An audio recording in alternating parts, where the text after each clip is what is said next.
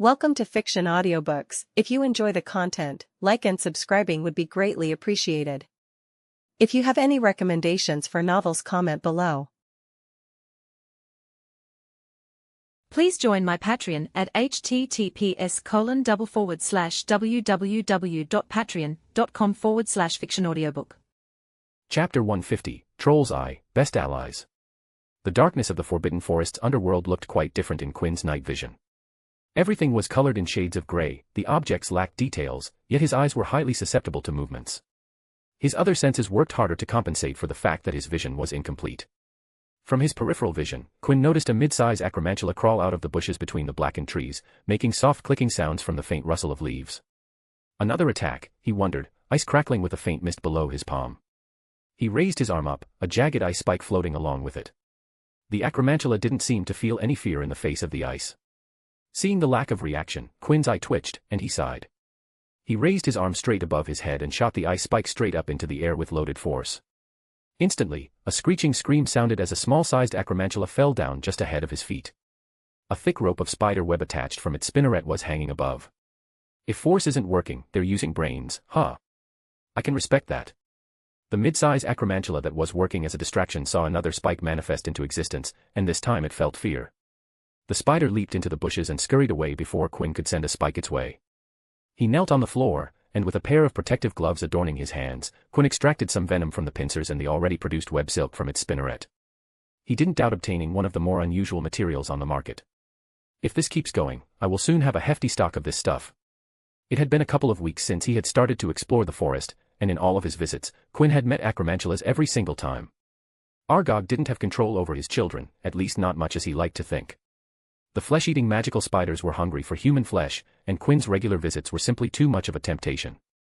After collecting the venom and silk, Quinn walked ahead, deeper into the forest.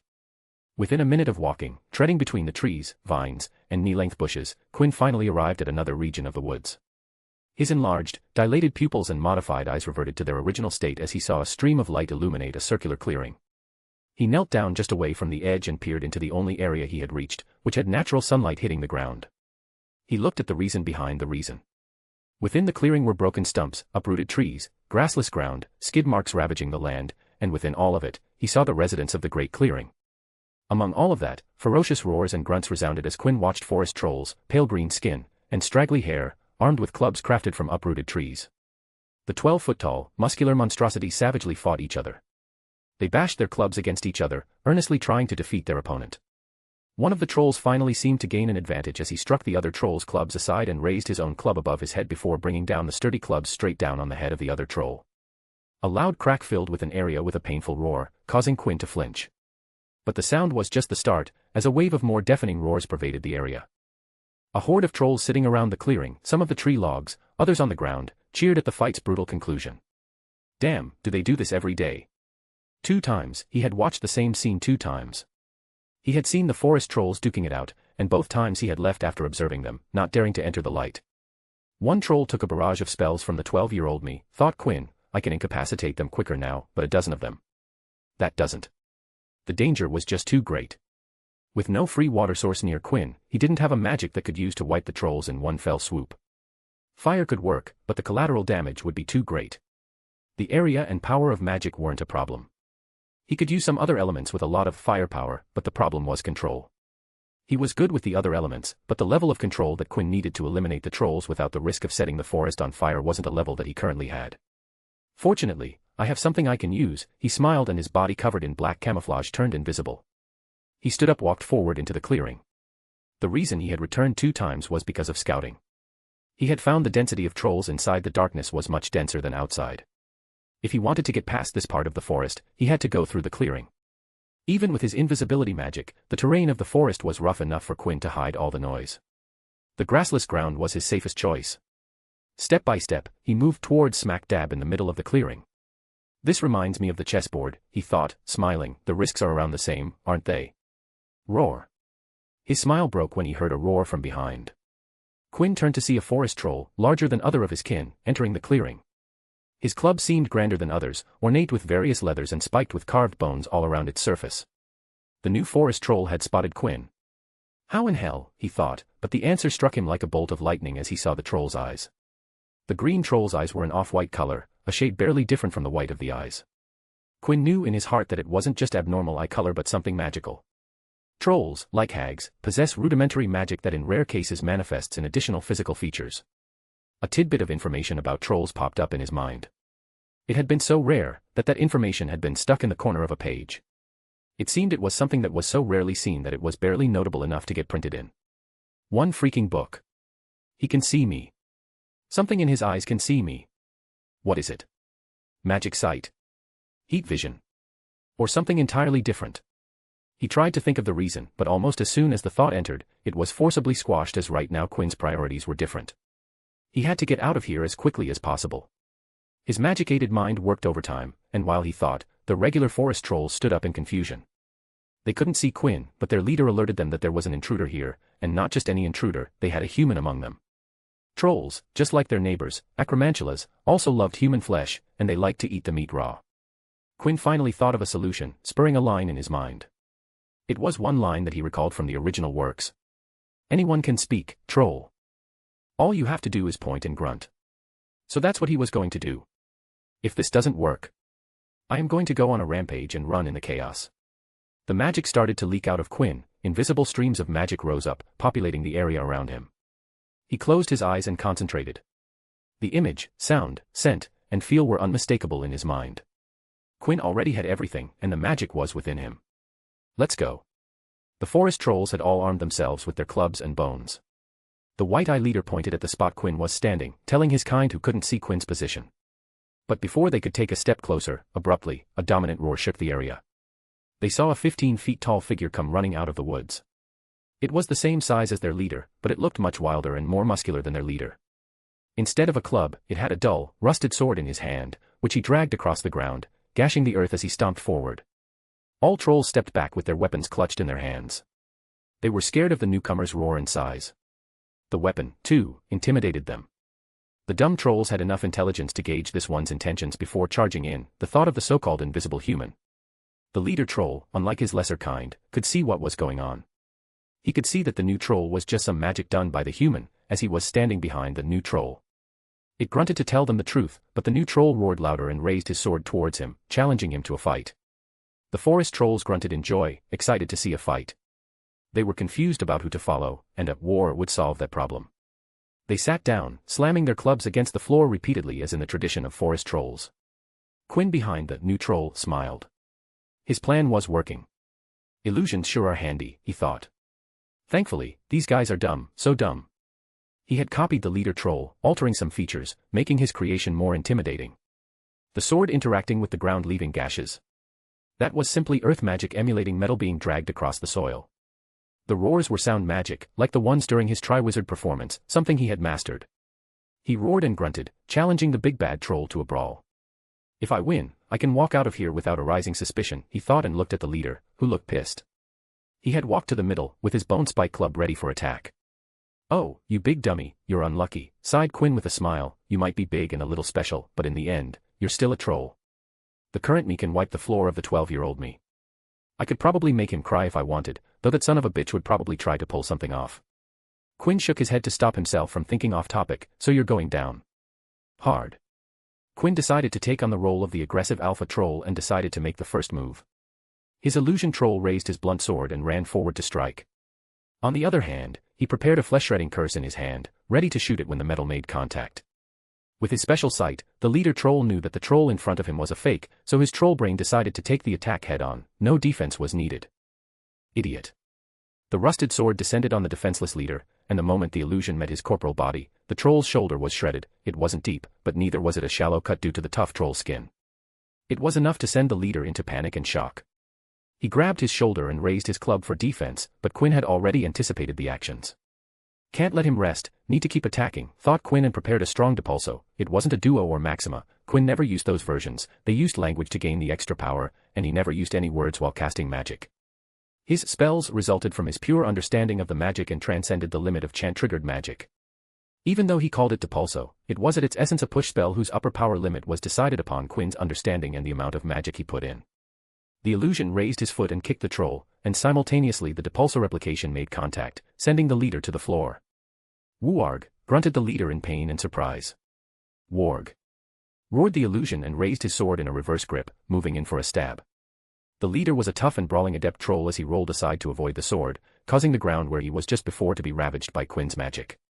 TCH, he dodged, thought Quinn, clicking his tongue, but, your opponent isn't a real troll, he is an illusion. A savage smile appeared on Quinn's face as he finished his thoughts. He can move faster. The illusion pulled out the heavy sword, which probably would have weighed a lot if real, out of the ground with an unnaturally swift speed and brought it up / down again. The experienced leader, with a mind only for brawling, sent out a kick, tried to sweep the illusion's legs. Quinn scrunched up his face and made his illusion jump to avoid the sweep. He couldn't have the leader land even a single hit, which would take away the illusion. He could control his movement, but not the leader's. The illusion kicked the leader once in the shoulder, worsening the injury, getting a haul from the leader. Quinn's troll took the chance and placed his foot on the leader's chest, holding him down. I won't kill you, but I can't have you interfering with me, thought Quinn. I'm sorry, really, really sorry. The sword was raised and slashed across the leader's eyes, spurting blood, causing howls, effectively blinding the leader, taking away his only gift. Rah-rgh, screamed the leader, clutching his eyes. Quinn's troll stepped back and grunted and roared at the smallest of the trolls among the troll horde. In a show of compassion and apology, Quinn ordered them to take care of the leader. 3 smaller trolls lifted the leader up and took him away from the clearing into the darkness. The mournful screams eventually subsided, leaving Quinn alone with the remaining troll. The illusion walked away without saying a word to the others, stepping out of the clearing. And in darkness, Quinn erased the illusion and decided to end the day with this. Next time, I will move on, he decided, walking away from the forest troll inhabitants living in the Forbidden Forest. Scene break. Barty Crouch Sr. returned to his home after a busy day at the ministry. He removed his coat and hat and hung them on the hangers, his eyes looking slightly confused and uncomfortable as he placed his hat on the hook. The man wasn't used to this particular action. Is work getting me, he sighed, is my age getting to me? To think I would be tired just with this. This much was nothing in the old days. He chuckled in derision at his current situation. From the prestigious position of DMLE head to the head of international relations, how far he had fallen. All because my son decided that it was fine to join a Dark Lord, he sighed, and for a brief painful moment, the thought of his late wife flashed through his mind. I should check on how that idiot son of mine is doing. With his wand in hand, Crouch Sr. walked towards his son's room. He didn't know that Barty Jr. needed a new layer of imperious cast on him. But as he reached the staircase that led to his son's room, the father noticed that a room not used in the house had light coming from inside. Confused with this sight, Barty Sr. removed his foot from the stair step and walked towards the door with light across the edges. The owner's hand reached the doorknob, but before he could grab it, Barty Sr.'s eyes glazed over. He withdrew his hand and stood still in his spot with a blank look. Within seconds, clarity returned to Barty Sr.'s eyes as he turned away from the room and the section of the house. He will be fine. No need to worry, he said, sighing, I need to fix myself a drink. But as he walked away, Barty Sr. turned his head back to look at the door, his eyes shaking as if struggling against something, before he glazed over once again and became calm as if the tremor had been a lie. Inside the room left behind, still with light leaking through the gaps, sat 2 people, one thin and short with rat-like features while the other a wrinkled and hideous baby. Wormtail, any news from Barty? Asked the ugly baby. Yes, master, answered the calm man, matching eye with the ugly baby he called master. Barty says that the boy has been made aware of the dragons awaiting him for the first task. Rubius Hagrid took the boy and showed him the dragons. I see, what do you think of the boy, Wormtail? I wouldn't know, master. The last time I saw Harry was when he was a year old. After that, I haven't had much contact with the Potter family, said Peter Pettigrew, but from what I've heard, he's like James. If that's true, then Harry Potter is brash, reckless, and popular, but I'm sure Lily must have given something of hers to the boy. Baby Mort stared at the follower who had brought him back with a cold gaze. His followers in his presence showed various behaviors, worship, fear, happiness, nervousness, servitude, and all other kinds of emotions, but he never had seen calm indifference as he saw now. Tell me, Wormtail, why did you seek me in Albania? Peter glanced up from the internal ministry memos provided by the Imperious Ed Barty Sr., the ruin of the Potters and their compatriots master. That's the reason I returned instead of leaving my previous life behind. Meaning that you didn't find me for my sake. That's something dangerous to admit, don't you think, Wormtail? No reason to lie now, master. You already went through my mind after we got you this body. Neither you nor I gain anything from me lying about my motives. Not that it matters, the destruction of Potters is my main goal, and for you, it's a crucial step for your return to the crown of the wizarding world. What after that, Wormtail? What after I do kill the boy and with him Dumbledore's little annoying group? What are you going to do then? Sometimes to achieve something, we have to lose something else, answered Peter looking at the burning fireplace. As much as I would like to finally rest at the end of the Potters, I doubt you would allow that. So, servitude in return for my revenge, that is the current plan. What makes you think I won't kill you when I'm done with you, Wormtail? Wormottle chuckled, an absolutely fake and dull chuckle as if the men had forgotten what it was like to laugh, causing Babbymort's eyes to narrow a fraction. I don't know what the future holds or what are your plans for me, Master. Currently, I simply yearn to see the lifeless eyes of James, Sirius, and Remus. Ask me the same question on that day, maybe I will have an answer then.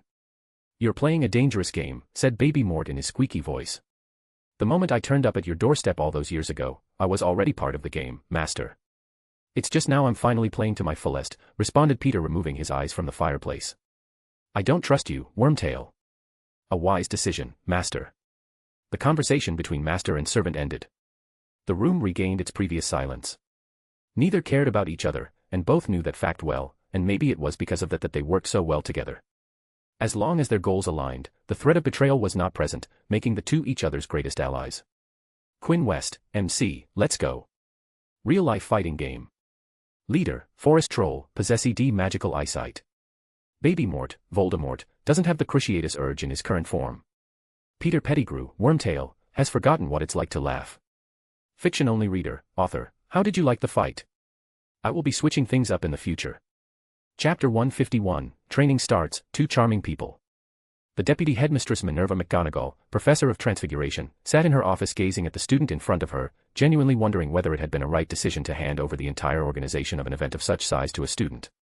Did you procure all the permissions, Professor? Asked the body in front of her. I hope you did, because I'm working on short time and deadlines here, so I will really need those permissions as soon as possible. Mr. West, I have the permissions here with me, but I truly have to ask, do you require these many people inside Hogwarts? The headmaster wasn't happy to have these many inside the castle. Of course, ma'am, said Quinn, nodding. I don't have a budget for this, so I need to gain funding some other way. All the people coming are required for me to make my vision possible. Without them, I'll not be able to get anything moving. The headmaster Dumbledore suggested that we got the ministry involved. They might sponsor the Quidditch tournament just as they are doing the Triwizard tournament. I don't think so, said Quinn, shaking his head. They won't give me enough money to sponsor what I'm thinking. They are offering the winning champion 1,000 galleons, that's a junior Auror's starting monthly salary. I get that Auror's job can be dangerous, but fighting a dragon for 1,000 galleons? Nah, I don't think so. Mr. West, the dragons are a secret, the deputy sighed. I won't bother asking how you know this.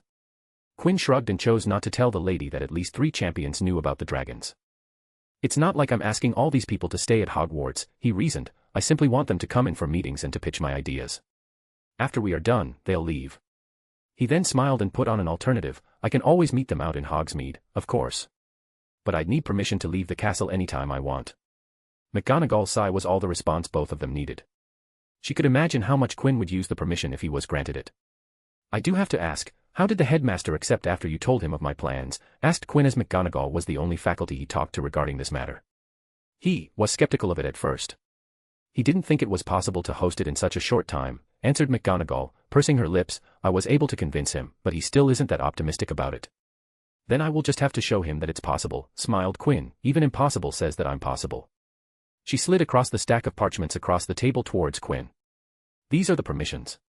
The times and dates are mentioned here. You can't bring them deep into the castle, there is a room prepared for you.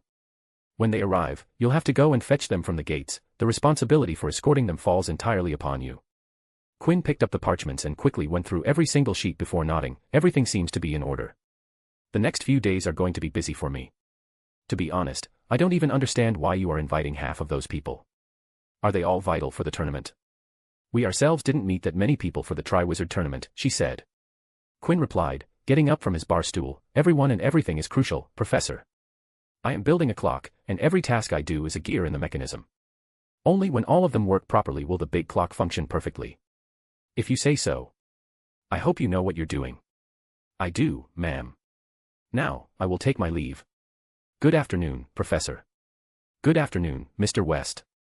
The boy left, leaving the woman alone in her office, who sighed when she saw the stack of assignments that needed to be checked and marked. This Quidditch tournament better be really good. Scene break. Harry Potter's evenings were usually for hanging out and spending time with his friends. He had fun, played around, or simply flew outside while catching quaffles. Today was different, as he had broken away from his daily normality. He was standing on grey stone pebbles, which were littered around a place a distance away from the castle. It's good that you 3 are on time, said the person in front of him. They were dressed in a simple white t-shirt and black cargo shorts. Harry turned to his right as he heard his sister speak. "What are we going to do today?" Hermione also raised her hand. "Are we really going to learn how to fight a dragon?" He looked at Quinn. The Ravenclaw staring at him with a peculiar look as if expecting something, but... "What?" asked Harry. "Before we start, I'm going to make one thing clear," said Quinn walking towards Harry. "I am here to teach you, Harry. Your sister and Ms. Granger are getting to watch me teach and nothing else. How much they learn is up to their aptitude. I'm not going to engage with them as much as with you. They're not my priority. These two won't be facing a dragon. These two will be sitting in the stands, watching you." He poked Harry at his chest, possibly getting mauled by a fire-breathing beast with a spell-resistant hide. "So, the first thing you can do to not get mauled is ask questions. Whatever pops in your mind gets out of your mouth and flows into my ears. Now, how much you follow this advice is up to you." Quinn stepped back and looked at the three of the Golden Squad. To some level, he knew their capabilities, as he sometimes peeled into their matters. "The goal of this training course is simple," said Quinn. "You need to survive the dragon and not get killed. The result I want to achieve is you not going to Madame Pomfrey after the task to get fixed up. If we can achieve that, this course will be a success. Unfortunately, we don't have time to get you to a level where you will be able to survive a dragon every time you end up meeting one." The three students gazed at Quinn as he talked like meeting a dragon was common. "Thus, we are going to optimize this course to suit the first task," said Quinn. "You know about the first task?" asked Hermione. "Yes, the first task is retrieving an egg from a dragon's nest," answered Quinn, briefly glancing as once again it wasn't Harry who had asked a question. "There is a catch, though. The dragons aren't going to be just any dragons, they are going to be nesting dragons." "Nesting dragons," gasped Ivy. "It seems you know about it."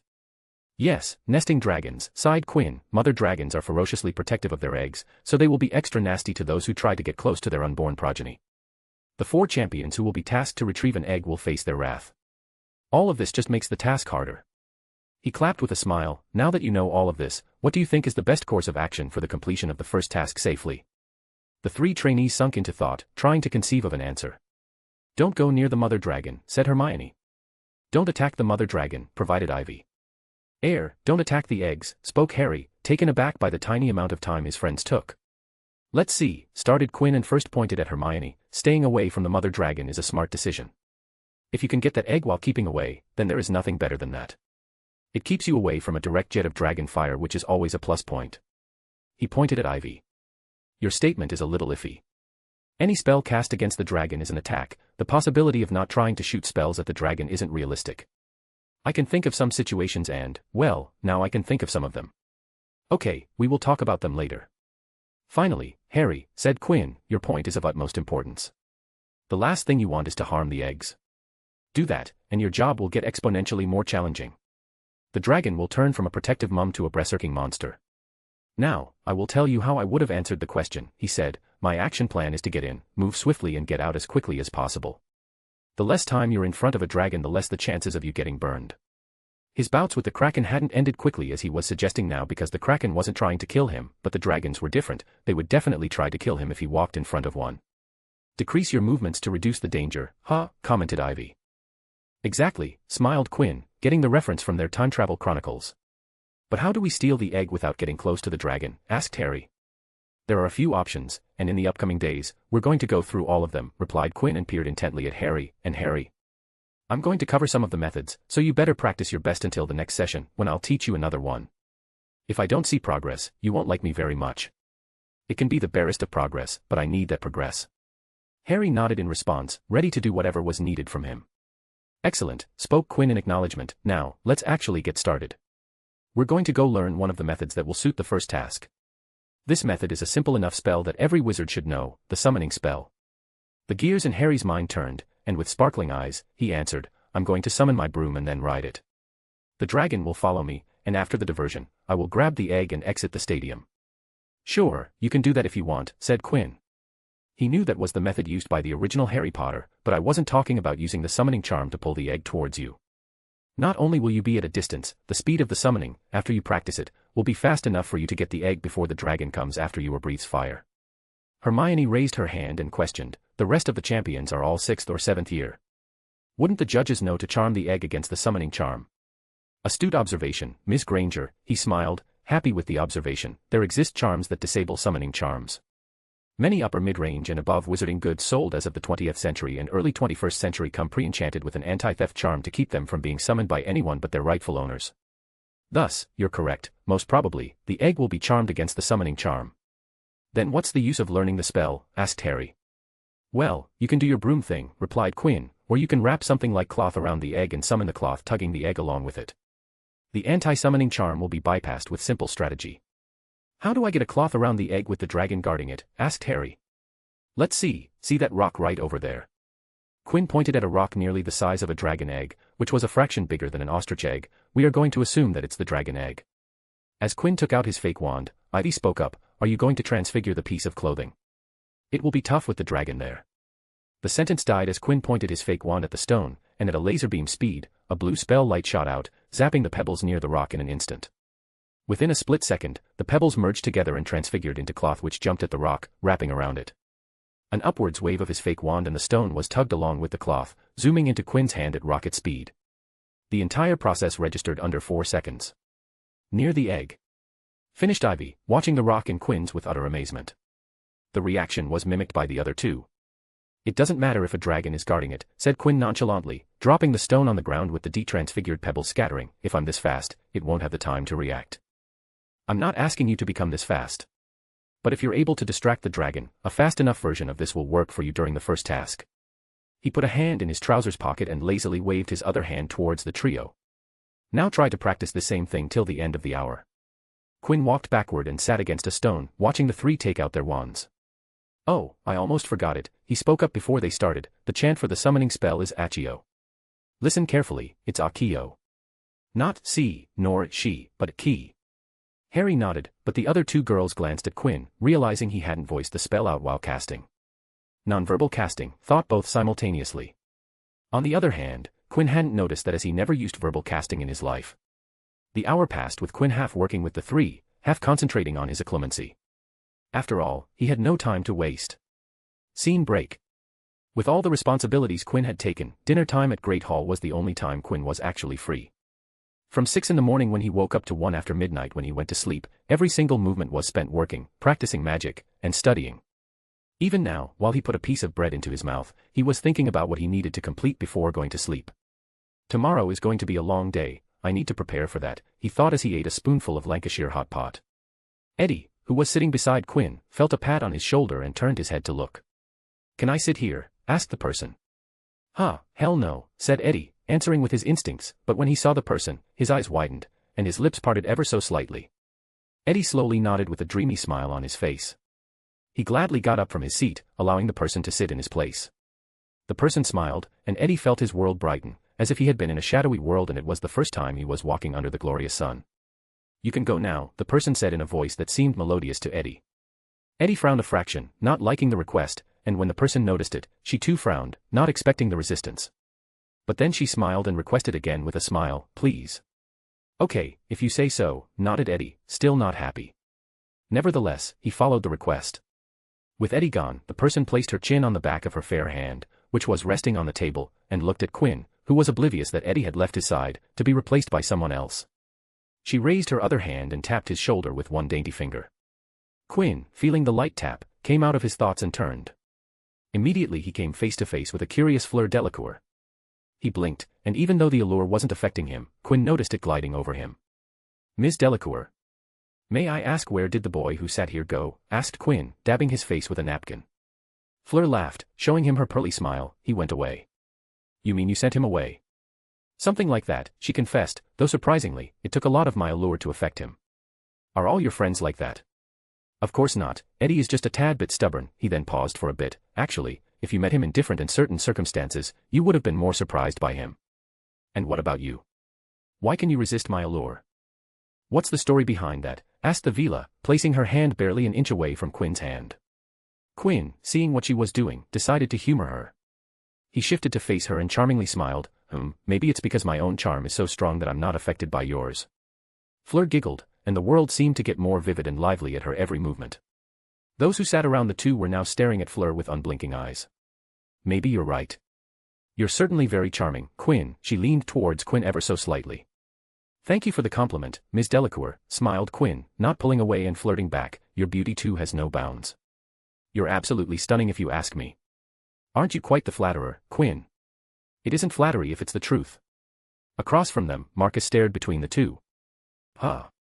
Around the great hall, a certain few people from different house tables also gazed at Quinn while he chatted with a giggling Fleur.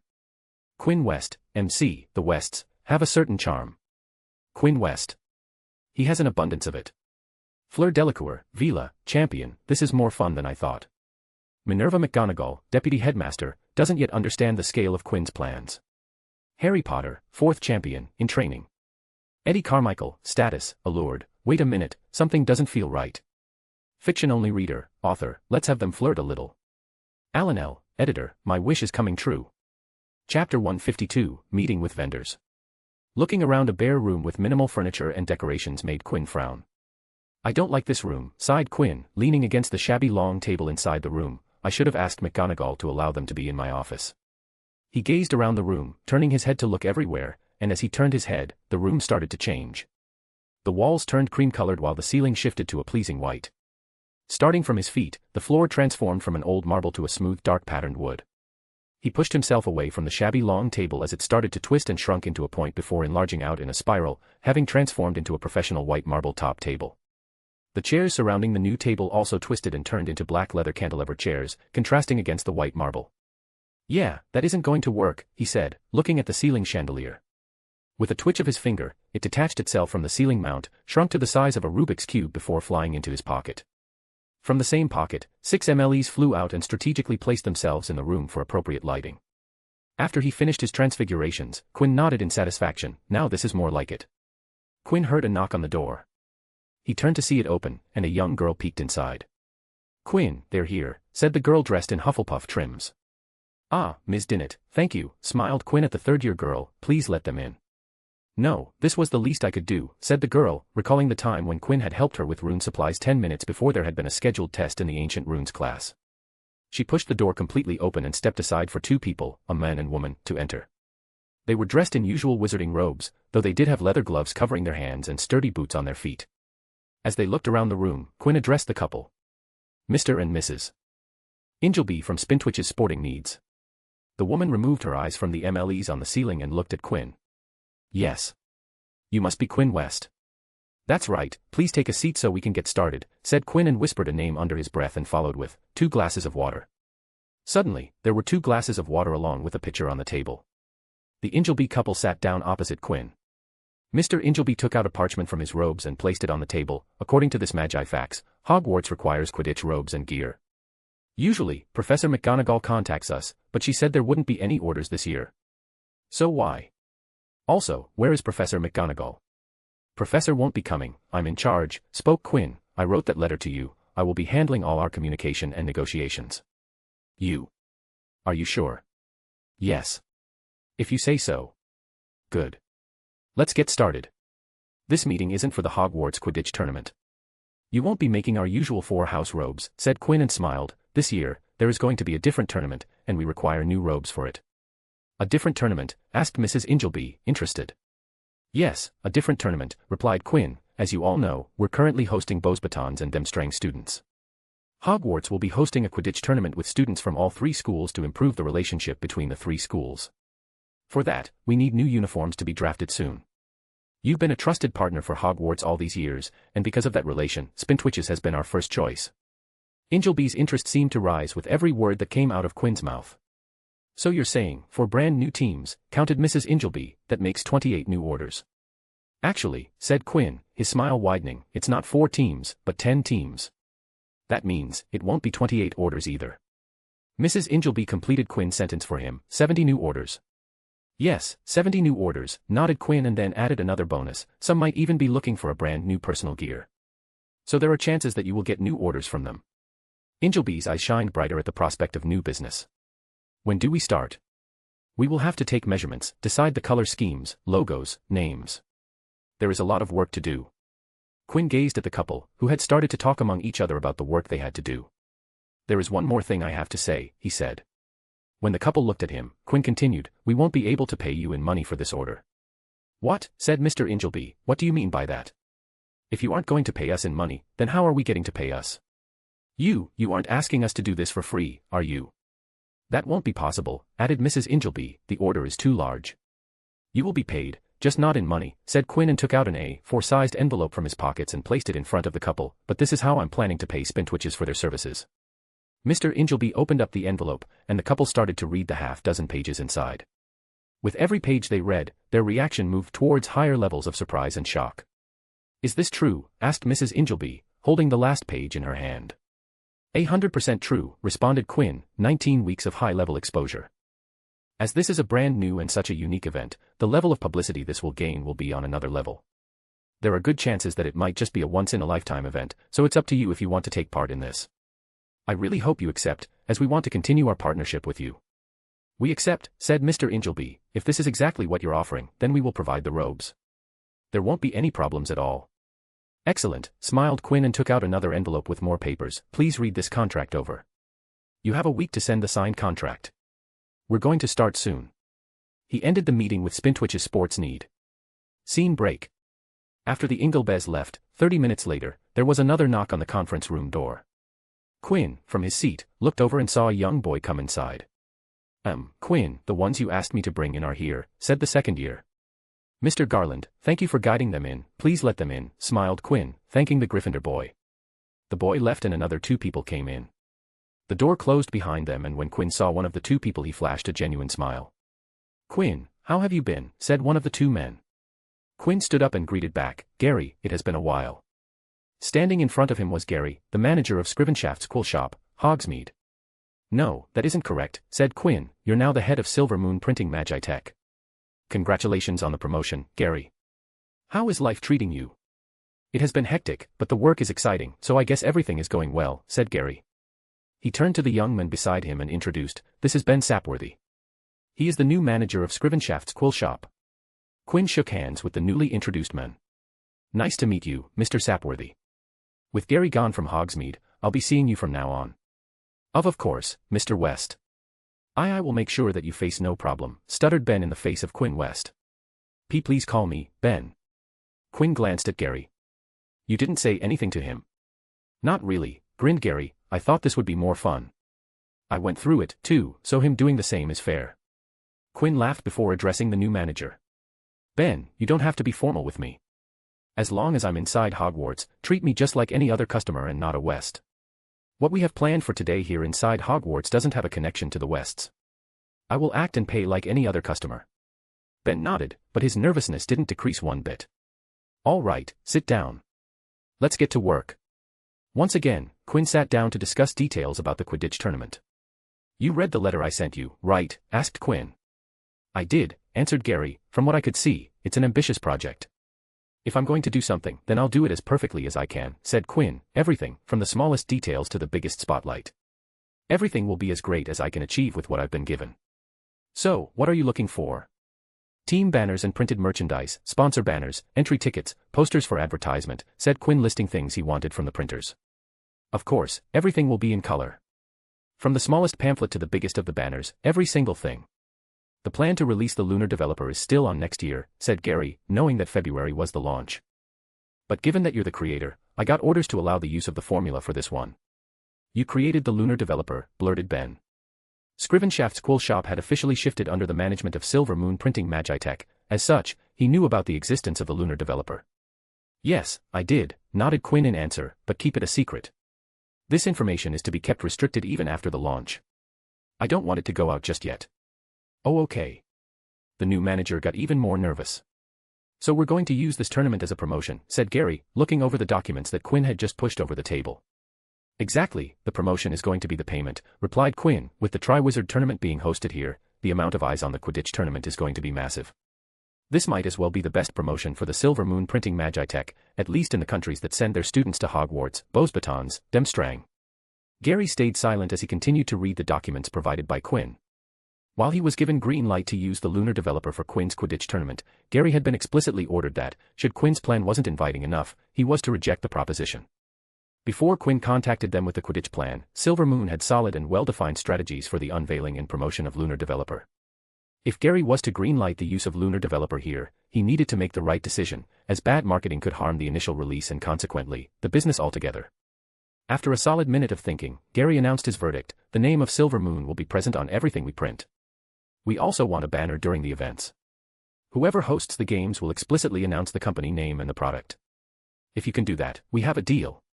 Quinn stared at Gary, who stared back. The name on the prints will be subtle. I don't want the name sticking out, disrupting the aesthetics of the banners, said Quinn before adding, if you can provide extensive animation on banners, I can allow a couple seconds of promotion on each banner. Of course, everything will be on a loop. Extensive animations can be expensive, commented Gary. He thought about whether he had the budget before nodding. Okay, we can animate a select few banners. I will leave the choice of banners to you. Great. Anything else? Asked Quinn. Gary shook his head, so Quinn continued, all right, I will send the updated contract to you by tomorrow. He then turned to Ben and said, the last batch of English AID cards that Gary sent me are about to run out, so I will need another batch soon. Please prepare one for me. Ben nervously nodded and briefly glanced at Gary. Don't worry, chuckled Gary, he is the one who prepared the French and Russian cards. The new batch will have the same quality that you've been getting. Quinn looked at Ben and spoke, Gary gave you his endorsement, that means something to me, Ben. I will be looking forward to working with you. He extended his hand towards Ben, who grabbed it with both his hands, shaking it profusely. With that, Quinn's meeting with Silver Moon Printing Magitech ended with his promotional needs procured. Scene break. What does Quinn West want from us? Quinn sat on a tiny little low-ground stool with his knees bent in front of his chest, looking at the tens of bulging, tennis-sized pairs of eyes that had oversized heads with bat-like ears. I want help with food, said Quinn, the Hogwarts house elves. We have pie, chicken, vegetables, pumpkin juice, said a house elf, no student be hungry. How much want? Quinn chuckled and shook his head, I don't want food for me. I want meals for people from outside Hogwarts. We elves no do that. Food only for Hogwarts student. Quinn took out a parchment sheet from his pocket and handed it to the leading elf. Professor McGonagall has given me permission. The old elf read the parchment, and indeed the house elves were allowed to accept Quinn's request. Seeing the permission, the elves became utterly willing to help a student out. How much food? 10, 30, 100. Quinn moved his eyes across the house elves and answered, 1,000. There was a wave of murmurs among the house elves as they discussed among themselves. 10,000 can't do. Too much. I don't need it every day, just once a week, said Quinn. One day too much. Castle work won't complete, said a girl house elf. Over 100 house elves worked hard to keep the enormous castle clean, but if they took Quinn's task, their regular tasks would be incomplete, causing students problems. Quinn realized that and was prepared to turn the willingness into his corner. I can give you the best wine-making equipment if you do this for me. At once, all house elf floppy ears jerked up in attention. If there was one personal thing that all house elves loved to do, it was making wine. Their wine was famous all around the world because of its quality. Even George's wine cellar was predominantly filled with elf wines. Wine tools. Fermenters, carboys, barrels of any wood, canes, and tubes, everything you need, said Quinn. Give time, said the leading elf, and he shouted, meeting. The elves all around the kitchen left their stations and assembled in a giant hurdle. After talking for a while, they all turned to Quinn, and the leading elf said, we will do it. Quinn grinned at that. The food and beverages were secured. Scene break. For 3 days, Quinn continued to meet different vendors and suppliers for his needs. And eventually, on the 3rd day, the time to meet with the final party came. And for this final party, Quinn personally went to receive them. He stood at the bridge that connected the castle to the area outside the Hogwarts ground. An apparition pop was just outside the Hogwarts boundary, near the entrance that connected Hogsmeade and Hogwarts, alerted Quinn of the last merchant's arrival. Welcome, greeted Quinn. He pointed at the castle behind him and asked, do you like it? So this is it, huh? Well, it looks grand, all right. Oh, come on. You can say more than that, said Quinn. I'll say more when we get inside, she smiled. In front of Quinn stood a beautiful young woman with waist-length, jet-black hair and stone-gray eyes that shone with intelligence. Welcome to Hogwarts, Leah. The final merchant was the direct representative of the business giant, Leah West. Quinn West, MC, meetings. More meetings. Some more meetings. Inglebez, Spintwitch's sporting needs, the Quidditch supply couple. Gary, got a promotion, new head of Silver Moon Printing Magitech. Ben Sapworthy, nervous to the point of sweating, new manager of Scrivenshaft's cool shop. Hogwarts house elves, food committee established, drink most of their wine on their own. Chapter 153, West siblings roaming Hogwarts. The West siblings were walking through the Hogwarts corridors. Quinn showed Leah all his favorite spots. From what I've heard from others, they'll usually spend time in a conference room, commented Leah, and not roaming the halls. Not that I'm complaining, this is a good tour. I always wanted to see where grandfather, Ms. Rosie, Uncle Elliot, and you studied. You already know how the meetings go. 70% of the people you met were our subsidiaries, said Leah. I asked them how it went. I've to say the deals you gave them could have been more profitable to us. Those guys accepted anything you threw at them. I wonder how the deals would have gone if they didn't know your name. Don't say that, chuckled Quinn. Gary drove a hard bargain. He didn't go easy at all. For a second, I thought he was going to reject my proposal. Imagine how awkward it would have been for both of us, knowing that I made the lunar developer. He was the only one who followed the instructions properly, she said. But yes, if he had rejected you, that would have been pretty awkward. Well, can't say that I didn't take advantage of that, smiled Quinn. Originally, I was only going to use the 50% of funds from our business, but the plans were coming short with absolutely zero funding, so I had to up that percentage by 20%. I should have just come myself for all of them. Are you trying to make me fail? Not really, just wanted to have some fun, chuckled Leah. Yeah, that doesn't sound fun to me at all, said Quinn, deadpanning. The two were making their way towards Quinn's AID office and had just made a turn, when they came across a familiar pair of girls. Leah recognized them immediately and greeted them before Quinn or the girls could say anything. I remember you too. Tracy Davis and Daphne Greengrass, right? The bubbly brunette and the usually stoic blonde stilled in their spots, stunned to see an unexpected face in front of them. It took them both a second to recognize Leah, but with Quinn standing beside her, the two girls soon realized who the young woman was. You're Quinn's sister, Leah, if I remember correctly, started Tracy. Yeah. I remember now, we met at King's Cross. You remember me, aren't you nice, smiled Leah. The both smiled back. What are you doing here, asked Daphne, eyeing Quinn. Quinn invited me, answered Leah. I have some business with him. Currently, he is breaking the rules by giving me a tour of the castle. Well, he has always been a naughty child. She sighed at the end, as if she had given up hope. And what about it? I didn't hear you complaining, rebuked Quinn. If we get questioned, I'm not the one getting into trouble, you're the one who brought me here, I'm just tagging along, said Leah grinning at her brother, adamant about embarrassing him in front of his friends. Yeah, whatever. Leah looked at the Slytherin girls. She had something to ask. It's good that I came across you two. You two seem to know him, she ruffled Quinn's hair just to get her hand swatted away. He doesn't tell us about school much at home. How does he act here? I hope he doesn't remain cooped up in that office all day. There is one thing most here at Hogwarts know, said Daphne. There was a factoid that most students knew: if you want to find Quinn West, then he will either be at his office or at the Great Hall. If he isn't at one of these places, then you can forget about seeing him at all. She gave Quinn an observant glance as she continued, no one knows where he goes, but even the Weasley twins, and they know the castle very well, know where he disappears to. I heard that. I heard that from Marcus. What's with the school-wide betting pool to see if the Weasley twins are able to find where I go, said Quinn, annoyed. Do you know how annoying it's to get tailed for an entire month? And those guys became increasingly shameless by the end of the month, they straight out tried to tag along me. No attempt to even hide themselves from me. Listening to Quinn's mini-rant with his arms crossed made Leah and Tracy giggle and even made Daphne crack a smile. Oh. I've something interesting, said Tracy, clapping her hands once. What is it? Prompted Leah excitedly. There have been rumors, or should I say, definite news, that the French champion has taken a liking to Quinn, revealed Tracy. She coyly snickered behind her hand. Daphne nodded. The memory of Quinn laughing with Fleur at the Ravenclaw entrance came to mind. The French champion, asked Leah, a hum in her tone. From what I've heard, isn't she a Vila? She glanced at Quinn. You say that she likes him, Did you do something? What? I didn't do anything, said Quinn, defending himself against. Wait. I shouldn't be explaining myself. Ms. Delacour and I simply got along well and became friends quickly. Ms. Delacour, repeated Tracy. It seems the news was a little exaggerated. Daphne, too, agreed with a nod, noticing that he still said her last name. It seemed that the Vila hadn't ensnared Quinn yet.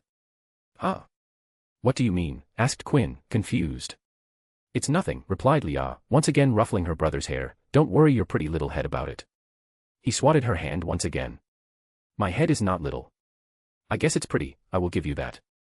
Eventually, the West siblings went on their way without the Slytherin duo to continue their journey towards Quinn's AID office. As they walked away, Leah turned her head to gaze at Daphne's back. She turned back to the front and a smile bloomed on her face. Quinn, walking by her side, looked at his sister, who had started to hum a happy tune. What's with you? He asked. Oh, nothing, she replied. The sibling duo reached the grand staircase.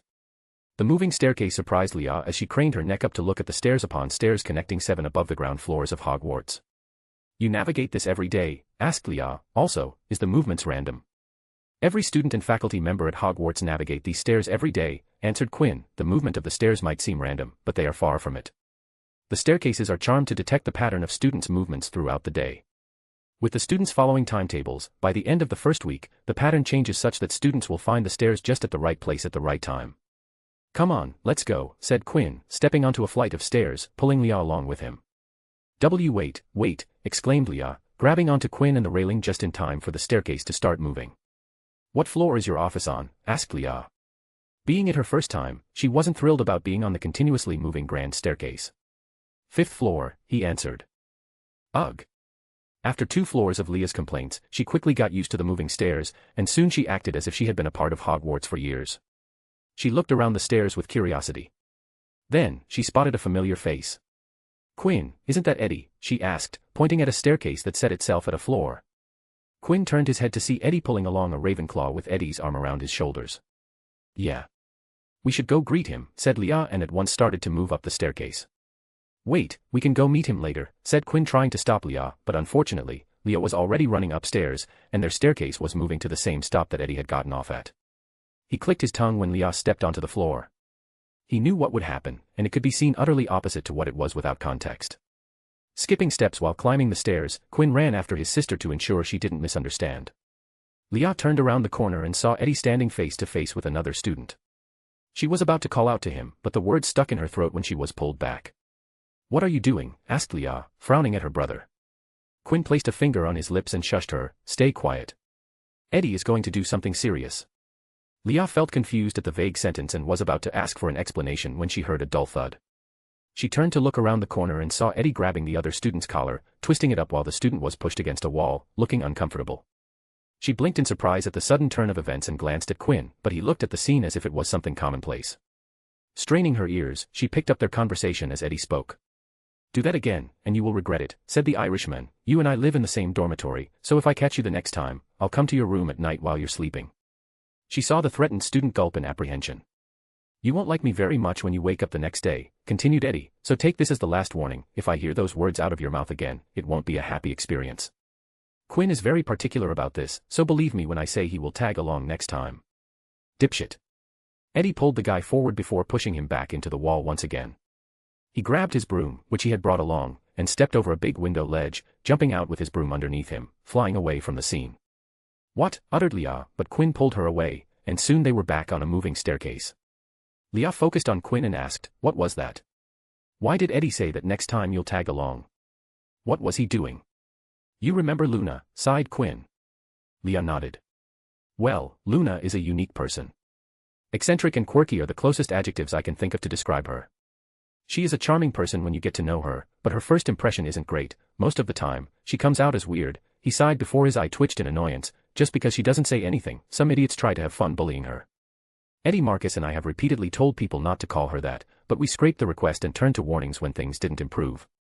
If they mistreat her, we will sometimes return the favor by making them not so comfortable. Leah stared at her brother. He rarely showed actual displeasure in others' presence, preferring to smile and laugh. I would like to meet Luna once more. She has become something akin to a little sister to you, it seems, she said and continued with a Cheshire grin. I would like to meet my new little sister as soon as possible.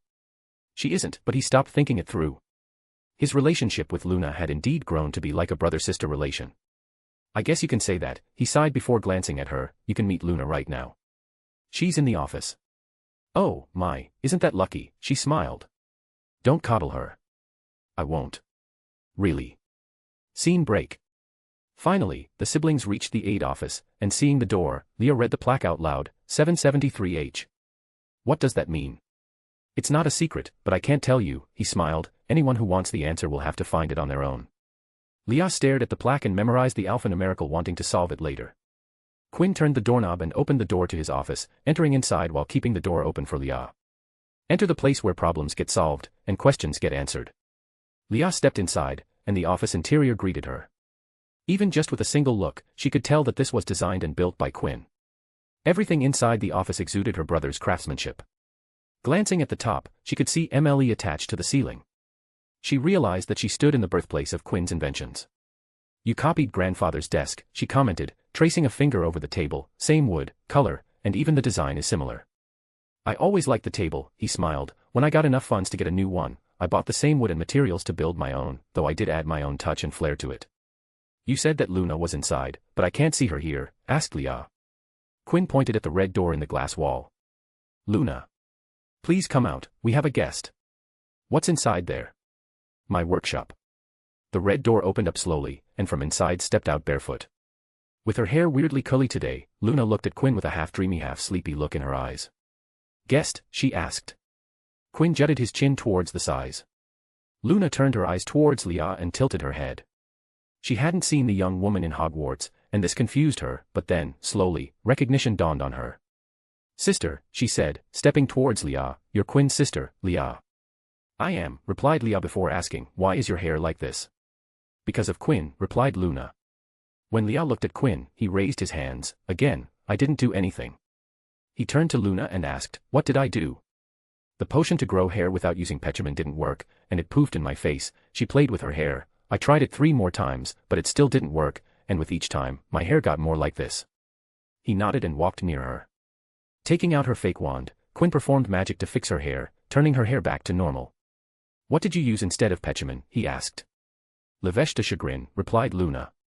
That isn't going to work. Leah chimed in. Levesh de chagrin is too volatile. It won't work with human hair. Try using Bichiraway instead, it's much more gentle and has the advantage of being a great blending agent. Quinn smiled and lightly clapped. His sister was right on point. If Luna asked him for the answer, he would have given the same solution and reason. Luna stood still for a moment before silently walking back the workshop to go brew another batch of potion. What happened? Asked Leah. Quinn cleared his throat and rubbed the back of his neck. I don't know if it's my fault, but ever since I started teaching her, whenever she gets an answer to the problems I give her, she drops everything and starts working on them. At times, she walks away mid-eating just so that she could try out a charm. Leah looked at Quinn and pointed out something. Why are you smiling? Oh, it's nothing, he laughed. Her behavior at these moments makes me really proud. Wit beyond measure, the man's greatest treasure. Though Luna did get in trouble trying to get out of a potions class because she thought she had the answer. We should probably leave, he continued. I don't want to disturb her while she is concentrating. Already.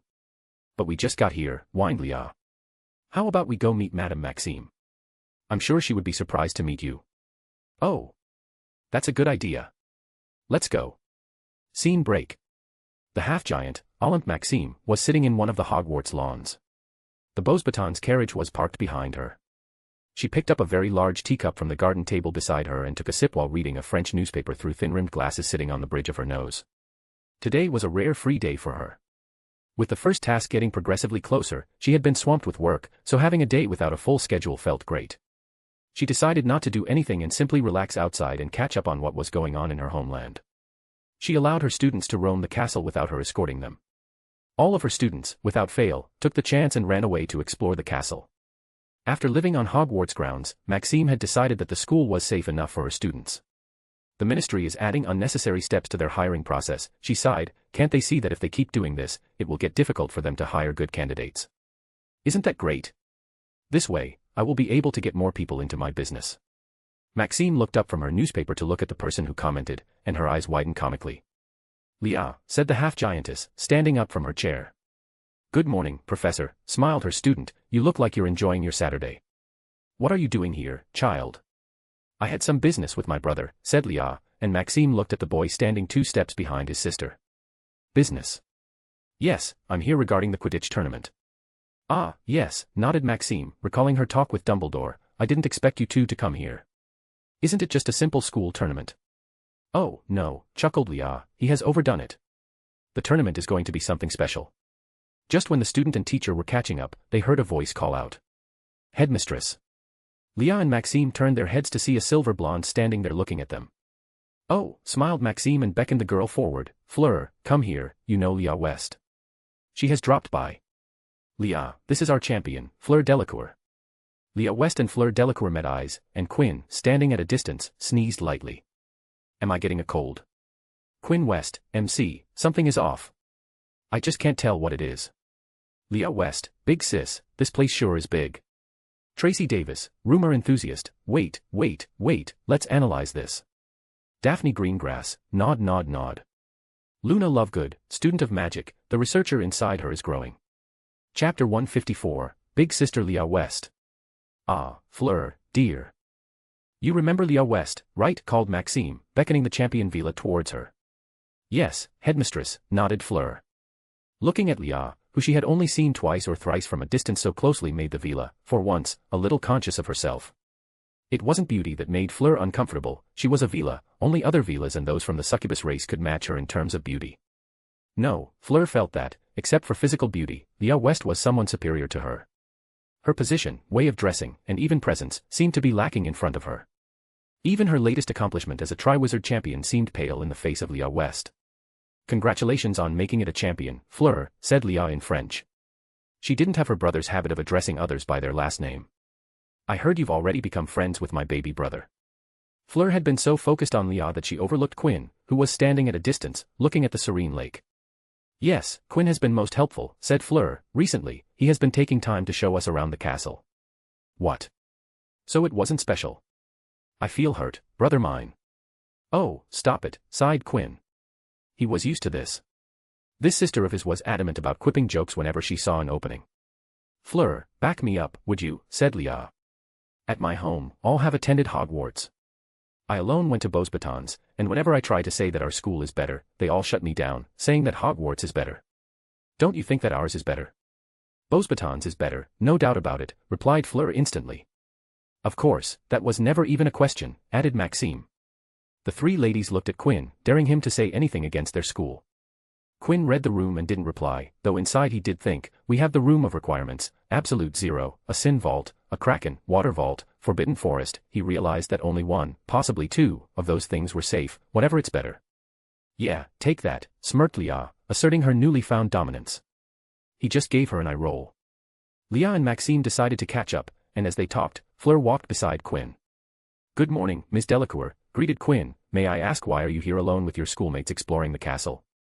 It's nothing, she replied, and Quinn noticed the quick and short reply.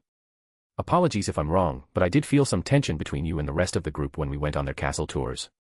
The French champion stayed silent for a brief moment before speaking up, I can't control my allure, it sometimes gets in the way. Are you sure? It didn't seem like that when we first met, commented Quinn giving her a side glance. The girl didn't look abashed at all. Letting it out isn't difficult. Letting out our allure is the easiest thing for a Vila. It's keeping the allure hidden and restrained that gives me trouble. She sighed before continuing, Vilas my age already have the allure completely under control, but I just can't seem to get it under control. The fact that the boy beside her could shrug of her allure on full force made her comfortable enough to talk about her problem. She had tried to tell this problem to other people, but all of them just treated it like an excuse or turn into a blubbering fool. What does your mother say? She tells me that I should practice, she sighed, it has been getting better, but I still have a long way to go. Fleur glanced at Quinn, and seeing that the other two were still talking, she asked a question that Quinn had evaded every time she had brought it up. Why can you ignore my allure so well? Do you have someone you like so much that it doesn't affect you? There were two non-magical ways by which one could ignore the effects of allure. The first was to have an iron will to brute force shake away the impact of allure.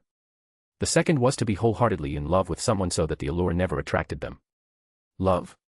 I don't think so, said Quinn nonchalantly, I just can, so I do. Nothing more, nothing less. Will and love were to non-magical ways. Magical methods like occlumency were also effective against allure. Quinn had used a mix of will and assimilation to become indifferent to allure. Nothing much, most people wouldn't term it as nothing much, said Fleur.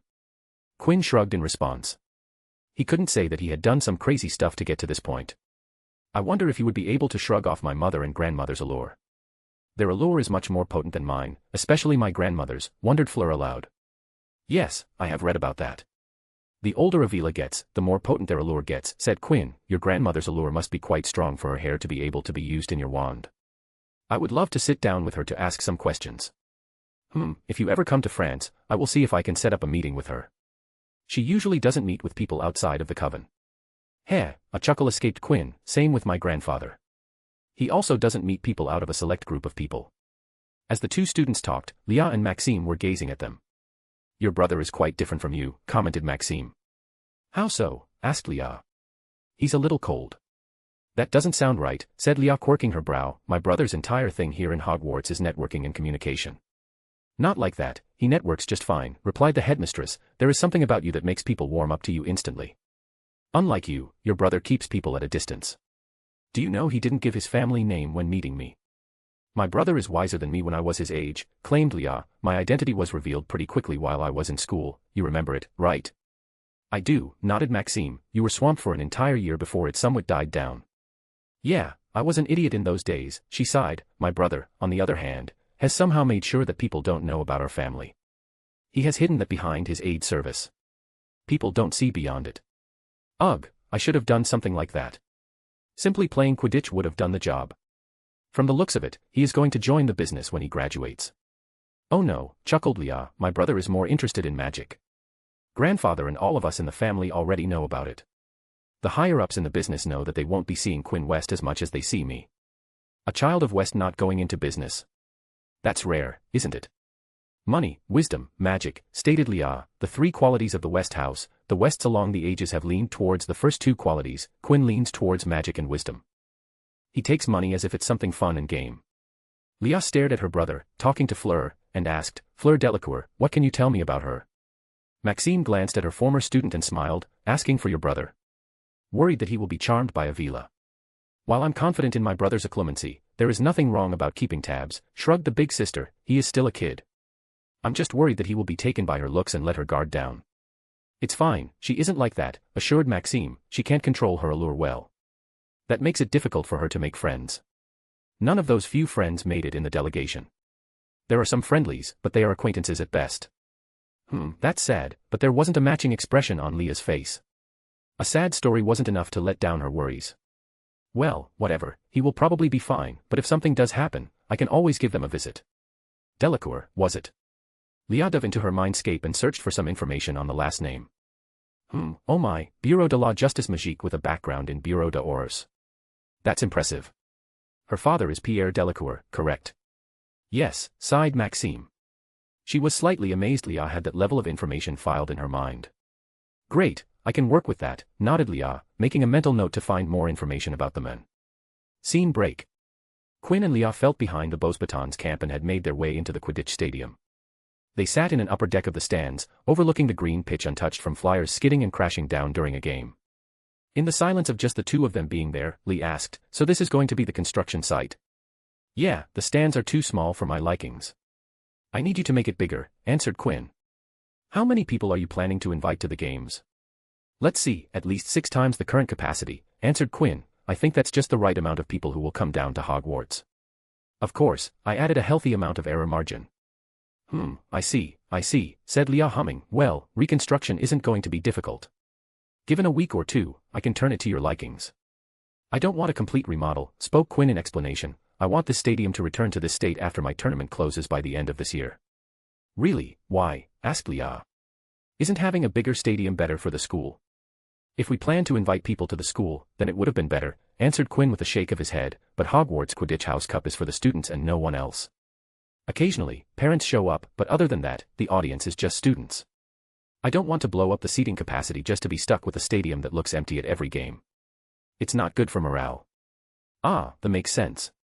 So, make temporary adjustments that can stand for the entire year and yet can be easily removed. Then he continued with a juicy piece of information. The third task is going to be a magical maze.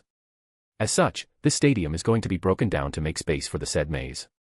My tournament is set to end before the third and final task with ample time to grow the maze. A magical maze, you say? Well, it's not going to be a problem to build the stadium, she said. I've already sent you the design briefs. I'm not an architect, so you can make the necessary adjustments, but I want the stadium to look something close to my image. The banners and all will be designed to maximize the real estate I will have in the new stadium.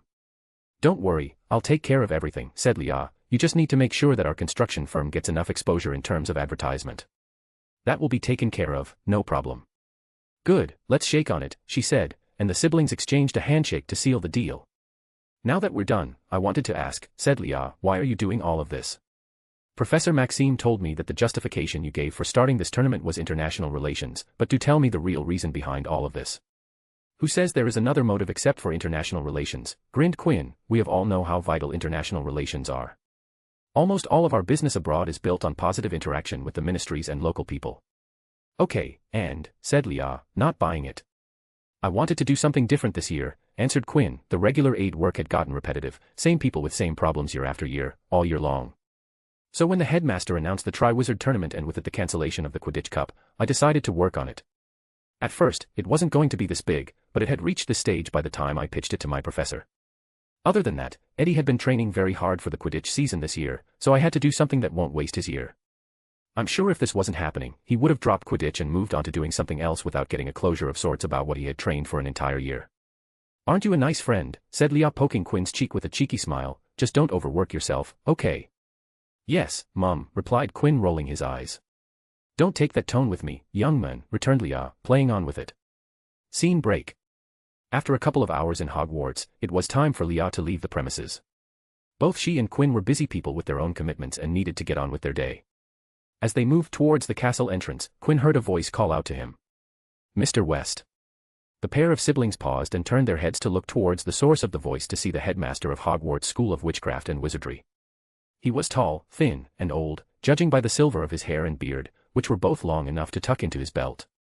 He wore long robes, a purple cloak that swept the ground, and high-heeled, buckled boots.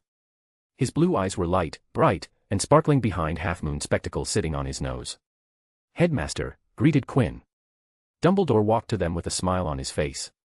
I heard that your sister was coming by today, so I had to take this chance to meet the family of the smartest student in the castle. I went to the assigned room, but it seemed you didn't use it today. The smartest student, headmaster, you flatter me, said Quinn, continuing the conversation while inside thinking what Dumbledore meant. You must be Leah West, said Dumbledore, observing the elder child of the Wests. Yes, and you're Albus Dumbledore, said Leah, engaging in conversation with the widely famous man. I've heard a lot about you, Headmaster Dumbledore. All good, I hope, smiled Dumbledore beneath his beard. Indeed, your reputation precedes you, said Leah, putting on a smile. She knew the most famous men in all of magical Britain, along with magical communities all around Europe. While Leah hadn't been given the talk about being vigilant of Albus Dumbledore as Quinn had gotten, but Leah knew an anomaly when she saw one. For a person of his position, Albus Dumbledore had too much of a positive image. Except for the occasional scathing article from Rita Skeeter, Dumbledore was as clean as a whistle. Even the businesses owned by Wests weren't as clean as Dumbledore. Were you leaving? Asked Dumbledore, seeing that they were towards the gate. Yes, I came here to see the construction site for the Quidditch tournament, replied Leah. From the looks of it, it's going to be an exciting year at Hogwarts, first Triwizard and now this. A lot of eyes on the school. Dumbledore glanced at Quinn, who stood beside his sister with a small smile on his face, the same smile that he had seen in his office. With how things are proceeding, it's going to be bigger than I expected. The moment you read out Harry Potter's name as champion, the attention that the Triwizard tournament gained rose to another level, Headmaster, commented Quinn. That's an understatement, Mr. West, sighed Dumbledore. Then he smiled as he spoke towards Quinn. I was surprised by your initiative, Mr. West. In all my years at Hogwarts, I haven't seen a student initiative of this magnitude. This is going to be the first of its kind. You can't take Quidditch out of Hogwarts, laughed Quinn. I just made things more interesting. This year's theme is international relations, after all. Dumbledore nodded. I was skeptical at first, but when you started to send me those detailed progress documents, I couldn't say anything, could I? The need to report the progress arose when Professor McGonagall started to look anxious every time we met. I had to do something to ease her worries. Mr. West, if you pull this off, you'll get a unanimous vote special award for service from the Board of Governors, said Dumbledore, smiling. Isn't that great, Quinn, beamed Leah, happy for the recognition of her brother's hard work. It is, nodded Quinn humbly. 3 people had gotten the reward in the history of Hogwarts. Tom Riddle for his alleged capture of the student, Hagrid, who had opened the Chamber of Secrets. Harry Potter and Ron Weasley for defeating Tom Riddle and the Serpent of Slytherin in the Chamber of Secrets. The information about Tom Riddle was omitted from the record. Dumbledore faced Leah and asked, would you be coming to the games, Ms. West? If I'm free, I would definitely be here, answered Leah with a smile. It's my baby brother's big project, after all. Quinn just smiled in response. What about your grandfather? Asked Dumbledore, getting to the point. Will he come? I would love to meet him. I haven't met him in a long time and would like to catch up. I can't comment on his behalf, answered Leah. If he's free, our grandfather will definitely come to every game. Unfortunately, he has been busy lately. George was busy working on Quinn's latest products, though I will relay your desire to meet him to grandfather. That would be much appreciated. It was nice talking to you, Headmaster Dumbledore, but I must take my leave, said Leah, ending the conversation. Of course, said Dumbledore and then spoke to Quinn. Mr. West, please escort your sister out. Yes, of course, said Quinn, and the Wests exited the castle, leaving behind Dumbledore alone. When they reached the boundary, Leah asked, "Why do you think he wants to meet grandfather?" "Probably about some political agenda, looking for his support," replied Quinn. "Tell grandfather, he will decide if he wants to meet Dumbledore. Though if he does come to the games, I'm sure Dumbledore will corner him for a talk." "Well, I'm sure grandfather will handle himself," shrugged Leah. No doubt. As Quinn returned to the castle, he thought about going to the room of requirements to get in a workout. When he entered the castle, he was surprised and came to a stop. "Headmaster." Dumbledore turned his gaze away from the ceiling to Quinn, and with a twinkle in his eyes, he spoke. "Walk with me, Mr. West." "Quinn West, MC, aren't we meeting too many people today?" Leah West, elder sister, she still has that protectiveness for Quinn. Fleur Delacour, poor control over Allure, wants Quinn to meet her grandmother. Olympe Maxime, headmistress, Beauxbatons is better. Albus Dumbledore, headmaster, spotted 2 Wests in the wild. Chapter 155, as I thought. Walk with me, Mr. West. Quinn's mind sharpened when he heard the headmaster. His paranoia regarding Albus Dumbledore was screaming at him that this wasn't a simple social headmaster-student walk through the halls. "Of course, headmaster," said Quinn. Using an excuse to avoid the talk wasn't going to work, and he himself was curious about what Dumbledore wanted to talk about. Quinn fell into step beside Dumbledore, and both started to stroll through the hallways. "Mr. West, you recall the age line that I cast around the Goblet of Fire to keep the younger students out?" asked Dumbledore. "I do, a fascinating ward. Fitting for putting down restrictions," replied Quinn and glanced sideways towards the caster. "Though it failed to keep Mr. Potter out of the tournament. A most unfortunate event," sighed Dumbledore. "Mr. Potter is way too young and inexperienced to be entering the Triwizard Tournament." He then looked at Quinn and asked, "From your words, it seems that you don't think that Mr. Potter entered his name in the goblet." "Just as you said, headmaster, Mr. Potter is inexperienced in magic. To find out a way to bypass the age line placed by someone of your level," stated Quinn, "I doubt any student, not of age, would have been able to break your age line." "Oh," smiled Dumbledore, "you think so? By chance, did you garner a close look at the ward?" Quinn held back the impulse to stare up at Dumbledore. "I observed it from a distance. There were too many people at the boundary for me to observe it closely in comfort." "Is that so?" hummed the headmaster. "I'm sure you could have managed something. You command a substantial amount of respect from your peers in Hogwarts." Dumbledore was well aware of Quinn's unique position in Hogwarts. It was different than any other student he had seen. Be it himself and his Hogwarts, he was well known and respected, but that only went a tad bit above what you could gain as the head boy. He wasn't as well connected as Quinn, a 5th year, was. He even leaves behind Tom in the quantity of connections, thought Dumbledore. No. Not just quantity, he has better quality connections than Tom. Unlike Tom, he is well connected to all houses and social groups. "I could have," accepted Quinn with a nod, "but I didn't see the point. If I ever want to see that age line again, I can simply approach you with the request. After all, you're the headmaster and technically a professor of Hogwarts." "That's true," beamed Dumbledore. "I see that as the last time. You still don't consider me a teaching faculty of Hogwarts." Students of Hogwarts addressed Dumbledore as a professor, but not Quinn. He consistently used headmaster. "Maybe I should pick up the 5th-year Transfiguration class for Ravenclaw students from Professor McGonagall so that you will call me professor." Quinn laughed before replying, "I would prefer that you start next year, headmaster. I would rather have you restart the Introduction to Alchemy class in the 6th year and Alchemy Essentials for 7th-year students. No use teaching something that Professor McGonagall can teach second to none.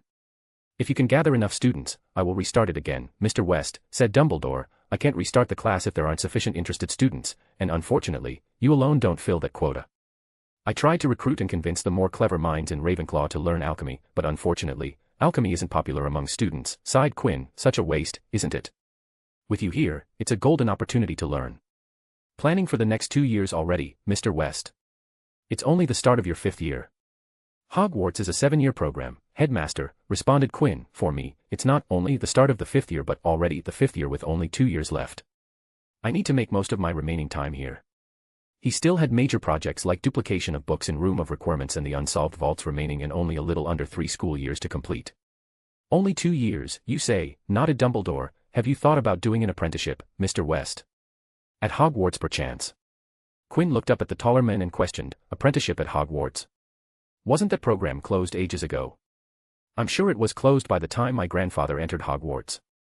"You're correct," affirmed Dumbledore. "It was closed a couple decades before your grandfather entered Hogwarts. I think it was around the same time I graduated Hogwarts." His blue eyes gazed at Quinn as he offered. If you truly desire to stay at Hogwarts, I can offer you an alchemy apprenticeship under me. Well, I can offer you an apprenticeship under me in any subject other than magiology and divination. Quinn chuckled at the not-so-subtle brag from the aged and diverse magical. I appreciate the offer, Headmaster, but may I ask what prompted this? A teacher's desire, Mr. West, answered Dumbledore. You're a gifted student of magic. Any teacher worth his salt wouldn't miss a chance to take someone like you under their wing. Actually, I'm surprised that the head of houses hasn't tried to offer you apprenticeships. We semi-joked about this matter in many of our faculty meetings. Dumbledore then laughed. In addition, Poppy would always look proud of herself when that topic comes. You're essentially doing half an apprenticeship under her. The mention of his favorite faculty brought a smile to Quinn's face. He had been making steady yet swift progress in his healing studies. I appreciate the offer, Headmaster, said Quinn smiling, but if I do commit to an apprenticeship, my first one is already set in stone. Oh. That piques my curiosity. Who is the master you have chosen, Mr. West? With a grin on his face and an impish delight in his eyes, Quinn revealed, Alan D. Baddeley. Dumbledore almost faltered a step when he heard the name. It took an errant moment of silence before he spoke up. Alan D. Baddeley. Mr. West, are you talking about the mind magic specialist, Alan D. Baddeley, and not someone else? As expected, Headmaster, you know of Mr. Allen. Yes, I am talking about the same Alan D. Baddeley. Dumbledore, of course, knew about Alan. How couldn't he? The name was at the apex of mind magic. Alan D. Baddeley to mind magic was what Nicholas Flamel was to alchemy. Both were considered legends in their respective fields. After a point in a magical study of magic, most people tend to focus on one branch of magic. There were exceptions like Dumbledore and Voldemort, but most people stuck to one and some complementaries. But people like Alan D. Baddeley, who took one field of magic to the extreme, were mythically rare. Mr. West, how do you know Mr. Baddeley? Ah, he taught me everything I know, replied Quinn and tapped a finger against his temple, and Dumbledore immediately understood that Quinn was talking about mind magic. He offered me an apprenticeship when our time together came to an end, spoke Quinn fondly. If and when I do start an apprenticeship, it will be a mind magic specialization and under Mr. Allen, but maybe after that, I will take your offer of an alchemy apprenticeship, Headmaster. I'm not one to waste an opportunity that fell in my lap. Ah. I see. Yes, replied Dumbledore, still a little surprised by the sudden nugget of information thrown at him. He looked at Quinn, specifically his head, and one thing was cemented in his mind: Quinn West's mental defenses and faculties were solid. The child in front of him had been able to get an apprenticeship from Alan D. Baddeley. There was no doubt about the quality of Quinn's acclimacy. Speaking of mind magic, it seems that we have diverted from the topic I wanted to speak with you, said Dumbledore, filling the new revelations in his mind, so before I forget, I want to continue our discussion. You were talking about the age line, supplied Quinn. Yes, the age line, repeated Dumbledore and intently gazed at Quinn. Mr. West, would you like to guess how Mr. Potter's name was entered into the goblet? Quinn gathered his thoughts for a few seconds. Well, from what I know about the age line and the Goblet of Fire, the real submitter was clearly someone of age and used magic to confuse the Goblet of Fire. While a powerful magical artifact, it still has some weak spots, and this one was its. Continuing onwards, the perpetrator clearly knew what they were doing. They used another school name so that Harry Potter would become a champion because, let's be honest, right now, I will take Cedric Diggory over Harry Potter any time of the day. Mr. West, interrupted Dumbledore, how do you know about Mr. Potter's name slip being added under a fourth school? That wasn't made public. I've my sources, Headmaster. I'm Quinn West, and a certain group of people really love me, replied Quinn. I see, well I can imagine that, said Dumbledore, not bothered. Mr. West, it looks like you're well read on the Goblet of Fire, you've done your research. Well, you can say that. Even though it didn't sound like it, Quinn had trailed at the end. The subtle gaze from Dumbledore wasn't looking good to Quinn. Mr. West, you see, I had to remove the age line when the Goblet of Fire was removed from the Great Hall, said Dumbledore, and Quinn knew where this was going, and to my absolute surprise, I came across another ward line concentric to my age line. I, of course, investigated the unknown ward, and to my surprise, it was an ingenious design to destroy objects with specific names on. To my estimate, it could destroy a thick piece of leather or a thin slab of brittle stone when triggered. Quinn showed absolutely no change in his expression. It's okay. I'm fine. Dumbledore has no proof. I made sure to add fail-safes. While he assured himself, another part of himself was berating himself for not moving more quickly to remove his prevention ward. He went one level ahead and put on a confused expression on his face. That's indeed surprising, Headmaster. Yes, but the surprise doesn't end here, continued Dumbledore. The surprise was the names that were tied to the wards. The names that the ward was supposed to target. It's okay. It's okay. It will be fine. Dumbledore was a master of his craft. While the situation was shocking, Dumbledore decoding his ward to the level where he could get names while frustrating wasn't surprising. I found multitudes of names, said Dumbledore. Names of students from the very first year to the very top at the 7th year. I found dozens and dozens of names tied to the ward. From his bright blue robes, Dumbledore retrieved a roll of parchment and handed it to Quinn. I'm hoping to find the one who drew the ward, and you're the best person I know who would be able to help me with this small problem. Give your position in the school and the sheer amount of interaction you have with your fellow students, I was wondering if you could look at these names and tell me if you can see a pattern in them. Quinn wordlessly nodded and unrolled the parchment. Inside it was a list of names of Hogwarts students arranged by both house and year. He gave it a read-over before shaking his head. I'm sorry, Headmaster, but I can't see a pattern in this list of names. These really look to me as a random list of names. This was Quinn's failsafe. While planning about drawing the ward, Quinn had thought about the scenario if someone discovered the ward and reached the level that Dumbledore had reached. He knew that the culprit would be too obvious if he just stuck with his and his friends' names. Given that he was by far the most knowledgeable and adept at magic, he would be the prime suspect. To prevent that, Quinn planned a contingency. He added random names from all over Hogwarts to the ward so that any one of those people's name slips would be destroyed. He knew that there were overwhelming chances that some of those people would try to enter their names inside, so he made sure to build in a discreet method of destruction. As long as the goblet of fire wasn't confused, only the ink of the names would be discreetly burned just before the goblet's fire engulfed the slip. That along the goblet's innate defenses would be enough to bar the listed people from entering. Only when the goblet was full-on confused into complete activation mode did Quinn unleash the ward's entire lightning and incinerating force, as that was the time where no chance of error could be allowed. Is that so? Sighed the headmaster. Headmaster, can I keep this? While I can't see anything right now, I may be able to discern something if I give it more time, offered Quinn as a good student. Of course, Mr. West. You can keep the parchment, said Dumbledore. If you do find something, please contact me. I truly want to meet the person who drew the ward. It's quite an amazing application of runes, ward theory, and esoteric charms. I will try my best, said Quinn. Of course, he was going to do anything but that. Thank you would be of great help. Now, Headmaster, by your leave, I would like to part here. Of course, of course. I'm sure you're busy. With Dumbledore's permission, Quinn slightly bowed his head and left with the parchment roll in his hand. As he walked away, he let out a sigh of relief. This was again one of those situations where his reveal might not harm or put him at a disadvantage in any way, but Quinn still wished to remain anonymous. Still, I didn't expect him to offer me an apprenticeship, thought Quinn. I wonder if he really wants to teach me, or is it just because of my background, or maybe it's both. He looked back at Dumbledore and saw the headmaster with his back turned back to him. Maybe I will take him up on that offer. But Quinn West didn't know that he had missed something that, if he had seen, would have been of utmost importance to him. Albus Dumbledore, with his posterior, turned to Quinn, took out a miniature glass vial from his robes, holding it in between his index finger and thumb. Dumbledore stared at the contents. Inside the glass vial rested a tiny mound of pinkish-red chalk dust, which glowed, and as Quinn walked away from Dumbledore, the glow of the chalk dust weakened until Quinn had gone out of sight and the chalk dust had stopped glowing. As I thought. The smile on Dumbledore's face was a sight to behold. Scene break. The day of the first task was moving closer, and it had already been 10 days since Quinn had started teaching his 3 temporary students, with one of them being the 4th champion. Why are we doing this? Quinn looked up from a list of accounting statements towards the 3 people, Harry, Ivy, and Hermione, who currently had strained expressions on their faces. It's a simple exercise to build that spell's strength, answered Quinn. It's a little straining, but Harry doesn't have time, and we need to speed things up. He gazed at Hermione, who had asked the question, and continued, it turns out that you 2 tagging along was the right decision. Currently, the 3 Gryffindors were locked in deadlock, standing in a triangular position. They had a heavy metal ball in between them, which had 3 handles. The metal ball was floating in the air, with a red-orange cord of light wrapped around each handle. The cord of lights was from one of Quinn's all-time favorite spells, Carpe Retractum. All 3 were pulling on the metal ball, struggling to keep it in the air while trying their best to pull the metal ball towards them. So you're just going to sit there doing nothing? Asked Ivy, groaning against her brother and best friend. I'm not doing nothing, replied Quinn, flipping a page of the ledger. I'm a busy person who turns out to be an innovative teacher.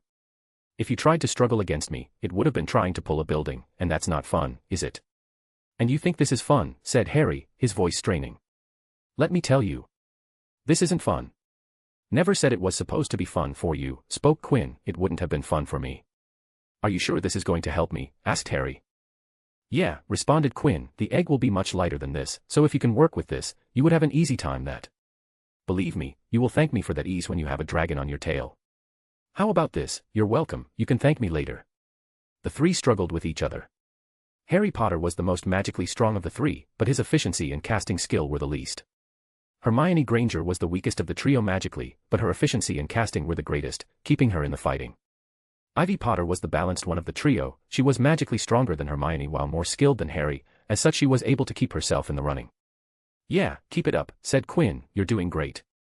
You aren't even looking. Quinn simply chuckled in response. He looked at the clear blue sky and smiled. The first task of the Triwizard Tournament was on the horizon. Quinn West, MC, I got away. Albus Dumbledore, Headmaster, no, you didn't. Golden Trio, subgroup of Golden Squad, ugh. Chapter 156, 7 Rings of Beginning. The chapter is edited by my dear friend and editor, Alan_Lou/Alan L. Hermione, Harry whispered when he had sped into the greenhouse 3 minutes later, uttering a hurried apology to Professor Sprout as he passed her. Hermione, was he serious? It's Quinn West, I'm pretty sure he wasn't having you on.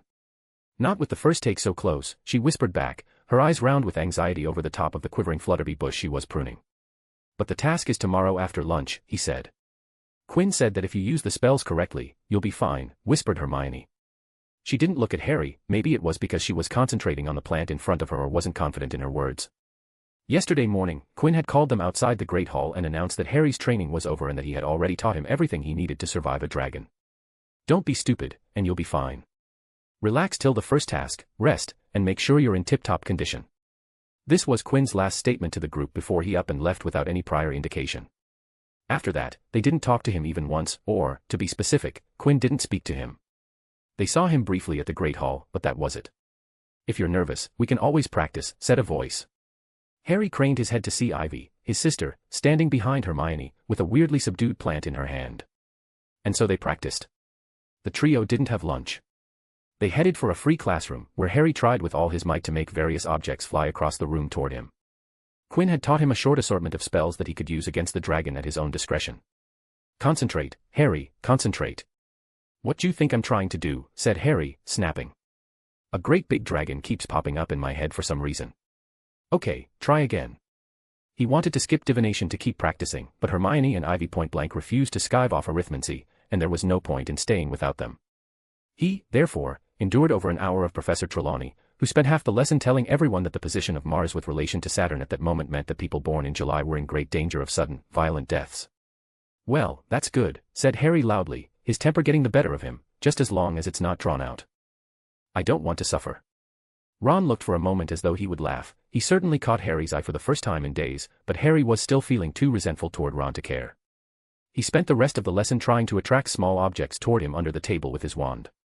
After divination, he forced down some dinner, then returned to the empty classroom with the girls, using the invisibility cloak to avoid the teachers. They kept practicing until past midnight. They would have stayed longer, but Peeves turned up and, pretending to think that Harry wanted things thrown at him, he started chucking chairs across the room. They left in a hurry before the noise attracted Filch and went back to the Gryffindor common room, which was now mercifully empty. Harry stood near the fireplace at 2 o'clock in the morning, surrounded by heaps of objects, books, quills, several upturned chairs, an old set of gobstones, and Neville's toad, Trevor. Only in the last hour had Harry felt that he had gotten used to all the spells taught to him. That's better, Harry, that's loads better, Ivy said, looking exhausted but very pleased. Well, now we know what to do next time I can't manage spells, Harry said, throwing a rune dictionary back to Hermione, so he could try again, threaten me with a dragon. Right. He raised his wand once more. Accio Dictionary. The heavy book soared out of Hermione's hand, flew across the room, and Harry caught it. Harry, I really think you're ready, said Hermione delightedly. Just as long as it works tomorrow, Harry said. Harry had been focusing so hard on learning the spells that evening that some of his blind panic had left him. It returned in full measure, however, on the following morning. The atmosphere in the school was one of great tension and excitement. Lessons were to stop at midday, giving all the students time to get down to the dragon's enclosure, though, of course, they didn't yet know what they would find there. Harry felt oddly separated from everyone around him, whether they wished him good luck or they hissed, "We'll have a box of tissues ready, Potter," as he passed. It was a state of nervousness so advanced that he wondered whether he mightn't just lose his head when they tried to lead him out to his dragon and start trying to curse everyone in sight. Time was behaving more peculiarly than ever, rushing past in great dollops, so in a moment he seemed to be sitting down in his first lesson, History of Magic, and the next, walking into lunch, and then, where had the morning gone? The last of the dragon-free hours, Professor McGonagall was hurrying over to him in the Great Hall. Lots of people were watching. Potter, the champions have to come down onto the grounds now. You have to get ready for your first task. Okay, said Harry, standing up, his fork falling onto his plate with a clatter. Good luck, Harry, Hermione whispered. You'll be fine. Thank you, Hermione, smiled Harry in return. Ivy looked at her brother and best friend. It was a little strange to see two people who quarreled almost every day, acting so cordially towards each other. Looking at them individually and together, she felt that something had changed. Scene break. Harry left the Great Hall with Professor McGonagall. She didn't seem herself either, in fact, she looked nearly as anxious as Hermione. As she walked him down the stone steps and out into the cold November afternoon, she put her hand on his shoulder. Now, don't panic, she said, just keep a cool head. We've got wizards standing by to control the situation if it gets out of hand. The main thing is just to do your best, and nobody will think any worse of you. Are you all right? Yes, Harry heard himself say. Yes, I'm fine. She was leading him toward the place where the dragons were, around the edge of the forest, but when they approached the clump of trees behind which the enclosure would be clearly visible, Harry saw that a tent had been erected, its entrance facing them, screening the dragons from view. You're to go in here with the other champions, said Professor McGonagall, in a rather shaky sort of voice, and wait for your turn, Potter. Mr. Bagman is in there, he'll be telling you the procedure. Good luck. Thanks, said Harry, in a flat, distant voice. She left him at the entrance of the tent. Harry went inside. Fleur Delacour was sitting in a corner on a low wooden stool. She didn't look nearly as composed as usual but rather pale and clammy. Victor Crumb looked even surlier than expected, which Harry supposed was his way of showing nerves. Cedric was pacing up and down. When Harry entered, Cedric gave him a small smile, which Harry returned, feeling the muscles in his face working somewhat hard, as though they had forgotten how to smile. Harry. Good-o, said Bagman happily, looking around at him. Come in, make yourself at home. Bagman looked somehow like a slightly overblown cartoon figure, standing amid all the pale-faced champions. He was wearing his old wasp robes again. Well, now we're all here, time to fill you in, said Bagman brightly. When the audience has assembled, I'm going to be offering each of you this bag. He held up a small sack of purple silk and showed it to them, from which you will each select a small model of the thing you are about to face. There are different, varieties, you see. And I have to tell you something else too. Yes, your task is to collect the golden egg. Harry stared at the golden egg, and except blinking, not a single part of his body moved. So this is what he meant by the egg, thought Harry. Now that he thought about it, Quinn had been weirdly insistent about the term egg. Harry glanced around.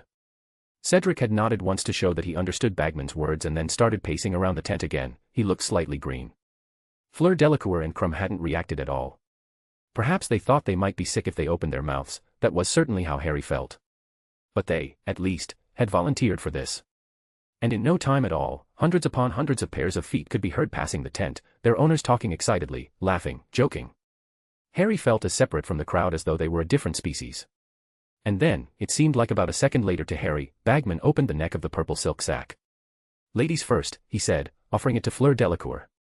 She put a shaking hand inside the bag and drew out a tiny, perfect model of a dragon, a Welsh green. It had the number 2 around its neck. And Harry knew, by the fact that Fleur showed no sign of surprise, but rather a determined resignation, that he had been right. Madame Maxime had told her what was coming. The same held true for Crumb. He pulled out the scarlet Chinese fireball. It had a number 3 around its neck. He didn't even blink, just sat back down and stared at the ground.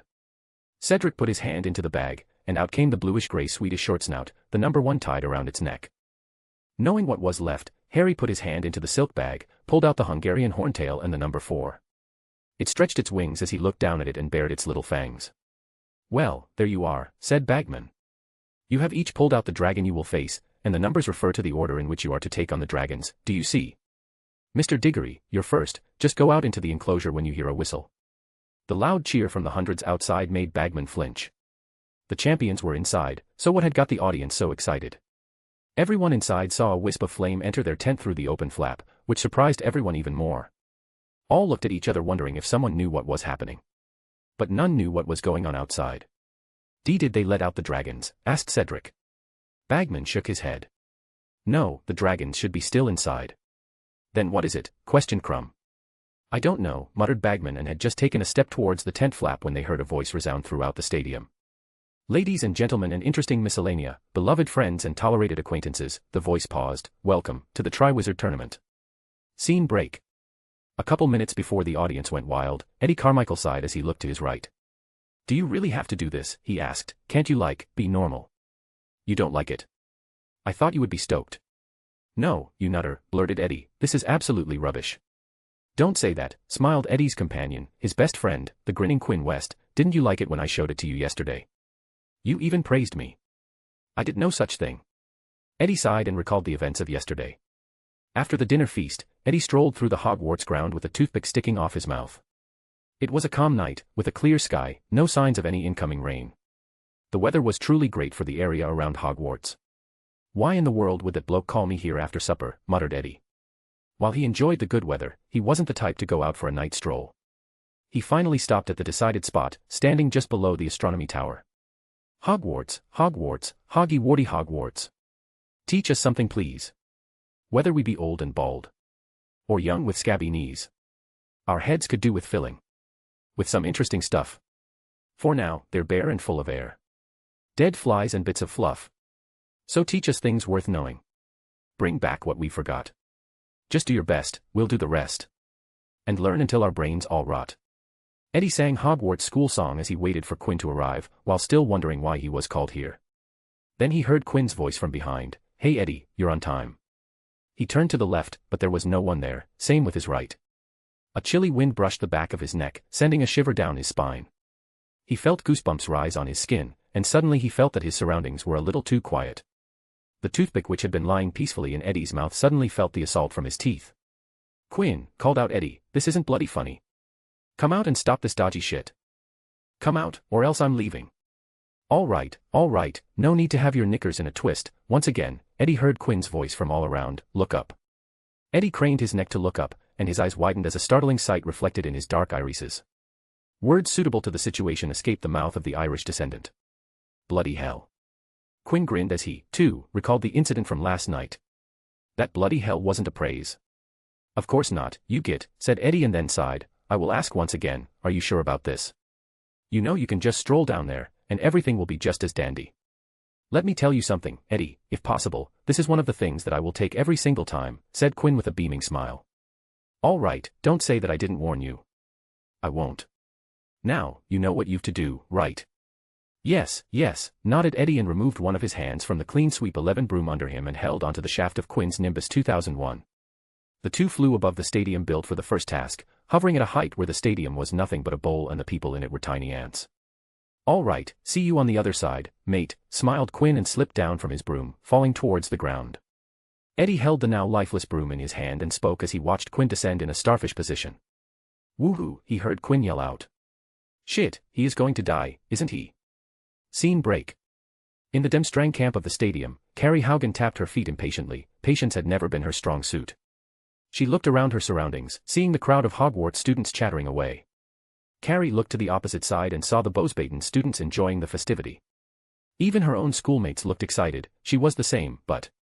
What's taking so long, she grumbled. I want this to start, whatever this is. Katie heard a sudden dip in the chatter before it went back, louder than before. She was about to look around to find out when she felt her friend shake her shoulder. What is it? She asked. Carrie's friend pointed her finger up to the sky, and Carrie followed. Her eyes widened when she saw the clear blue sky and found the reason for all the chatter. What's that? Ivy Potter and Hermione Granger sitting in the stands, too, looked up like everyone else and saw a large violet smoke ring growing outwards, expanding to greater size. Morning skyworks, spoke Hermione. Another smoke ring appeared below the violet ring. This time, it was indigo-colored. The Ministry is really going all out on this, commented Ivy as a third blue smoke ring graced the sky. The girls looked at a fourth green smoke ring that appeared below the blue circle. It's a rainbow, commented Luna, pointing at the sky, violet, indigo, blue, and green, and the next one will be yellow, and just as she said it, a yellow ring appeared. See, I was right. You're right, nodded Marcus as he ate a piece of fried chicken. It really is a rainbow. He looked at the empty seat beside him that he had reserved by placing another bucket of fried chicken. Where is Eddie? He's late. Maybe he found a crumplehorn snorkack, guessed Luna. I doubt that. They didn't know that Eddie was currently watching the smoke works from a unique position, semi-enjoying and semi-worrying the experience. Do you want chicken? Yes, please. Tracy Davis clapped her hand as an orange plume of angry smoke puffed in the sky and expanded into an orange ring. "This is quite the show," she said to the Greengrass sisters sitting beside her. "It is. It's in the colors of the rainbow," smiled Astoria, who held a small flag with Cedric Diggory written on it, waving it around, making it shimmer in yellow and black. She turned to her elder sister. "What do you think, Daphne?" Daphne Greengrass watched as the seventh red ring completed the rainbow spectrum. There was a barrage of claps and applause as everyone guessed the Vibgir rings, but the sharp-eyed Daphne furrowed her eyes. "Is that?" Daphne took a moment to gather what she saw before speaking. "A person?" Tracy and Astoria, feeling confused, looked back at the 7 smoke rings, and their eyes widened to the limit as they caught sight of a person appearing out of the 7-ring tunnel. "Holy shit, look, someone is falling through the sky!" A Slytherin behind the Slytherin trio yelled, earning everyone's attention. All spectators, without fail, watched as a body sped down through the sky. Albus Dumbledore, who had just removed his eyes from the totally unexpected colorful display in the sky to talk with Olympe Maxime in the judging panel asking about the skyworks and if she was the one who ordered it, was rudely taken out of the conversation by a rough tug on his robes. "Albus," said the offender in shock and called the headmaster by his given name. "What is it, Minerva?" he asked, frowning. "Look," she exclaimed and pointed her finger towards the smoke rings. Dumbledore followed his deputy's finger and saw the same thing as everybody, a person falling through the sky. For a split fraction of a second, Dumbledore took in the situation before a spark of urgency and energy flashed in his eyes as he hastily got up from his chair. The person was falling at speeds much higher than Harry had done during the Dementor game, so he whipped out the death stick to focus his magic. Alas, it was already too late as the figure was already too close to the ground for Dumbledore to do anything. There was a collective sucking in of breath, averted eyes, many gulps in anticipation of a splat to the ground. But, just before the body hit the ground, a harsh blue light zapped out of the figure towards the ground, momentarily causing everyone to avert their eyes. There was no sound of the body hitting the ground, and instead, a cover of dust covered the rocky terrain of the arena. There was complete silence in the arena. Not a single person had a mind to talk to someone else as they were entirely committed to looking past the thick dust cover. Suddenly there was a sudden flash of fire, causing everyone to pull back with gasps filling every corner of the stadium. The fire seemed to consume everything in its path as the dust was incinerated into nothingness, leaving a clearly visible arena in view. Everyone saw a person standing right in the smack-dab middle of the arena, dressed in red and white robes. The figure looked up, and everyone in the stadium recognized Quinn West. "Ladies, gentlemen, and interesting miscellanea, beloved friends and tolerated acquaintances," he said and took a pause as a big smile appeared on his face. "Welcome to the Triwizard Tournament, first task, Dancing with Dragons. Quinn West, MC, Arresto Momentum, perfect. Eddie Carmichael, Broom Collector, oh she it. Fiction-only reader, author, my dear friend, I wish you the best of luck. Hope you return soon.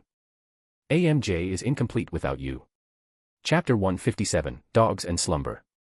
"Ladies, gentlemen, and interesting miscellanea, beloved friends and tolerated acquaintance," he said and took a pause as a big smile appeared on his face. "Welcome to the Triwizard Tournament, first task, Dancing with Dragons." The second he finished, the students in the stands shattered the stunning silence, and if there was a roof over the stadium, the cheers of awe and excitement would have blown it off. The 7 smoke rings, falling from the sky without dying, the fiery entry was already broke every expectation they had set for today. "Holy shit, that is a lot of eyes," thought Quinn as he turned on his feet to look at the entire stadium, roaming his eyes over all the excited and exhilarated people sitting in the stands. This was the first time he had this many eyes on him. Potato heads and nudes, was it? Considered Quinn before scrapping the idea. It wasn't his style. "Most of you might know me from the aid services in Hogwarts, diligently helping people since 1991, announced Quinn, his amplified voice reaching far and wide. "But those who don't know me, I will introduce myself to you all. I'm Quinn West, a 5th-year student at Hogwarts, and today, on the exciting event of the Triwizard Tournament's first, I will be your host for the festivities, and let me assure you something, the things we will see today will be all but boring or dull. They will be as colorful as the smoke works in the sky." From the corner of his eyes, Quinn noticed someone, and that cued him to continue speaking. "Mr. Ludovic Ludo Bagman," said Quinn pointing at Bagman entering the judge's box, celebrated Quidditch athlete and currently the decorated head of the Department of Magical Games and Sports. "I would like everyone to give him a big round of applause." Quinn's words were heeded to the full without any prompting as the waves upon clapping serenaded the recently debt-free Ludo Bagman. The man had thought about silently entering the judge's box and sit himself down without arousing any attention, much less suspicion. The sudden spotlight made him freeze at the sheer suddenness, and he could only wave his hand with a stiff smile on his face. "Mr. Bagman was supposed to be your host today," announced Quinn, growing the audience's anticipation, but then he graciously handed the role to me, a student. "So, here I'm standing in front of you all, about to kick this event off." He deliberately kept out the part where he had paid Bagman's debt and kept the goblins from coming after Bagman's head, and Quinn didn't know Bagman enough to give some credit. The three headmasters/headmistress, Barty Crouch Sr., and the Hogwarts teachers looked at Bagman, wondering why he would pass on his hosting job to a student with varying feelings and judgmental thoughts. Quinn was about to continue when a loud voice from the stand spoke before him. "Did you say dragons?" He turned towards the direction of the voice and beamed in answer, "Yes, Astoria, I did say dragons." Her question and Quinn's answer gathered many eyes on the young Astoria Greengrass, who flushed a faint red at the sudden attention. "The theme of the Triwizard Tournament's first task is dancing with dragons," continued Quinn. "Our 4 brave champions will be going head-to-head with the mighty dragons in showdowns of their life."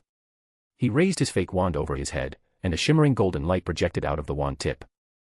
In the air above him, golden light began to twist, turn, bend, and shift into the shape of an ornate egg with beautiful runic patterns etched on the surface.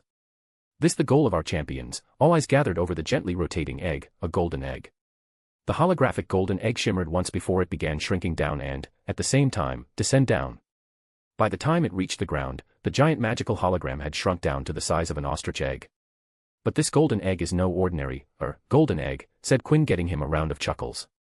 A graceful wave of his fake wand made standard dragon eggs around the golden egg, and now all rested inside a nest. "This golden egg will be placed in the nest of a mother dragon. All dragons that you'll see today are mother dragons who have laid eggs are currently in the incubation period." He pointed at the golden egg, for such golden eggs were secretly placed among the mother's nests so that the mothers would treat it as their own egg. And with time, through the great work of the dragon handlers from the Romanian Dragon Sanctuary, the golden egg is now treated as a real one. Then Quinn raised his arms wide, and his fake wand tip flashed a brief red. What followed was a monstrosity with dark, rough scales, ridges along its back, and a tail tipped with an arrow-shaped spike phase out of the stony ground beneath Quinn's feet. The holographic figure flapped its wild wings and flew up into the sky. "Dance with the dragons," repeated Quinn as he moved away from the egg hologram. He stared at his illusion replication of a Hebridean black dragon that circled the sky above the stadium. "For different breeds of dragons, one for each champion," grinned Quinn, but none were looking at him. All eyes were fixed on the black dragon flying in the sky. The dragon turned its brilliant purple eyes towards the nest of eggs, and immediately, with a mighty flap of its wings, it descended towards the ground at neck-breaking speeds, but just before it reached the base, it stopped itself with an all-powerful flap before letting go and landing on the stony ground with a loud thump. The realistic dragon hologram crawled towards the egg nest with agility, not suiting a creature of its size, but not one person doubted that this wasn't its actual speed. "The mother dragon will protect its unborn children," notified Quinn, and as he did that, the Hebridean black raised its head towards Quinn, and the purple reptilian eyes glowed maliciously. There were gasps and shouts of warning when they saw the dragon open its maw. Inside, they saw a burning blue. What followed was a forceful jet of violet flames hurled towards Quinn. In an instant, amidst screams and cries, Quinn was engulfed in the roaring flames as the dragon mercilessly breathed fire. The flaming jet lasted for a solid 5 seconds before it stopped, and many expected to see a burnt body of Quinn West, but as the fire cleared, he stood there unfazed. They turned their eyes away from Quinn towards the dragon just to see its body gradually disappearing into golden floating glitter along with the egg nest. Those who had stood up sat down with a thump. The illusion had been so real that they, in the moment, had forgotten that the dragon wasn't real and just a magical fabrication. "Dragons can breathe fire, have great physical strength, and have a hide that is resistant to magic," listed Quinn as he moved back to the center. "Today, our champions will face these creatures akin to the gladiators of the yore." He once again roamed his eyes over the stadium and declared, "Let the games begin."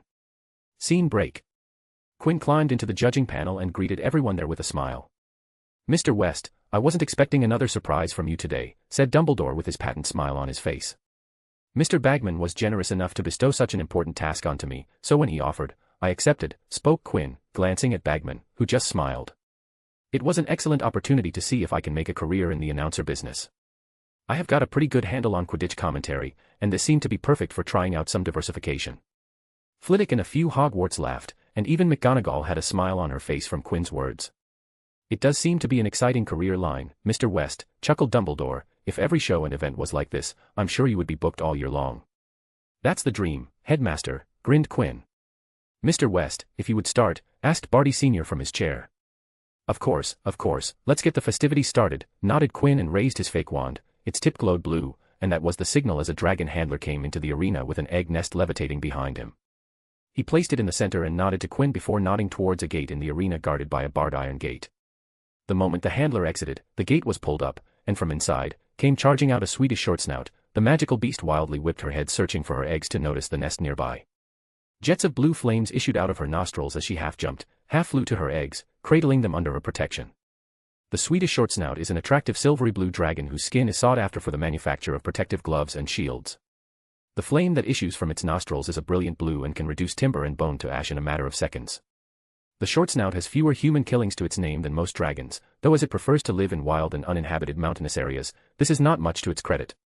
Quinn announced to the spectators before taking out a whistle from his pocket to blow in it, for it to emit a shrill sound. A few seconds later, a green-looking Cedric Diggory entered the stony arena. The first champion was sweating, and even before, he had somewhat of a labored breath from the stressful thoughts. "Give it up for the Hogwarts champion, Cedric Diggory," said Quinn. "Let's see how our first champion struggles against the Swedish Shortsnout." In the arena, Cedric took out his wand and held it ready for defense. He didn't know which of his movements could trigger the giant creature in front of him. He looked around the arena and spotted loose rocks lying across the field. 3, 7, 15, Cedric continued to count. "This many will be enough, at least I hope they are enough." Cedric then finally looked over at the dragon, and for a time that seemed to be an eternity and a single second, he took every feature of the dragon in. When he found that he was going to face a dragon, Cedric wasn't thrilled about it, and even though Cedric was glad to obtain the information in advance, there wasn't much he could do about it. Through many sleepless nights, Cedric was able to come out with one strategy. "I need to distract it." Cedric took in a deep breath to calm himself, but his composure went back into nervousness when he saw the Shortsnout's blue flames. "I can do it, I can do it," Cedric repeated in his mind before raising his wand and pointing it towards a rock distant from him. A faint cream spell light zapped towards the rock, and with a crunching noise, the stone transformed into a bullmastiff dog. The transfigured dog ran towards the dragon, barking loudly as it picked up speed. The dragon's eyes locked onto the dog, and immediately, it got up and swiftly placed itself between the nest and sprinting dog. Its maw with razor-sharp canines opened up for a jet of blazing hot blue flames to assault the dog, blazing it into a burning pile of rocks. "Yes, it worked," muttered Cedric, clenching his fist at his success as the dragon sat down in the new spot, leaving the eggs uncovered. With his newfound confidence, Cedric shot 2 more transfiguration spells towards free rocks for another 2 bull mastiffs to run towards the dragon, approaching it from the left, which made the dragon move another few steps away from the eggs. From there on out, Cedric sent out dogs to make the dragon move in his preferred direction and then wait for a minute so that she would get comfortable in her new position. "Okay, this is enough," decided Cedric, and 3 jets of magic transformed rocks into dogs. The moment the dragon moved to eliminate the dogs, Cedric rushed towards the nest. Mid-sprint, he shot transfiguration spells towards the dragon's right to keep it busy using quantity. The decision turned out to be correct as just one touch from the flames turned the dogs back into burning stone. Cedric slid beside the nest and picked the golden egg up. The second he made contact with the egg, 6 dragon handlers entered the arena. The task was to retrieve the egg, so the second the champions touched the egg, the task was deemed successful.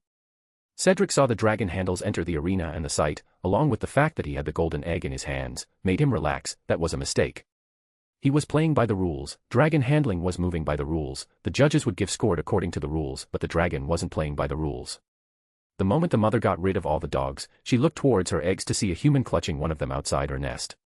Red took over as she flapped her wings and took flight towards Cedric. She aimed to cover the distance in one wing-aided leap.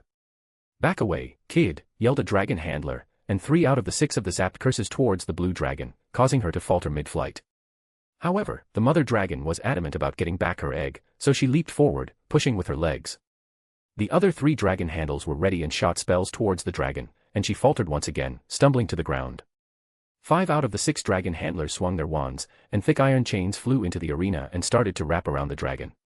Cedric, who had turned away to run, stopped when the dragon handlers subdued the dragon, and the 6th free handler walked to him to ensure his safety and status, and Cedric turned back to look at the chained dragon. That was a mistake. While the Shortsnout was bound in chains, her magic was still hers. She called upon it, the fire started to build up her throat as she held it in. She opened her jaw and shot a blue fireball towards Cedric. Cedric and the 6th dragon handler watched as a rolling ball of fire singed towards the pair. The experienced dragon handler instinctively cast a shield from years of experience. He immediately started to back away from the fireball's path because he knew his protection wasn't powerful enough to handle the flames and could only buy him some time. Cedric wasn't privy to that dragon handler experience, and while the shield covered him, it was only partially. Ah, he screamed as tongues of blue flame scorched his body. Cedric dropped the egg due to the pain of one part of his body being burnt by dragon flames, charred by the intense heat. The mother dragon wanted to shoot another fireball, but the dragon handlers weren't going to let that happen as the chain roped around her maw, chaining it shut, and the built-up fire could only escape her nostril. The dragon handler who had cast a shield didn't bat an eye when he saw Cedric screaming in pain from being burned and swiftly conjured a stretcher, put Cedric on it, and levitated him away out of the arena. After the arena was cleared, Quinn once again spoke up. Now that was a great display of transfiguration and patience. Diggory used diversionary tactics to lead the dragon away, and he was entirely successful in his venture, though he let his guard down a bit too quickly. While concerned about Cedric, not a single person in the stadium looked worried and bothered by what had transpired. The magical kind had a different perception of what could be classified as a grave injury. A burn like Cedric's, while fatal to a non-magical, was nothing in the magical society. "Oh boy, that burn covered a lot of ground," commented Quinn. "He will be seeing a lot of skin peel tomorrow. No need to be worried, as our residential medi-healer, Madame Poppy Pomfrey, will have him good as new by the end of the day." He turned towards the panel and asked, "Judges, your scores for Mr. Diggory's performance." The 4 judged used their wands to write in the air. "Okay, the combined scores comes to a total of 31. Let's see how the coming 3 perform to see how Mr. Diggory places." "Now, what do we have here?" Quinn's joyful voice reached the ears of all as they looked into the arena. A common Welsh green, another native to Britain Isles, green scales, thick hind legs, thin forelegs, slow on their feet, quick on their wings. Common Welsh green is famous for being a relatively subdued breed and prefers to prey mainly on sheep and other small mammals and avoid human contact altogether. Though they stumble out to muggles quite often, and our ministry spends a lot of money to keep the damage under wraps. Standing over a new nest of eggs, the common Welsh green released a melodious roar to scare away everyone from her and her nest of eggs. Quinn blew the whistle, and within seconds, Fleur Delacour walked into the clearing. "Miss Delacour looks like she is ready to subdue the dragon. Isn't this the perfect representation of Beauty and the Beast, though I doubt the Beauty will be falling in love with the Beast." Like Cedric, who had come before her, Fleur observed the mother dragon before making any move. She wasn't as anxious and worried as she had been inside the tent. Watching the lying dragon made her seem like a harmless creature, but the fact that the dragon could rip her apart in seconds was ever present in the back of Fleur's mind. She glanced up at the judges' panel and saw her headmistress smiling towards her. "I can do it," she thought. "I just have to do as I practiced." She raised her wand and pointed it at the dragon. Letting out her nervousness through an exhale, and in sync with that exhale, a faint wisp emitted from her wand, and like sand flowing through the wind, the pink wisps traveled to the dragon, entering the mother's body through her nostrils. Back in the stands, Quinn analyzed the situation and gave the spectators his valuable commentary. "Let's talk about Ms. Delacour's tactic for dealing with the dragon," he started. "From what I can see, the magic that our only female champion is casting is a bewitched sleep spell, an interesting choice, to say the least. Bewitched sleep is an enchanted slumber of sorts. It is used to refer to a condition wherein the target's body and mind are brought into a state in which their nervous system remains relatively inactive, their eyes closed, the postural muscles relaxed, and consciousness practically suspended by magical means. So called because of how reminiscent it is to the natural sleep that typically recurs for several hours every night. There are several ways in which this condition could be induced in people, such as by simple sleeping charms, which simply places those subjected to it into a magically induced slumber that will eventually wear off, a more advanced spell, putting the target into such a deep sleep as to render them in a state akin to suspended animation." As they listened to Quinn, the spectators watched Fleur circle the area with careful steps. She still had her wand pointed at the dragon with the bewitching pink magic flowing into the dragon. Dragons' parts are used to craft wands, as such it's difficult to affect dragons with such a variety of magic that Miss Delacour is constantly casting the spell to make sure to put the dragon to sleep. Eventually, everyone saw the spell take effect. "Ah, it seems that Miss Delacour has successfully put her dragon to sleep," announced Quinn. "I have to say that I'm feeling impressed by Miss Delacour's approach, putting the dragon to sleep. How simple and yet so effective." Down at the stony arena, Fleur immediately took off with a run towards the egg nest. She covered the distance quickly and only slowed at the ending stretch as she was too close to the dragon. "Now, where is the egg?" she mumbled and trekked the rocky terrain around the slumbering dragon. "Ah, there it is," she exclaimed on finding the nest egg just beside the dragon's face. She leaped down from a height and briskly walked towards the nest, but just as she strolled past the dragon's face, abruptly, a puff of fire threatened Fleur, who barely was able to pull up a shield charm.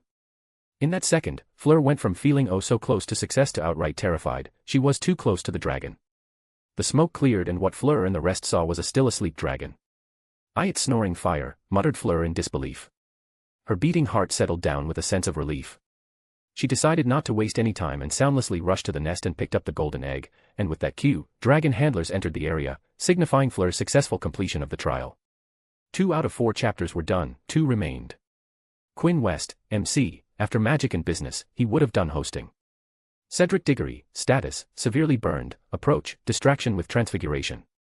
Fleur Delacour, status, no injuries, elevated heartbeat, approach, advanced sleeping spell. Chapter 158, Blinding and Rope. "An excellent performance by the Fleur Delacour," said Quinn. "The skillful use of bewitchment sleeping charm on an unsuspecting dragon was a smart decision." Quinn turned to face Dumbledore and posed him a question. Headmaster Dumbledore, as someone who is credited to researched and found 12 uses of dragon blood, you must be knowledgeable about dragon physiology. So my question to you is, how much of Ms. Delacour's undetection by the dragon can be attributed to the common Welsh Green's magic detection capability and how much to her personal casting skills? Albus Dumbledore was ready to answer a question as part of the judging panel, a generic question, but he didn't expect Quinn to go deep and connect his work to a champion's performance. An interesting question, no, a splendid question, started Dumbledore with a smile. The answer to your question is that Ms. Delacour's undetected performance depended on both her skill and the common Welsh Green's weak senses. As you spoke earlier, dragons have a magic-resistant hide, and so does this breed, but the common Welsh's hide has a peculiarity that makes its senses dull. Ms. Delacour was cautious about her output and only applied enough of the spell that she went undetected by the common Welsh Green. According to my estimate, if Ms. Delacour had gone around 10 to 20% over her output, she would have alerted the dragon that there was something wrong with her body. I see, the audience heard Quinn's voice loud and clear. Thank you for that insightful answer. You heard it, audience members. Next time you come face to face with a common Welsh Green, it might seem impossible to hold back in the face of a dragon, but do remember to be light-handed on magic. Barty Crouch Sr. leaned near Bagman and whispered, "Never thought I would say this to you, Bagman, but good job on passing the hosting duties to a student. He's doing a better job than I imagined you would have done." Bagman could do nothing but nod stiffly. It was all part of the offer he had been given in return for his debt being paid off by Quinn West. He was told by Quinn not to answer any question regarding why he had given Quinn the job. In Quinn's words, sometimes, silence is better than poorly constructed lies. People fill in the unspoken with their own imagination and don't bother asking questions. And Bagman was going to follow that to A.T. Bagman had done his research and knew what kind of trouble he could get into if he didn't hold up the end of the deal he made with the West child.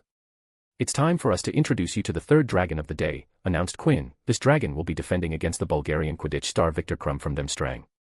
Quinn had visited the dragon handlers and had sorted out his calling cues. They knew when to let in the dragon so that their entrance would match Quinn's hosting. As planned, the dragon gate opened and came barreling from inside a scarlet and smooth scaled with a fringe of golden spikes around its snub-snout face and extremely protuberant eyes. The last two dragons were worried, but they remained cautious and restrained about their surroundings. The Chinese fireball, though. She was as aggressive as a shaken-up can of soda. The dragon ran around the arena until she spotted her eggs resting inside a nest in the middle of the arena, and the smaller dragon spread her wings and screeched a shrill scream before closing the distance in an instant, seating herself over the egg. She breathed a deep red large mushroom-shaped flame up in the air as a warning sign, threatening anyone who dared to approach her or her children. The Chinese fireball, also known as the lion dragon, is a dragon native to China. It was a brilliant red and gold dragon, named for the rounded balls of flame that shot from its nostrils. Quinn's voice gave the audience some detail about the beast they saw. The fireball is aggressive but, unlike other dragons, it was more tolerant of its own kind. It will sometimes consent to share its territory with up to 2 other dragons. They were also said to be very fast and clever, at least for a dragon. The whistle flew to Quinn's lips, and the entry cue for the champion was sounded. Within half a minute, Victor Krum walked into the rocky arena. The champion who had been grumpy and grouchy ever since his arrival to Hogwarts was now seen alert and ready. His face had a thin sheen of sweat, but it didn't look like anxious sweating. "It seems Krum has been warming up to face his opponent," noted Quinn. "Is he treating the task as one of his Quidditch games? If so, then that's an excellent way to calm his nerves. Let's see how much this helps him." It turned out that Quinn was correct, as Krum had gotten so stressed when he heard Cedric had been burned by the dragon that he decided to treat this as one of his games and did a quick warm-up to calm down. He stared at the hyperactive dragon. She was turning her head all around the stands to look at all the hundreds of people. His heart skipped a beat when the fireball locked eyes with him. The dragon fumed 2 mushroom-shaped flame clouds from her nostrils, and in return, he clutched his wand tighter in his hand. The human and dragon stared at each other, neither blinking nor moving an inch with only the fireball swishing its tail back and forth. Maybe it was minutes or mere seconds, but the one to break the stare-down was Krum, who whipped his wand above his hand and pushed the gas pedal on his magic. A red zap of spell lighting coursed from his wands towards the dragon. The mother fireball dragon snorted 2 mushroom-shaped clouds from her nostrils before opening her jaw wide and shooting out red flames to counter the spell. The spell and magical flames met in between, and there was a mini explosion as a result. With it, the aggression had begun. Krum didn't stop and ripped another spell towards the dragon, which was countered by another burst of fire. The result wasn't an explosion but a gush of black smoke spreading at an alarming rate. The fireball stood on her hind feet in alert caution. Her draconian brain telling her to be on alert. She stepped forward, keeping her eggs behind her. Suddenly a spell came charging from her right, parting the smoke. From within the hole in smoke, one could see Krum with his wand raised, but the next second, he was gone. The dragon raised its wing to receive the spell, and the magic collided with the magic-resistant hide. The result was a puff of hot smother, but the dragon came out without a scratch. For the first time today, we see the power of dragon hide. Quinn's voice was heard throughout the stadium. This power is the reason that even though the hide loses a chunk of its resistance when stripped of the carcass, the leather is still used to create underarmors for hit wizard and aurors. Crumb ran around the rocky terrain, jumping from one boulder to another, trying to keep himself moving while keeping the dragon into the smoke. I just need one shot, thought Crumb. One spell would be enough to get to the egg. Just when his line of thought ended, Crumb came to a screeching halt as his eyes caught a red from within the hazy smoke. His eyes widened in an instant as he understood what was coming. Shit. Without giving it a second thought, Crumb jumped down from the boulder and slid down behind a tall piece of stone for cover. The second he squatted on the ground, deep red flames assaulted Crumb's cover. He looked up and could see tongues of flames reaching out from the edges. The second the flames stopped, Crumb rolled over in an effort to get up. He was about to get up when his eyes caught a shift in the stone cover, and looking up, he saw the fireball's head peeking from above. Crumb sucked in a deep breath when he saw the jaw unhinge, and inside he saw red light at the end. He was about to face a dragon breath from point-blank range. In the life-and-death situation, Crumb raised his wand and shoot the first spell that popped into his mind. A murky yellow spell shot out of his wand, and with the fireball's jaw opened, the magic entered the dragon's mouth. The dragon snapped her jaw close and screamed in pain from the effects of the spell. Quinn stood near the ledge in the judge's box and watched Crumb and the dragon with bright eyes. "Ah, that was a spell that lacerates flesh," announced Quinn, "a dark curse, as expected from a Demstrang student, a student of the dark arts." Everyone in the judge's box momentarily removed their eyes from the arena and glanced at Quinn. They found it rare for a student of Hogwarts to not talk about dark arts with fear or disgust. Albus Dumbledore, the poster boy of anti-dark magic, had all but erased all traces of dark magic from the Hogwarts ground. Dumbledore looked at Quinn's back and thought back to their first meeting. Quinn had told him that as long as it was magic, he was interested. He identified the spell quite quickly, thought Dumbledore, and well, his thoughts went in a very particular direction involving three very specific people. Two people with who he could find parallels with Quinn, and a young himself. Crumb stared at the Chinese fireball, and amidst the screams, he thought, this is the chance. He clumsily waved his wand, and a good enough invisible spell hit the dragon in the eyes. The dragon pulled her head back and used her wingtips to cover her eyes. "Ah, another one, the conjunctivitis curse," said the announcer's voice, a curse that irritated the target's eyes, forcing them to swell shut. Dragons were notably susceptible to this curse because while their hide made them resistant to most spells, their eyes remained vulnerable. Another pro tip for you people, while every other part of a dragon's body is durable as hell, their eyes are more squishy than ours. So poke them there because it hurts a lot. According to his plans, Crumb had only planned to temporarily impair the dragon's eyesight so that he could get to the egg and complete the task. But now, not only had impaired vision, but he had also launched a spell that caused injury to the dragon. He knew this was the moment. Crumb stood up and rushed to the middle of the arena with his eyes set on the golden prize. The Chinese fireball finally had enough, her mouth hurt, and she couldn't open her eyes, her babies were unprotected. She let her instincts take over and moved her head towards the direction of the nest. She could smell her own scent on the eggs. A deep red illuminated her throat as she opened her jaw. Crumb was within spitting distance of the nest when he felt the hair on the back of his neck stand up. He turned back and saw a vivid jet of fire coming towards him. His eyes widened, he looked ahead and dove for the egg. His hands caught the egg as he rolled over to his back, and with a body roll, he was back onto his feet. But his work wasn't over yet.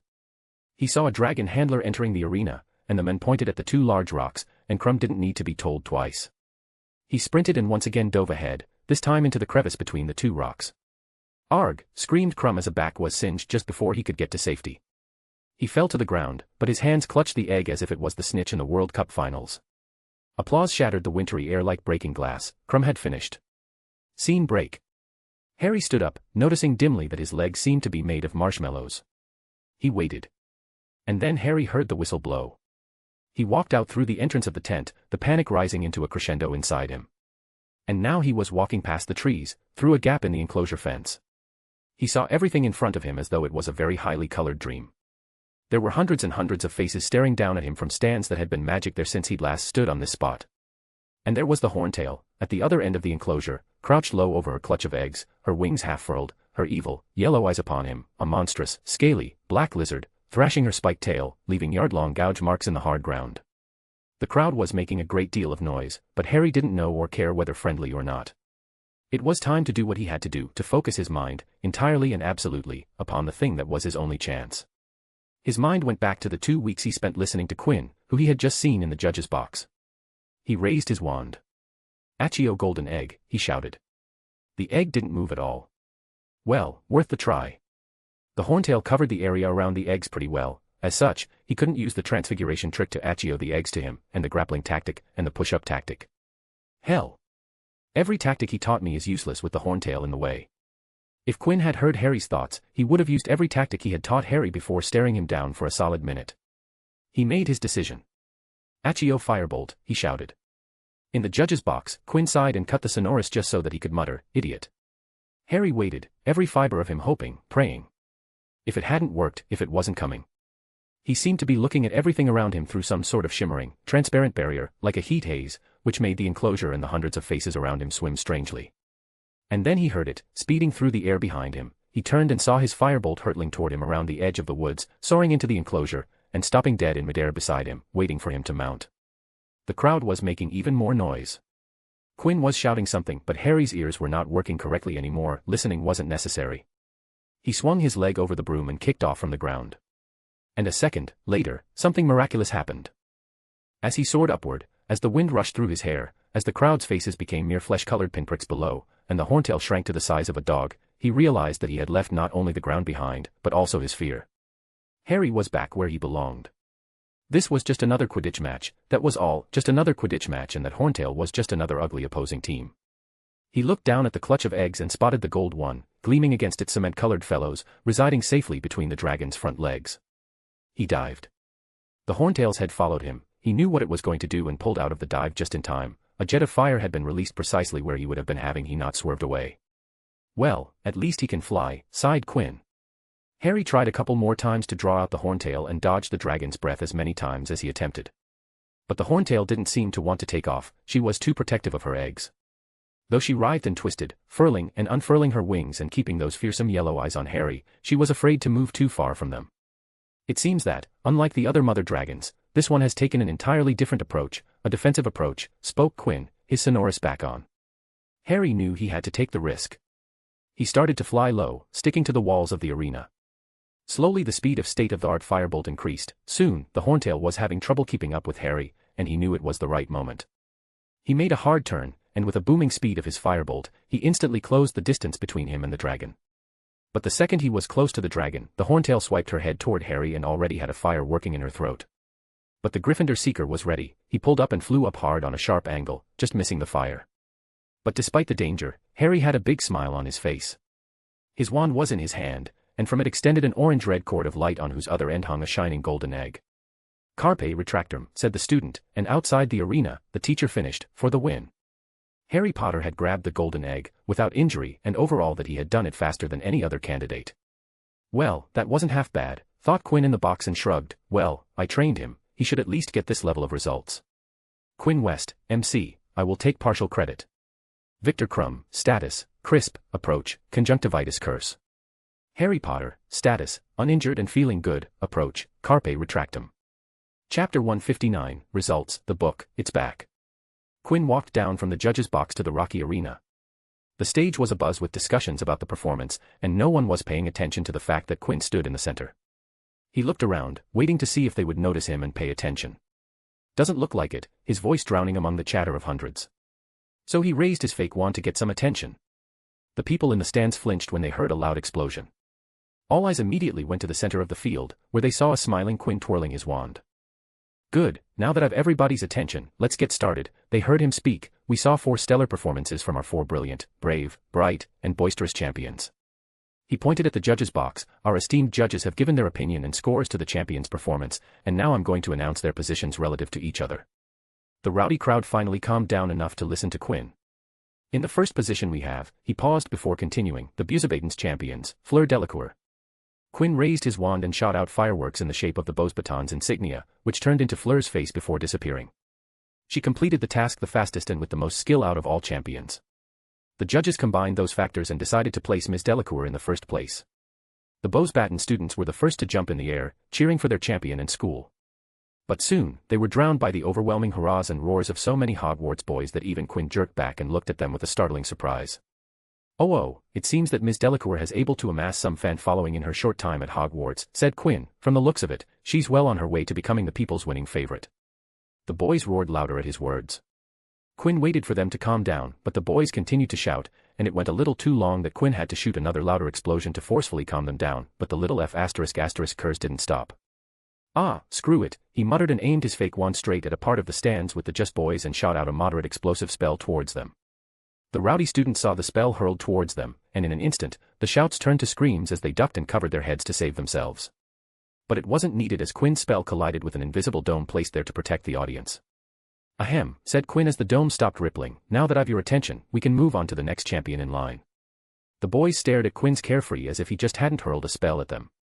The runner-up for the first task is, said Quinn and imagined a drum roll in his mind, one of the Hogwarts champion, Harry Potter. The Hogwarts insignia followed by Harry's face traced in fireworks. Hogwarts as a whole, especially Gryffindor students, cheered loud for their house champion's captain while the other houses also showed varying levels of enthusiasm and excitement. All in all, it was a good show of support for the discredited champion and a start for things to start fresh. The last one on the podium was close, stated Quinn as he turned to look at everyone. Both of our remaining champions were brave in their approach, but their plans were a bit too reckless as such, both got burned as they played with fire. A few chuckles around the stadium told him that some found his joke funny, and others didn't. After much deliberation, the judges have decided that another round of drum rolls sounded in his mind. Coming in the third place is the Demstrang champions, Victor Krum. The insignia of Demstrang showed its glory, with the stern mug of Krum following shortly after. There was a rough chant from the Demstrang students and a few shouts from girls taken by Krum's stern and mind-your-own-business charm. Finally, we have our very own the very charming Hogwarts champion, Cedric Diggory, shouted Quinn with another round of fireworks. No matter what their rank, our champions showed great ability and valor, continued Quinn. Dragons are creatures of magic much stronger than us humans and even the fire-blessed Velas. To outmatch a mother dragon and steal an egg from them is no easy feat, so the next time you meet them, give them the praise they deserve and applaud them for the heart and spirit they showed today, for their champions. The response was, glorious. Scene break. HAAA, breathed out Quinn as he sat himself on the bar stool behind his desk. It was the evening after the first task, and Quinn had just got free. Professors, head of schools, ministry employees, and students had praised him for his hosting, especially his entrance that jazzed the entire event up. Madame Pomfrey really needs to get loose, he groaned, no reason to smack me on the back of my head. The matron wasn't happy about Quinn's little stunt at the start of the task. He glanced at the full-body red robes with white highlights. Maybe, I should have gone blue or maybe even black. Well, not black, it would have been tragic if someone died. It went well, spoke Quinn to himself, but was it worth to pay of Bagman's debt? Quinn wanted to be close to the action of the Triwizard Tournament, and the surefire way to stay close constantly was to become a part of the tournament. Being a champion was struck off right from the get-go. Except a champion, there wasn't much a student could do, so Quinn decided to take someone else's job from him. Ludo Bagman was the designated host, so Quinn exploited the debt and took the job from him.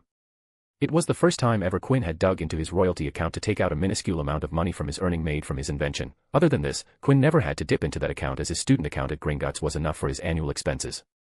If there were any questions regarding Bagman's sudden hosting assignment to Quinn, they were erased after his performance. I would be close by in every event from now on, he said. I do wonder if this was the correct decision. I gave up anonymity in return for access. If Quinn had been any other student in the stands, he could have worked with certain invisibility. One didn't know what to look for when they didn't know it wasn't coming.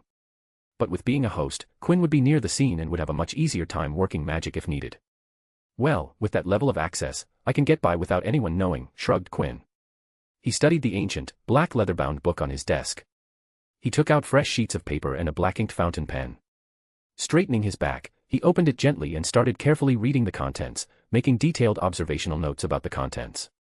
After an entire noisy day of announcing and speaking to so many people, Quinn enjoyed the quiet and peace and was just getting into the rhythm, but it seemed that some people had other plans as the office door opened and 4 people walked, all had a skip in their step and a clap in their hands as they seemed in a pretty celebratory mood. He looked up and saw the Golden Squad. All 4 members entered his office. Harry was in the lead with the golden egg resting in his hands, following him were Ivy and Hermione, and they were swaying to the beat of Ron clapping his hands behind him. All of you look happy, commented Quinn, closing the book and setting the papers aside. Mr. Weasley, welcome to my office, this is your first time here. Right, replied Ron, something about Quinn made him stop clapping. Harry, I'm a tad bit disappointed that you didn't try Parseltongue against the dragon. I really wanted to see if the dragon would have reacted to the snake's beak. With all the people looking at me. Yeah, right. I would have been branded Voldemort's next coming in tomorrow's newspapers, scoffed Harry. A little price to pay for the betterment of magic, shrugged Quinn. I'm surprised that all of you are here, Quinn said as he waved his fake wand to set 4 chairs for his guests. I assumed all of you would be busy with the celebrations inside with your fellow Gryffindors. What makes you all come here leaving all that behind? We wanted to show you the egg, answered Harry. He sat down and set the golden egg on the desk.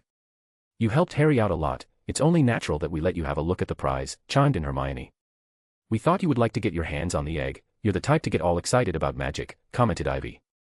Well, you got that right, said Quinn, picking up the golden egg, weighing it in his gloved hands. Oh my, this is heavy. At first glance, the surface of the ostrich-sized golden egg looked like it was an ornate egg etched with beautiful and intricate patterns, but to anyone who had extensive runic knowledge, the designs became runes. As Quinn rotated the egg, the initially small smile widened till Quinn seemed amply happy. The answer to the riddle inside the egg was clearly inscribed in the runes etched on the surface. If one could read the runes, they would know what hid inside. Why are you smiling? Asked the redhead Potter.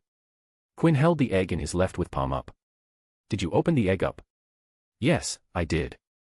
In front of the entire Gryffindor house, answered Harry. Be honest with me, was coming here with to show me this egg wasn't so a show of appreciation, was it? The 4 Gryffindors glanced at each other. Seeing that reaction made Quinn silently let out a single chuckle. It's a show of appreciation, answered Ivy, shrugging, but stuff can be 2 things. I can respect that, he answered. Ivy Potter stared at Quinn and then garnered a guess. You already know what the egg is, don't you? Yes, I do, he nodded, but unfortunately for you all, I won't be sharing my finding with you fine Gryffindors. Eh? But why? Asked Ron, dumbfounded. The Weasley couldn't understand why someone from Hogwarts, sans Slytherin, wouldn't tell a Hogwarts champion about the egg. Well, I can't give it away, it wouldn't be fun that way, grinned Quinn. He put the egg back down on the table. Find the clue on your own. As far as I know, the champions don't have an unfair advantage for the second task, so you won't get any from me. How about a hint? You do know what happens when we open it, don't you? I know what will happen if I open it right here right now. Sounded like a banshee. Maybe you've got to get past one of those next, Harry, said Ron.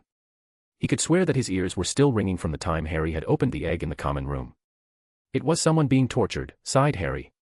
I'm going to have to fight the Cruciatus curse. Don't be daft, Harry, that's illegal, chided Hermione. They wouldn't use the Cruciatus curse on the champions. I thought it sounded a bit like Percy singing. Maybe you've got to attack him while he's in the shower, Harry, said Ron, giving another guess, getting a chuckle from Quinn. Quinn noticed that Ivy was intently staring at him. Ivy, is there something on my face? Will it be an unfair advantage if we paid you? Asked Ivy with a sly smile on her face. What's the word again? If I remember correctly, as you said, it was resourceful. Yes, we are simply being resourceful here. The grin didn't leave Quinn's face as he nodded appreciatively. The girl in front of him had heard him carefully during their time travel shenanigans. This was the second time she had brought something up from that time. Good, that's really good, praised Quinn. How about this, if you can't find it out halfway through, I will give you an answer. There is a catch, isn't there? Asked Hermione. Quinn turned to Hermione with a "what is happening here" smiling expression. You guys are getting smarter. I knew it, people get smarter when they spend time with me. Ron leaned forward, genuinely interested in what Quinn had just said. Yes, there is a catch, continued Quinn, the price on that halfway mark is too expensive, and to be bluntly honest, even if you combined all of your allowances, you wouldn't be able to afford it. He raised a finger to cut them from speaking. As the time goes on, I'll decrease the price. If you come to me the day before the task, it will be practically free. It's up to you how much you're willing to shell out for the answer. The later it is, the cheaper it will be. He didn't tell them that even with the solution to hearing the riddle, they would have to decode the riddle and then find a way to execute during the day of the second day. While it seemed like a good thing for the Golden Squad to approach him for his services, Quinn didn't want over-reliance from the Golden Squad. He wanted them to come to him but at the same time maintain a certain distance. Being too close to them was something Quinn was doubtful about. To him, it seemed an unnecessary hassle. But at the same time, he realized that his wish was too much of an ideal. With Quinn and Ivy going back and forth with smiles on their faces, Hermione's mind wandered off to other things in the office. Her attention was particularly attracted by the ancient tome on Quinn's desk. Book, she voiced, reading the rune etched onto the cover. What kind of a book title is that? Quinn stopped conversing about chocolate with Ron and turned to Hermione. He placed a gentle hand on the tome and smiled. Don't you think it's a fitting title? It shows what the book actually is, a book. That thing looks it's about to die, commented Harry about the condition of the book. What's it about? Ah yes, it's an old lady, this one, said Quinn. I brought it from Aarhus, Denmark. A real bargain, if I say so myself. He didn't pay a single canute for it. From your trip, said Ivy, recalling the day Quinn had visited her house. Quinn nodded. Is it written in Danish? Asked the second biggest bookworm in the room. No, Miss Granger, responded the biggest bookworm, this baby is transcribed in pure younger Futhark runes, quite a fascinating read. What is it about? Once again, the question came. Quinn contemplated if he should tell them before shrugging. No harm in telling them the briefest of information. It's about winds. The Viking magic of wind and air.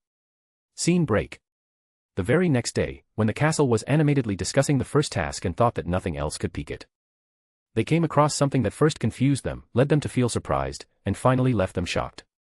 Inside the house common rooms, the Hogwarts student saw a very peculiar notice on the house bulletin board.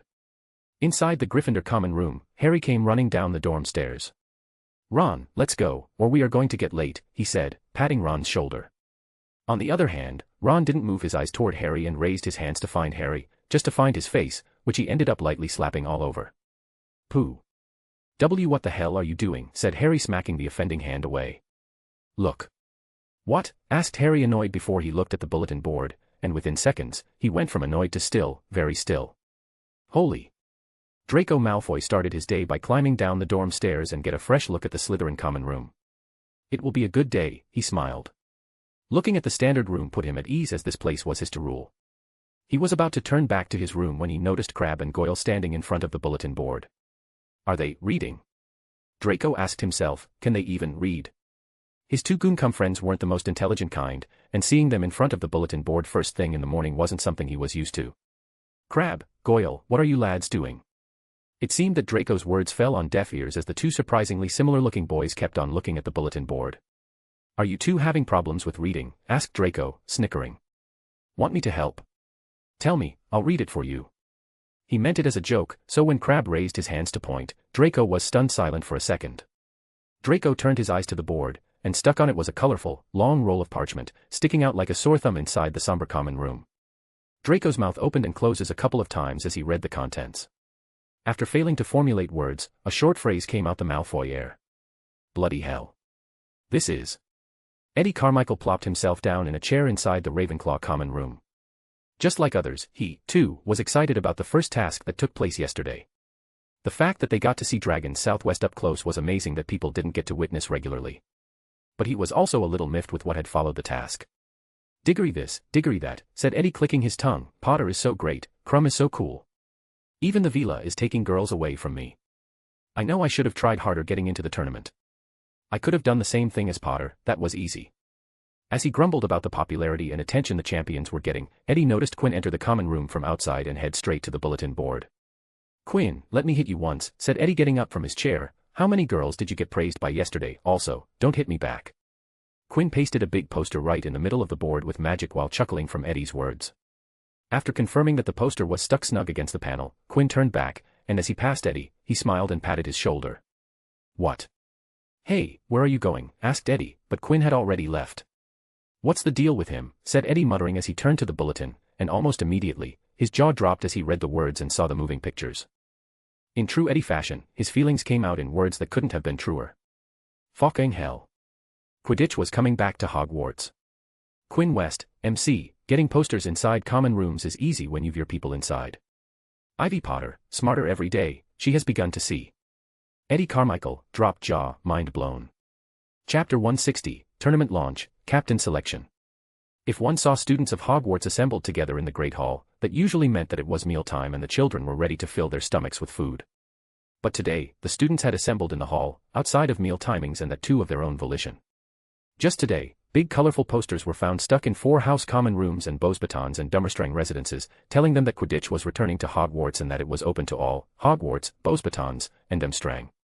It read that if people wanted to know more, then at 6 o'clock in the evening they could come to the Great Hall to learn more. Nowhere in the poster was it stated that attendance was mandatory, but if one were to count, 97% of Hogwarts students were there with Beauxbaton and Dummerstrang present in full. The chatter was intense with the students. No matter the corner of the hall or social group, the topic of conversation was Quidditch, something that was publicly cancelled by the headmaster, Albus Dumbledore.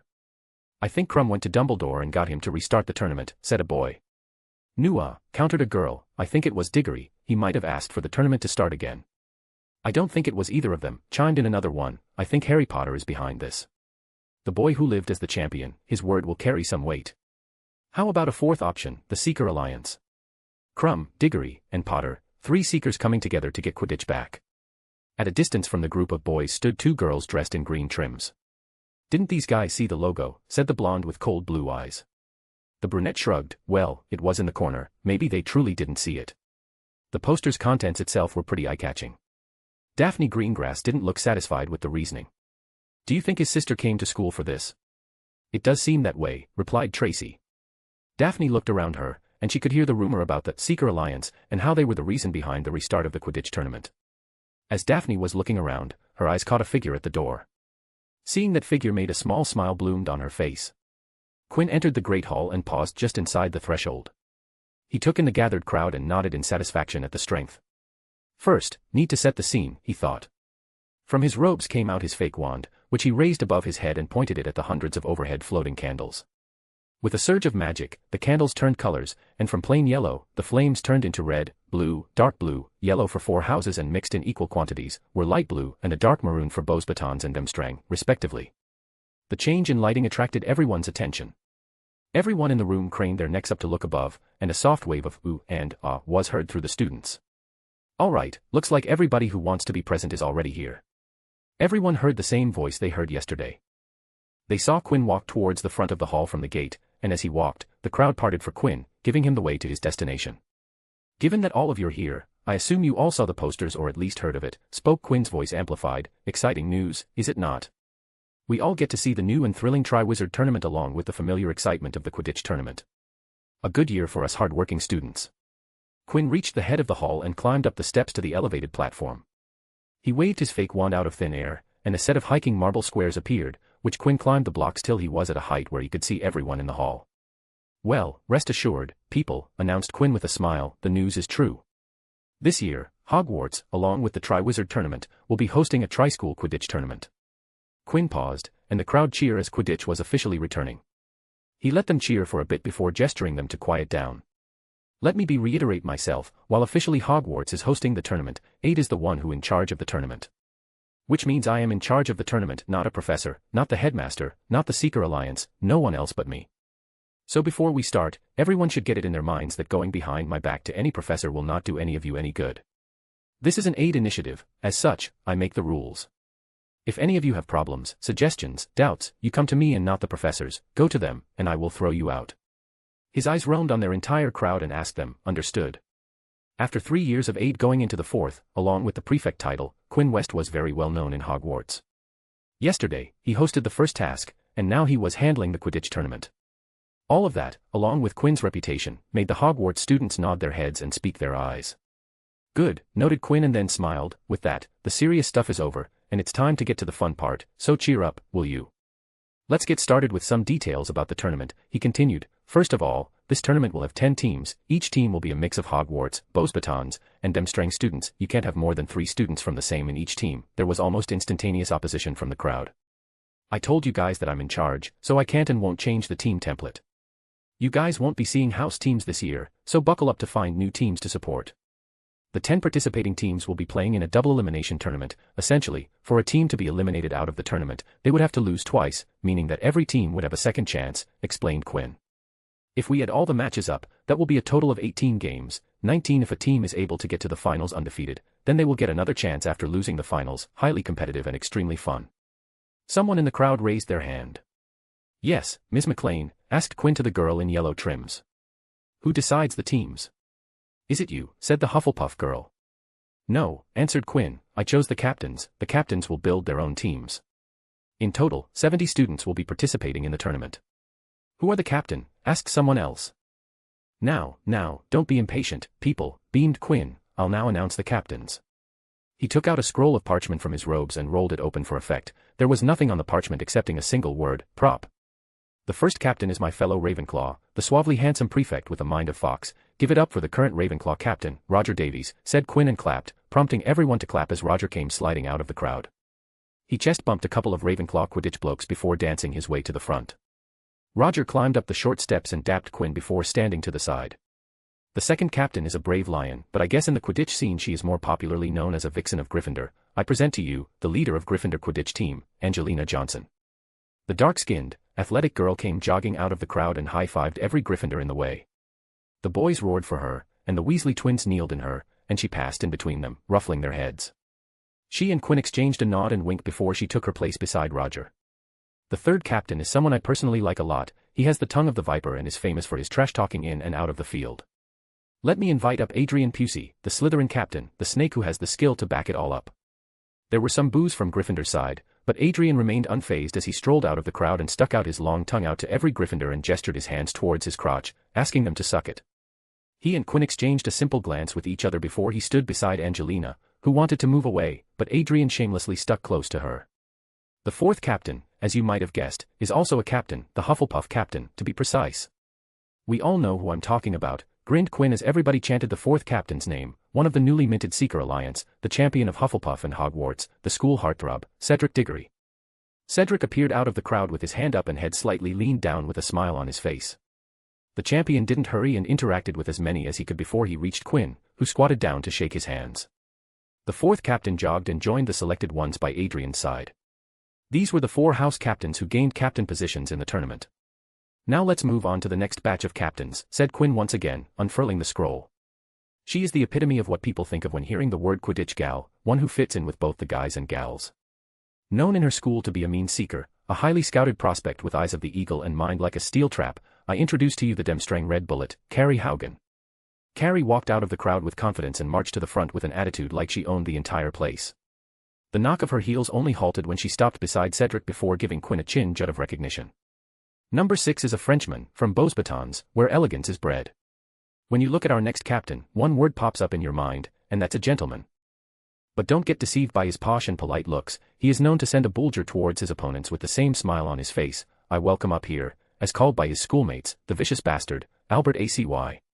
A boy that looked in his late teens stepped out of the crowd, dressed in such impeccable fashion that he could even give Quinn a competition. As described, he wore a polite smile on his face as he head bowed to the people multiple times before he could reach Quinn, where both boys shook hands.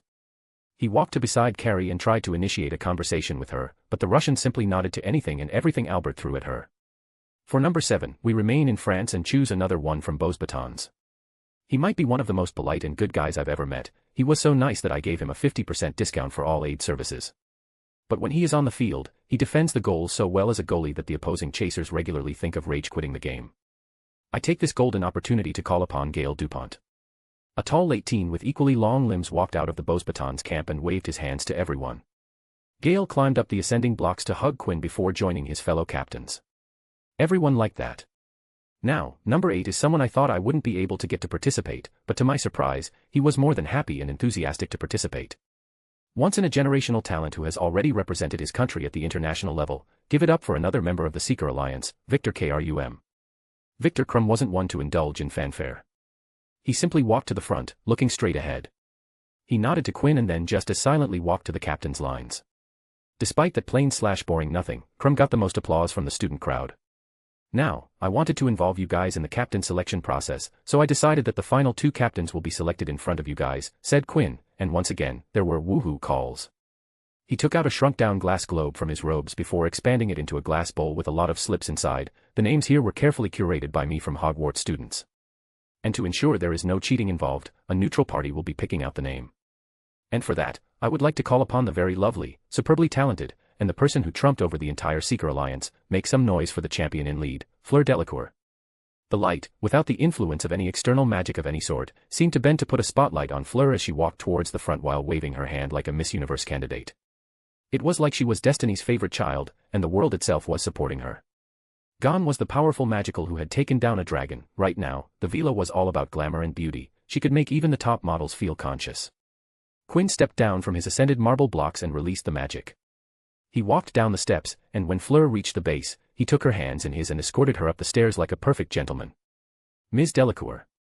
Quinn, the way you address me makes us sound distant. Please call me Fleur. The villa smiled so brightly that the people standing in front clutched their chests. I see. I understand. Fleur. Quinn and Fleur both had cast Sonorous on themselves to amplify their voices. As such, everyone heard the sweet voice of Fleur and Quinn's response. The boys in the crowd instantly glared at Quinn from all directions, while the girls looked jealous of the creature named Fleur Delacour. Ah, he switched, said a certain bubbly brunette wearing green trims. There were a couple of people in the crowd who both knowingly and unknowingly didn't like when Quinn switched from Miss Delacour to Fleur. One knew the reason, while the other seemed clueless about the displeasure. So, Fleur, restarted Quinn, what do you think of our 8 captains? At first glance, who is your favorite? Who do you think will be able to build the best team, the team that will take home the cup? Fleur glanced over at the captains. I think AC and DuPont will be able to build the best teams here. Though if I had to choose one, I will give AC an edge on team building. DuPont might be better a goalie than AC is a beater, but AC has better leadership skills, so, yeah, I think AC would be able to make the best team. Giving Beau's batons a definite and undisclosed edge, Fleur, smiled Quinn, you didn't even give the others a chance. What can I say, I'm that type of girl, she said, making eye contact with Quinn. I see, well, fortunately, the names in this bowl are all Hogwarts students, and you won't be able to favor your school here, said Quinn moving the glass bowl near Fleur. Please choose 2 names from the bowl so that we could get our final 2 chapters. Fleur gracefully inserted her dainty and fair hand into the glass bowl and took out 2 random folded slips with her pretty fingers. She showed both slips to the crowd and got cheers in return. Please open one of them and tell us who is the lucky number 9. Fleur opened one of the slips and read the name out loud, Alicia Spinnet. Oh, now isn't this an exciting development, said Quinn and looked at the crowd, spotting Alicia. Miss Spinnet is the part of Gryffindor Vixens along with Ms. Johnson. I was sure that Ms. Johnson would ask her teammate out to join her team, but if Miss Spinnet becomes a captain, that pairing wouldn't be possible, so Miss Spinnet, what's your decision? Alicia looked at Quinn and then at Angelina. She took a dozen seconds before she spoke up, I accept. You do, smiled Quinn. May I know the reason behind that decision? I get to play with Angelina every year, but this year, I get to play against her. That sounds exciting, she smiled. I can do something that wouldn't be possible normally, so why not take this opportunity and see where it goes and hopefully have some fun along the way. Angelina sighed, but her expression showed that she had accepted the reason. That's the spirit, Miss Spinnet, beamed Quinn, I love your reasoning. This is what it's all about. Having fun. Come on up and join the champions. Make some noise for Alicia Spinnet, the 9th. There were cheers and applause for Alicia as she joined the captains and entered the line in between to stand beside Angelina. Fleur, let's find out who's the next, said Quinn, who is the second person blessed by your luck touch. Oh Quinn, you and your flattery, smiled Fleur. The people in the crowd grumbled, seeing the two having fun while they stood watching. Let's see, the 10th captain candidate is Lucian Bowl. Quinn turned to the crowd and saw that the crowd lost its energy when the name was announced. Lucian Bowl wasn't a well-liked person, to say the least. He played dirty to the limit and was hated by both the Hogwarts players and the viewers. He had been forced off the team by Adrian because while Adrian was fine with rough, he wasn't on board with dirty play. Mr. Bowl, called out Quinn. He wasn't bothered by the reputation. Lucian Bowl knew how to play and was suited to lead a team. Also, a dirty team always adds that dash of spice in the mix. Do you accept the captain position, or would you like to sit out to prepare for your newts? Asked Quinn, seeing that Lucian was a 7th-year student. Lucian grinned evilly and stepped out of the Slytherin camp. I'll participate, it sounds fun. But unlike Alicia, his version didn't appeal to no one except a select few. Excellent, come on up, people give it for Lucian Bowl, the 10th and final captain. But except the Slytherin house, who remained united outside their common room walls, no one clapped. Well, now we're done with the captain selection. From tomorrow onwards, the team selection will begin. I'll talk to the captains after this regarding the team selection criteria, and you all will also be made aware of the team template tomorrow via bulletin board all across Hogwarts. Quinn grinned and raised his fake wands towards the ceiling. 10 bright spots appeared in the sky, and next to each spot was the image and name of the captain. The Tri-School Quidditch has officially begun, people. Let's make it something that hasn't been ever seen before. The floating candles suddenly went out, leaving the room in the dark, causing everyone to shout like children do when going through tunnels. But the bustle got louder when the hologram of 10 captains exploded into colorful fireworks, illuminating the room in its brilliance. Quinn's largest project had finally been launched. Quinn West, MC, I decided the rules and on one else. Seeker Alliance, Crumb, Diggory, and Potter, what did we do? Fleur Delacour, leading champion, has moved to first name basis with Quinn. Chapter 161, Hiring Independent Contractors. 2 girls stood outside the aid office, both looked nervous about stepping inside. Both had gone to grab the doorknob just to back off at the last second. What do you think he called us for? Asked one girl. I don't know, replied the other, sounding a little snippy. If I knew why he called us, I wouldn't be pulling my hair out here. The first girl sighed and leaned against the wall. That girl Luna, she just handed us the letter and then skipped. She could have told us something. Yes, even that letter was just an invitation, though it felt like summons, the reason wasn't given inside. Do you think we did something that he didn't like? I hope not. You know what they say about the older students who got called in by him. They. The second girl cut her off. Yes, I know what they say. You don't have to repeat it. I prefer not to think about it. I think we should leave, suggested the first girl. We can talk to Cedric, he might be able to help us out. Yeah, that isn't a bad idea, nodded the second. We should leave and return with Cedric or just send Cedric to see what he wants to talk about. The girls reached a conclusion and nodded. They straightened themselves up and were about to leave when the door opened and stood there sighing was Quinn West. I've been waiting for you two to enter for 10 minutes. How can you two spend so much time out here doing nothing? I'm assuming you were doing nothing. Step inside, I have a lot of work to do, and you aren't doing me any favors standing outside. Quinn turned and walking back inside the office. The two girls looked at each other with expressions of worry. They were just about to leave. They should have gone quicker, thought both of them. With no choice remaining, they entered the office, closing it behind them. First of all, you have no reason to be scared or anxious, started Quinn as all three sat down. You aren't here because you made a mistake or anything. Someday, I'm going to get the guys who are spreading misinformation about me. You're the one who is doing it by calling older students left and right like they mean nothing, thought the first girl. I'm not that bad, said Quinn smiling at the first girl. Huh, uttered the girl, confused. Did I speak that out loud, she thought. But no, she didn't say her thoughts out loud. Quinn's smile grew a tad bit wider before he clapped his hands once. Now, we're already working a few minutes behind my schedule, so I would like to move on immediately.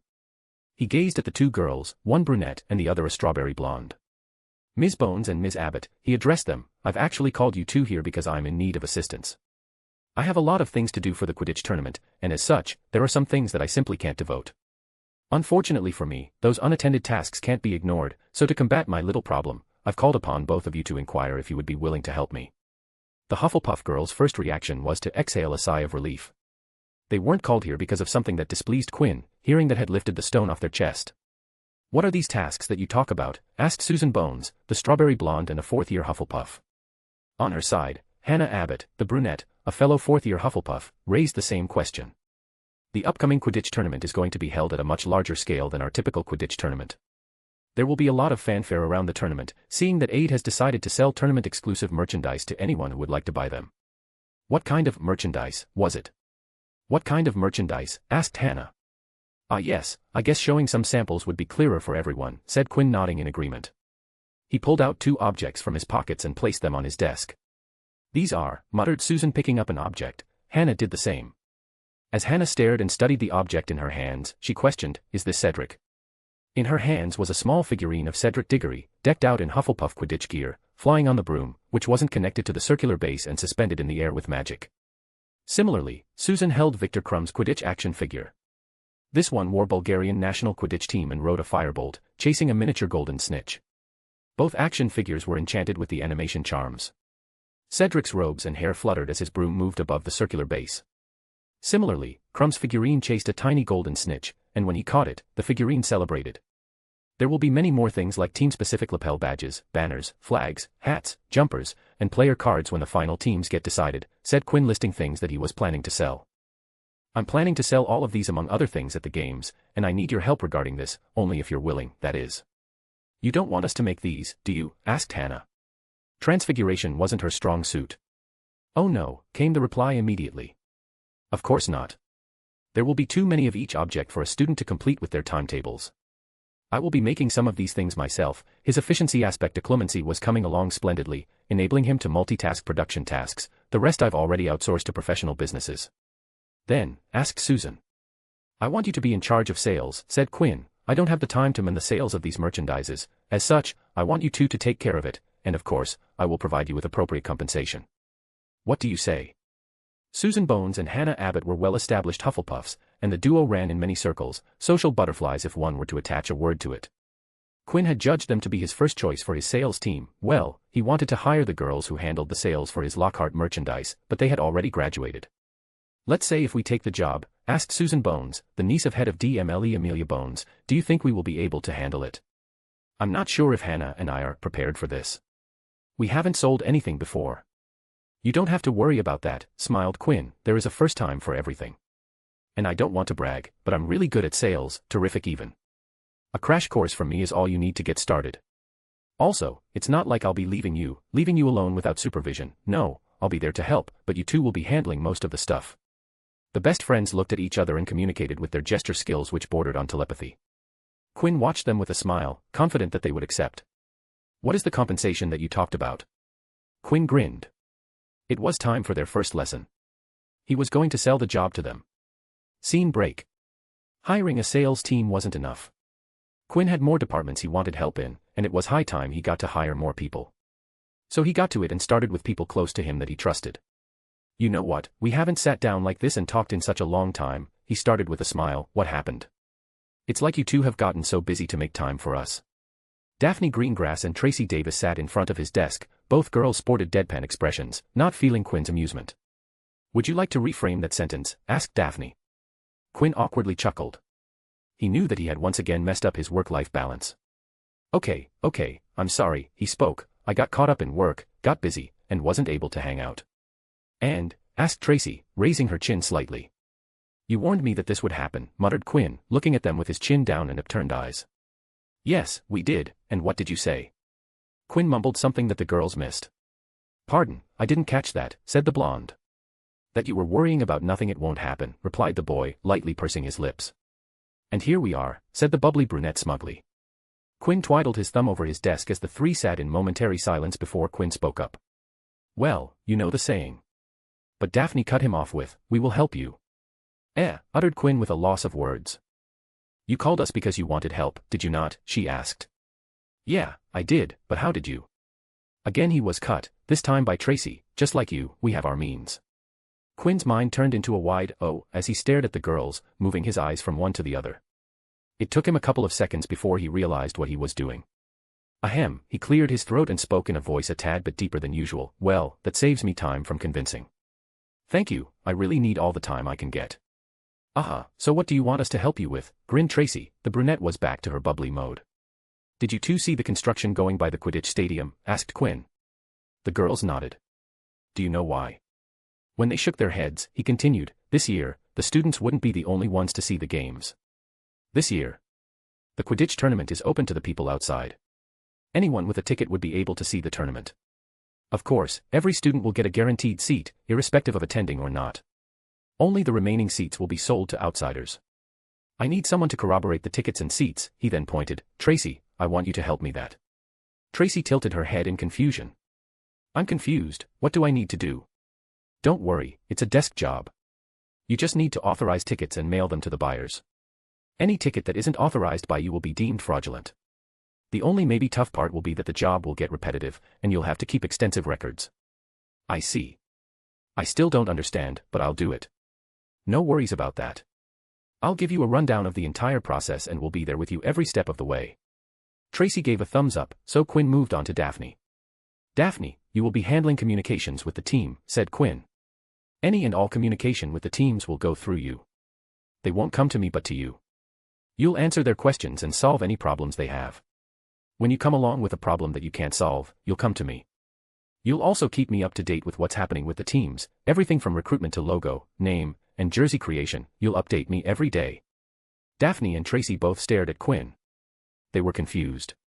One job didn't involve interaction with other people, but the other was primarily a communication-heavy duty. They were okay with the nature tasks, but...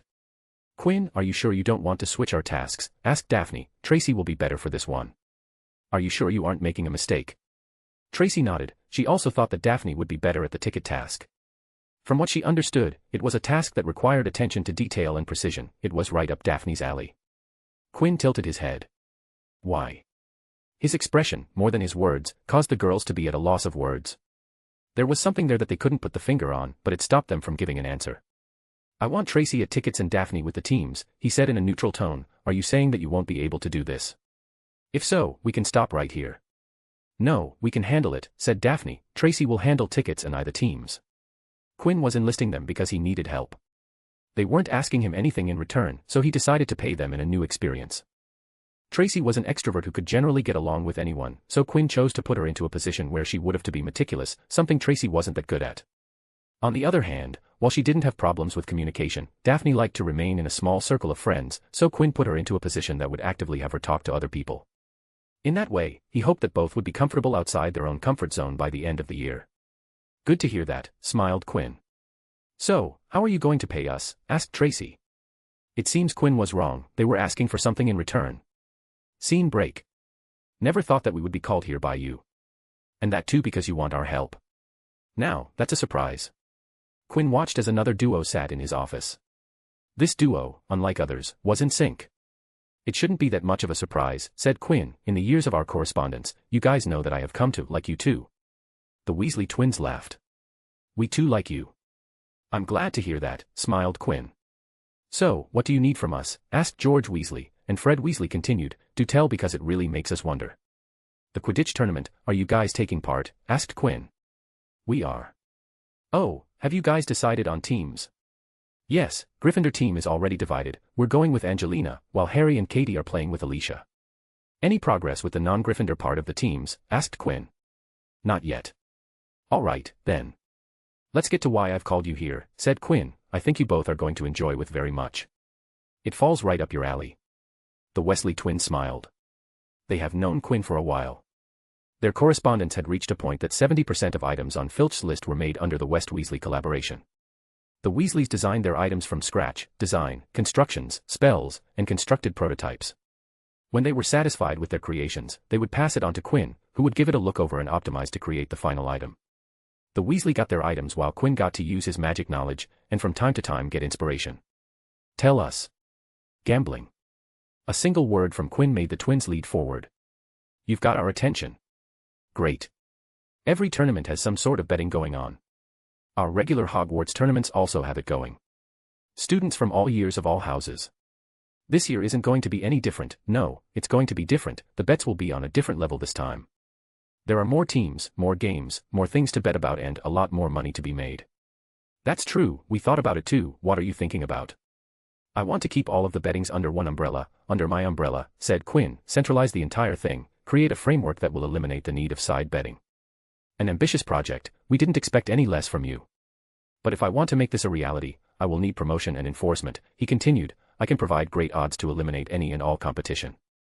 But if we want to make it a regular operation that runs throughout the tournament, I need people who will work the field. Quinn pointed at the twins and smiled, and who better than you two? So I would like you two to work with me to set up the betting scene for the Quidditch tournament. Let's just say if we join you, what will we get in return? Because while this sounds mad exciting, it's also a lot of work. As expected, I was right to choose you two, beamed Quinn. I will give you something that both of you are seeking. I will invest in the joke shop you both are planning. How do you know about that? Quinn gave them a silent look and gesticulated to them with a smile. Yeah, that was a redundant question to ask, but are you serious? Because this is serious for us. I'm serious, very serious. Work with me, and I will invest all the money you'll ever need to set up the shop. The amount of capital I will give you will depend on the performance you show me. Do good, and you'll have enough resources to let those ideas of yours come to life. So what do you say? Asked Quinn. The twins didn't even look at each other as smiles split their faces. We agree. Quinn interlocked his fingers and nodded. Merry cooperation, lads. Quinn West, MC, Gathering Independent Contractors. Susan Bones and Hannah Abbott, Independent Contracts, Number 1, and, Number 2, Sales. Daphne Greengrass, Independent Contracts, Number 3, HR, Tracy Davis, Independent Contracts, Number 4, Logistics. Weasley Twins, Independent Contracts, Number 5, Entrepreneurs. Chapter 162, Wonders of Body Magic. A shadow rushed between two forbidden forest trees, cruising through the forest, zigzagging among the trees. The figure seemed to know its way around the woods as they sprinted through the woodlands without losing much speed while twisting, turning, and jumping through any obstacle that presented itself in the path. This feels great. Quinn didn't know his way around the forbidden forest woodland. Sure, somewhere in his mind, he had the layout of trees he had seen memorized, but Quinn never accessed or immersed those memories. It was inefficient for him to do so. So how could he move through a densely packed forest with plenty of short-range altitude obstacles? The answer was pure athleticism, an elevated level of athleticism enabled by the use of body magic. These enhancements are mad, he grinned as he spun to the side to avoid a tree, and then without missing a beat, he kept running. Quinn was a 15-year-old with an above-average base physique granted to him by genetics. He exercised regularly without fail and took care of his body. As such, Quinn was the most physically fit among his weight class. His jogging speed was higher than others' sprinting speed. And currently, that person was accessing 90% of his total physical capability. He kept running, and running. Quinn didn't stop, which was unusual as he couldn't keep running for this long, even at his 90%. The answer was once again body magic. There were two different ways a user could improve their body magic skills. First, they could increase their percentage accessible throughout the board and enhance every category simultaneously. Quinn had employed this method to get himself access to 90% of his physical capabilities. But that was it, 90% was Quinn's limit. He couldn't push it above 90 as his magic failed due to instability. He didn't have the skill to bring his body above 90%. He had reached a cap that restricted his progress, and Quinn didn't like his progress to be hindered, so he set on looking for ways to kickstart his progress so that he could continue to grow. And from that came the second method. Body magic was divided into 5 broad categories: speed, strength, endurance, durability, and reflexes.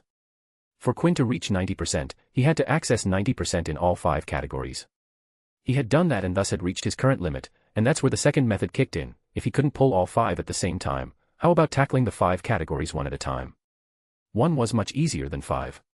Quinn didn't have to corroborate 5 different sets of magic and only work with 1/5 load. That was something he could work with. Thus he started working using the second method. According to the instructions, he targeted 1 of 5, endurance, the ability to sustain the prolonged physical effort. The start was slow. The first step along the way was to push his natural endurance above the 90% he had complete control over.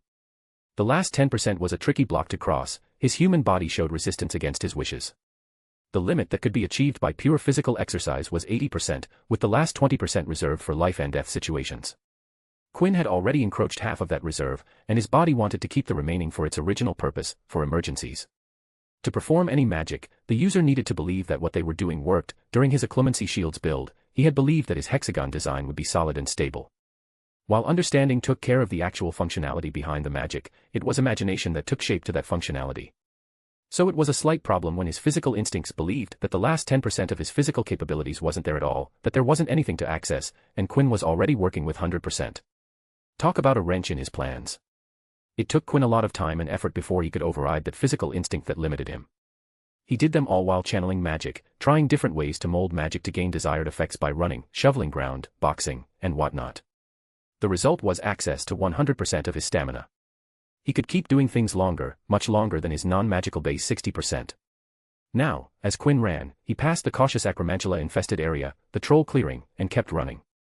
Soon he reached yet another clear area. It was dark as the surroundings canopy was so outreaching that they covered the sky above the clearing.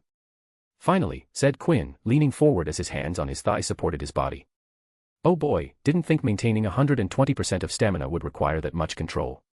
No matter how hard Quinn trained, he couldn't keep running at speeds closer to sprinting than jogging for a dozen minutes. To achieve that, he needed to surpass the natural 100% limit and enter the realm of magical augmentation. As expected, he mused, I can only augment my stamina by 30 points over the all-around 90%. Anything above that will collapse the magic. As the name suggested, body magic was magic and thus supernatural. It allowed Quinn to go above 100% and enter levels not achievable by his body. To achieve it, instead of his body, his magic covered anything above 100. Currently, he could only make his magic cover 30 points on his muscular endurance and cardiovascular endurance, ability to transport oxygen throughout the body. Yeah, this was the right decision, affirmed Quinn, standing up straight, going with augmentation rather than 100 across the board. This will be a better fit for me. When Quinn reached the 90% block, he was presented with 2 choices. The first was to get every individual stat to 100 and then learn to manage all 5 on 100% before entering the field on augmentation. The second choice was to get 1 stat to 100 and then learn to artificially, magically, augment and repeating that with every stat before moving on to merging them to push his entire physical above its full capabilities. Both were equally apt, but Quinn went with the second as he thought if he learned to augment, it would be easier to grasp how to merge and manage all 5 when he learned it. Alright, then, let's move on, said Quinn, ending his body magic thoughts. Now, where am I? He looked around, and there wasn't much to see except for a tree-free area surrounded by many trees. Well, let's move on, I guess. He took in a deep breath and checked how long his body could take getting its endurance augmented. Body magic had its limits. Out of the 120% that he was pulling, 100 was his body's natural endurance, and the magic would stop if he went lower than a certain point. Without a rest, I can go another 15 minutes, he formulated. Let's go. Suddenly, Quinn felt someone was staring towards him. His attention to his surroundings piqued, and he looked around to see what had triggered his senses. His dark vision eyes peeled through the darkness. Found it, he whispered. It was very faint, but Quinn caught it among the tall grass and bushes present on the base of trees. He slid his hand from left to right for an arc of water to manifest in the air. He snapped his fingers for the water arc to become razor thin and cut through the air towards the one who was watching him. The razor-sharp water cut through the tall grass and bushes, but there was no one there. Hiding behind the tree, huh? Magic concentrated in front of him as Quinn cast a potent piercing spell. He was going to nail the offender by going through the tree. But just as he was about to unleash the attack when he heard a growl behind him.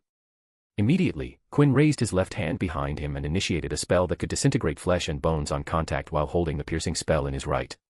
He looked back, and his eyes weren't already diluted, they would have diluted to their fullest as 10 feet away from Quinn stood a wolf, and Quinn could immediately tell that this wolf was of a magical species as even while on 4 legs, the wolf's height came to his chest. Quinn heard a rustle where he was about to shoot the piercing spell, and he turned his head just enough to see another gigantic wolf walk out into the clearing. "Why do you invade our land?" The second he heard the words, Quinn's eyes widened, and he immediately cut the supply of magic to his spells and instead charged a brand new spell and shot it towards the wolf closer to him. The Aurora Blue spell hit the wolf right in the face, and Quinn watched in anticipation to see the effects, but nothing came. The wolf, other than being startled, stood there unaffected. Huh? Why didn't it? Quinn didn't have time to finish his sentence as he heard a roar from the second wolf behind him. He turned to see the enormous wolf charging towards him with a snarl. The sight of the giant wolf was scary, and Quinn didn't want the wolf anywhere near him.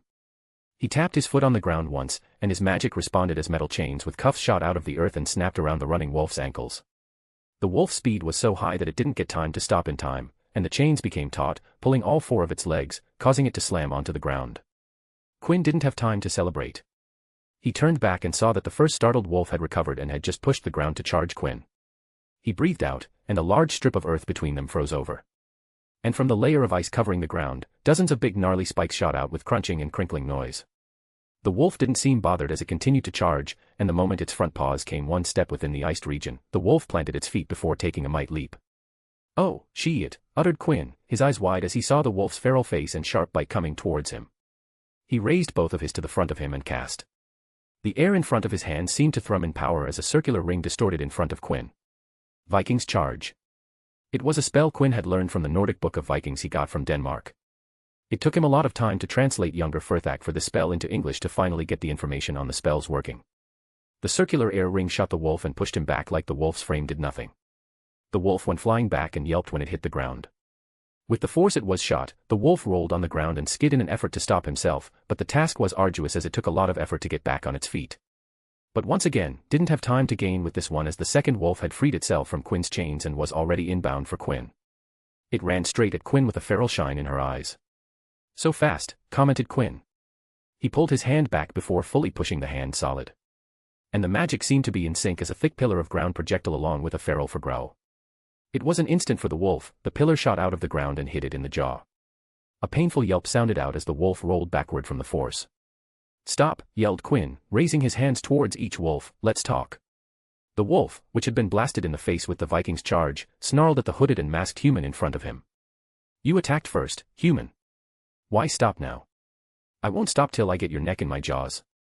"I apologize, I was startled," said Quinn, his voice distorted. He wanted the fight to stop because of his initial spell failure. The wolf, who had been hit in the face with a pillar, finally got up, and this spoke in a female voice. "Let's see what the human has to say." The male wolf snarled indignantly before walking over to the female wolf while keeping a vigilant eye on Quinn. "What do you want, human?" asked the she-wolf. Quinn stared at the 2 gigantic wolves, and he couldn't believe that they were standing in front of him. "You 2 aren't animagus." The first spell he had shot was an animagus cancellation spell that would revert a magical into their human form. Quinn knew that there were no wolves in the forest because there weren't any records of a native wolf species, so when he heard the wolf speak up, he thought that someone had figured out how to speak while in their animal form. "Animagus, what's that?" asked the male wolf cautiously. But it turned out that the records weren't true or at least incomplete. Quinn stared at the wolves, observing the 2 gray wolves with curious eyes. "Do the 2 of you know your ancestry?" The 2 wolves' body language immediately became defensive. The vigilance in their eyes deepened. Quinn noticed that, and behind his mask, he smiled. "So you do know. I can't believe that I'm seeing your kind, especially here in the Forbidden Forest. Tell me, are you direct progenies or descendants?" "Why you?" "Human, you know about our kind," spoke the female wolf. "In their entire lives, they were told that their kinds were scarce in number." "I've heard about you," replied Quinn. "Answer my question, were you direct progenies or descendants?" The 2 wolves exchanged glanced at each other before the female wolf answered, "Descendants." "Fascinating," voiced Quinn. "Is there any difference between you and the direct progenies?" "We don't know, there hasn't been a direct in our tribe since our first ancestors. Other than them, we all have been descendants," answered the he-wolf. "As for the difference, it said that they were stronger, faster, and tougher." I see. The 2 wolves in front of were an extraordinary breed of wolves. It was known that werewolves couldn't pass on their lycanthropy to their children. As such, the only way to continue the species was to bite others. But there was one particular case in which werewolves could create special progenies. If two werewolves, one male and one female. If the two werewolves were to conceive a child on a full moon night, that child when born wasn't a human but a pure magical wolf. A wolf breed that was bigger than any typical wolf species and held human-like intelligence and speech. But this wolf species was extremely rare. The two wolves in front of him weren't children of werewolves, but children of the wolves born from werewolves. Which, in turn, was also rare as the breed was so rare that chances of seeing a direct male and direct female together were itself sparingly rare. How many of you are there in the forest? The wolves didn't answer, but Quinn didn't miss the he-wolf's glance in a particular direction. It told him that these two weren't alone and there were more of them.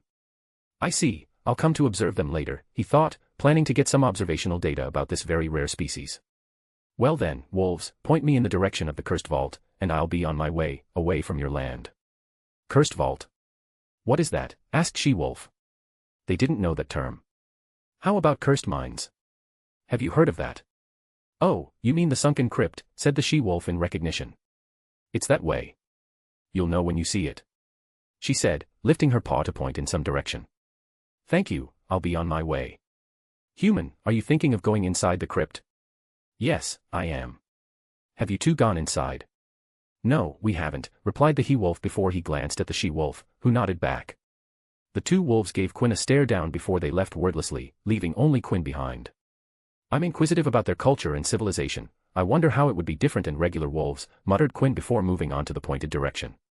I'll know when I see it, let's see what's all this about. With that, Quinn had moved one step towards the fourth vault. Quinn West, M.C., Stamina. Forbidden Forest Wolves, Pure Werewolf's Progenies, Wolves by Selena Gomez.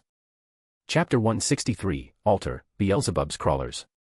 Meeting the Forbidden Forest Wolves was an unexpected yet inviting experience. He didn't think that he would chance upon an extremely rare species, and now that Quinn knew about their existence, he had made a note about observing them. He wasn't a big fan of magizoology and alive creatures, but with a species so rare, Quinn wasn't going to let his likes and dislikes color his judgment. The wolves pointed towards east. He recalled and used a point me charm, east direction version, to set himself a direction to trek in. Quinn sighed as he jogged east. The scenery had returned to the continuous gray dullness with the wolves gone. The bleakness was starting to get on his nerves because of the sheer monotony. He concentrated on the ground, running, jumping, sliding over overgrown vines, exposed roots, and fallen tree trunks. Quinn's feet moved according to his will, and the rhythm and sound of his steps against fallen, dry leaves dulled the boredom. But it seemed he was bored for nothing. He skipped over an old, fallen trunk log, and as his feet off the ground, his vision caught something. Rustle, rustle, he looked at the ground ahead of him and the small spread of dry leaves parted, and from within, came launching out a bottle-guard-sized leech with a hole full of pointy for a mouth. Its gross and slimy wiggled in waves as it flew towards him. Quinn's expression immediately turned into one of disgust and irritation. He should have known better to jinx the peace, and now he had to face these. He took in a deep breath and exhaled a white mist straight onto the leech, freezing it inside a thin sheet of ice. The momentum of leech carried it over, and Quinn caught the ice-covered worm in his hand before mercilessly turning it into a meat patty by crushing its entire body inside the ice. His feet finally touched the ground, and at that very moment, a gust of wind pushed every leaf up and away, revealing an infestation of big leeches lying on the ground. Bloody knew it, he thought. Blood-sucking bugbears. As the name suggested, the leeches sucked blood, and Quinn hated them with a passion. He had been bitten by them once. It was during his surveillance over the forest trolls that one bit Quinn's arm, and within 5 seconds, Quinn felt like he had lost most of the blood in his arm. The leeches could suck in blood like a thirsty person in desert water. That day itself, Quinn had found that the leeches worked with teamwork. The moment Quinn's other foot planted itself on the ground, the still leeches came to life, and at once, every one of them jumped up from the floor towards Quinn. In retaliation and defense, Quinn pulled up the same shield he had used against the acromantulas. The slugs met the protection and immediately burned up. But the semicircular shield wasn't enough as some leeches started within the boundary of the dome. F***K, cursed Quinn as 2 leeches bit through his noir gear onto his feet. He felt them sucking his blood, and unlike last time where he had tried to pull them just to fail and had to blast them off his body, this time he went another one. Freshly drawn blood maintained a magical connection to the owner for a brief spell of time, and right now, Quinn could feel his inside the leech's body. He grinned cruelly, and immediately, his blood inside the leech's bodies bubbled and burned through their flesh like a corrosive acid. Simultaneously, both of the now dead leeches fell down onto the ground. Quinn then pulled down his shield and then blasted every bugbeard he laid on his eyes. Any more? He asked to one in particular. Quinn looked around and looked vigilant as an infestation of blood-sucking bugbears meant there was a good source of blood for them, and any source of blood inside the forbidden forest had a high chance of being dangerous to him. He silently jogged ahead, keeping a careful eye on his surroundings. He had dashed around 20 meters when he had to come to a skidding stop. "Haha," chuckled Quinn with a genuine smile on his face, "I forget that he was supposed to be here." In front of Quinn laid a Cerberus, a hound, a monstrous hound that took so much space that it put elephants, Argog, and even the forest trolls to shame when it came to size. It had 3 heads. 3 pairs of rolling, mad eyes, 3 noses, twitching and quivering in his direction, 3 drooling mouths, saliva hanging in slippery ropes from yellowish fangs. Fluffy, that's the name, right? Fluffy, the Cerberus got up on its feet that sported sharp and long claws on its paws. The 6 eyes remained fixed on Quinn as multiple guttural growls harmonized together. "Ho ho, you look much more intimidating awake, bruv," smiled Quinn. Fluffy's 3 heads barked and pounded its front paws on the dirt. The ground shook, and the barks filled the space between the trees. If it was someone else of this size, Quinn would have been worried, but this was someone who Quinn knew how to handle. Quinn built up magic into his throat before he started to whistle with a fun smile on his face. If Fleur Delacour put a dragon to sleep, then Quinn could put a Cerberus weak to music down to sleep with a whistle infused with thick bewitchment sleep spell laced into the sound. Fluffy looked confused, and all 3 heads shook left to right, flapping their 6 ears. Fluffy stepped 1 step ahead, and in response, Quinn moved 1 step back and to the right. He continued to whistle for half a minute before Fluffy went down to his feet, another 10 seconds before he retreated into a dog sleeping posture, and by the end of the minute, Fluffy was sleeping soundly. "This might be the easiest thing I've done in these woods," whispered Quinn. He didn't need to continue to whistle because of the infused, bewitching sleep magic. Quinn walked ahead and squatted near Fluffy's paw, and stared at the black claws in interest. He shot cleaning spells on 1 nail before touching it. I wonder how tough this nail is," pondered Quinn before shrugging and raising his arm to drop a chop charged with slicing spell on it, putting a deep gash on it. "Okay, this is tough enough," nodded Quinn before once again raising his hand, and this time when he dropped a chop, the tip of the claw was cleanly chopped off. "Well, it will get tougher when I'm done with it. Some alchemy will do the trick." Quinn bagged the hardened keratin into his pockets before moving further east but not before rubbing Fluffy's head. "Sleep well, buddy. You'll be up in no time." "The wolves messed with me, didn't they?" spat Quinn. "It's been a half hour. Where the hell is the vault? Those mutts lied to me." He stood deep in the forbidden forest with his hands on his waist, looking around. He was so deep in that if Quinn couldn't recall his every step, he might not have been able to get out of the dense and spanning woods. Quinn looked up and sighed because he couldn't see what time it was. He took out the pocket watch he used with Noir, one of his designs, a minimalist construct that didn't have any fancy functions and only a printed dial with 2 clock arms covering a solid and accurate mechanism. "It's getting late. I should." Quinn stared straight ahead at the ground, but he was focusing on his peripheral vision. "Not going to lie, but I feel embarrassed," said Quinn, slowly turning to his left to see what he had caught. "How did I miss that? I've been standing here for a solid half-minute." Quinn walked forward and stopped after 10 steps. He tilted his head and stared in all directions to his front. "A masterful work," he commented, "fascinating illusion work given the amount of light in here. Ah, now I see, it's targeting my magic and not sight." Quinn clicked his tongue and scrunched his face. He didn't like that his magic was manipulated to influence his sense. Of the many magics he knew, Quinn considered his illusion magic to be one of the better ones. Now seeing that he was fooled wasn't an irritating feeling. "Is this how people feel when they are humbled?" he pondered aloud while raising his hands. "Not a feeling I like, absolutely not a feeling I enjoy." He stabbed his hand forward, and it disappeared till his elbow joint. "Definitely an illusion," he sighed. "Wait, what am I doing playing with it?" Quinn gathered his magic and proceeded to get free from the illusion. Almost instantly, the illusion fell down for Quinn, and the sight inside made him take a sharp breath. The illusion was cast in a dome shape, and inside was another clearing. A golden ray of light fell down from a hole in the canopy. A ray from heaven dropping down to the desolate lands, illuminating it with hope. On the ground, where the sunlight stuck, stood a square altar, bathing in the spotlight from Mother itself. Even just this made Quinn think it was a beautiful sight, but the altar in golden sunlight wasn't the only thing hidden under the illusion. Around the raised altar, outside of the sunlight, in the darkness of the dim woods, were signs of strong and vital life. One of the most charming plants that Quinn had seen graced the land around the altar with its stunning beauty.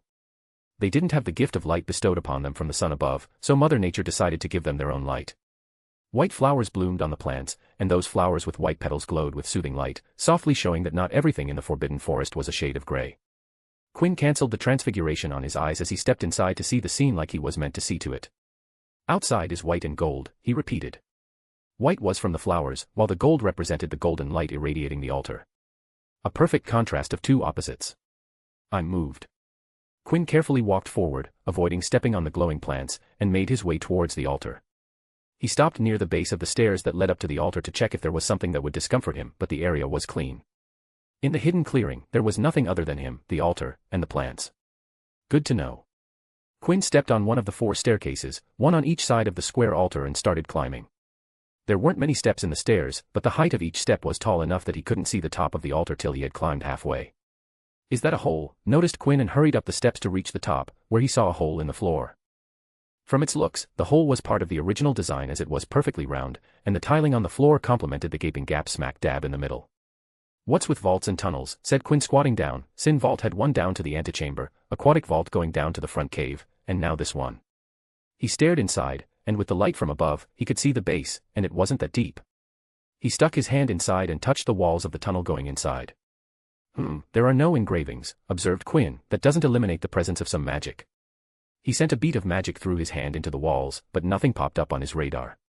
Good enough. Saying that, Quinn snapped an end of Carpe Retractum's cord of light onto the floor, and with the other end clutched in his hand, Quinn rappelling down into the tunnel. He wanted to start on a positive note, so, whoopee. Squelch, the lower end of the tunnel was wet sloppy ground, and Quinn's boots dug a couple of inches into the dirt. You, groaned Quinn, this wasn't the start I was looking for, ugh. He looked around and saw the entire floor was loose mud.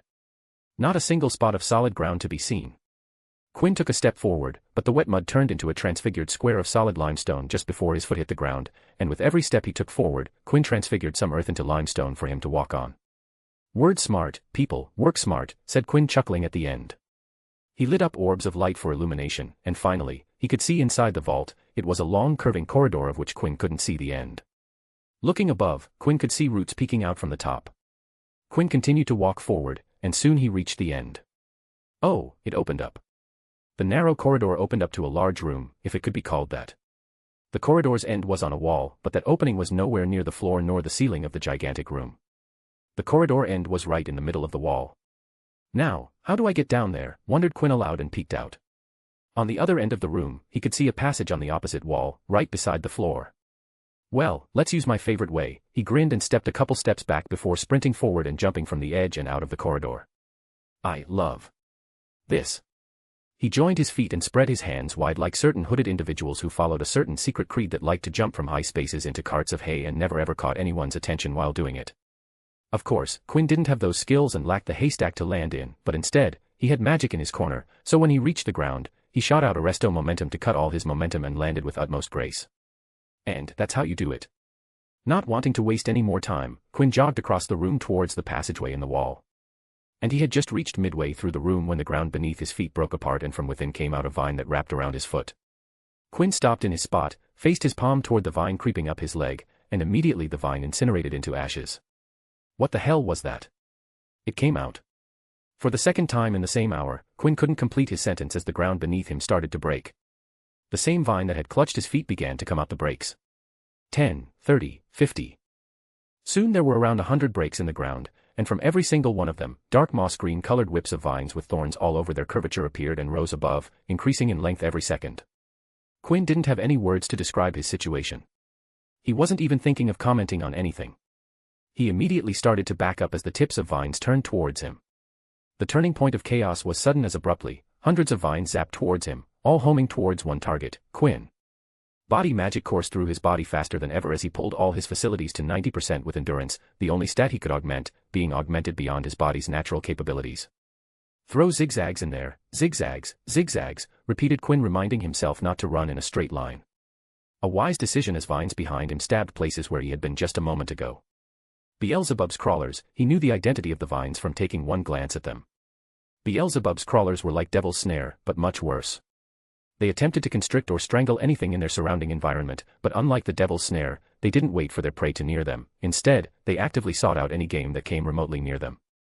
Over that, they had thorns that would inject venom into their prey's body before pulling them into their ground, where the bodies would decompose, turning into nutrients for the plant. Quinn hurriedly looked up at the passageway in the middle of the wall that connected this room to the altar's entrance with a curved corridor. Now a problem presented itself to him in the face of danger. Unlike when he jumped down from there, he couldn't go up at the same speed. Quinn raised his hands, and suddenly, planks of earth protruded out of the great wall like a staircase along a diagonal of the surface. As Quinn jumped on the first one, it turned into limestone for durability, and with that, he started to scale the wall by climbing stairs that he created for himself. "Oh no, you don't," he yelled at a rough dozen vines that came stabbing towards him. His magic thrummed, and a strong cutting curse lopped a considerable chunk of the vines before they could even touch him. But it wasn't enough. He continued to dodge, cut, and climb, but by the time he was 3/4 way up, the vines had become too much for Quinn to lop off in bunches. "Okay, I will try that," he decided and stopped on a step.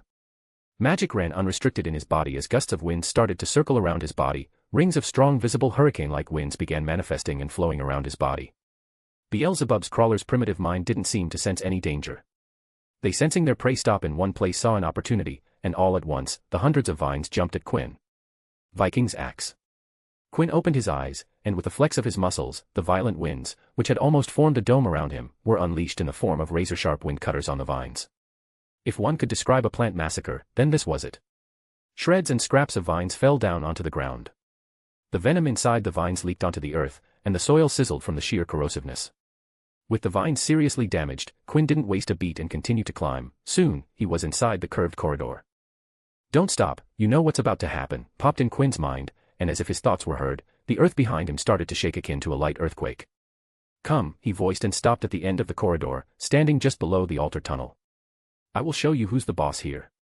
The best way to combat plants was to target them with one thing that was so harmful to them that forests worldwide fell prey to it. "I didn't use it above because of the risk, but I don't have a problem here," spat Quinn and raised his right towards the corridor. The shaking on the ground stopped and a silence set inside the cave. "Here they come." Quinn could feel it. Like a wave of water being released into a narrow place, vines over vines of Beelzebub's crawlers rushed into the corridor towards Quinn, filling it completely. "Flame on," grinned Quinn. It was abrupt. Eruptions of fire sparked across the corridor. Instantly, the corridor covered with vines was now filled with yellowish-red flames, with the Beelzebub's crawlers burning within the angry fire. Quinn squeezed his fist, and the screams of fire became stronger as flames became stronger. He was planning to turn every vine that came after him into dust. When he stopped, the earthen walls and ground were scorched into complete blackness, and if there was light inside the tunnel, he would see the black ashes of the previously vibrant vines filled with vitality. Deciding that it was enough for today, Quinn climbed out of the tunnel and laid on the altar beside the hole with his arm covering his eyes. He let out a long groan and whined before he cried out. "I don't want to go through that every time I go inside. Quinn West, MC, oh, screw this, I'm out." Fluffy, Cerberus, woke up thinking which idiot cut his nails and what level of stupidity was it to just cut one. Chapter 164, Babble and Opening Day. Angelina Johnson and Alicia Snippet sat in the aide office in front of the big desk. They looked at each other and then behind the desk. "So team names," they heard, "have you decided what you want to call yourselves?" "Why yes," replied Angelina, "the Remembrals, no one would be able to forget us." "For us, it's Sonic Brooms," said Alicia. "Those are two good names," came a nod of approval, "much better than what Cedric and Eddie chose. What kind of name is Trolling Bogies?" before looking to the left and saying, "Please not the names down." Both girls looked to their rights and saw Quinn standing on a bar stool next to the glass wall, noting their team names down on the notepad. "Remembrials with 2 L's, right?" asked Quinn. "Yes," replied Angelina. She then looked behind the desk where Luna Lovegood sat, looking at them. "What's the color scheme?" "I hope it isn't gold and red, that would be unfortunate," she asked. "If you haven't decided, let's first decide the logo before we reach the color scheme, as coordinating colors then would be much easier." "Oh," replied Angelina. A 6th-year replied to Luna, a 3rd year. Quinn glanced up from his notepad and looked at the two confused girls. "Don't look at me, she's the one in control here, I'm just the note-taker. I suggest that you communicate with her well, because she'll be the one who'll be designing everything from your Quidditch uniform design to your logo before everything goes to production. Especially the logo, because it'll be literally everywhere. You really don't want to mess that up, take my word for it, you won't be happy if you mess the logo up." Luna glanced at Quinn and put her hand out. "Show me the notes, what are you writing?" Quinn handed the notepad to Luna, who flipped through it before looking at him. "I told you to write their team names. I didn't ask for brief notes on conversion theory and organic transfiguration, you even made diagrams." She looked up and bluntly said, "I will do it on my own. You can leave if you want." Quinn nodded with a sad expression, and when Luna looked down on the notepad, trying to make some sense, he glanced at the Gryffindor girls and winked. "I will see you guys later," he said. "Luna, there's a list on the table with the timings of other teams' arrival. Please wrap these two up before the next duo arrives." Replied Luna. Saying that, Quinn left the office with a smile on his face, hands in his pocket. After a long time of being swamped with preparations for the tournament, he finally had free time. Now, I know why people hire other people, he comfortably groaned while stretching his hands up. Work becomes so easy with other people doing it for me. His new team had taken a lot of work off his shoulder. Now he only needed to communicate with the vendors, and that was just written communication. Every other thing was handed to the students he had selected as unpaid, some paid, in turns. He hummed his way through the corridors, and before he knew it, Quinn was standing in front of the room of requirements. He walked past the tapestry of Barnabas the Barmy, and on the third time, a metal gate with intricate and ornate metalwork appeared on the opposite wall. "Oh my friend, it has been a while, it had been a week, I've missed you." Quinn's palms rested on the locked door, and on his touch like the vaults in Gringotts, the metal design onset into a massive transformation of shift, and before long, a click was heard indicating that the door was now unlocked. He pushed the door open and stepped inside into a stark white room. As Quinn stepped through the threshold, he felt potent magic sweep him. To be accurate, as Quinn stepped into the room, he entered a ward that stripped every speck of dust and grim on his body and clothes. Quinn wasn't strange to this feeling as he had one inside his workshop, but this one was multiple times more robust than his. "She overdid it, I think my skin hurts," he smiled, thinking about what he assumed was Rowena Ravenclaw's work. The room's walls, floor, and ceiling were all stark white, with no spot disturbing the white. Quinn walked to the two brown wooden tables in the room and stood in between the two, which stood side by side to each other by length. He glanced at the left long table, and on it sat 10 identical table lamps equidistant in a line. Every lamp had a 1-foot rectangle strip of metal sheet turned into an MLE light source. Below each lamp sat thick tomes, each of them looking more ancient than the other. One such book beside Quinn gently turned a page on its own before the lamp above flashed a bright red light for a single second. Seeing this, Quinn turned to his right to see the other long table, but on this one sat 10 modified designs of Magifax. He walked behind the table, and behind each Magifax sat 2 stacks of papers, one blank and the other printed. He watched as a blank sheet was sucked into the machine, and a printed sheet came out. The contents were the same as the tome beneath the lamp that Quinn had just seen. Then he looked to the further right to see what at a glance looked like a 20x20-ish grid of paper stacks arranged neatly on the floor. One of the printed stacks behind a modified Magifax lifted off the table and gently floated to the floor, landing on an empty spot, joining the grid of other stacks. Project Babel. The Library of Babel, written by Jorge Luis Borges, was a story about a library that contained every book to be ever penned in the entire universe. Quinn was a devout bibliophile, dreamed of owning such a place, and was ambitious by nature. He set out to build something similar to the Library of Babel, a library with every knowledge about magic ever conceived and written down. The aim was grand, and he had to start somewhere. He had already begun when Leah gifted him his first set of magic books in French.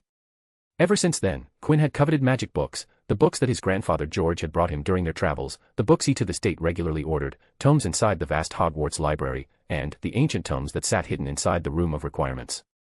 The stark room in which he stood was a room that Quinn had requested from the Room of Requirements, a room that only I, Quinn West, could enter with all books and tomes marked by Room of Requirements.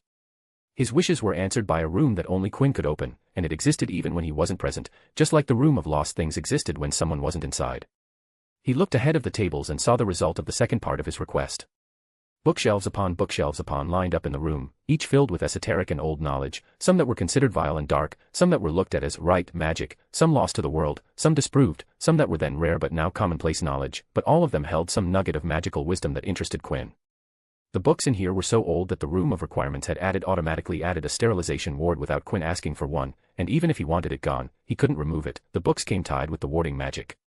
Quinn had built this room and the setup at the start of the year. He knew that it would take time to copy every book even when his copy system worked round the clock, all day, every day. "I just hope I cover most of it by the end of this year." The following year was when the Room of Requirements was found, and Quinn had built this plan taking in that possibility. He didn't know the whole story, but Dobby, the Malfoy house elf, now ex, worked as a Hogwarts employee. While Quinn hadn't talked to Dobby, he knew from the house elves that he did know that Dobby was still a boy who lived fanboy.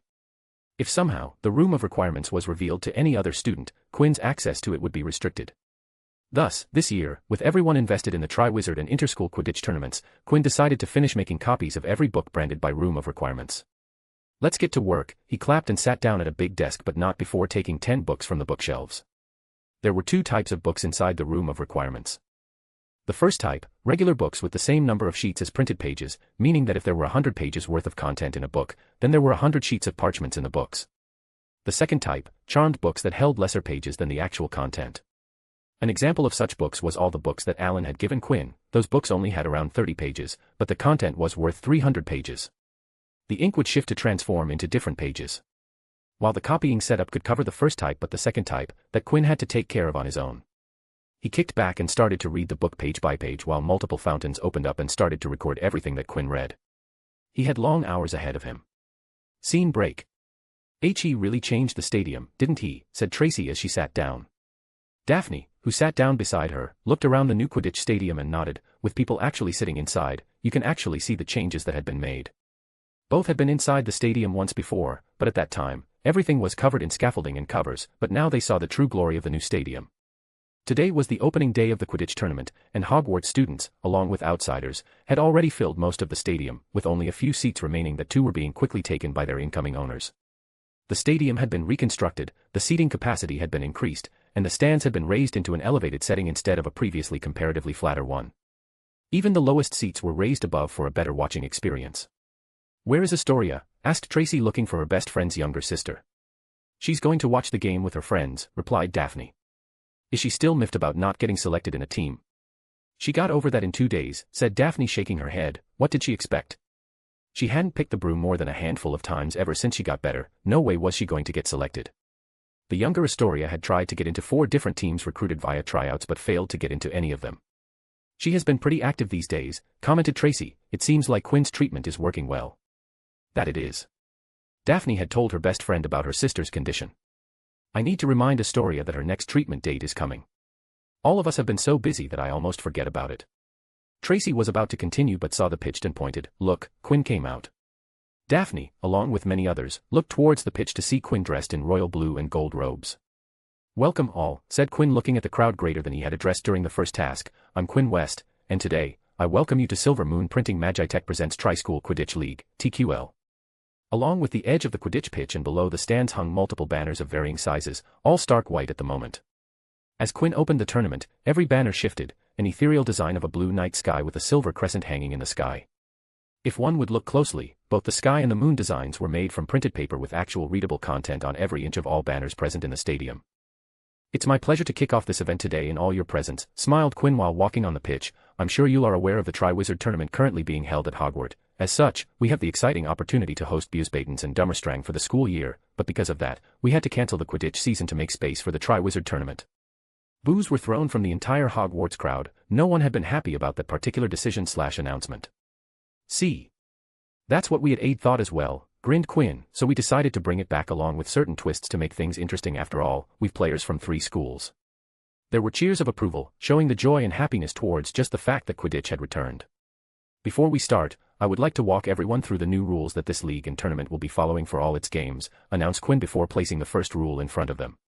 Every game played will have a total duration of 2 hours. There was a lot of murmur in the stands. Unlike the standard rules which allow games to go as long as the snitch isn't caught, I decided that to impose a time limit on the game. This way, the teams will have to think about time, which will give rise to all kinds of interesting scenarios.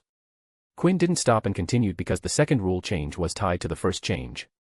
"The second rule is for the Seekers and Golden Snitch," announced Quinn. "A standard Golden Snitch is worth a whopping 150 points, an amount that could turn the tides of the game in an instant. Sounds exciting, right?" Crowd ID in agreement about the rule change. When a Seeker locked onto the Snitch, the flying was definitely the most fun and exhilarating, with the Seeker flying literally weaving in and out the game, with the risk of getting hit by others. In this tournament, we've decided to change the worth of the Golden Snitch from 150 to a lower 50 points.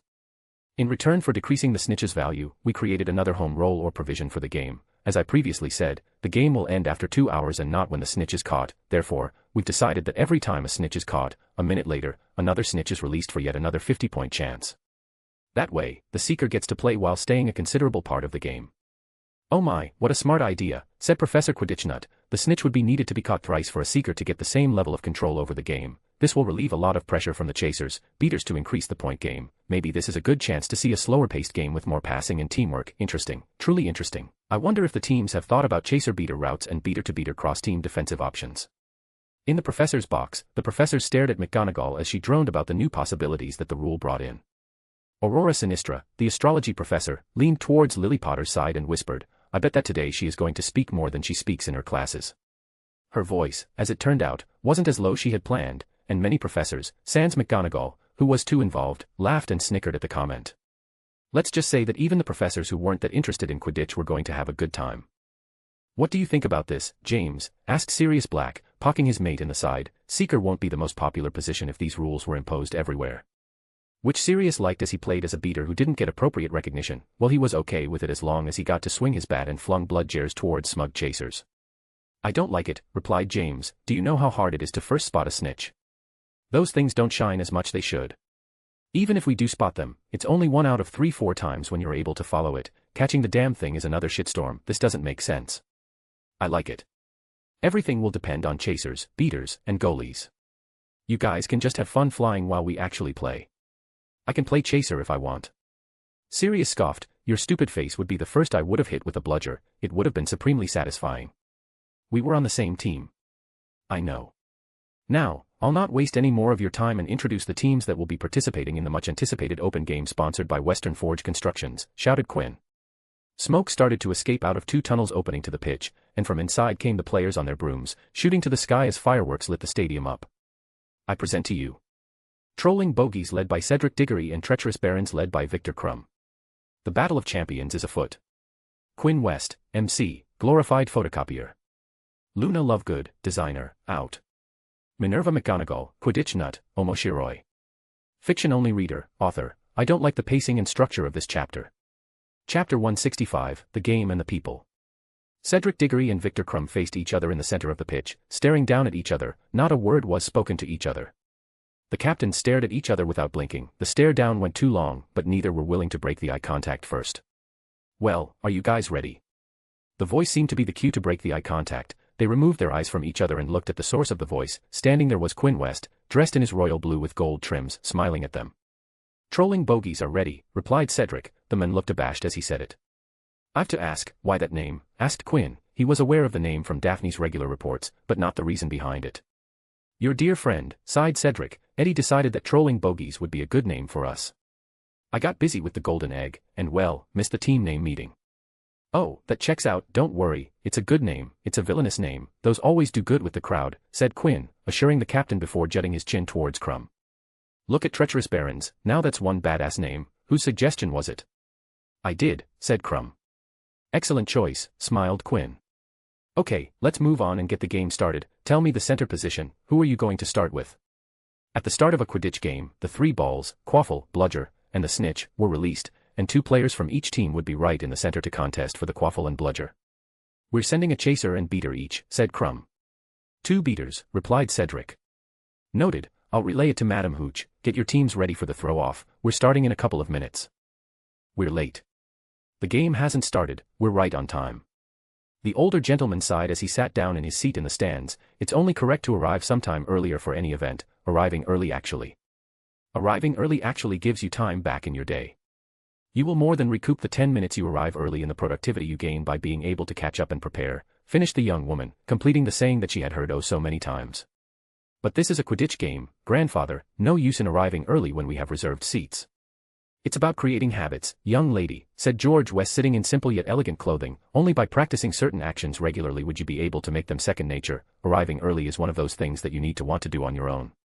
Leah West didn't reply. She didn't have to. The grandfather-grandchild pair knew that Leah was rarely late for anything. It was only an elder's nature to repeat things to that important advice stuck in their young one's mind.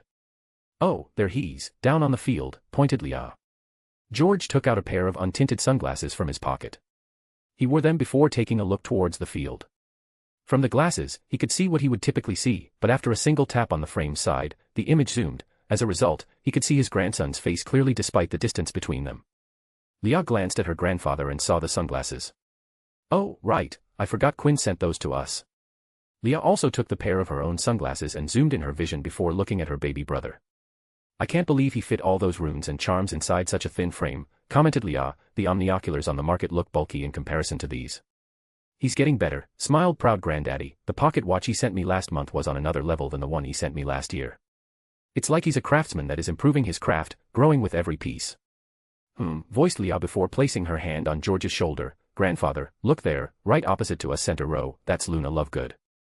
Oh, where? The dazed-looking blonde child, is that Luna Lovegood? Yes, that's her. Why is she wearing a hat in the shape of a troll?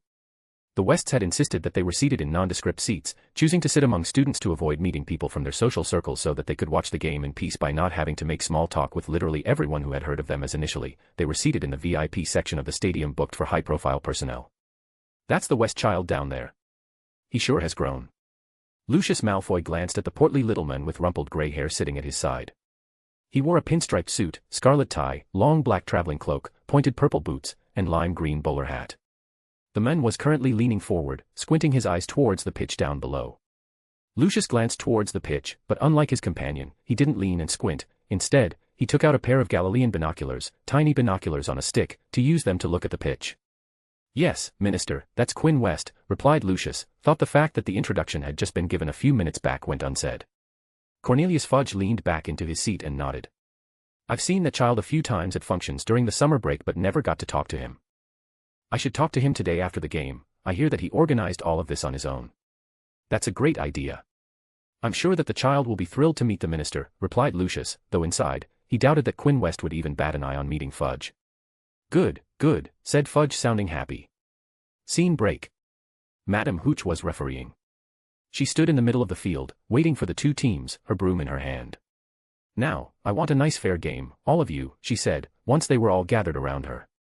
She held out the golden snitch in front of everyone. "Regular rules for snitch release, 30 seconds before the quaffle and blood jars."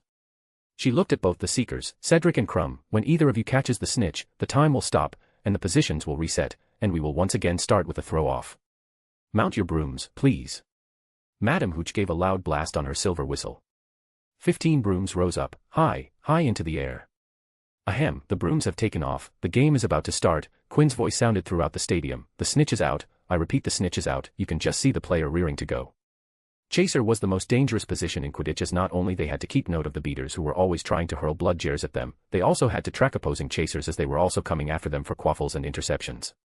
In the pitch's center, the T. Baron's non-center chaser looked at the T. Bogey's chaser, and he was taken aback by what he saw. "Eddie Carmichael, right? Why is he looking at me like that?" He saw Eddie stare towards them as if he owed Eddie some money, and to be honest, it made him gulp. The look was intense. "Pie-eye," the whistle sounded, startling T. Baron's chaser. The quaffle and bludger were thrown straight, and the second they reached their peak height, just before falling down, the players moved. The game is on.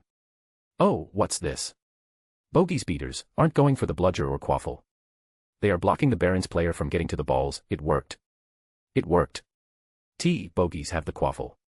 T. Bogeys as two beaters slammed right into the T. Baron center members, chaser and beater, and let the quaffle and blood jars drop down their flight level.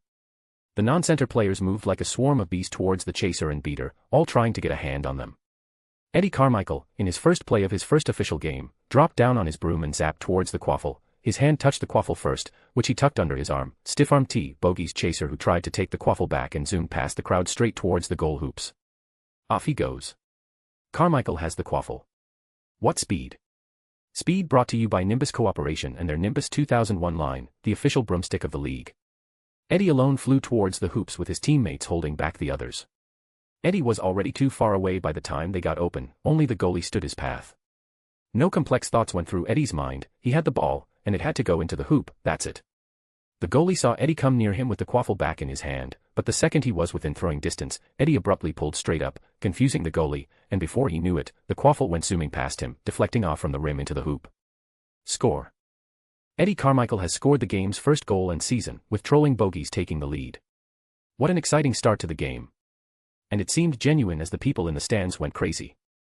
My apologies for being late, I, for the life of myself, couldn't find a pair of socks to wear. The people in the VIP box looked at Albus Dumbledore as he entered with a bright smile on his face, dressed in his colorful, eccentric robes, looking jolly as ever. His bright eyes peeked from behind his half-moon glasses, taking in everyone in the room before finally stepping inside the box. What's the score? He asked as he sat beside the other two heads of the school. The game just started, 50-70. Oh, Ogden, I didn't know you were coming. How long has it been since you come out of your distillery? Smiled Dumbledore towards the owner of Ogden's Old Fire Whiskey. You just saw me in Wisingamot last week, said Ogden. Ah, yes. It fell off my mind, how forgetful of me, laughed Dumbledore before once again looking around the VIP box. Speaking of, where is George West? I was told he would be attending. George West is attending, exclaimed the minister in his bowler hat, looking around to see if he had missed the men. That's what I've been told, said Dumbledore, but from the looks of it, the VIP box was already full. Even if he was here, George West wouldn't have sat here. Who told you that he'll be here? Dumbledore held back a sigh at the minister's question. Why wouldn't he, the headmaster, be privy about the people coming to his school for a highly organized event? You see the student right in front of us, sitting with the professors, Quinn West, he's the organizer. He submitted the guest list. The organizer, however, cleverly didn't share the seating plan with the headmaster, just the names. Then where is he? I'm assuming that if he's attending, then he's among the students, guessed Dumbledore. Nay, Dumbledore was sure that George West was sitting in the stands. Not that I can blame him, thought Dumbledore as he watched everyone in the VIP box whip out their omnioculars, but they weren't looking at the game but at the stands. Oh. It seems the Seekers have spotted the snitch. Cedric Diggory and Victor Crumb zoomed across the pitch, both Seekers chasing after the ever-elusive golden snitch. Seekers were generally the smallest and lightest players on a team and needed both a sharp eye and the ability to fly one or no-handed, but today, both Seekers didn't comply with the archetype. Cedric Diggory was a tall fellow with a not-so-wiry frame. His body caught too much drag from the wind, causing him to fly slower, just by a fraction, but those fractions were what mattered when one was competing with a fast Seeker chasing a faster snitch. With his bulky and stocky build, Victor Crumb was the complete opposite of the Seeker archetype, too heavy for a Seeker. He was already heavier for adult Seekers, there wasn't even a need to mention school level. But for some reason, both of them were still the fastest players on the field. Diggory and Crumb are hot on the tail of the snitch, Diggory to the front. Crumb is back in the lead. What an intense chase. What do we see here? Crumb anticipated the dip from the Seeker and has clutched a substantial lead. What's this? Diggory is gaining speed, will he catch up? It's late. It's late. Crumb has it. The snitch has been caught. Barons have caught the first snitch of the season. Fireworks shot on cue as Barons surrounded Crumb as the team circled the stadium, with snitch the held clutched high in Crumb's grasp. Scene break. In the professor/commentator's box, the head of houses sat in the front row, just behind Quinn, who sat just behind the railings, to get a clear view of the game. Minerva, did he really organize all of this? Asked Sprout looking at the new stadium, the animated and colorful banners with the game going in the center of all of the numerous little things that impressed the herbology mistress. He did, answered McGonagall distractedly as he craned her neck with her favorite omnioculars set on her eyes. Yes, dive, yeah. Sprout sighed at her colleague's antics, the Quidditch nut was in no condition to hold a conversation. She decided to talk to the Phileas. Are you proud? She saw the half-goblin snicker in amusement as he wrote something off a parchment. What are you doing? Flitwick looked at Sprout with a toothy grin and showed her the parchment. I just won 20 galleons on who would reach 100 points first. I bet on bogeys which had high odds because Mr. Crumb is on Barons, but my hunch was good, now I'm in profit. Suddenly Quinn turned towards them and gave Flitwick a thumbs up. Good decision, Professor. Bogeys chasers are on fire today. Do you have something on them today? Flitwick slapped his thigh, frustration flashing in his eyes. I didn't think that Mr. Carmichael would be so good as a chaser. This is his first game, and he had already scored third of bogeys points. I was actually counting on Mr. Diggory to pull the point total, a miss on my part. Haha, don't worry, Professor, there are still many games remaining you can, laughed Quinn but suddenly looked back at the field. Chaser crashed, 2 chasers crashed down into the grass, Carmichael from bogeys and Bam from Barons. Carmichael is already up and flying. What endurance, I wonder who's his trainer. Sprout looked between Quinn and Flitwick in shock. Why you're betting. Phileas. Loosen up, Pomona. Enjoy the game, grinned Flitwick. Next time, I'll take you with me. The Weasley twins have a great betting setup, they give great odds. Shell some of your galleons on things other than seeds and plants. Sprout sighed, her eyes going to the fourth head, who was intently watching the game. No way. She thought. Severus, did you? No. I see, of course. Oh. Diggory has beaten the pro to the snitch. Bogeys have their first snitch of the game. That puts them above the Barons with a great margin. A great offensive team effort by the trolling bogeys. What a game we're getting to see, brought to you by Blishen's Fireworks. Smoke works filled the sky as green and black colors of trolling bogeys menacingly made their presence known. Quinn once again turned back to the professors. Professor Snape, here you go. He threw a roll of parchment along with a tiny vial towards Snape, who effortlessly caught it. My personal recipe for smoke sky shots, what do you think about it? Snape stared at the vial with silver liquid for a moment before reading the parchment. Good enough, was the short response before Snape opened the vial and a small plume of green smoke rose to turn into a shape of a troll. Better. Quinn grinned before once again turning back towards the game. Scene break. Marcus reached the bogeys locker to meet Eddie and jumped when he heard a loud, frustrated shout. How the hell did he catch 2 snitches in the last 20 minutes? $@ at %. Marcus saw Eddie angrily stuff his gear into his bag while throwing out profanities which from his mouth sounded weirdly melodious.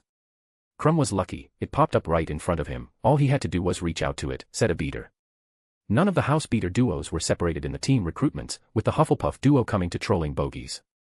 I know. We King played so well. Ah, that buzz cut of his pisses me off.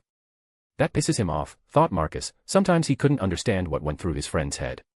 We'll win the next game and every coming game, said Diggory, and his tone lacked his usual happy style. Marcus was about to enter the locker room when Luna, with a troll hat on her head, walked past him and entered the locker room. You lost. I know. I was there. The opening day game ended with plenty of fanfare. Quinn West, MC, plugging sponsors whenever I can. Fiction-only reader, author, suggest credits. Too many people in this chapter. Chapter 166, Boys and Girls, It's Time. After closing the game by thanking everyone for attending, Quinn turned to the professors while getting up from his seat. This was fun, professors. I hope you all enjoyed the game and the little changes we made to the gameplay. It was a fantastic game, Mr. West, nodded McGonagall, looking as if she had eaten a scrumptious meal. Now, I'm looking forward to the upcoming games, it'll be a fun Quidditch season. That's good, said Quinn smiling before clapping his hand once. Now, I'd take my leave, I've to meet some important people. I'll see you all at the after-game party. Then he exited. There was nothing to do in the stadium, and they also had to make sure students went back correctly, so the professors also rose from their seats, but then Quinn peeked back in. Even though I said it, please don't come to the after-game party. People will kill me if they know I invited you guys. Have your own party, I can arrange for drinks and snacks, contact me if you need that. He didn't wait for a reply and ducked back out, leaving for real this time. Flitwick looked at his colleagues, raising his betting parchment. I had a decent game today. Do you all want to gather this evening? I'll pay, my treat. The professors looked at each other, contemplating the offer. They all had a tough past few months with arrangements. Sure, why not? Scene break. For the guests to arrive at the stadium, they had to go through the grounds while walking a clearly marked path that went from the main entrance straight to the stadium. Near one of the stadium's exits stood George and Leah West, waiting for Quinn to arrive. The family had decided that Quinn would escort the two out after the game. I'm here, said Quinn, jogging his way out of the stadium. I came here as fast I could. Yet, you're late, my child, said George, taking in the appearance of his grandson. What do you mean? George didn't pull his hands from behind his back, although he subtly nudged his chin towards Quinn's back.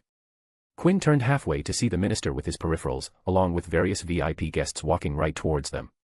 Ah, I'm indeed late, said Quinn turning back. You don't think we would be able to make a run for it without it looking like we're avoiding them? I'm too old for running, smiled George. It doesn't matter, I came here knowing well that I'll have to talk to some people. He sighed as at the sight of the incoming people. I just hoped that they would be a little smarter. Not all of them are that bad, commented Leah, matching the faces to the information she had in her memory. Yes, but the one in the lead is as smart as a bait. Okay, they're here, said Quinn and acted like he never saw the incoming people. Mr. West, called out Fudge, sounding absolutely delighted. Minister, greeted George. Mr. West, I heard that you were attending, though I was surprised not to find you in the VIP box. May I ask why? Was there an error in seating arrangement? Fudge glanced at Quinn at the end. George caught the look. Minister, do you really think my own grandson won't put me in the VIP box? No, I mean. There was no mistake, I asked for to be seated where I Saturday. Fudge spluttered in response, not knowing how to continue. Fortunately, there was another person to continue. I'm sure there wasn't a mistake, Mr. West, Mr. Quinn West, that is very competent. So, the question remains, why were you seated there? I'm truly curious. George looked at the jolly old man standing just behind Fudge. If one truly wants to enjoy a Quidditch game, then the place to do it is in the stands with others and not in a VIP box, Headmaster Dumbledore. Ah, I see, smiled Dumbledore. Some say the secret behind enjoying a Quidditch game lies with the company. Wise words. That they are. Quinn stared at the two men stare at each other. This is nice, he thought, while Quinn always stepped carefully around Dumbledore. His grandfather was different. George West didn't need to be careful. How are you feeling about what your grandson has done here? I'm proud of him. Something of this level takes time and effort. He did a great job with the organization of this event. So, it was expected. Quinn tends to succeed at everything he picks up. Given his achievements, though an exceptional accomplishment, isn't something unexpected. What about him employing a lot of West-owned companies? Do you think Mr. West would have been able to pull this off if he didn't have those resources? He just used the cards he had been dealt. Quinn making legitimate business transactions with West-owned companies was him simply being resourceful, a quality that I'm glad that he has picked up. Now, if he would have succeeded if he didn't have those, yes, it would have required him to work faster and harder, but I'm sure he would have reached the same exact result or who knows, even better. You think he could have done better than this? Surely not. Everything can be improved, headmaster. I'm sure, a couple years down the line, when Quinn looks back at this time, he would think about how he could have done things differently. I, to this day, think back. That's how people grow. Isn't that true for all of us? That it is. After a quick back and forth, the two men once again fell into silence. What was that? They just talked about me, thought Quinn. Well, they're my grandfather and headmaster. Ah, Quinn did a great job organizing the game, praised Fudge when he saw that Dumbledore and George had stopped talking and it was the right time to gain attention. Thank you, Minister. I'm glad you liked it, said Quinn, smiling humbly. I hope I'll see you all again next week and the week after that to see more games. Yes, said Fudge with a big smile before turning to George. Mr. West, I was hoping that I would get some of your time. Minister, you're aware of how to schedule a meeting with me, replied George, giving the men a look. Yes, of course, sputtered Fudge. George studied the short and portly men for a second before silently sighing. I've some free time next week, Minister. I suggest that you make the appointments for then. Thank you, Mr. West. Yes, I'll get to it as soon as possible. The people stared at the smiling Fudge, and except the man himself, they all knew that it was pity that had got him a chance to talk with George. I would also like to talk to you, Mr. West, chimed in Dumbledore. I've some subjects that I would like to discuss with you. Send a letter to our main office, and they'll see if I have a free spot in my schedule. Magifax is the preferred mode of communication, replied George. He, of course, how much free time he had and could give both Fudge and Dumbledore a slot right here and then, but George wasn't sure if he wanted to give his precious time to these two men. I'm sure Dumbledore would be fine, but Fudge, sighed George in his thoughts. To this date, he couldn't believe how Fudge had won the election. It made him think if he could have changed the results by endorsing other candidates. Ah yes, Magifax, I bought one for myself but haven't got to opening it, said Dumbledore. This will finally give me the motivation to set it up. It will be a fun evening. Don't fiddle with it, Headmaster, said Quinn. If it breaks, repairing charms will put it, but it won't work. Both Leah and George gave Quinn a brief and discreet look. While Quinn didn't notice the look, he did feel the urge to smack himself in the head. His decision was to keep his name hidden as the inventor. Not many people knew about his involvement in the development, like Gary and Ben. Right now, Quinn's words didn't give any inclination that he was the creator, but it did open him up to a multitude of questions. Fortunately, no one took the opportunity to ask the questions. I will keep that in mind, Mr. West, said Dumbledore. Now, ladies and gents, it was a pleasure to meet you all, but I will take my leave now. I've some previous commitments that I need to take care of, said George. Will you be visiting again? Asked Dumbledore. If the time permits, I will, replied George. I see, allow me to escort you to the main gate. That's not needed, Quinn is taking care of that. No more words were exchanged as the Wests walked away, leaving the others behind with their thoughts and chatter. That wasn't so bad, commented Quinn. Nothing bad could have happened with me talking to them. You worry too much, replied George. I just didn't want to waste time by making meaningless small talk with no clear motive in mind. Are you going to meet Dumbledore? Yes, I've decided to see what he wants. That man is persistent if nothing else. Keep me informed. The family of three talked about various things until they reached the main entrance. So who will be coming next week? Asked Quinn. Uncle Elliot wants to visit, said Leah. He wants to visit the castle if possible. Okay, I'll see what I can do, said Quinn, thinking about how to get Elliot inside the castle. Professor McGonagall or Flitwick will be my best bet, or should I act sick? No, I have to host. I'll think of something. He brushed his thoughts aside and addressed his family. I guess I will see you two on Christmas. Scene break. Listen to me, you two, said Eddie standing on his bed. As I expected, my great mind was right to suffer for a year to play Quidditch. Just with one game, my reputation is flying high with no signs of ever coming down. Yeah, good for you, said Quinn, finally fixing MLE in their dorm room while Marcus sat on his bed watching both his friends. My magnificent skills have charmed the ladies, declared Eddie. I can tell, I've entered the scene. Yeah, good for you. Eddie gave Quinn a stink eye before continuing with the same enthusiasm. But this isn't the time to rest on my laurels, it's time to strike the iron while it's hot. Yeah, good for you.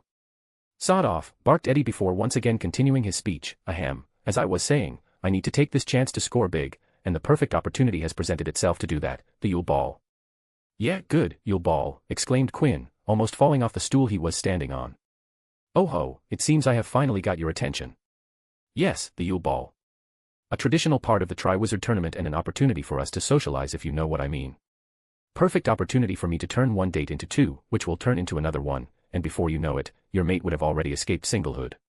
Yule Ball, repeated Quinn, jumping down from the stool. When was this announced? Today, in the last class, said Marcus. It was after McGonagall called you out of the class. Flitwick announced that the Yule Ball will start at 8 o'clock on Christmas Day, finishing at midnight in the Great Hall. Quinn sat down on his bed, holding his face. He had been so busy that the Yule Ball had slipped his mind. Even today, he had been so busy. After all the work, Quinn spent some quality time inside the room of requirements, peacefully reading on some new charms, and while reading, he lost track of time, missing the time for the dinner feast, making him eat in the kitchen. He remembered the hostages, but how half of them were selected slipped his mind.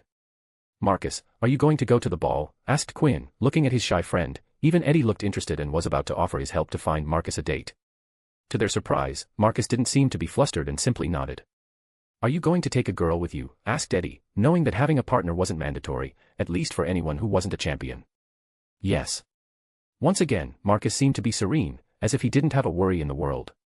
Have you asked her? Not yet. I'll ask her tomorrow. Tomorrow. So fast? Thought Quinn and Eddie at the same time. Eddie jumped down from his bed and walked towards Marcus. Who is it? Who are you asking?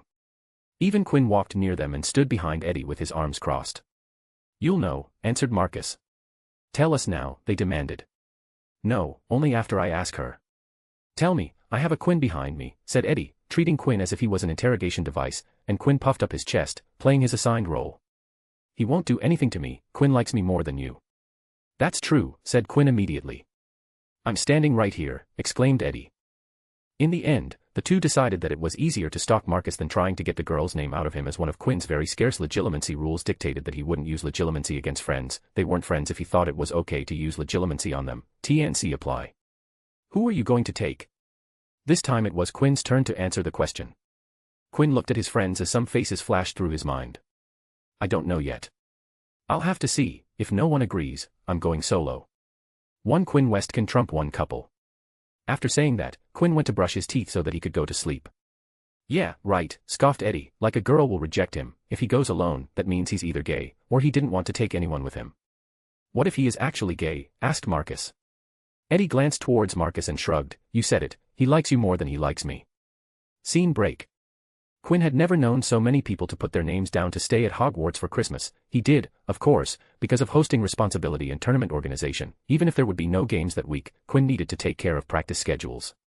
This year, however, everyone in the fourth year and above seemed to be staying, and they all seemed to Quinn to be obsessed with the coming ball, or at least all the girls were, and it was amazing how many girls Hogwarts suddenly seemed to hold. He had never been cognizant about it before. Girls giggling and whispering in the corridors, girls shrieking with laughter as boys passed them, girls excitedly comparing notes on what they were going to wear on Christmas night. They seemed to be staring at you intently, Marcus said to Quinn as a dozen or so girls walked past them, sniggering and staring at Quinn. I noticed, said Quinn, not bothered by it. Why do they have to move in packs? How were you supposed to get one on their own to ask them, said Eddie looking around. Lasso them. Wait, should I fly down on my broom, pull a girl up, and ask her while flying in the sky? How does that sound? That's just kidna, maybe it will work, print on a white Pegasus of sorts. Use it as your last option, suggested Quinn. They reached the Great Hall and made their way towards Ravenclaw. Hey, Luna, they greeted as they sat down, Luna, Quinn, and Eddie on one side and Marcus on the other. Luna scribbled on her sketchbook with various crayons laid on the table. Luna, you know the rule. This isn't allowed on the dinner table, said Quinn. But the food isn't here yet. Okay, then keep it away when it arrives. Okay. Marcus looked at his three friends, Eddie gazing around the Great Hall, surely trying to see who he should invite, Quinn arranging the crayons scattered around the table, and Luna scribbling with her tongue sticking out. Luna, called Marcus. Came the reply. Will you come to the ball with me? He asked. Eddie snapped his head towards Marcus while Quinn's impressive crayon pyramid scattered back on the table as he stared. Reflexively, big brother instincts were triggered as under the table Eddie pointed his wand while Quinn's hand flexed. But the two looked at each other, realizing what they were doing, and retrieved their weapons while lightly clearing their throats. Luna looked up from her table and stared at Marcus for a good half-minute. Okay. All right, then, said Marcus with a bit of grin on his face and nodded towards his two best friends. Eddie looked like his world had toppled over at the ease with which Marcus secured himself with a date while he was still thinking about who to ask. Quinn, on the other hand, clicked his tongue that he missed the opportunity to ask Luna. She was also his first option, his safest option. Well played, Belby, well played. It certainly was. Quinn West, MC, high commodity that a lot of people have their eyes on. George West, grandfather, doesn't like dull people. Marcus Belby, mad lad, he who strikes first wins. Eddie Carmichael has finally achieved popular jock status, it's finally game time, people. Luna Lovegood, smiley face, ball. Sure. Fiction-only reader, author, no, he isn't gay. So, don't start. Chapter 167, Rejections and Rejection. I'm sorry, but I'd not be comfortable, said Quinn, I hope you understand, it's not you, it's me. I'm sure someone as pretty as you'll absolutely be able to find someone much better than me. A curly-haired fourth-year Hufflepuff girl to whom Quinn had only ever spoken to in passing and thrice in his office for notes looked down towards her feet and shakily nodded. Quinn held back from sighing as she walked away without again gazing at him, looking rather hurt. She was quite good-looking, said Marcus fairly, after clearing a serving of crisps. I don't know her, if I accepted, it would have turned awkward pretty quickly, answered Quinn, sitting down. No, it wouldn't, countered Marcus, you don't do awkward if it's not on purpose. Yeah, you know me too well, sighed Quinn, who was he trying to fool, I wasn't one bit interested in taking her to the ball. The entire thing reeked of a day full of chores for me. That's what, the 8th girl you rejected, what the hell are you doing, grumbled Eddie chewing on a strip of bacon, all the boys hate and admire you at the same time. You don't know how annoying these contradictory views are, I want to bash your pretty face but at the same time want you to impart some wisdom to me. I don't have anything to offer. Just follow what Marcus did and go ask a girl out. Yeah, nodded Marcus, pointing his fork at Eddie, what's the worst that can happen? She will say no, you lose nothing. She could say you. Eddie and Marcus looked at Quinn, who ate a piece of roast chicken. Sorry, what did you say? I missed that. Me neither. Quinn waved his hand and shook his head with a smile, oh, it's nothing, don't worry about it. Marcus is right, Eddie. Pick a girl you want to take to the ball and ask her out. He hit Eddie on his arm, where did that year-long enthusiasm go? Bring it back, unleash the legendary virgin power and show everyone what you're made up of or whatever. A pair of girls were passing behind the trio when Quinn spoke and broke into giggles at his words. Eddie tried to merge his face into the table while Marcus seemed unperturbed, he already had a date. Quinn turned towards the girls and flashed them a smile. The blushes that the girls that sported would have made a healer worry about their health. You reject 8 girls, and then you do that, what are you doing? Asked Marcus seeing the short exchange. Well, there has been girl talk circulating in the castle, I simply wanted to check if it was true, said Quinn shrugging. The smile thing, asked Eddie, the side of his face flush against the wood. Yup, I have the most charming smile in the entire school. Not surprising given that you constantly moderate your smile, commented Marcus. Thank you, it's a talent, Quinn gave Marcus a wink. But seriously, what are you going to do about your date, said Marcus, it's not like for you to leave things to the last date. 16 girls asked you out, but you haven't tried once from your side. I can't decide who to ask out. Ha. Eddie sat up straight and pointed at Quinn. Unleash your virgin power and whatnot and go get a girl, yeah, take that. Mate, what are you doing, said Quinn looking to his sides. Yeah, Eddie, you can't say things like that, added Marcus doing the same as Quinn. What? He did it first. Eddie pointed at Quinn. That was different, scoffed Marcus. How? There is a time and place for everything, mate. It wasn't now, said Quinn shaking his head. Eddie stared at his two buddies with an expression of confusion and disbelief. What? Scene break. Tap, tap, tap.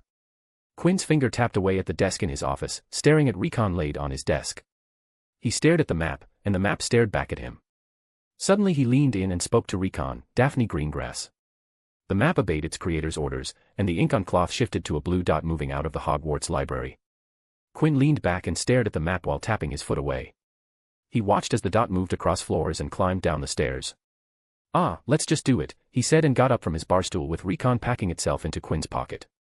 He fixed his clothes while walking towards the door. He opened the door and froze in the spot. Quinn. Fleur, what are you doing here? The French villa standing just outside the door spoke in French, I've something I wanted to talk about. Oh, please do tell, what's the problem? I'll try my best to help, said Quinn continuing in French. Aren't you going to invite me inside? Ah yes, of course, please come in, come in. The two entered the office with the MLEs lighting the moment Fleur entered. So tell me what seems to be the problem, asked Quinn as both sat down. Are you sure you're free? It seemed like you were going out, said Fleur, if you're busy, then we can do this when you're free. Quinn shook his head, it's okay. I'll take care of that later. It could wait. Good, as I need to get this problem solved as soon as possible, said Fleur. I'm not sure if I'd be able to solve it if I waited. Oh, what is it? I would like you to be my date at the Yule Ball. Pardon.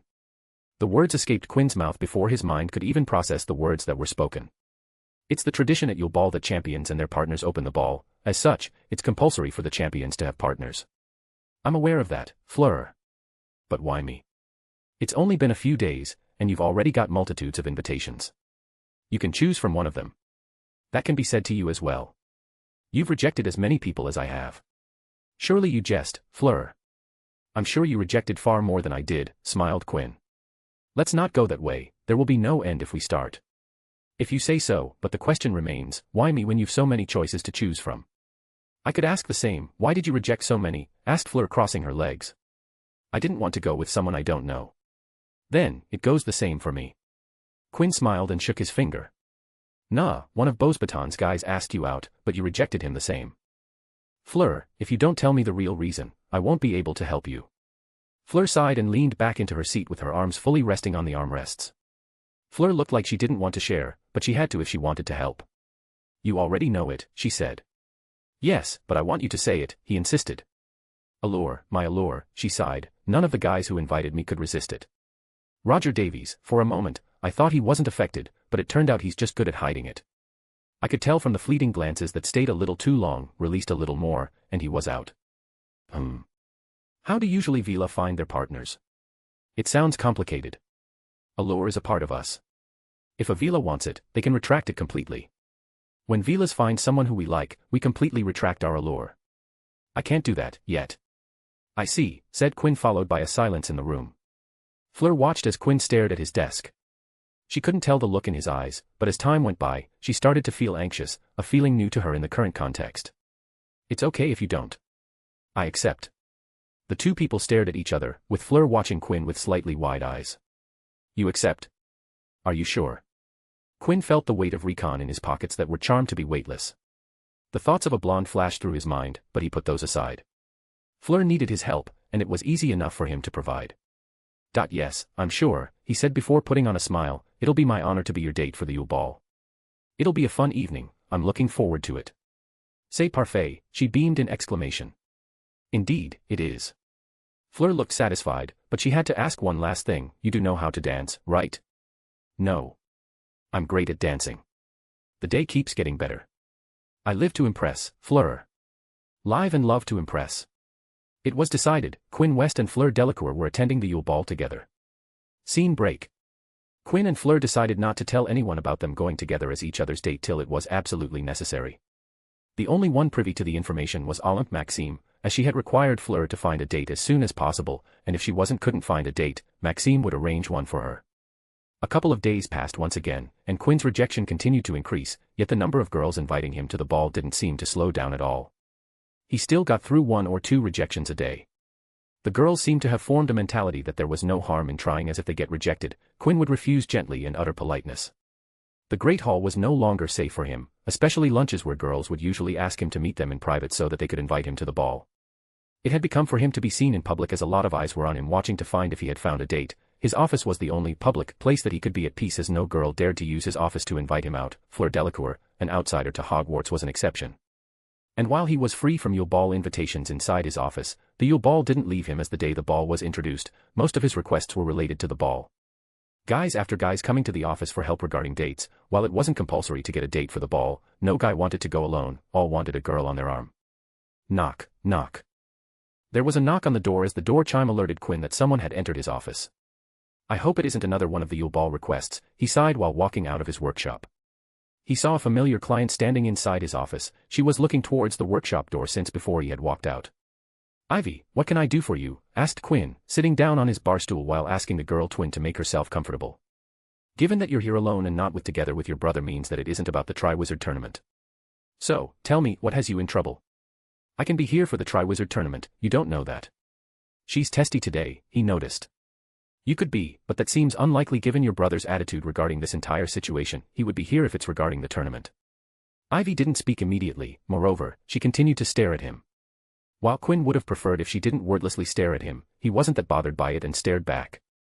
When Ivy finally spoke, she dropped a bomb on him. I want you to be my date at the Yule Ball. Why would she ask me out during business hours, were his genuine first thoughts, but his words asked a question. Why? What do you mean why? I want to go with you, so I'm asking. Quinn silently stared at her, showing that he wasn't buying whatever she was selling, and the stubborn girl tried to remain strong against the stare but eventually faltered under the intense stone gaze. All other boys are either pigs or gits, she all but whispered. Ah, I see, he thought, having an inkling where this conversation was going.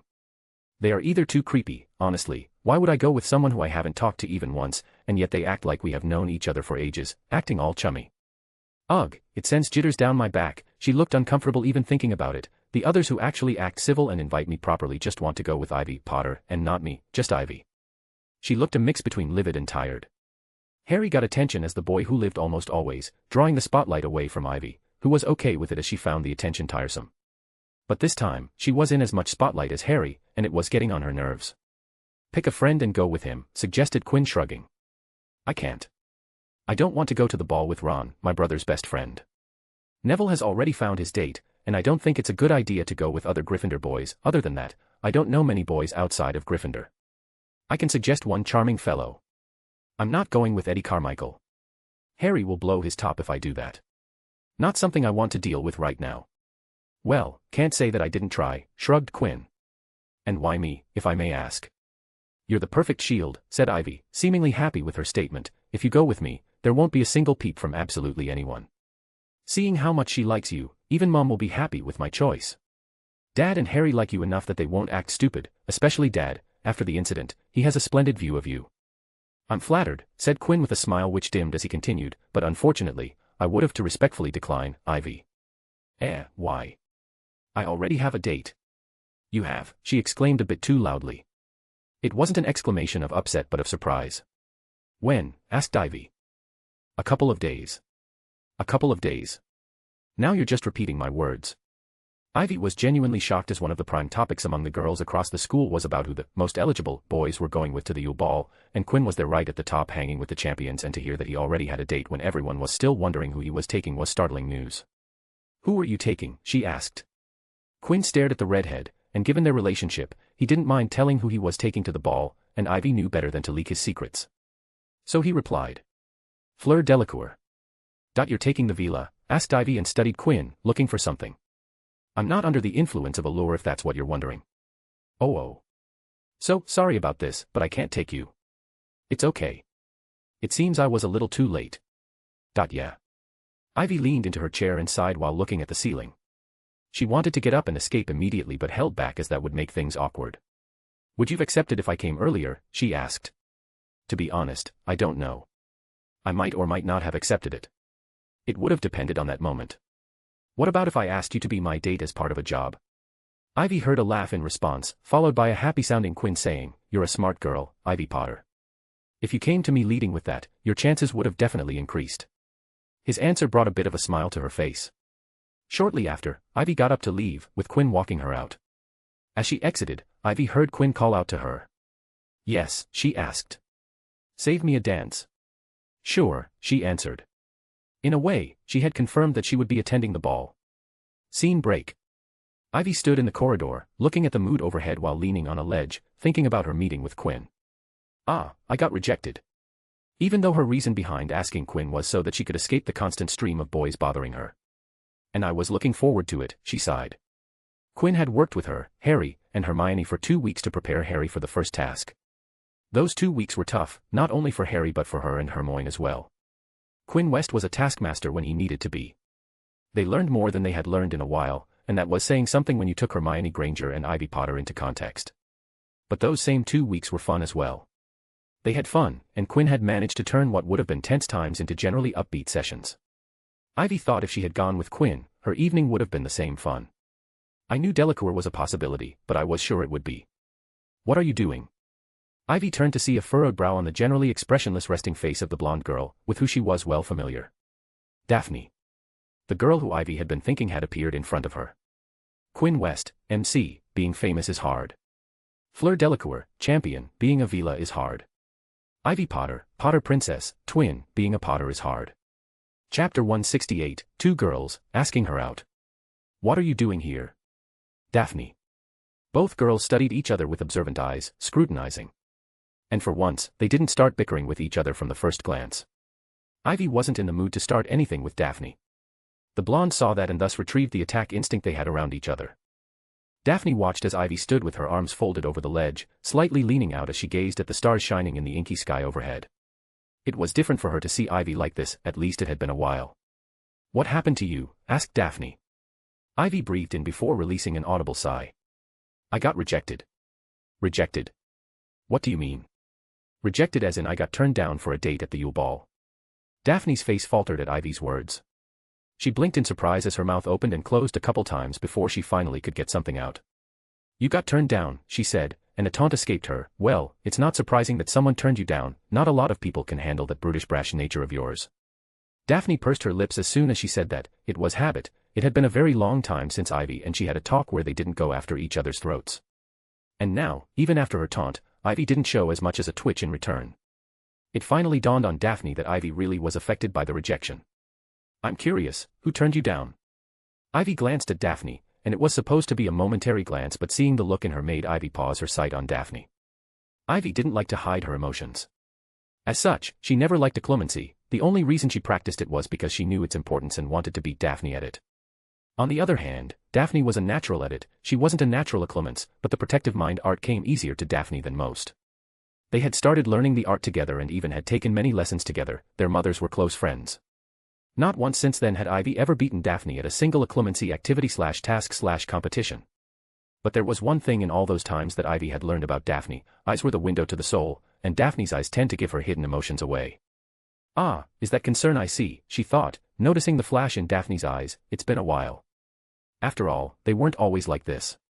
Ivy looked away from Daphne and once again gazed at the stars. It was Quinn West. The words made Daphne froze. "Q Quinn, you asked Quinn?" "Yeah," said Ivy, noticing the crack. "Why? I mean, why not? He is handsome, well-mannered, fun to hang around, what's not to like? And I like him enough for it to turn into a pretty great evening. I thought if I could get to attend the ball with someone like him, wouldn't that be the best? But he rejected you."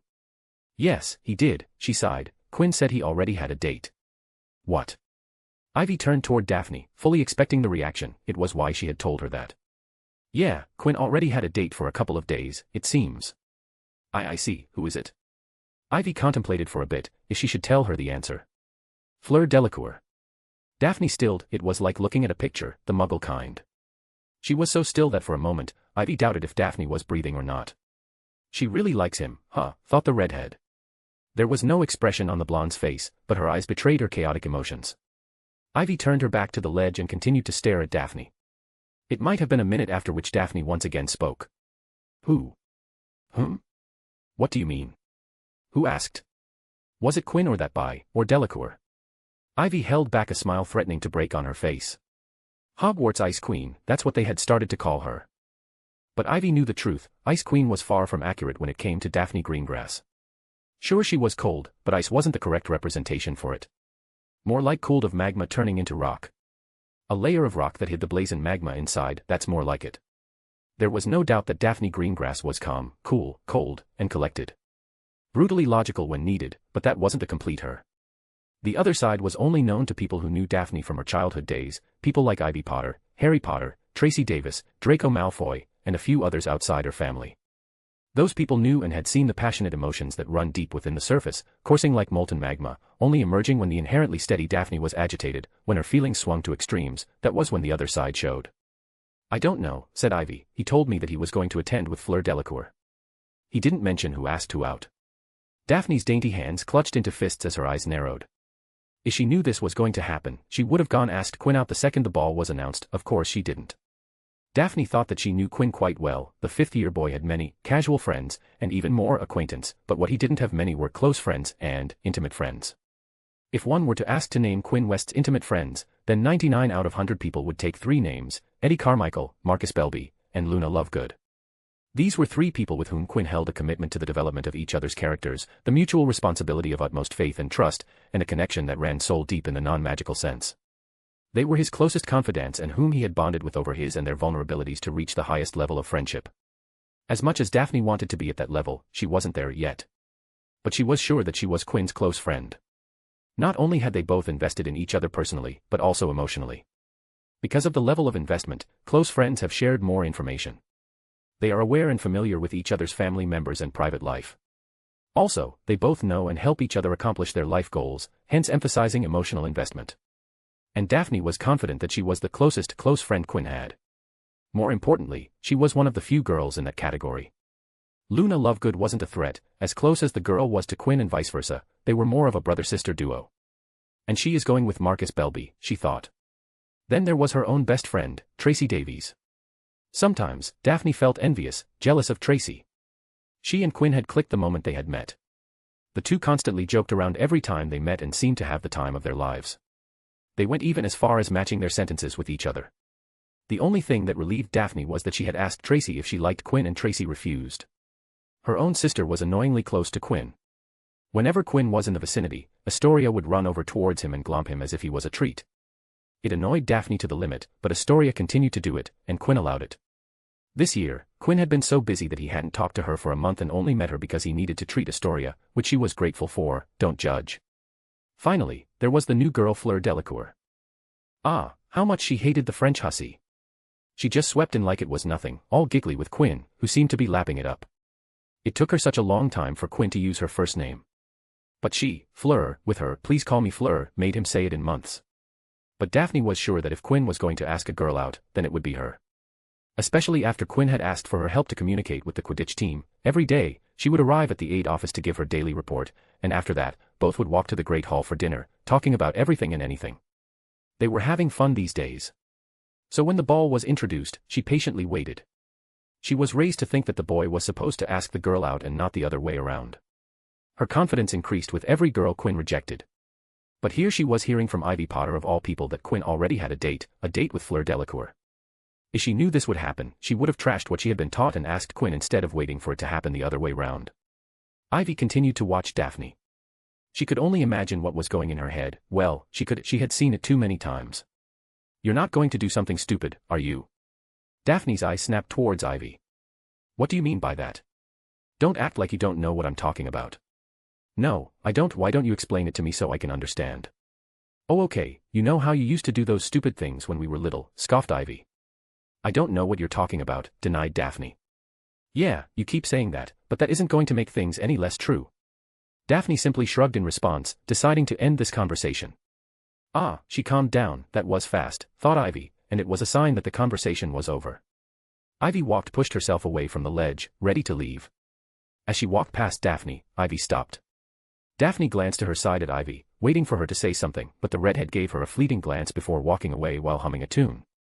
She's annoying, thought Daphne and started her way towards the Slytherin common room. She had to talk to Tracy about this, Tracy would know what to do with this.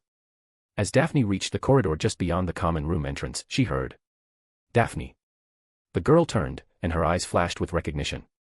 Scene break. On the whole, Harry had to admit that even with the slightly intimidating prospect of opening the ball before him, life had definitely improved since he had got through the first task. He wasn't attracting nearly as much unpleasantness in the corridors anymore, which he suspected had a lot to do with his performance. The people who wore "Support the Champions" lapel badges finally had smiles on their faces when they looked at him. If he had to complain, it would be about Rita Skeeter's articles and Draco Malfoy's whispers subtly supporting them in the Hogwarts rumor mill. Malfoy might not show his displeasure outwards in public, but that didn't stop him from continuing in the back, where it wasn't visible to Beau's batons and them strang. The last week had become increasingly boisterous as it progressed. Rumors about the Yule Ball were flying everywhere, though Harry didn't believe half of them, for instance, that Dumbledore had bought 800 barrels of mulled mead from Madame Rosmerta. However, it seemed to be a fact that he had booked the Weird Sisters, something everyone who had grown up listening to the WWN, Wizarding Wireless Network, felt wildly excited about having the famous musical group at the ball. Some of the teachers, like little Professor Flitwick, gave up trying to teach them much when their minds were so clearly elsewhere. He allowed them to play games in his lesson on Wednesday and spent most of it talking to Harry about the perfect carpe retractum charm Harry had used during the first task of the Triwizard Tournament. Other teachers were not so generous. Nothing would ever deflect Professor Binns, for example, from plowing on through his notes on goblin rebellions, as Binns hadn't let his own death stand in the way of continuing to teach. They supposed a small thing like Christmas wasn't going to put him off. It was amazing how he could make even bloody and vicious goblin riots sound as dull as Percy's Cauldron Bottom report. Professors McGonagall and Moody kept them working until the very last second of their classes too. McGonagall would let her hair down on and before the Quidditch game day, and Snape, of course, would no sooner let them play games in class than adopt Harry. Staring nastily around at them all, he informed them that he would be testing them on poison antidotes during the last lesson of the term. Evil, he is, Ron said bitterly in the Gryffindor common room, springing a test on us on the last day. Ruining the last bit of term with a whole load of studying. You're not exactly straining yourself, though, are you, said Hermione, looking at him over the top of her potions notes. Ron was busy building a card castle out of his exploding snap pack, a much more exciting pastime than with non-magical cards because of the chance that the whole thing would blow up at any second. It's almost Christmas, Hermione, said Ivy lazily. She was rereading historical witches throughout the ages for the 10th time in an armchair near the fire. No, it's not, there's still 10 days remaining. That's almost Christmas, Hermione. Hermione sighed before looking at Harry severely. I'd have thought you'd be doing something constructive, Harry, even if you don't want to learn your antidotes. Like what? Asked the fourth champion. The egg. Come on, Hermione, he's got till February the 24th, said Ron, setting the cards. But it might take weeks to work it out. You're going to look a real idiot if everyone else knows what the next task is and you don't. Leave him alone, he's earned a bit of a break. And the arguing between the two opposites begun. Harry, who was doing nothing, stared at them. Well, he stared at Hermione for the most part. He had been part of such arguments with Hermione an n number of times. In the past, he always thought of them to be oh so annoying, having to answer about any fun he had. Ah, the fun, huh, thought Harry, those things aren't that fun now, are they? The day his name came out of the Goblet of Fire, all those little fun things were thrown out of his mind and life, he didn't have time for goofing around. And with that went away his and Hermione's bickering. Then he saw it. The constant taunts and jibes weren't out of spite but out of concern. That concern showed in earnest when he was struggling with a sudden crisis. Suddenly, her voice, gentle, not irritating, her words, soothing, not cutting, her gaze, worried, not mocking. It was a brand new Hermione, a Hermione he liked. Hermione, he said. Harry Potter wasn't one to be shy. The girl got in a jibe before looking at Harry. Yes, what is it? Will you go to the ball with me? The group went silent, and the common room became attentive. Everyone watched in a complete hush as Harry gazed at Hermione, who stared back at him with a stunned and surprised face. Ivy, who had been laying down in an armchair, her feet dangling off the sides, instantly sat up while Ron's hand holding cards stilled midair as he stared at his two friends. Are you serious? This isn't a prank, asked the smartest witch of her age. Yes, I'm not serious, and this isn't a prank, answered the boy who lived. Why me? You know me, said Harry, and I like to think I know you too. I would like to take you, who I know, with me to the ball. That's it. That's it. Is that not enough? And no, it's enough. So are you. Yes. The room was about to erupt, but Harry spoke up, delaying it a bit. I would like you to be a bit more articulate, he smiled, leaning forward.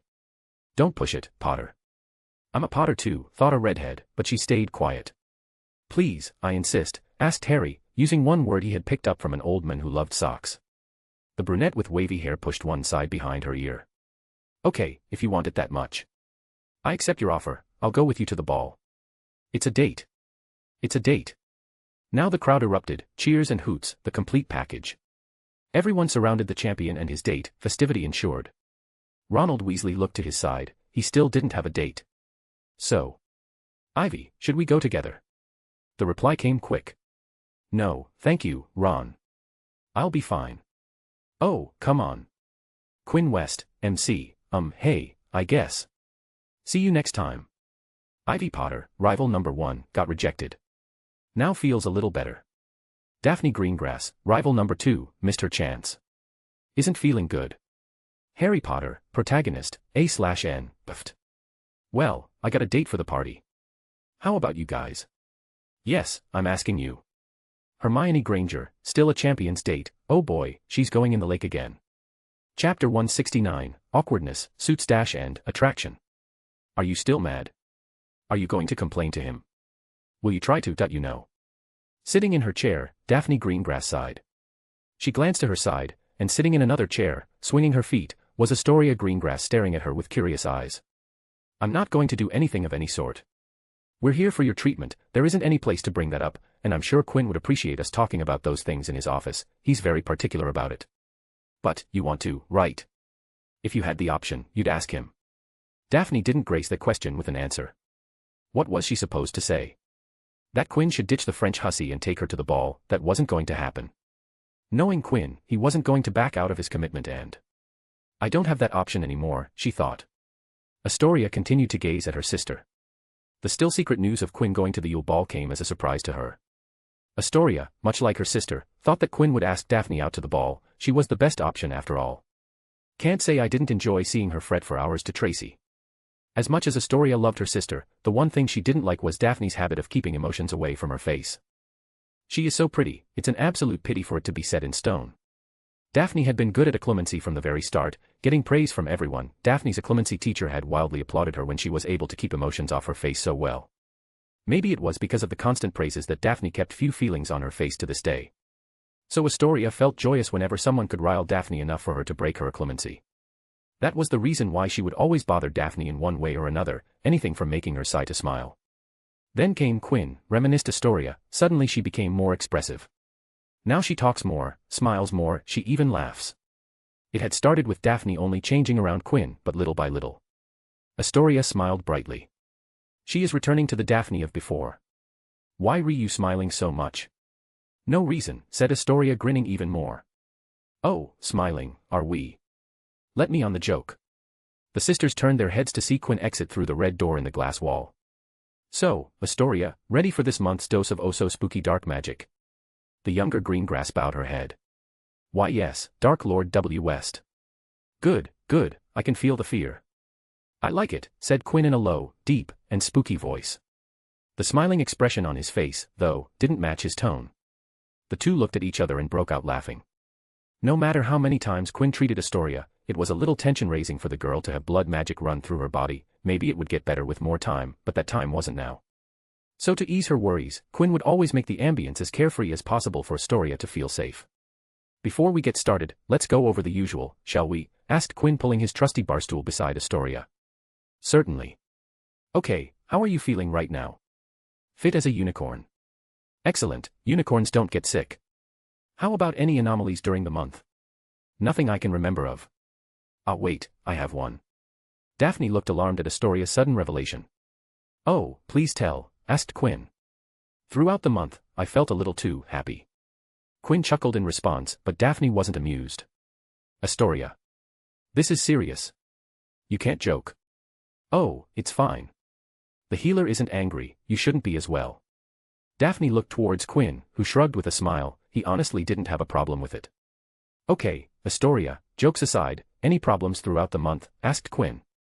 No, I don't recall having any problems. That's great. After taking Astoria's account of her own health, Quinn started to check on Astoria's health.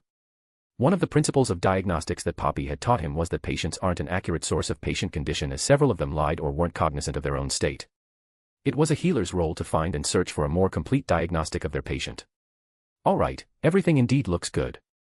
I can't sense anything odd except, well, you know, the blood curse. That's good, I guess. Yeah, now let's not waste any more time and get you good for another month. The same routine of blood magic was repeated, in which Quinn used his own magic to repress the blood malediction in Astoria's body. The results were, as usual, the amount of blood magic that he could use would keep the curse down for a month. Okay, it's done. You'll be good for another month. How do you feel?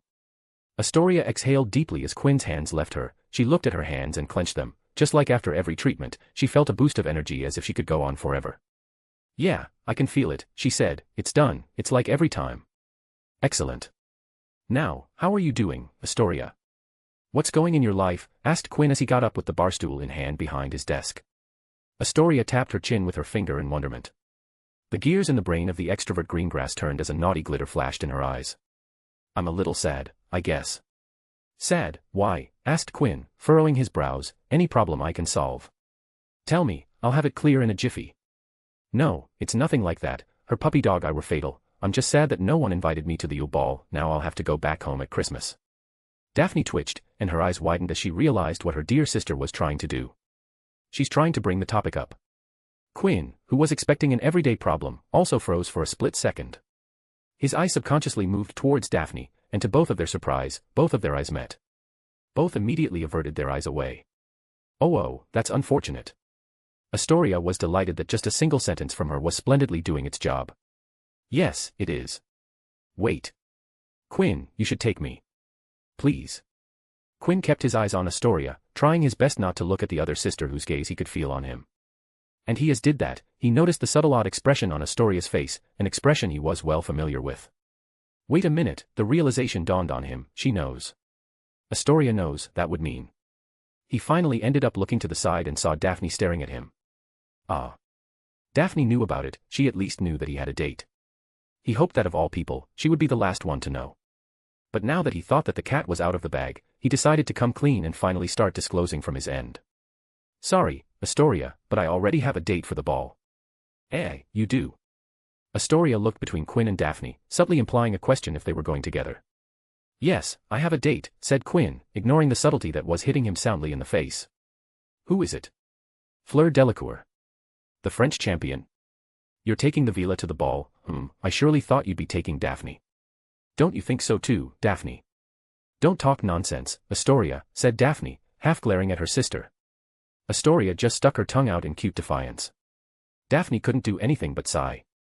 However, now that the matter was blown up and out in the open, she turned to stare at Quinn. No words were exchanged, but both knew what the gaze meant. She asked, I accepted, said Quinn. Delacour asked. Like Ivy Potter asked, inquired Daphne. Ah, you know about that, huh? Tell me one thing, when did you hear this from Ivy? The day she got rejected, answered Daphne. At the same time, she notices how Quinn addressed Ivy, she sneaked in without me knowing. That was quick. Quinn wasn't bothered by it. Any information he was willing to give out was information he was okay being spread. What about you, Daphne? Will you be attending the ball or going back home with Astoria? I'll be attending. Oh. Who's the lucky guy? Asked Quinn, leaning forward. Daphne opened her mouth to answer the question but then paused. She gazed at Quinn and changed her answer. It's a secret. Quinn's eyes widened a fraction at the answer. A secret. He looked at Astoria, who seemed as clueless as him. No need to look at her. She doesn't know. No one knows. Okay, then tell me this. Is it someone I know? Daphne sat on the question for a moment before nodding. Yes, you do know of him. Do I know him? Questioned Astoria. No, you don't. Now that's interesting, said Quinn holding his chin. Someone I know, but Astoria doesn't. It must be someone older than Astoria. That's too many people. I won't lie by saying that I'm not curious, but I'll wait, said Quinn, leaning back. Also, Daphne. Yes. May I have a dance at the ball? Astoria turned to her sister, staring at Quinn, and thought, what's she waiting for? Yes, you may. Quinn nodded and returned a smile to Daphne's tiny smile that graced her lips. I also want to dance, exclaimed Astoria interjecting. Grow up first, was the sisters' prompt response. The Greengrass sisters left the aide office after chatting a bit with Quinn, who had to end their chat as he had previous commitments, and Daphne too had to meet with the teams who had a game the coming day. You should have asked him, commented Astoria. It isn't proper for a girl to ask a boy. It's the other way around. Fleur Delacour, Ivy, and a dozen other girls did it. One of them got through. If Quinn wanted to go with me, he would have asked. I can't deny that. But I'm just saying the Vila clearly wanted something, and she took it. Astoria. I bet if you had asked, he would have said yes. Daphne had no answer to that. She knew what Astoria meant by, the Vila clearly wanted something, and she took it. Their father had always said. If you want something, then the world won't hand it over to you. No, the world will try its level best to keep you away from it. So if you ever have a genuine desire for anything at all, it is your vocation to go and get it, because if you don't, someone else will. As the Greengrass heir, she never truly had to work hard to obtain something. As such, she never connected with her father's words. This was the first time she could understand what he meant. Unfortunately, the understanding came a bit too late. Scene break. Is this really fine? Asked Eddie in a nervous tone not usual on the confident, outspoken, and loud boy. Quinn looked at himself in the mirror, turning to look at his sides and back. Yes, it's fine. The question is if you're comfortable. I guess. This isn't something I'm used to, said Eddie. Raise your hands wide, lad. Eddie immediately raised his hands as he felt measuring tapes wrap around him as a pot-bellied middle-aged man with a cigar in his mouth walked around him. You two have good frames on you two lads, broad shoulders, thin waists, long legs, shorter torso, a bit difficult to stitch, but nothing I can't manage.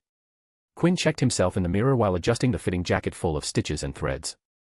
I'm looking forward to having the complete suit, Mr. Taylor. This will be my first bespoke three-piece suit. As much as I adore my two-piece suit collection, three-piece suits are a class apart. Plus, I get to show off one of my pocket watch chain going through the vest. Your grandfather loves his three-piece suits, Little West. He has them stitched 4 times a year. I know an addict when I see one. Quinn laughed, relating to Mr. Taylor's description of his grandfather. Mr. Taylor was the tailor George, Quinn, and Elliot used for their suits. Leah had her own personal tailor. The thing about Mr. Taylor was that he had no filter whatsoever, anything that popped in his mind came out of his mouth. This quality of his, along with the fact that Stitch Killer suits, was the reason that George West hadn't used another tailor in 30 years. He loved the fact that Mr. Taylor didn't act reserved in front of him like so many others did. Then get ready to get another addict as your client, Mr. Taylor, because I'll be coming to you for all my suit, shirt, and pant needs. Also, do you do belts? I'm okay with that, more money to me. I sell belts, ties, suspenders, anything you formal you want, you'll get it, said Taylor as his eyes studied his charms working on Eddie's fitting jacket. How does it feel, lad? Any tightness while moving? Eddie twisted his upper body to get a good feel of the jacket. It isn't as flexible as my Quidditch uniform, but it's comfortable, no doubt. Don't worry, when I'm done with it, you would be able to wrestle in it. With the Yule Ball coming around, every boy and girl attending the ball was getting their formal party wear prepared. Quinn and his friends were no different, they all were attending the ball and needed formal wear for the occasion. Being very particular about her dress, Luna had pulled Marcus along with her to coordinate their clothes so they would match. Poor Marcus had been stressed as his standard black and white dress robes weren't going to match Luna's eccentric ideas, so he asked Quinn to change the color of his clothes to match Luna's preferences. Quinn offered to have new dress robes stitched for Marcus to match Luna, but Marcus wanted to wear what he got from home, so Quinn agreed to cast the most potent color change charm he could cast. Eddie accepted Quinn's offer, so both boys had new formal wear stitched for them. Quinn didn't want to wear dress robes, he found them tedious. He decided to go with a classy three-piece suit. It didn't matter if it was the magical or non-magical world, suits were in style everywhere. Eddie went along with whatever Quinn was wearing, so it was decided that both would wear three-piece suits, bow tie for Eddie and necktie for Quinn. Are you sure she will like this? Asked Eddie, sounding a bit worried.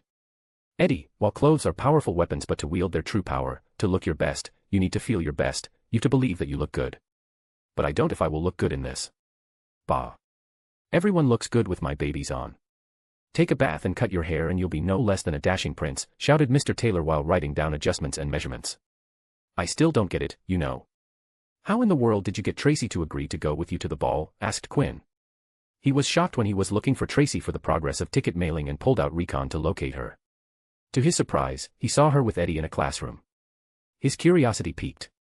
At first, he thought they were planning a prank against him and decided to spy on them to be ready for their action. But to his surprise, they were practicing dancing in the classroom. It all started when Tracy wanted to know why you didn't ask Daphne to the ball. Thanks for telling me, by the way, it felt real good knowing about your date from someone else. No hard feelings, man. It was a mutual decision. Yet you had no problem telling Ivy Potter. What did you expected me to do? I had just rejected a girl I know personally, I had to give her something. Yeah, whatever. So we got talking, and Marcus' advice popped in my head, so I asked her. And she accepted. She did, grinned Eddie. It's like he's floating on clouds, smiled Quinn in thought. So, you like her? Yeah, she's nice and smart, and pretty, said Eddie. Oh ho, look at him all shy. Eddie Carmichael was a guy who didn't get bashful easily. He charged out towards every situation with a face thick as an elephant's skin. Seeing him grinning like a buffoon and getting lost in thought was a unique look on him. You're smitten. Am not. You so are. But you better not hurt Tracy, she's a dear friend. And I'm your best friend. Yes, and that's why Tracy will know exactly who to come, so she could spite you. Given that she doesn't do it herself. What if I'm the one who gets hurt? Then, I'll stand behind you and spite her. It goes both ways, gender equality holds strong. Good, that's good. I'll take that. Mr. Taylor puffed out a smoke ring and blurted, if you ladies are done with your chat. It's time for me to take your pant measurements. Of course, Mr. Taylor, said Quinn, removing his fitting jacket. Eddie leaned towards Quinn and whispered. He's not going to poke down there, is he? Quinn turned to Eddie and laughed out loud. That doesn't give me the answer, Quinn. Quinn. Quinn West, MC, suits are dope. Daphne Greengrass, feelings are complex, the entire situation is very complicated. Astoria Greengrass, little cherub, smart people can be dumb. Eddie Carmichael, smitten, I have a date. Mr. Taylor, I do hats as well, if anyone's wondering. Chapter 170, Christmas Day and Gifts. The Hogwarts staff, demonstrating a continued desire to impress the visitors from Beauxbatons and Demstrang, seemed determined to show the castle at its best this Christmas. When the decorations went up, Quinn noticed that they were the most stunning he had yet seen inside the school. Everlasting icicles had been attached to the banisters of the marble staircase. The usual 12 Christmas trees in the great hall were bedecked with everything from luminous holly berries to real, hooting, golden owls, and the suits of armor had all been bewitched to sing carols whenever anyone passed them. It was quite something to hear, "O come, all ye faithful," sung by an empty helmet that only knew half the words. Several times, Filch the caretaker had to extract Peeves from inside the armor, where he had taken to hiding, filling in the gaps in the songs with lyrics of his own invention, all of which were very rude. Soon, the term ended, and with it ended his busy schedule managing the Quidditch tournament. He was free till the school term started again. As such, he was looking forward to spending his time leading up to Christmas enjoying himself as thoroughly as possible, along with everyone else. Ravenclaw Tower was hardly less crowded now than during term time. It seemed to have shrunk slightly too, as its inhabitants were so much rowdier than usual. Snow was falling thickly upon the castle and its grounds now. The pale blue Beauxbatons carriage looked like a giant, chilly, frosted pumpkin next to the iced gingerbread house that was Hagrid's cabin, while the Demstrang ship's portholes were glazed with ice, the rigging white with frost. The house elves down in the kitchen were outdoing themselves with a series of rich, warming stews and savory puddings, and only Fleur seemed to be able to find anything to complain about. "It's too heavy, all this Hogwarts food," said the girl while sitting along with Quinn's group, her voice reaching everywhere in the great hall. "I will not fit into my dress robes." "You're a Vila, Fleur. You're not going to gain weight so easily, your body won't allow it." Eddie agreed with Quinn. "Yeah, that's why it's hard for Vilas to play positions other than seekers and goalies. They can't gain weight easily, that includes muscle mass, as such they usually don't play as beaters and chasers." When everyone looked at Eddie, he shrugged. "I read it in a book I picked up for light reading." Sometimes people forgot that Eddie was a Ravenclaw. He was a certified nerd despite jock status. Fleur's little complaint wasn't registered as well as it did in Quinn group. For example, by the Gryffindor table, Hermione snapped. "Oh, there's a tragedy. She really thinks a lot of herself, that one, doesn't she?" Ivy and other girls like Parvati Patil and Lavender Brown nodded feverishly. None like the audacity of a Vila complaining about gaining weight. It was as if a fish deep under the ocean to an aquarium fish complaining about having less space to swim. "Oi, Potter," said Draco, behind them, "you're not telling me the rumors are true, you asked that to the ball. Not the long-mollered mudblood." Harry and Ron looked at Draco, instinctively turning their attention away from the food towards, but Hermione beat them to it and waved to somebody over Malfoy's shoulder. "Hello, Professor Moody." Malfoy went pale and jumped backward, looking wildly around for Moody, but he was still up at the staff table, finishing his stew. "Twitchy little ferret, aren't you, Malfoy?" said Hermione scathingly before inaudibly sighing as her hands went to her teeth. She gazed at Harry, who had joined Ron in laughing at the embarrassed Draco at the Slytherin and then at the Ravenclaw table. Scene break. "You want me to shrink your teeth?" Quinn sat across Hermione Granger, repeating her request back to her for confirmation. "Yes, I would like you to shrink them." "Are you sure?" "Yes." "All right, let's do it." Hermione stilled for a second. She was expecting a little more something. "Anything. Just like that. No questions pertaining to why." Quinn shrugged his shoulders and lightly shook his head. "Not really. Nothing. Miss Granger, unlike your previous interactions with me, this request of me shrinking your teeth will have no possible negative consequences for me. Null, nil, nada, zilch. I have your consent, and that's all I need to get started. If you're talking about the reason behind this particular request, I won't ask if you don't want to tell." Oh, okay. Thank you for that. Should we get started then?" "Yes, please." Quinn got up from his barstool and walked to the client side, sitting on the chair beside Hermione. "Please show me your teeth and don't lock your jaw together, keep them a little apart." "Yes, excellent." Quinn retrieved his fake wand to shrink the two front buck teeth down using a healing grade transmutation-based spell. Teeth are one of the parts in a body that can easily be transmuted. Enamel is an inorganic material, beneath it are dentin and pulp, which might be organic materials, but are the type that can be easily transmuted, the very few areas of living tissue in the body which can be transmuted without immense risks involved. Hermione Granger, of course, had a lot to speak about the topic but couldn't as her teeth were being operated on. The witch started to talk the second Quinn was done and removed his hand from Hermione's chin. With all the living matter inside a human body, it gets increasingly difficult to permanently change, especially with nerves running through everything. "Precisely," nodded Quinn. He conjured a hand mirror for Hermione to see the end result. The girl studied her modified dentures and nodded with satisfaction with their new size. "Mom and Dad won't be too pleased. I've been trying to persuade them to let me shrink my teeth for ages, but they wanted me to carry on with my braces. You know, they're dentists. They just don't think teeth and magic should go together." "It's natural for them to think like that," said Quinn going back to the barstool behind his desk. "They're in the profession as orthodontists. They had to study for years to start practicing their craft." Waving a wand to fix everything with magic, something they don't understand, might not sound convincing to them. For example, I have learned to play the violin and piano for years, playing them with magic doesn't sound good to me. Sitting down, he asked Hermione. Anything else you wanted to get done today? No, that's it for today. So I heard you're going with Fleur Delacour. That I am, replied Quinn taking out a billing pad. Do you want a receipt? How much are you charging? Just spare me some silver sickles, this wasn't hard, you could have gone to Madame Pomfrey, and she would have done it for you free of charge. Then you don't have to give me a bill. Hermione pulled her book bag up from the floor and started to look for her coin purse. As she did that, Quinn continued with conversation. It seems we both will be going as champions date.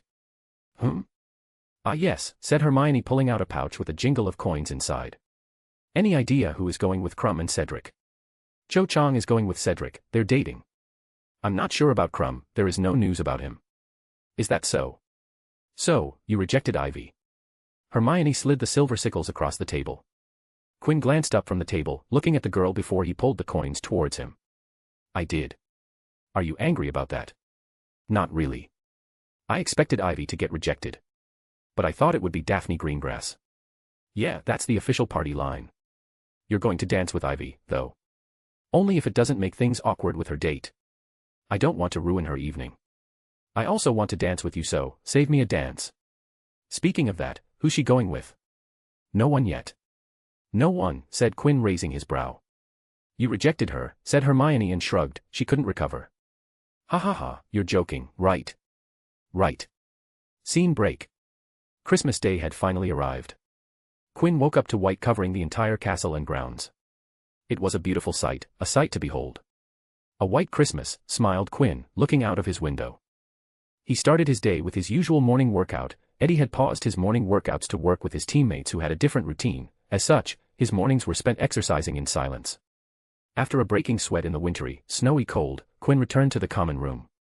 The second he opened the door, he was greeted by an unusual scene. The usual thin crowd of early birds who had bathed and come down to the common room was replaced by the entire Ravenclaw crowd dressed in their sleepwear, ripping through gift wraps off their Christmas presents and exchanging gifts with each other.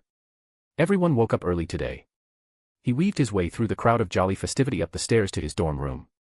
Merry Christmas, lads, how are you jolly doing today? His two roommates talking with each other looked up and greeted him with broad grins. Merry Christmas. Eddie picked up a wrapped-up cube box and threw it towards Quinn, who had to catch it with both hands because of its size. What's this? Smiled Quinn. He tapped his fingers against the box, and all strips of tapes came off. The light and casual use of wandless magic had already become commonplace in Quinn's dorm room. He had started to show very light wandless capabilities following his meeting with Dumbledore after the rescue of Harry Potter from Novellus Actionites abductors. Quinn wanted to make sure that the people close to him knew that he could use rudimentary levels of magic without a wand, bringing them to the same level as Dumbledore. Quinn opened Eddie's gift box, and inside it was a sturdy wooden mug tankard. Whenever we go to Hogsmeade, you always have Madame Rosemary fill a conjured mug. So here you go, use that next time. Thank you, Eddie, this is great. Next was Marcus, who, unlike Eddie, didn't throw his gift at Quinn and properly handed him a smaller box. It isn't much, but I hope you'll like it. Quinn unwrapped the gift wrap, and immediately shiny metal peeked out. He looked at Marcus, who urged him to continue. Quinn complied and fully unwrapped the paper. Is that, said Quinn. In his hands rested a stainless steel cuboidal case with beautiful engraving inlaid into it. On the broader faces of the case was engraved a monogram of QW, the same monogram that Quinn printed on his personal contact cards. Rub your finger along the side face of the case, said Marcus. Quinn gently swiped his finger across the side face, and like a camera's shutter opening up, the broad face opened, revealing a deck of cards inside. The back design was minimalistic, with only a black background and a thin golden border. It was a card deck holder. You can swap the deck inside to one of your choice. Quinn hummed as he started to play with the case and the deck inside. Pulling the cards out, putting them back inside, switching things up, soon the case and the deck had become part of one whole inside his hands. Oh yeah, this just screams class. He was satisfied with both his gifts. Now it's my time to give you both your gifts. Unlike you guys, I haven't made unique gifts for you. Quinn took out his fake wand and summoned the gifts to him. His study table drawer opened, and two objects flew towards him, which he caught before presenting them to his best friends. Marcus was the first one to recognize the gift. Aren't these your expendable pocket? Yup, I made one each for both of you. No need to stuff your pant pockets to the point they bulge. Keep all of your odd stuff inside them, plus you'll not feel their weight as I've charmed them to be weightless, so you can go nuts with the stuff you want to put inside as long as you know how to pull them out. I would suggest summoning charm for easy retrieval if the pockets get overcrowded. They don't have limits, asked Eddie. Of course, they do. Infinite space inside a pocket isn't possible. There'll always be a limit to space expansion. This also has a limit, explore it at your own discretion. Nice, I'll fit my broom in there. Quinn wasn't done yet. He had another gift for them, a somewhat serious gift. 2 small packages flew through the air towards him, and with heavy hands, he handed them to Eddie and Marcus. Is this a lighter? Asked Marcus. He held a silver Zippo lighter with a complicated yet subtle design etched into the silver surface. Those designs weren't for show, but for magical purposes, as everything etched on the cover was a rune. Eddie flicked the Zippo lighter and spun the wheel to light it up. Oh yeah, this is cool. He closed it with a click before flicking it open again. Aha, this is very cool. Quinn smiled at their positive reaction. I'm glad you liked it, but I didn't give this to you because it's cool. The lighter has another use. Oh, what is it? Asked Marcus. Quinn took Marcus's lighter and flicked it open. He pointed at a nondescript switch below the lighter wheel. Now, I hope you never get to use this, he started, but if you guys ever get attacked or get trapped in a situation that you need some extra push of sorts, flip this switch, close the lid and throw it towards the target. Marcus gulped before asking nervously, what does it do? It would be better if you don't know, you won't use it if you know. Does it explode? Asked Eddie. No, nothing like that. It won't explode. But make sure you're at least 20 feet away from the place you're throwing it. Seriously, what does it do? Scene break. Quinn, Eddie, and Marcus met up with Luna in the common room, and they went down to breakfast together. Quinn gave the same gifts to Luna while getting a painting in return. They spent most of the morning in Ravenclaw Tower, where everyone enjoyed their presents, then returned to the Great Hall for a magnificent lunch, including at least 100 turkeys and Christmas puddings and enormous piles of Cribbage's wizarding crackers. They went out onto the grounds in the afternoon. The snow was untouched except for the deep channels made by the Demstrang and Beauxbatons students on their way up to the castle. Luna chose to watch the 3-way snowball fight rather than join in, and at 5 o'clock, said she was going back upstairs to get ready for the ball. What, you need 3 hours, said Eddie, looking at her incredulously and paying for his lapse in concentration when a large snowball, thrown by Quinn, hit him hard on the side of the head. Oof. Haha, got you. There was no Christmas tea today, as the ball included a feast, so at 7 o'clock, when it had become hard to aim correctly, the trio abandoned their snowball fight and trooped back to the common room. Quinn, Eddie, and Marcus changed into their formal wear-up in their dormitory, Eddie and Marcus looking very self-conscious. On the other hand, Quinn looked like he was in his element, feeling out his suit and threading a pocket watch chain through his vest with a smile on his face. Are you boys ready? Asked Quinn looking at his best friends. Quinn himself wore a light gray 3-piece suit with a faint blue shirt and a royal blue tie around his neck. Eddie's suit was of a deep and dark royal blue color with checks over a black shirt and bow tie. Unlike Quinn, Eddie had a folded handkerchief sticking out from his breast pocket. Marcus seemed happy with his clothes. He had gotten lucky with the color scheme required to match Luna with a bright yellow robe and pants over a black shirt and white bow tie. He had pulled his hair slick back and set them Rudderfish's gel, giving him a clean put-together look. You chaps clean up well, smiled Quinn. Come on, before we go down, let's take a photo. He set out a prototype camera under development half as small as any current model in the magical world, with full intentions to reduce the size to the non-magical world's DSLR cameras. The 3 boys lined up with Marcus in the middle and the suit boys standing at his sides, facing the camera fixed upon a tripod stand. 3, 2, 1, smile with glee. With the MLE flash built into the camera prototype shining light on them, a memory was captured forever, an image that all boys would cherish for years to come. Now, let's go meet the ladies. Quinn West, MC, feeling good, looking good. Fiction-only reader, author, Yule Vault second task. Chapter 171, Yule Ball, the start. The Ravenclaw common room looked strange, full of people wearing different colors instead of the usual mass of black. School robes could only be customized so much, as such, party robes and dresses showed each student's unique charm. Terry Boot looked Eddie from top down and spoke in an unconvinced tone, I still can't work out how you got one of the best-looking girls in the year. Eddie put his hands into the pant pockets and answered suavely, animal magnetism. Marcus, who was talking to Michael Corner, turned and scoffed, more like a bashful request. Marcus felt a tap on his shoulder and turned to see his lovely date standing behind him. Luna Lovegood looked very pretty indeed, in robes of shocking yellow, with her blonde plait braided with white flowers, white ribbons wrapped prettily around her hands, and silver satin gloves gracing her hands. She was glowing. You look pretty. Thank you. You are looking pretty as well. Marcus reached into his robes and pulled out a wrist corsage with 3 white roses and numerous faux pearls. This is for you. I thought it would look good with your dress. Luna presented her wrist. Marcus understood it immediately and gently clipped it around her wrist. The girl looked at her wrist for seconds, raised it near her face to take in the scent of roses preserved with a special potion to keep the freshness and enhance the fragrance. She looked up at Marcus with a smile in her dreamy eyes. Thank you, it's beautiful. I think it's you who makes it look even more beautiful. By the side, Eddie, Terry, and Michael stared at the scene between the two. Eddie clicked his tongue and commented, normally, he doesn't speak much but now look, he's spouting flowers out of his mouth. Did you bring something like that? Asked Terry. Michael shook his head, he's making us look bad. Marcus and Luna joined the boys, with Luna asking, I don't see Quinn, where's he? Eddie pointed towards a corner of the common room. Everyone looked towards the corner to see Quinn surrounded by a horde of Ravenclaw girls, all giggling while Quinn smiled all the way while talking with them. What's he doing there? Inquired Luna. Don't know, they were suddenly all over him, replied Eddie shrugging. Eventually, the crowd of giggling girls dissipated, with Quinn waving them all off while making his towards them. Luna. Now, don't you look pretty, said Quinn with a beaming smile on his face. He looked at the guys and nodded, looking good, fellas, ready to party hard. Do you have an after-party planned? Asked Michael. Quinn shook his head, no, I was a bit too busy to organize an after-party, but I can get you inside the Weasley twins after-party, you'll just have to pay a reasonable token entry fee. Why don't we know about this party? How do you know that? It's a very exclusive thing, they don't want just anyone to come in, but if you take my name, they'll let you in. It will be even better if you guys take your dates with you, a better gender ratio always helps. Quinn's name held weight in the Weasley twins' world. He had a long history of cooperation with them, plus he was their future angel investor for their business. We should get going, said Quinn, checking his pocket watch, looking pretty happy about using it. The entrance hall was packed with students, too, all milling around waiting for 8 o'clock when the doors to the Great Hall would be thrown open. Those people who were meeting partners from different houses were edging through the crowd, trying to find one another. Tracy arrived the same time they did and called out to Eddie when in earshot. The slightly nervous boy turned to be stunned out of his mind as Tracy Davis, his date, walked towards him in a dress of royal blue and turquoise. She had tied her hair in a messy bun with an ornate glass hair stick. Hi, she said. Hi, that was all Eddie could get out. Quinn leaned to mutter into Marcus' ear, it's so entertaining to see him like this. He's usually all attack, I knew he'd be weak to attacks. I don't think Tracy has done anything, though I see what attack you're talking about.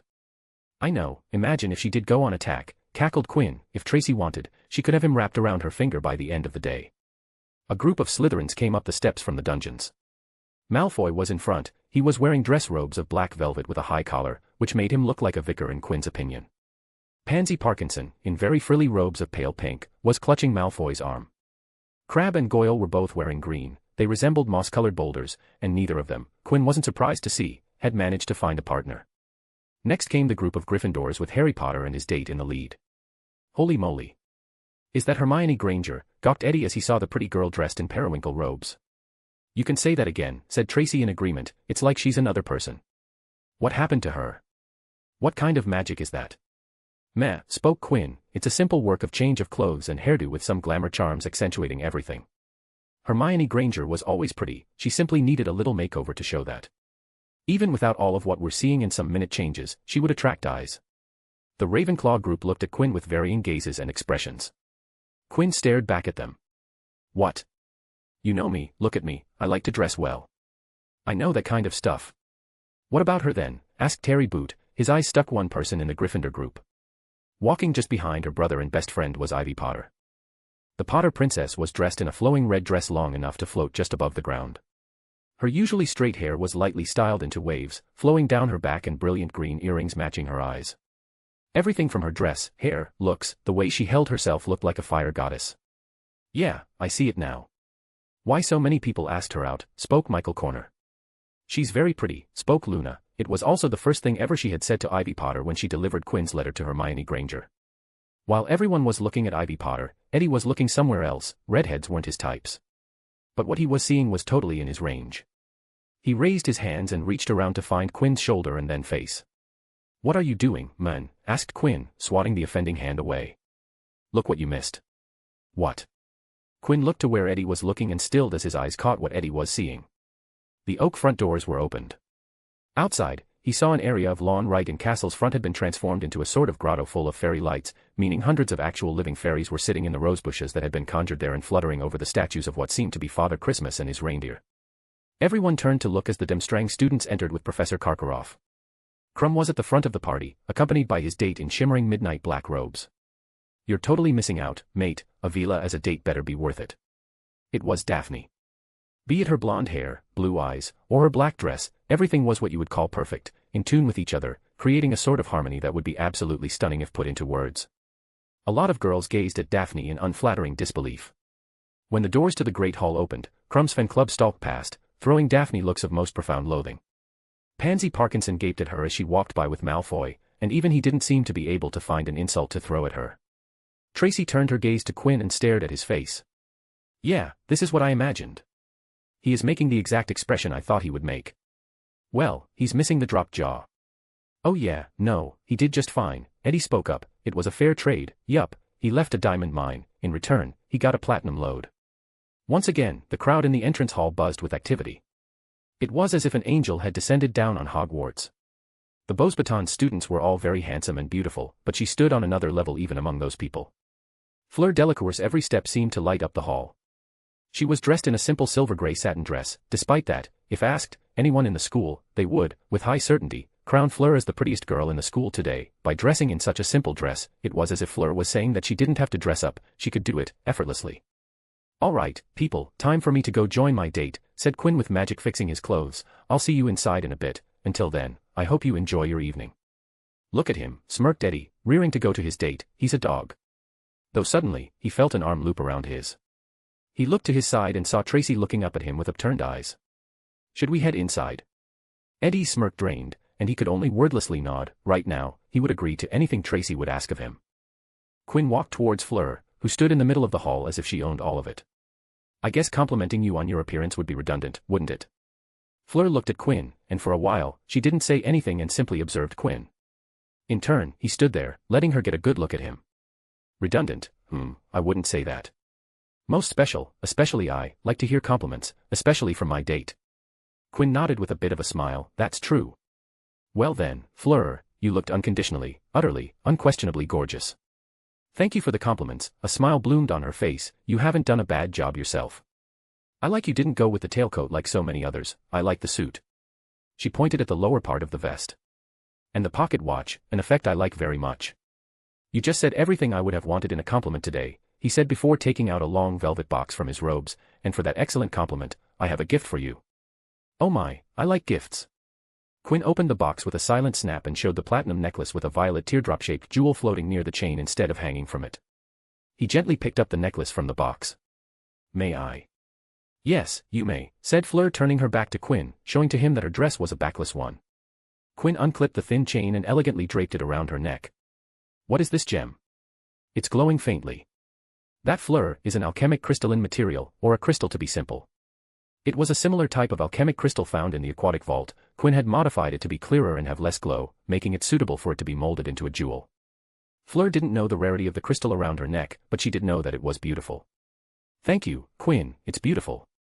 "I think it's you who makes it look even more beautiful," he said, speaking a line he had suggested to his shy friend. "Flattery will get you everywhere, Mr. West." "But, I'm already there, Miss Delacour." Then Professor McGonagall's voice called, "Champions over here, please." Professor McGonagall, who was wearing dress robes of red tartan and had arranged a rather ugly wreath of thistles around the brim of her hat, told them to wait on one side of the doors while everyone else went inside. They were to enter the Great Hall in procession when the rest of the students had sat down. Fleur and Quinn were stationed at the front of the line with other champions behind them. With some time still left, Quinn decided to break the tension hanging between the 8 people, champions and their dates. "How are you guys doing? I must say all of you're looking remarkable today." He looked at all of them and shrugged, "But I'd have to say, I can see a lot of stiffness and nervousness." Everyone shifted on their feet, shifting their eyes off of Quinn for a moment, looking at each other. "There's no need to be nervous. The Yule Ball, in essence, is a party held so that we can enjoy ourselves and have the time of our lives. But we've to open the dance," said Hermione, her features painted with a tinge of worry. "What if we screw up?" "I'll not, that's for sure," said Fleur looking confident. "Me neither," added Daphne. She looked as calm as she always did, as if today was just another day at school. Quinn stared between the two girls and nodded before focusing back on Hermione. "You're looking at it all wrong, you know." "How so?" she asked.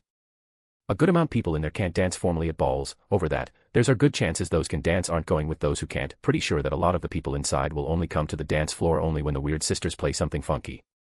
Out of the 8 people here, everyone knew how to dance, enough to not embarrass them in front of everyone. But the prospect of dancing in front of everyone with all eyes fixed on them was a prospect not many were excited about. So, in conclusion, relax and calm down, concluded Quinn. Some say potato head and birthday suits help, but if that isn't your deal, I can always help with a bit of magic. It'll take just a little, but it'll get you through the dance.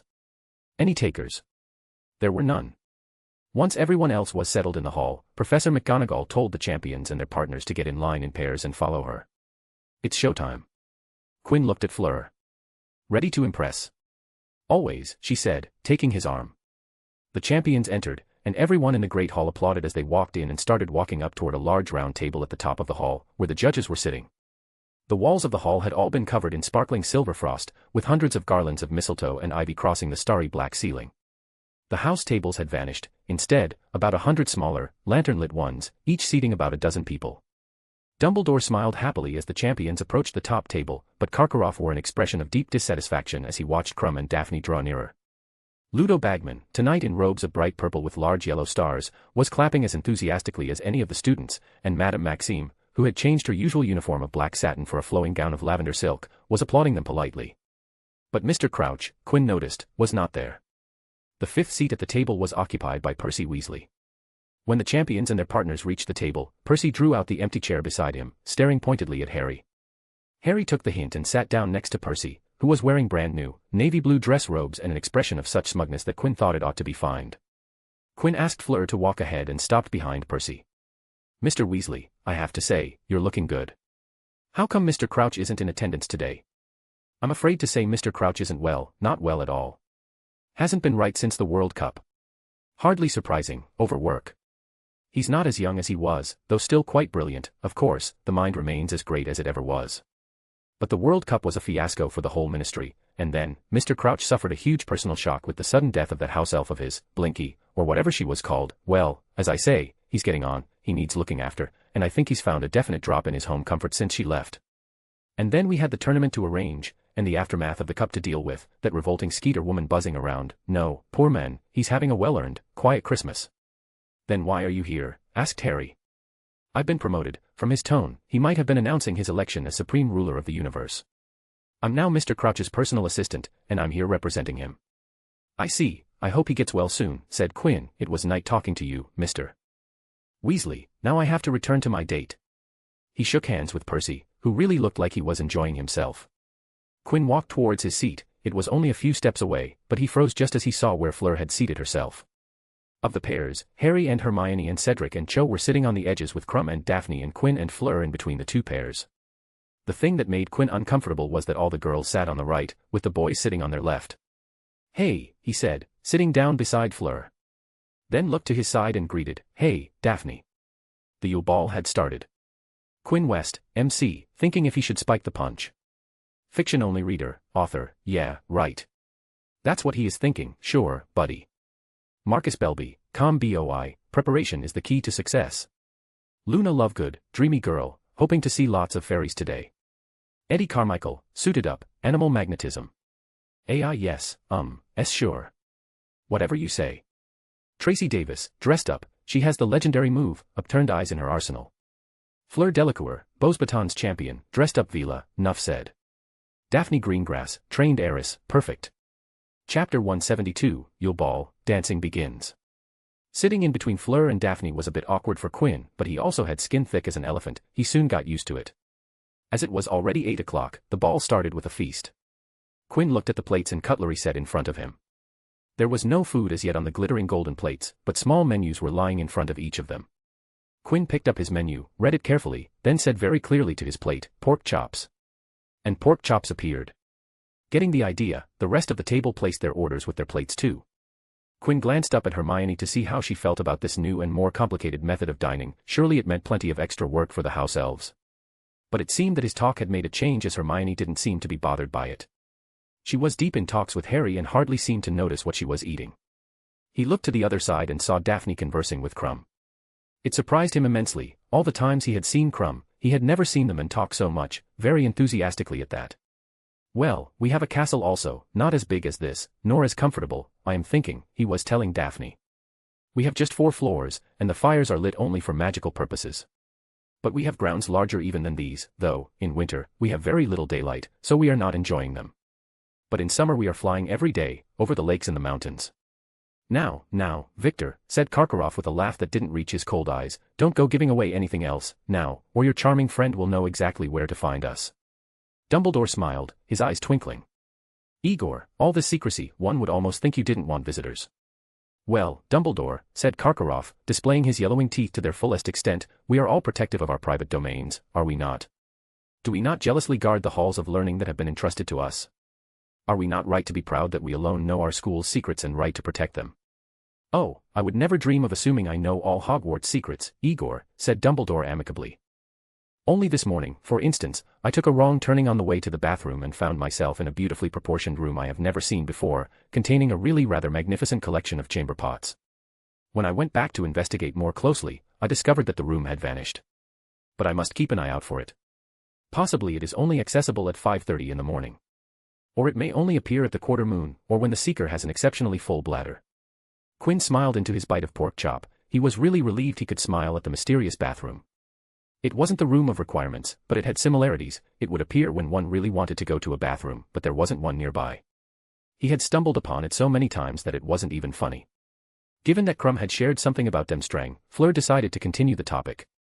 This is nothing, she said dismissively, looking around at the sparkling walls of the Great Hall. At the Palace of Beauxbatons, we have ice sculptures all around the dining chamber at Christmas. They don't melt, of course, they are like huge statues of diamond, glittering around the place. And the food is simply superb. And we have choirs of wood nymphs, to serenade us as we eat.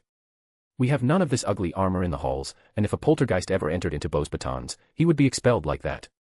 She slapped her hand onto the table impatiently. I can create ice that doesn't melt, thought Quinn.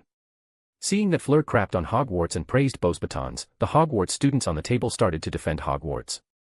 A heated battle of words began on the table. Well, Hogwarts has me, isn't that enough, mused Quinn in silence. Since when did I become so narcissistic? But it's the truth, isn't it? Isn't that again narcissism? Wait a minute, which comes first? Truth or narcissism? Did I fall upon something profound? What about you, Quinn? What do you think? Said Daphne from his left with a slight glare in her eyes, glare directed toward not at him, but his date towards his right. Quinn felt an arm snake around his right arm. He looked and saw Fleur oh so close to him. Yes, Quinn. What do you think? Quinn gulped for a few different reasons. He could feel something very soft pressed against his arm and a pleasant scent tickle his nose. He tightly smiled before taking a deep breath to steady himself and started to think, indeed, what was about Hogwarts that interested him the most. He had been here more than 4 years. In those 4 years, what had called out to him the most? Just as Headmaster Dumbledore said, even he doesn't know all of Hogwarts, meaning there are so many places to explore, so many things to discover. People say that the unknown is scary, but I find the unknown inviting. Hogwarts is filled with so many of those unknowns. To me, the castle, these grounds are a treasure trove waiting for someone to dive in and find all of its jewels and gems. He rested his chin on the back of his hand and smiled. That gives me goosebumps just thinking about it. Daphne, Harry, Hermione, Cedric, and Cho all looked at Quinn. This peer of theirs was famous for many things, but, before being the best of his best, before aid, before everything else, Quinn West was recognized for his penchant for being out after curfew at night and that he couldn't be found for hours at a time during the day. That sounds like you, Mr. West. You certainly have been an avid explorer, chuckled Dumbledore from his behind his half-moon glasses. Do you know, Mr. West even found a secret passageway leading to outside the school grounds. Please, Headmaster, I would like if you don't bring my dark past to light, to be caught sneaking out of the school, how embarrassing. His reply made Dumbledore laugh. The old headmaster understood what Quinn actually meant. When all the food had been consumed, Dumbledore stood up and asked the students to do the same. Then, with a wave of his wand, all the tables zoomed back along the walls leaving the floor clear, and then he conjured a raised platform into existence along the right wall. A set of drums, several guitars, a flute, a cello, and some bagpipes were set upon it. The weird sisters now trooped up onto the stage to wildly enthusiastic applause. They were all extremely hairy and dressed in black robes that had been artfully ripped and torn. Let's go. It's time for us to open the dance, Quinn heard Fleur's word whispered into his ear. The weird sisters struck up a slow, mournful tune. Quinn walked onto the brightly lit dance floor, and the next moment, he had Fleur's hands in his with the other on her back. Everything in the world ceased to exist as Quinn directed all of his attention to his very beautiful partner, who also seemed to be looking just at him. Then they started to dance to the tune of the music, and the thoughts about a crowd watching them escaped their minds. "You dance well," praised Fleur. "You're an easy partner to lead," replied Quinn in counter-praise. "I like that you're giving me credit, but Quinn, you don't have to do it every time, sometimes it's better to simply accept the praise." "Then thank you for the praise, Fleur. I'm a good dancer." "Much better." The pair continued to talk, and other people had also entered the dance floor. They, along with other champion pairs, were no longer the center of attention, but Quinn and Fleur didn't care about them and simply continued dancing, enjoying each other's proximity. While Quinn and Fleur weren't paying much attention to others, they were definitely paying attention to them. Fleur's hold on her allure had subconsciously weakened a level. Gentle waves of Vila allure drifted from her, spreading towards the surroundings. In certain circumstances, Avila's allure just didn't make herself attractive. Right now, as everybody watched, Fleur Delacour and Quinn West looked like a pair chosen by heaven. The pair looked so attractive that the people outside the dance floor only had eyes for them. They look so good together. Are they together? Wouldn't that be fitting? They seem like the perfect couple. Only if I could get someone like Quinn. If I would have asked Fleur out, it would have been there. Dream on, pal. I could say the same to you. Quinn heard the final, quavering note from the bagpipe with a sense of satisfaction. The weird sisters stopped playing, applause filled the hall once more, and Quinn smiled at Fleur. "The song is over, Fleur." "Yes, and your grip's still on, you know." Fleur didn't let Quinn go from their dance stance, standing close to him, gazing up at him with a smile. "Do you not like it?" "There is nothing to not like here, Fleur, but as I told you before, I've some prior commitments to fulfill. Dancing with other girls even though you have me, that isn't flattering, my dear date." "Oh, please. We both know you, too, have to go and mingle around." "That's true," she sighed, "let's hope some of them could handle me." The two separated and looked around the dance floor and the hall to find their respective objectives. "I think we should start with the other champions," suggested Quinn. Fleur gazed around as she lightly hummed, "I see Harry Potter and his date. Should we go to them?" "Yes, Harry Potter would do, he can withstand a good amount." "All right, let's start with them. I did ask Hermione for a dance." Harry Potter and Hermione Granger danced together, revolving slowly with gently steering around the floor. The two looked at peace with a tinge of embarrassment flushing their cheeks. The two had been facing many waves and sniggers while dancing alone with other champions. "You weren't lying when you said you know how to dance," said Hermione. "Glad you finally believe me," grinned Harry. "Dad had always been insistent that Ivy and I should know how to dance, Mum was all for it. Though I've only danced with Ivy for the most." Then the pair heard a cheerful voice call out, "Harry, my boy." Both looked to see Quinn walking towards them with a jolly look on his face. "You two look utterly dashing." Harry and Hermione exchanged glances. "Thank you." "You too as well," said Harry. "Thank you, Harry. Now I would like to ask your very lovely date to a dance," said Quinn, then turning to Hermione, "May I have a dance, my fair lady?" "Huh, what?" said Harry, confused. Quinn glanced back at Harry and reached out his hand. "Here, take this." Harry instinctively raised his hand to receive and found a familiar wrapped chocolate cube in his palm. "Chocolate? You know what? Give that back," smiled Quinn and took back the cube, then pointed with chin towards Harry's back. "You're about to get something much sweeter." Harry turned and saw Fleur Delacour standing behind with a charming smile on her face. "Good evening, Harry, you clean up well." The boy turned back just to see Quinn leading his equally surprised date away with his hand on her back. "Don't worry, you'll get her back after a dance," he heard Fleur say. "Until then, let's have some fun." "Huh. Miss Granger, I must admit, even though I think Fleur is unquestionably eye-catching, but you're the one who made the most impact today," said Quinn dancing with a still reeling Hermione. "I mean look at you, you look spectacular tonight." Hermione looked the taller Quinn. He wasn't as tall as Ron, but taller than Harry. Both Ron and Harry had lean physiques, but with Quinn's much wider arms holding her, she couldn't help but compare. Quinn West definitely worked out. "What am I thinking?" Hermione lowered her face to hide the blush on her cheeks. Her face was betraying her embarrassing thoughts. Thank you.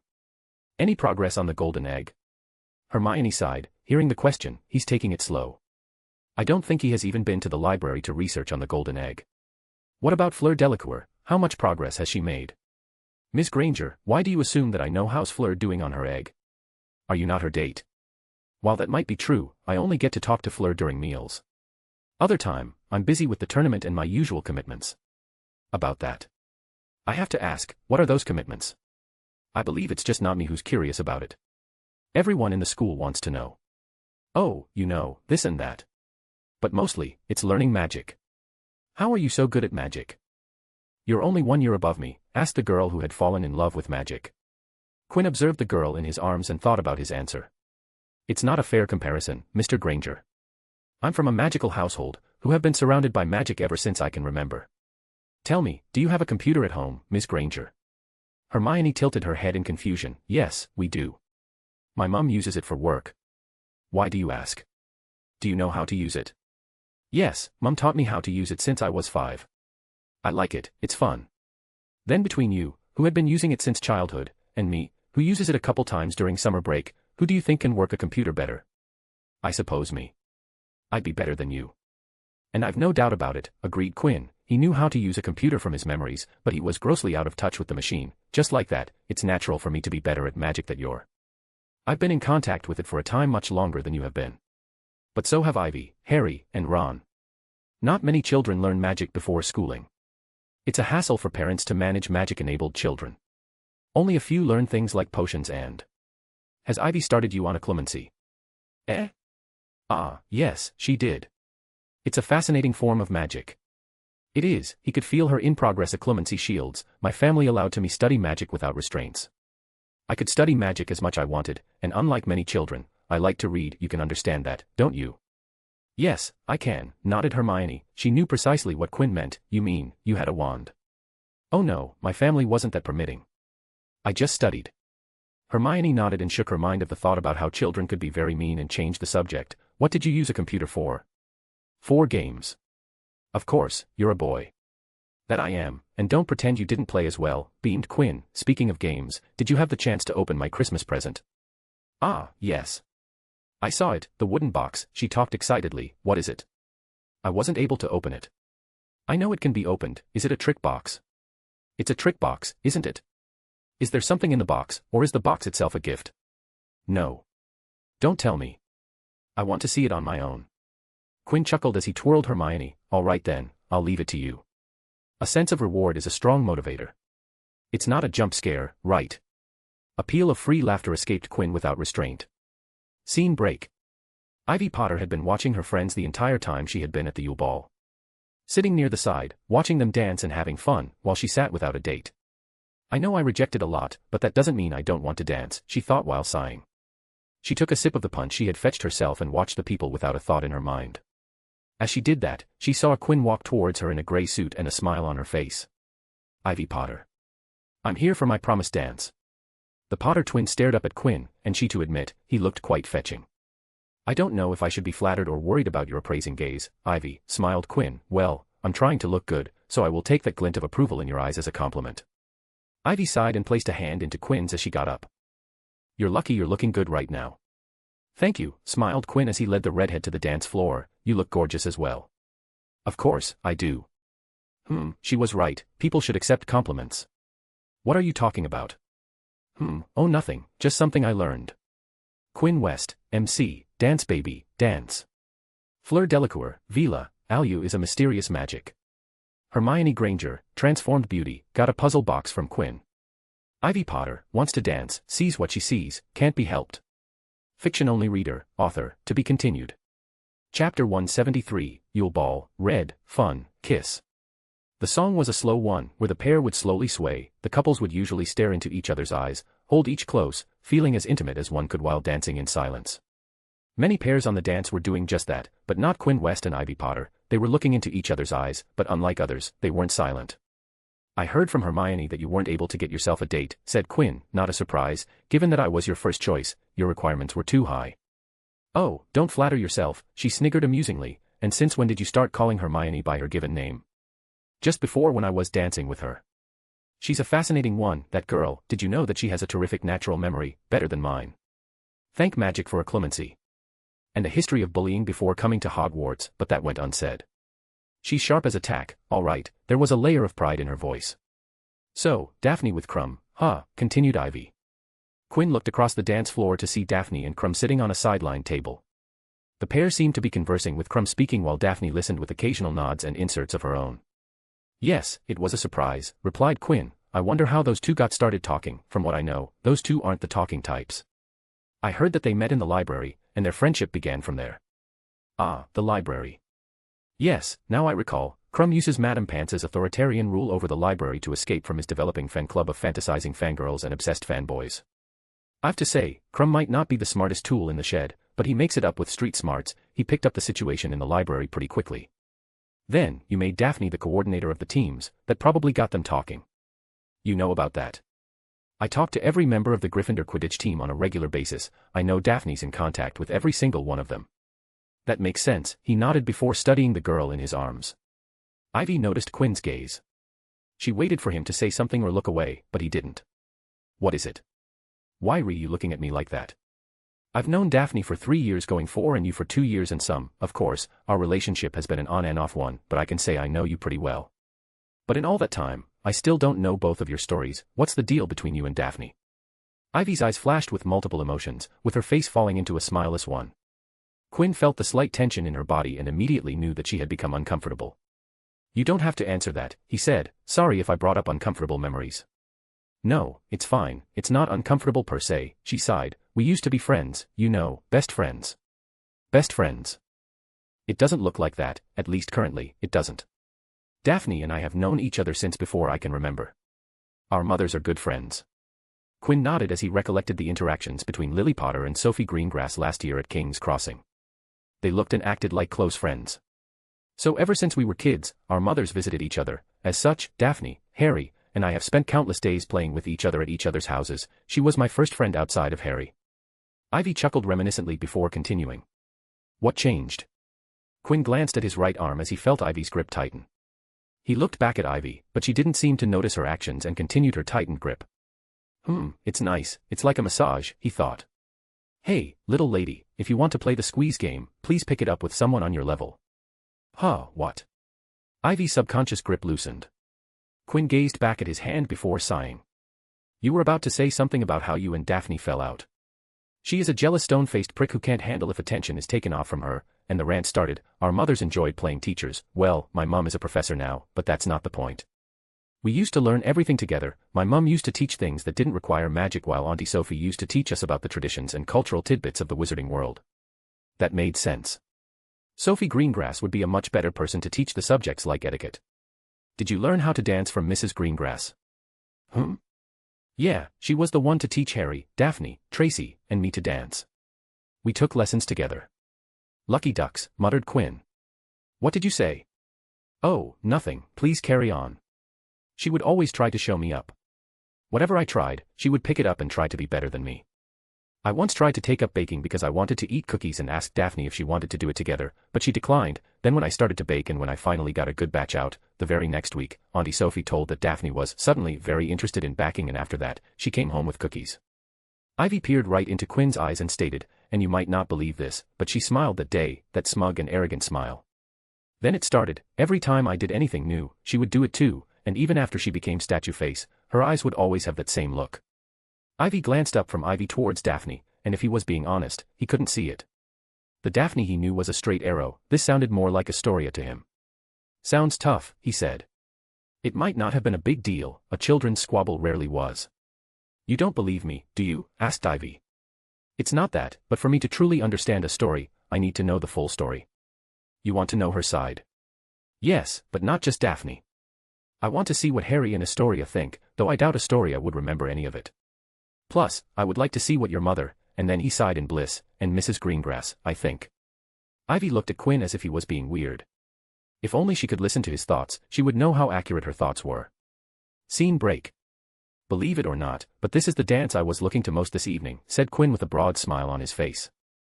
Oh please, you've already danced with half a dozen girls already, the girl smiled. To how many of them have you said the same line? I always thought you were somewhat of a playboy. No, my dear, Tracy, smiled Quinn, earnestness flashing. Dancing with girls was pleasant and enjoyable, but I know dancing with you will be mighty fun, I just know it. Tracy glanced towards the Weird Sisters, and they had taken a pause from traditional ball music and had switched to the much more comfortable and contemporary ball music. See, even the music agrees with me, they just put their best track of the night, grinned Quinn. Tracy giggled as she scooted near Quinn as more and more people joined the dance floor. With time becoming comfortable about joining the dance floor, to dance with their dates.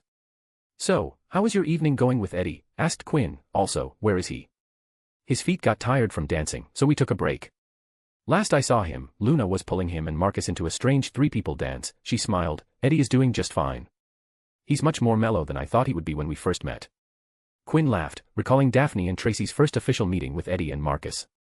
He was going through the "I don't care" phase and acted like he wasn't interested in talking to you girls, and Marcus was so shy that he didn't speak more than a handful of words. Yeah, that's a fun day to remember. Yes, do you remember Daphne and Marcus sitting side by side, not saying a word to each other, both for different reasons, of course.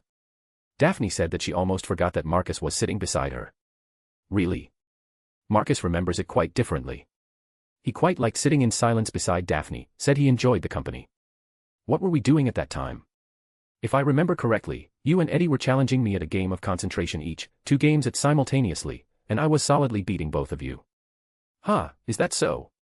I can't seem to remember, said Tracy, smiling coyly. Of course, you don't, chuckled Quinn. The two fell into silence as the song went through a calm and slow yet deep build-up. Tracy watched Quinn as he seemed to enjoy the music, slowly leading her with him. He was cute, charming, funny, and always knew what to say, a very attractive boy. Don't go there, Tracy, she thought, Daphne likes him, so you can't. She always had a little crush on Quinn, maybe ever since she met him. He was always fun, always upbeat, perpetually doing something new and exciting. It would always make her and the people close to him wonder about what he would do next. Oh, Daphne, why did you have to choose such a cute one, thought Tracy. Well, I'll let this one go, so you better not let him go. Well, it's time for us to part, my dear Tracy, she heard Quinn speak. Why? Your date has returned. Tracy separated from Quinn and turned back to see Eddie standing a little distance with 2 goblets in his hand. She turned back to see Quinn walking while waving his hand. Hey, Eddie said, walking nearer before presenting a goblet to her, this is for you. Tracy took the goblet and felt the cold metal snug comfortably around her palm. Thank you, but why? I saw you dancing with Quinn, and you haven't sat down once since the feast. I assumed that you would be parched, please drink. You should stay hydrated. You don't want to faint from dehydration, believe me, not fun. Tracy gazed down at the pinkish liquid in her cup before looking back up at Eddie, who watched her, waiting for her to drink. All right, Tracy, this one is cute as well. Scene break. I'm back. Fleur was talking with one of the Demstrang girls when she heard the voice of her date and turned to face him. So, you finally remember me. Oh, don't be like that. I returned after every dance, it's not my fault that you weren't available, said Quinn smiling with his hands behind his back, but it seems you're available now, may I have a dance, my lovely lady? Don't you get tired? You have been dancing for a long while now, she said, getting a shrug from Quinn. I don't want to dance anymore, but I do want to do something. Sure, we can do that if you don't want to dance. What do you want to do? Fleur nudged towards the great hall entrance pointing across the entrance hall at the oak main doors. Let's go outside. Let's go for a walk. Pretending they wanted more drinks, Quinn and Fleur left the great hall, edged around the dance floor, and slipped out into the entrance hall. The front door stood open, and the fluttering fairy lights in the rose garden winked and twinkled as they went down the front steps, where they found themselves surrounded by bushes, winding, ornamental paths, and giant stone statues. They could hear splashing water, which sounded like a fountain. Here and there, people were sitting on carved benches. He and Fleur set off along one of the winding paths through the rose bushes, and except the soft chirps, not a sound disturbed the pair. They had reached a giant stone reindeer, over which they could see the sparkling jets of a tall fountain and near it a stone bench. They decided to sit down and watch the water in the moonlight. Both of them didn't speak a word to each other for a while before Fleur broke the silence. This is not a good place to sit, is it? Not, it is not, he replied. They could hear sounds of giggling, ruffling from the rose bushes around them. A lot of couples were getting busy on the lovely night of Christmas. Quinn pulled out his fake wand and cast a silencing ward along with another one.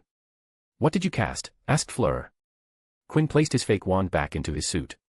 I cast 2 wards. One is a sound isolation ward, it keeps dull sounds, it works both ways, inside and out. The second one is a static invisibility ward. There was a smile in his voice as he finished.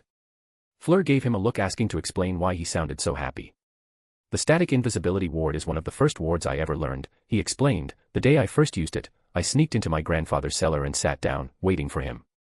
I wasn't familiar with the usage of this ward back then, so I didn't account for the change in lighting. My grandfather thought I was an intruder and shot me with a charged stunning spell, which, as I now recall, hit me right in the chest. You lie, she said, interest filling her voice. No, it happened seriously. I was knocked out for a few minutes and woke up to see my grandfather with a drink in his hand. Not going to lie, he was very cool at that moment. Quinn noticed a gaze on him and saw Fleur gazing at him intently with her blue eyes. The dulled night sound set the perfect atmosphere, and both knew what was coming. It wasn't clear who closed the distance, but a few moments later, they were kissing. They shared a short and chaste kiss before Quinn ended it. What is it? Asked Fleur, though she did have an inkling. Quinn didn't divert her eyes from Fleur and held it. I like you a lot, Fleur. You're stunning and attractive, believe me, even without your allure, you're truly a very captivating girl. But I don't think I like you that way. Fleur slowly pulled back and spoke, Quinn, it doesn't have to mean anything. It could be just two people fooling around, just having some fun. I find you attractive as well, but don't get me wrong, I'm not trying to start something here, it won't be sensible to start something here, I'll be leaving Hogwarts by the end of this year, but you would still have 2 years of schooling at Hogwarts left. That doesn't work for me. Yeah, that's logical and a smart decision on your part, said Quinn, turning his eyes to the moon hanging above, but you see, I can't fool around, maybe in the future, but not right now. He glanced back at her and continued, that was my first kiss, you know. Fleur blinked in surprise. What? You're joking, right? She couldn't believe that someone like Quinn hadn't had his first kiss till now, she had hers way before Quinn's age. Nope, all true, he said, leaning into the bench, that's the reason why I don't want to fool around even though you're the one who's proposing it. I have no problems with people fooling around, it's their choice, and as long as it's consensual I'm 100% fine with it. But, I don't want my first ever relationship, if we can that, to be a casual fling, not even if it's for a couple of minutes here alone at a bench. Maybe I'm overreacting to this, but these are my current thoughts and feelings, Quinn smiled as he finished, and I can't do anything about them. Fleur also leaned back into the stone bench and sighed, that's not how I thought today was going to end. Thank you, I strive to surprise people, smiled Quinn and loosened his tie a little. Really, that was your first kiss? Fleur couldn't help but ask. 100% true. But how? Well, I've been a little too busy to explore that part of my life yet. Are you sure you just didn't get chances? Oh, please, snorted Quinn, look at me. I'm a prime piece that everyone wants to get their hands on, and now I can say that my first kiss was with a Vila. So, how was it? What? You know, the kiss. How did I do? It was okay, she said and got up. Okay. It was okay, he watched as Fleur stepped outside of the ward line, Ms. Delacour, I have a long record of being exemplary at my first attempts at anything I do. He got up as Fleur started to walk away. Fleur. Ms. Delacour. Please clarify what you mean by okay. The Vila's melodious laugh sounded as Quinn's calls sounded in the night. Quinn West, MC, yeah, this isn't going to work. I'm not okay with that, okay. Ivy Potter, Potter Princess, troubled friendship. Tracy Davis, bubbly beauty, on the lookout for cute boys. Fleur Delacour, Vila, what can I say, it was, okay. Fiction-only reader, author, yeah, so that's how it went. Chapter 174, Yuletide End, Possibility. Quinn walked to the Great Hall alone without Fleur. The Vila was tired from the hectic party and decided to retire for the night. Quinn wanted to escort her back to the Beauxbatons carriages, but they came across Headmistress Maxime, a very angry Olympe Maxime. She swept through corridors like an angry hippogriff, and when she saw them, Maxime sent Quinn away, stating that she'd take Fleur from there onwards. Neither Quinn nor Fleur wanted to argue with the angry half-giantess, so they obliged and separated, with Quinn returning to Great Hall. Why am I returning, he sighed, I should have retired for the night. Today's sleep is going to be a good and deep one.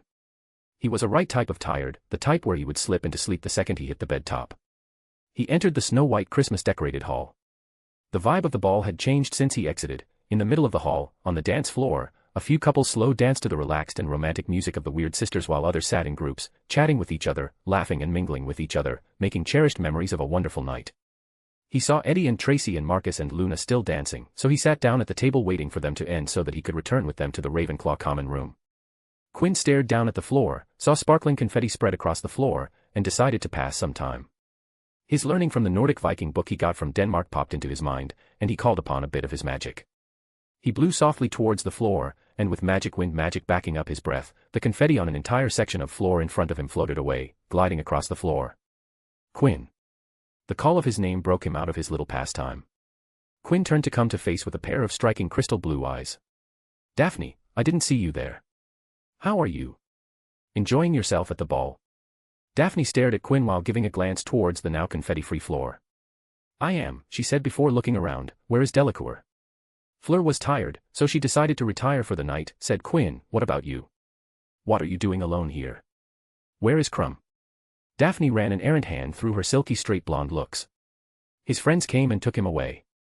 I think they had fire whiskey with them. Which meant that they probably went to a secluded area to sneak some drinks.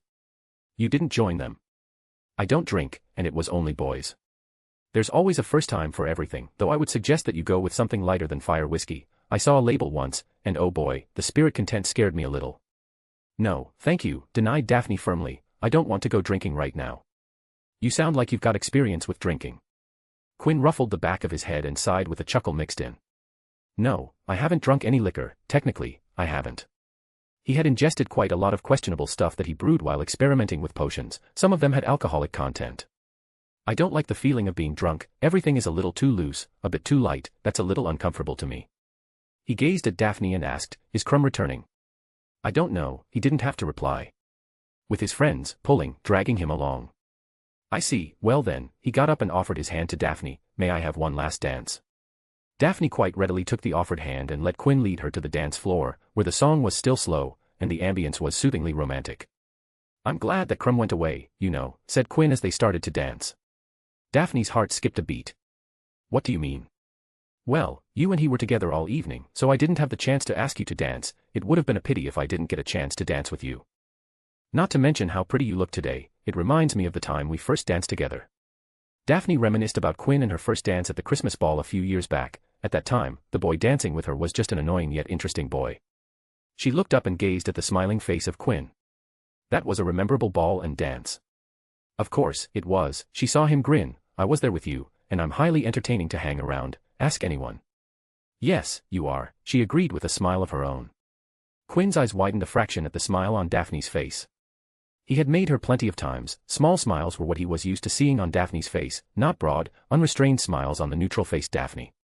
For a moment, it took his breath away, he couldn't take his eyes off her and even slowed down a bit just to admire the sight in front of him. Daphne didn't notice Quinn's change and continued to gaze at him. To anyone who was seeing them, the pair were looking into each other's eyes with no care of what was happening around them.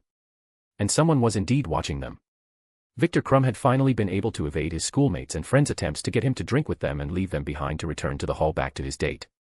Upon searching for Daphne, he found him dancing with another guy, which he was okay with, a girl like Daphne was bound to have many friends, his opinion. And the guy she was dancing with was also familiar to him, Quinn West, the organizer of the Quidditch tournament and the person who had made his time at Hogwarts much more enjoyable. As such, his impression of Quinn was a great one despite some unusual things like having an office at school. If that was it, he would have walked onto the dance floor and informed Daphne that he was back and asked her one last dance before escorting her back. It was getting late. Crumb liked Daphne a lot, she wasn't like others and didn't act differently towards him because of his popularity and treated him like he was just another guy. It was a desirable quality that a lot of people in Crumb's position sought after in their friends and close ones. That's why he asked her out to be his date at the ball. But as he now watched them, he noticed the smile on Daphne's face. He had been acquainted with Daphne for a few months now, but not once in that time had she showed him such a beautiful smile. It made him not go and watch them from the side. He then saw Quinn lean down towards Daphne. Is he going to kiss her, he thought. But it didn't happen, and instead, Crumb watched Quinn whisper something into Daphne's ears. Daphne turned and saw him, Crumb, before glancing back at Quinn, who was walking backward while giving her an exaggerated bow as he wished Daphne a merry Yuletide. Crumb saw Daphne fix her dress before walking towards. Escaped him. The smile on her face was gone. When the Weird Sisters finished playing at midnight, everyone gave them a last, loud round of applause and started to wend their way into the entrance hall. Many people were expressing the wish that the ball could have gone on longer, but Quinn was perfectly happy to be going to bed. He had overdone it, and now the soles of his feet were hurting. Out in the entrance hall, Quinn, Marcus, and Luna saw Eddie saying goodnight to Tracy before she went back to the dungeons. She gave him a sweet smile before walking away with Daphne in tow. Eddie joined Quinn and others with a silly smile on his face. Sorry for the wait. Let's go. You should have walked her back to the Slytherin common room, said Quinn. Marcus nodded. Yeah, you missed a chance. Luna looked at Quinn and Marcus before giving repeated nods to Eddie. Eddie looked back, but Tracy was already out of the entrance hall. Should I go now? But Daphne's with her. It's too late, forget it, said Marcus. Look, Quinn just yawned in public, that doesn't happen a lot. Come on, let's go, everybody is tired. Damn, you saw that, huh? Said Quinn stretching his hands up before wrapping his arm around Luna's shoulder. How was your day today, Luna? A tired Luna leaned against Quinn. It was fun. Dancing is fun, especially with more people. Yes, it is, smiled Quinn. Christmas was over, and with it, the Yule Ball. Scene break. Everybody got up late on Boxing Day. The Gryffindor common room was much quieter than it had been lately, many yawns punctuating the lazy conversations. Hermione's hair were back to somewhere between bushy and wavy again. She confessed to Harry that she had used liberal amounts of Sleekeasy's hair potion on it for the ball, but it's way too much bother to do every day, she said matter-of-factly, scratching a purring Crookshanks behind the ears. It was time now to think of the homework they had neglected during the first week of the holidays. Everybody seemed to be feeling relatively flat now that Christmas was over, everybody except Harry, that is, who was starting, once again, to feel slightly nervous. The trouble was that February the 24th looked a lot closer from this side of Christmas, and he still hadn't done anything about working out the clue inside the golden egg. Therefore, he started taking the egg out of his trunk every time he went up to the dormitory, opened it, and listened intently, hoping that this time it would make some sense. He strained to think what the sound reminded him of, apart from 30 musical saws, but he had never heard anything else like it. He closed the egg, shook it vigorously, and opened it again to see if the sound had changed, but it hadn't. He tried asking the egg questions, shouting over all the wailing, but nothing happened. He even threw the egg across the room, though he hadn't really expected that to help. And so the first day of the new term arrived, and Harry set off to lessons, weighed down with books, parchment, and quills as usual, but also with the lurking worry of the egg heavy in his stomach, as though he were carrying that around with him too. "Hey, Harry." It was Cedric Diggory. Harry could see Cho waiting for him in the entrance hall below. "Yeah," said Harry, internally comparing Cho to Hermione and concluding that Hermione was better. Cedric looked as though he didn't want to say whatever it was in front of Ron, who shrugged, looking bad-tempered, and continued to climb the stairs. "Listen." Cedric lowered his voice as Ron disappeared. "I owe you one for telling me about the dragons. You know that golden egg? Does yours wail when you open it?" As much as Harry's competitiveness wanted to beat Cedric, he couldn't keep the news about dragons to himself and relate it to the Hufflepuff Seeker as he didn't wish Cedric to die. Harry was sure if Hagrid hadn't told him about the dragons, he would have died on the day of the first task. "Yeah," said Harry, "all his egg did was wail." "Well, take a bath, okay." "What?" "Take a bath, and, take the egg with you, and, just mull things over in hot water. It'll help you think. Trust me." Harry stared at him. "Tell you what," Cedric said, "use the prefect's bathroom. Fourth door to the left of that statue of Boris the Bewildered on the 5th floor. Passwords, ripe red apples. Gotta go, see you around." He grinned at Harry again and hurried back down the stairs to Cho. Harry walked back to Gryffindor Tower alone. That had been bizarre advice. Why would a bath help him to work out what the wailing egg meant? Was Cedric pulling his leg? Was he trying to make Harry look like a fool? After thinking for a while, he decided to first take this strange advice to Hermione and Ivy. His think tank would know what to do. As Harry had no idea how long a bath he would need to work out the secret of the golden egg, he decided to do it at night, when Harry would be able to take as much time as he wanted. Seeing that Cedric had suggested using the prefect's bathroom, he took him on the offer.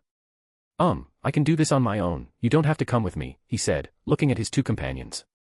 "You've been too lax for so long," said his twin sister, Ivy, "we can't risk you wasting more time."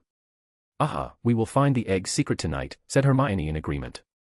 Ron had been deemed too loud for him to accompany to this late-night excursion, and he was sleepy. They had been caught out of bed and out of bounds by Filch, the caretaker in the middle of the night once before, and had no desire to repeat the experience. "But, it's the boy prefect's bathroom," he sent a weak rebuke, "you two are girls."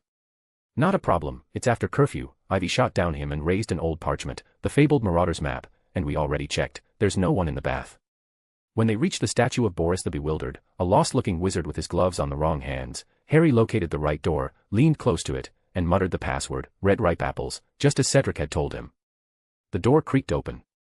The trio slipped inside and bolted the door behind them. His immediate reaction was that it would be worth becoming a prefect just to be able to use this bathroom. It was softly lit by a splendid candle-filled chandelier, and everything was made of white marble, including what looked like an empty, rectangular swimming pool sunk into the middle of the floor. About 100 golden taps stood all around the pool's edges, each with a differently colored jewel set into its handle. There was also a diving board. Long white linen curtains hung at the windows, a large pile of fluffy white towels sat in a corner, and a single golden framed painting was on the wall. It featured a blonde mermaid who was fast asleep on a rock, her lengthy hair over her face. It fluttered every time she snored.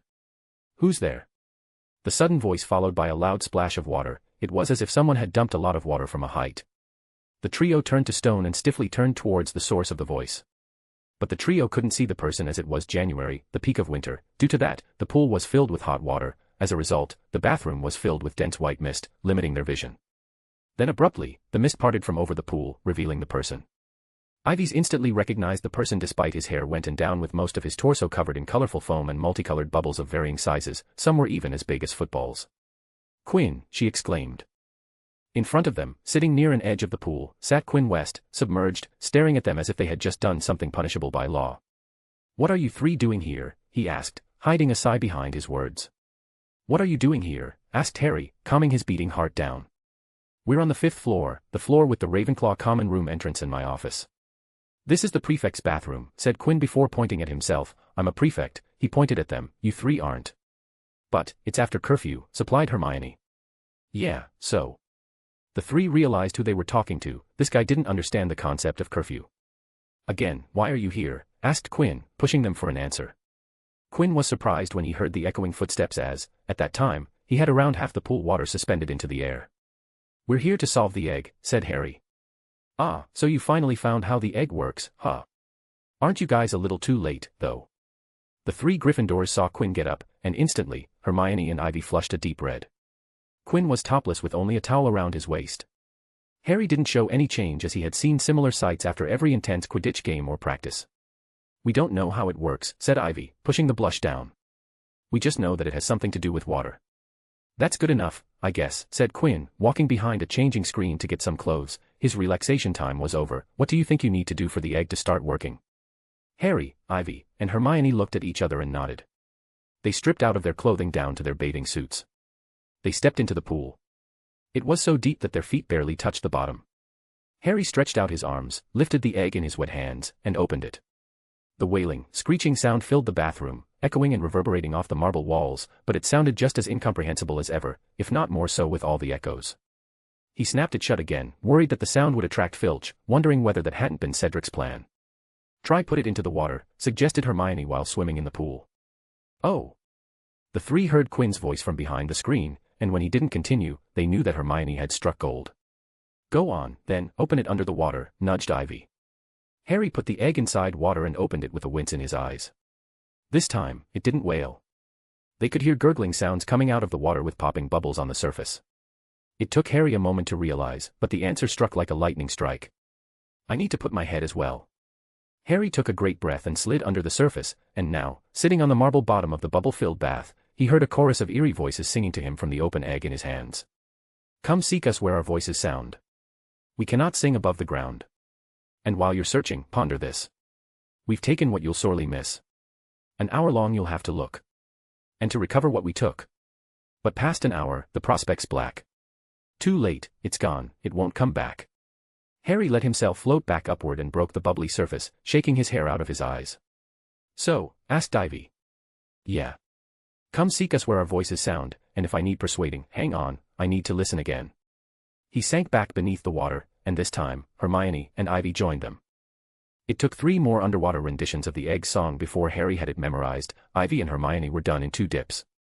"I've got to go and look for people who can't use their voices above the ground," he said slowly. Who could that be?" "Slow, aren't you?" They looked up and saw Quinn. He had dressed up and was now smiling down at them from outside the pool. "But well, you're on the right path. A pity that you didn't come to me, a lost opportunity for me, but oh well, I look forward to seeing you at the second task." Harry and Ivy furrowed his brows as, in the end, before he left, Quinn gave a fleeting glance to Hermione, a glance that didn't seem a normal glance. "What was that?" asked Harry. Ivy shook her head. "I don't know." Outside the bath, Quinn stopped for a second as a thought struck his mind. He stood on the spot for a while as his mind churned with a single view. Wait, does it mean that I could become a hostage? No, right. That thought plagued him all night. Quinn West, MC, is he clueless, or does he understand? Daphne Greengrass, hostage candidate, from what people say, her smile is gorgeous. Victor Crumb, champion, he understands that he was working towards a dead end. Golden Subtrio, a diverse group, out on the night expedition. Chapter 175, Runic Marble, Background Politics. Standing near the edge of an opening in the wall, staring down at the floor below, Quinn cracked his neck and stretched his body. He was back into the 4th vault, the underground vault. Ready to give the Beelzebub's crawler field down below him yet another chance.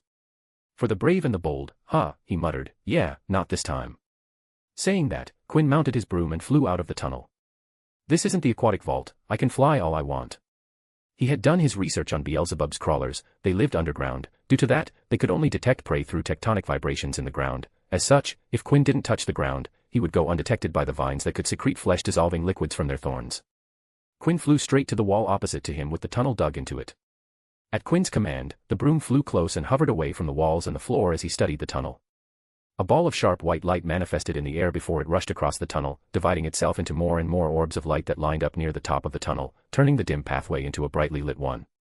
He gently lowered himself enough to see straight into the tunnel while making absolutely sure that not a single part of his body touched the ground. Beelzebub's crawler had a peculiar trait which pushed the vine species to merge, or connect, with every other vine in the vicinity, thus creating a vast network of them.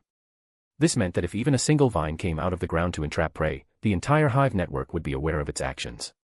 And if that singular vine didn't return with a meal, then the more vines would emerge to capture their meal. After peering into the now-lit tunnel, Quinn observed, nothing was sticking out to him as unusual or, to be specific, there was nothing that looked it would harm or hinder him his current task at hand. After making decisions, Quinn flew into the tunnel with the magical orbs shining much-needed light for him to see. "How long does this tunnel go?" asked Quinn, looking around as he cautiously made his way through the tunnel while memorizing every scratch and cut on the rugged and dense stone walls, never knew what could come in use afterward. His question was promptly answered as he saw the light at the path's end, making Quinn pick up some speed. He flew out of the tunnel, and with him, the light inside also left, once again leaving the tunnel dark. The tunnel had opened up to another wide area. Quinn flew up to get a good look at the sight, and the first thing that caught his eye was that a gigantic portion of the ceiling had broken off and had collapsed down below. "Is that marble?" Quinn noticed white marble below all the collapsed rubble. He could see it was a truly wide circular platform of marble beneath all the pileup. He could also see some markings on the marble. Wait a minute. He looked around and saw that there were no more exits other than the one he had entered. "Is this it?" he uttered. "This isn't the end, is it? It can't be, right? That was too short. Only one obstacle." Quinn realized that the vault could have been made before brooms became popular and mainstream. The now a common household item, the flying brooms that allowed anyone to fly, were not so commonplace as once brooms were nothing but causes of splinter-filled buttocks and bulging piles. If his assumption was correct, then Quinn's use of the broom might not have been covered by the original creator. Quinn stared at the ground and conjured a big boulder before dropping it down to the ground. The boulder hit the ground with a large boom and shook the vault room. He waited, but Beelzebub's crawler didn't come out. The vines couldn't differentiate between living and non-living. "Is this really it? What was so difficult about this?" he exclaimed in confusion. Somehow, he couldn't get closure with such a simple vault, but well, if I think it like that, then it makes sense. It didn't need to be tough. His thinking had been isolated, he was thinking with just the underground vault and in mind, he had missed the bigger picture. The Forbidden Forest was all the security one needed to hide something. Dangerous, cut off from the outside world, and filled with beings who don't want anything to do with people outside of the forest. There was no need to elaborate vault when the natural surroundings already provided the reliable security one could ask. Bow-slinging centaurs, flesh-hungry acromantulas, brutish trolls, and many more species that had the forest held in its vast biodiverse embrace. Quinn descended down to the ground and dismounted off the broom, and sighed as he stared at the rubble in front of him. "I guess I'll work with this now. But, this is a lot of it." He could see enough pile up that he could climb it and reach a good height, a height high enough to be considered dangerous to jump down from, without magic. Magic thrummed inside his body as Quinn closed his eyes and concentrated on the rubble in front of him. He reached out to debris in front of him and exerted a lift. Oh, this is heavy," he groaned. His magic groaned, the wreck groaned. Quinn had to raise his hands towards the collapse just so that his mind could better concentrate the magic into lifting. He opened the tap to his magic entirely and let it flow. His eyes opened, and purple orbs glowed at the wreck. The rubble started to shake as everything started to lift and began to fall to the sides. Just a little more. There was no need to struggle like this. Quinn could shave off all debris bit by bit. But he didn't want to waste time. Many hours spread across multiple visits would be spent just to clean the mess from the marble below. Every visit to the Forbidden Forest was essential and vital to Quinn. He had to slot visits to the forest between Quidditch tournament preparation, Project Babel, other development projects, visits to the library, practicing magic to keep his skill up to date, among other things. He was a bit too busy this year. By the end, Quinn was heaving, and grabbing his knees as his chest heaved up and down. "This was clearly not the job for one person," said Quinn, standing up straight. But the result was worth it as Quinn could see the circular block of marble sitting in the middle of the cave. Quinn walked towards it before climbing up with a hop. "Oh, these are runes, aren't they?" Quinn could tell at one glance that the deep engravings on the marble were a cluster and network of large-scale runes. There were many classes/groups on which runes could be classified: language, the number of layers, materials, effects, and among those categories, size classification was among the myriads of classifications. The size classification was a scale-based category. It went from small-scale runes to large-scale in front of Quinn, laid into the marble. To give an example of the importance and use of size classification, a rune inscribed on a small wooden chip would be significantly weaker than one carved into a big piece of wood. Quinn, himself, specialized in small-scaled runes as he liked to create articles that were potable in nature and could be carried with him. Recon was such an example. Ironically, Quinn's most notable achievement, Magifax, which, even though employed small-scale rube inscription in its receivers, worked primarily through large-scale runes. Magifax devices need a network to work, and that network was built through transmitting hubs spread throughout the globe. Those transmitting hubs were large-scaled rune applications. On West-owned properties throughout the world, unique buildings were constructed, and inside those buildings, every, majority, usable surface was etched with giant runes that connected every registered Magifax device on the planet. Quinn walked on the marble, studying the runes, and after a while, he declared, "Yeah, no idea what this does." Right from the start, there were a few problems. First, the runes were complex and needed to be mapped out before Quinn could even start studying. Second, Quinn had to check if there were runes beneath the surface, as not all runes were required to be out on the surface. And, third, the ceiling collapse broke the marble, said Quinn, clicking his tongue. There were several cracks and crevices throughout the marble, essentially making the rune's structure useless. "I need to get it fixed," said Quinn, and touched one of those cracks. "I can't use the mending charm, reparo, here, can I?" If it was an ordinary platform of marble, Quinn could have fixed all the cracks and crevices with a single snap of his magic. But the marble held so many runes that if he carelessly used the mending charm to fix things, it would break the subtle and meticulously placed connections. Quinn sat down on the marble and sighed. "This is going to require a lot of work, ugh. I don't even know what I'll get in the end." He looked up at the ceiling blamingly. "Why did you have to fall down? If you didn't, I would be having fun right now." He sighed at his lousy luck before a thought struck his mind. The sunken crypt. The wolves names the vault as such, didn't they? Does that mean their territory is just above here? Huh, maybe I'm right. Nice. I will check it out later. Finally, after sitting in the dust, Quinn got up, dusted himself, took out a small notepad and pen from his pockets, and got ready to note the rune's day. I predict that this is a way to communicate to the aliens, I call it, and with that, he got to work. Scene break. Snow was still thick upon the grounds, and the greenhouse windows were covered in condensation so thick that they couldn't see out of them in herbology. Nobody was looking forward to care of magical creatures much in this weather, though as Marcus said, the fire beetles would probably warm them up nicely, either by chasing them or flamethrowing so forcefully that Hagrid's cabin would catch fire. However, when the Ravenclaw trio arrived at Hagrid's cabin, they found an elderly witch with closely cropped gray hair and a prominent chin standing before his front door. "Hurry up, now, the bell is about to ring," she barked at them as they struggled toward her through the snow. "Who are you?" said Eddie, staring at her. "Where's Hagrid?" "My name is Professor Grubblyplank," she said briskly. "I am your temporary care of magical creatures teacher." "Where's Hagrid?" repeated someone loudly. "He is indisposed," said Professor Grubblyplank shortly. Soft and unpleasant laughter reached the students' ears. They turned, and the rest of the Slytherins were joining the class. All of them looked gleeful, and none of them looked surprised to see Professor Grubblyplank. "This way, please," said Professor Grubblyplank, and she strode off around the paddock where the Beauxbatons horses were shivering. Quinn, Marcus, and Eddie followed her, looking back over their shoulders at Hagrid's cabin. All the curtains were closed. Was Hagrid in there, alone and ill?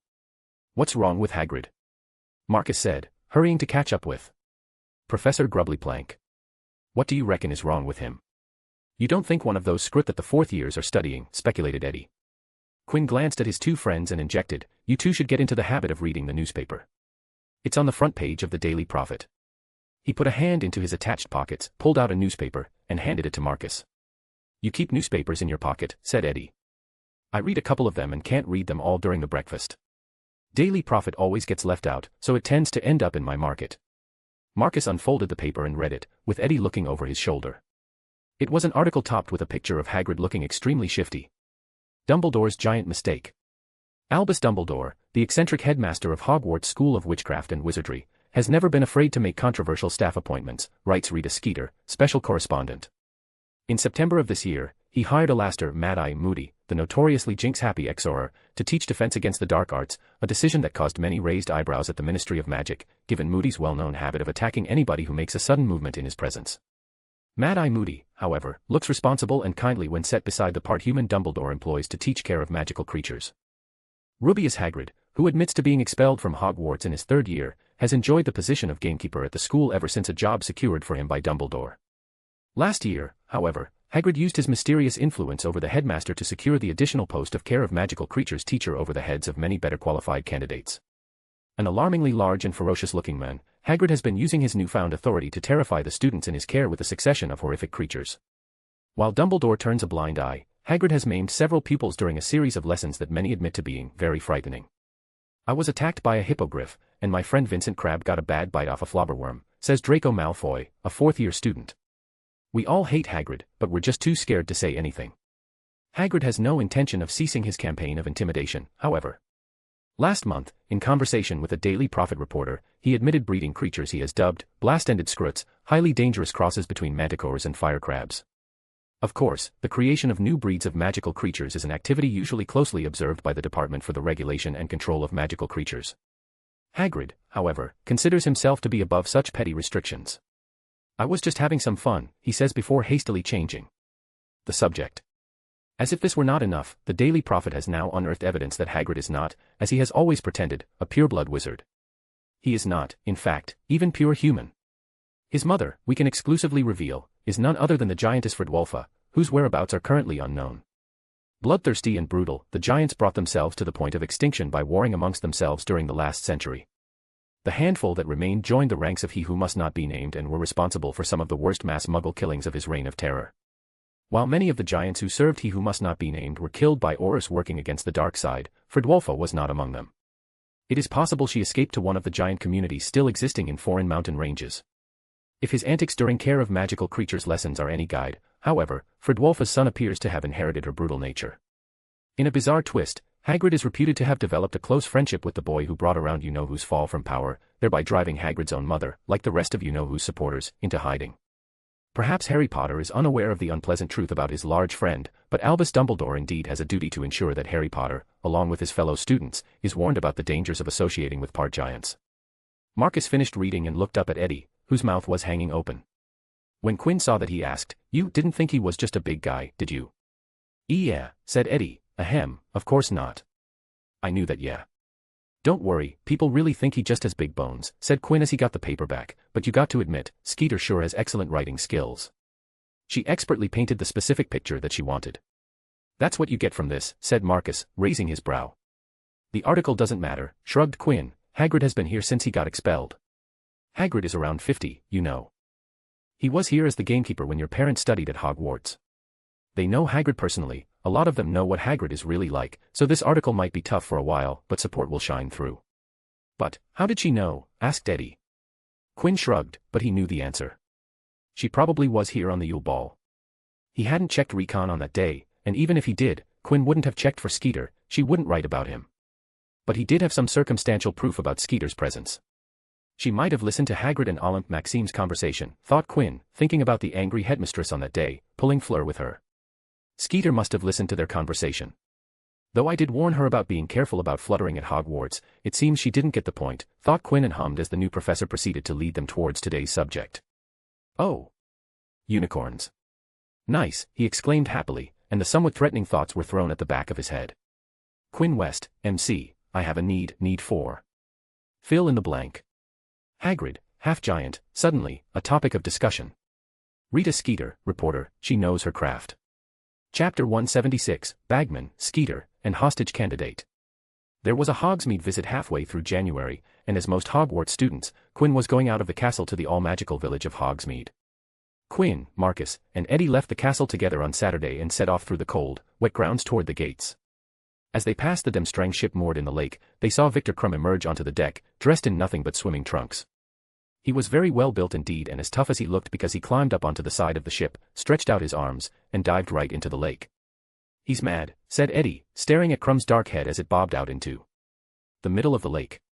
"It must be freezing, it's January." "It's a lot colder where he comes from," said Marcus. "But still, going swimming in mid-January is a bit too much." It's not that cold," shrugged Quinn. "It's quite pleasant, actually. If you're sleepy, it'll wake you up. A dip in the winter is great for when you're feeling lethargic." The two looked at Quinn as if he had grown a third head, collectively ignore his asinine advice. Eddie turned to Marcus and replied to his last statement, "Yeah, but there's still the giant squid." He didn't sound anxious, if anything, he sounded hopeful. His team, Trolling Boogies, after their first loss to Krum's treacherous barons, hadn't lost a single game. In fact, they had blown the competition away, going as far as to win by double score margins. Quinn roamed his eyes around the snowy Hogsmeade, and peculiarly he caught a glance of a few goblins before they turned a corner. It wasn't that goblins weren't allowed in Hogsmeade, just they were rare to be seen in the village and preferred staying in the underground city that they had built under and around Gringotts. Marcus suggested a visit to the Three Broomsticks to start off the weekend, and that's what they did. The pub was as crowded as ever, adults, students, residents, passerbys, everyone was enjoying the lively ambience of the merry bar. At the bar, the lovely Madame Rosmerta turned away from her various suitors to take orders from the three. "Welcome, boys. What can I get for you today?" "One large butterbeer," replied Eddie, placing the coins on the table. "Same for me, please," said Marcus, getting the money from his pouch wallet. Madame Rosmerta counted the coins and nodded. "All right, 2 large butterbeers coming up." She turned to Quinn and asked, "What about you?" "1 vanilla milkshake with a large scoop of butterscotch and shaved chocolate on the top, please," said Quinn, reciting his order. "How much would that be?" "I want a large serving as well." Eddie, Marcus, and Rosmerta didn't show any reaction to Quinn's order. His two friends were used to the variety of drinks that Quinn ordered every time they came to Hogsmeade, and Quinn had left an impression on Rosmerta because he had ever only ordered a butterbeer once, and after that time, Quinn's orders were always like his current one. 3 sickles, she asked, which Quinn paid. As Madame Rosmerta remembered Quinn, she also knew his habits. "Your mug." Quinn always handed her a conjured mug to carry his drinks around with him. Quinn smiled, and instead of conjuring a mug as she was expecting, he took out a wooden tankard from his robes. "Please, make the drink in this." Rosmerta's surprised hands received the tankard as her eyes switched between Quinn and the tankard in her hands before she finally went to fix up the drinks. On the side, Eddie was grinning. The tankard was his Christmas gift to Quinn, after all. "Hey. Why didn't Luna come with us?" asked Eddie.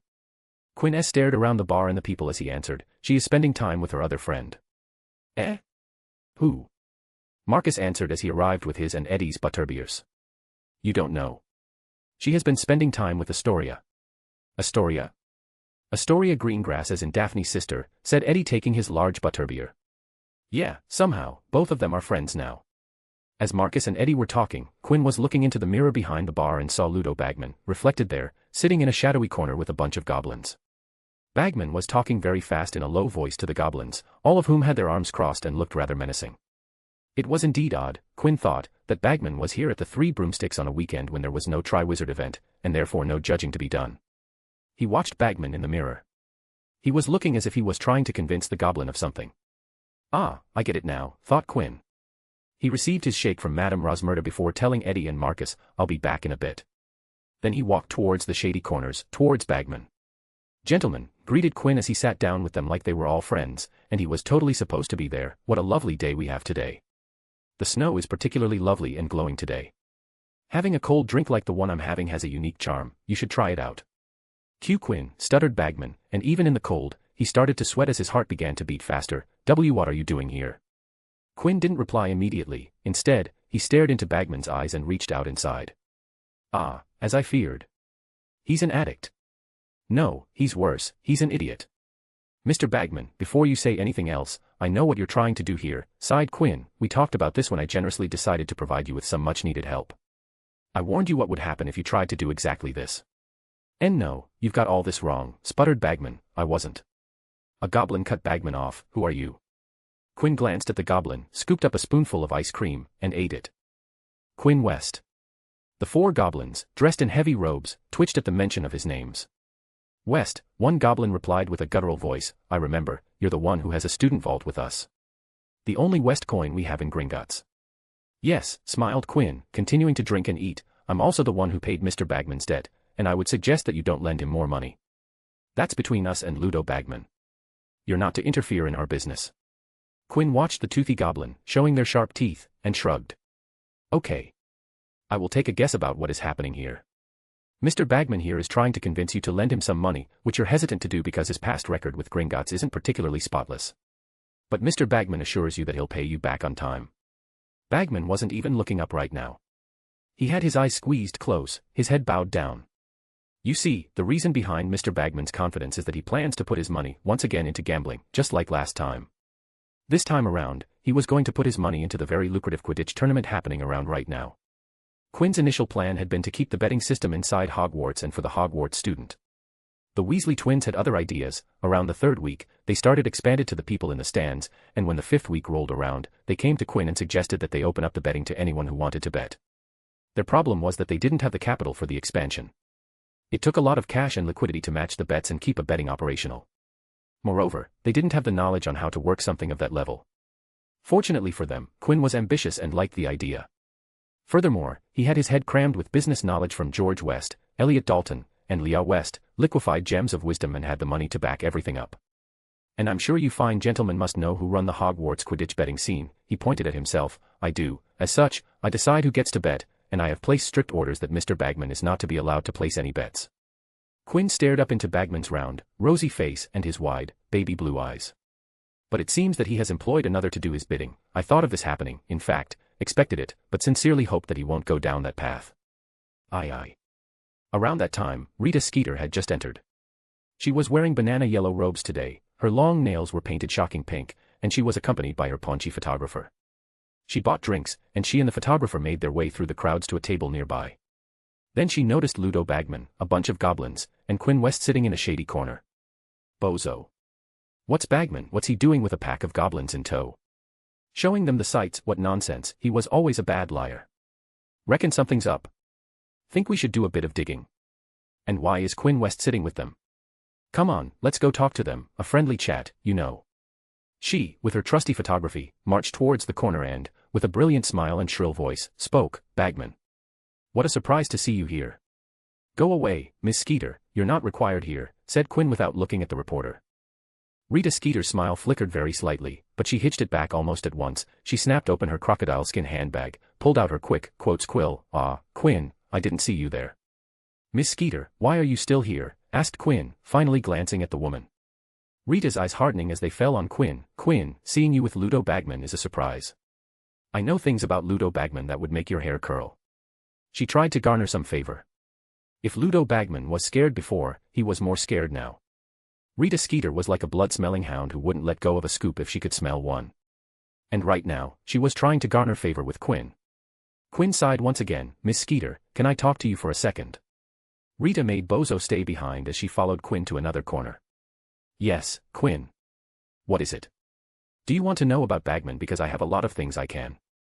Miss Skeeter, Quinn stopped her. I knew about your little secret before I even met you. Don't you think I would know Mr. Bagman's dirty little secrets? I know what he did during the war, what he's doing now, and what he's going to do in the future. He took a pause before finally stating, Miss Skeeter, you don't have to do this. All I desire from you is to not cross paths with me. If you can do that, I'll not come in your path if you do that, and we both will go out merry ways. Quinn understood that if he wanted, he could use Rita Skeeter as a very useful asset. But Quinn didn't want to deal with Rita Skeeter as he had too much on his plate to keep tabs on what she was doing, and Rita Skeeter was like a viper, and if he gave her a chance, she would bite him. He was 100% sure that if he asked Rita Skeeter to do something, she would try to find something that would put Quinn at a disadvantage. Do you understand me? Rita's quill hand went down, and she nodded silently. Good, then. I wish you a pleasant day. He walked back to the goblin table, and as he sat down, he addressed Bozo, the photographer. You can go now. Miss Skeeter is calling for you. Bozo seemed confused as this wasn't how things usually went. His partner, Boss, would usually be smiling with the other party sweating. He walked away feeling very perplexed. Now, where were we? Asked Quinn. Ah, yes.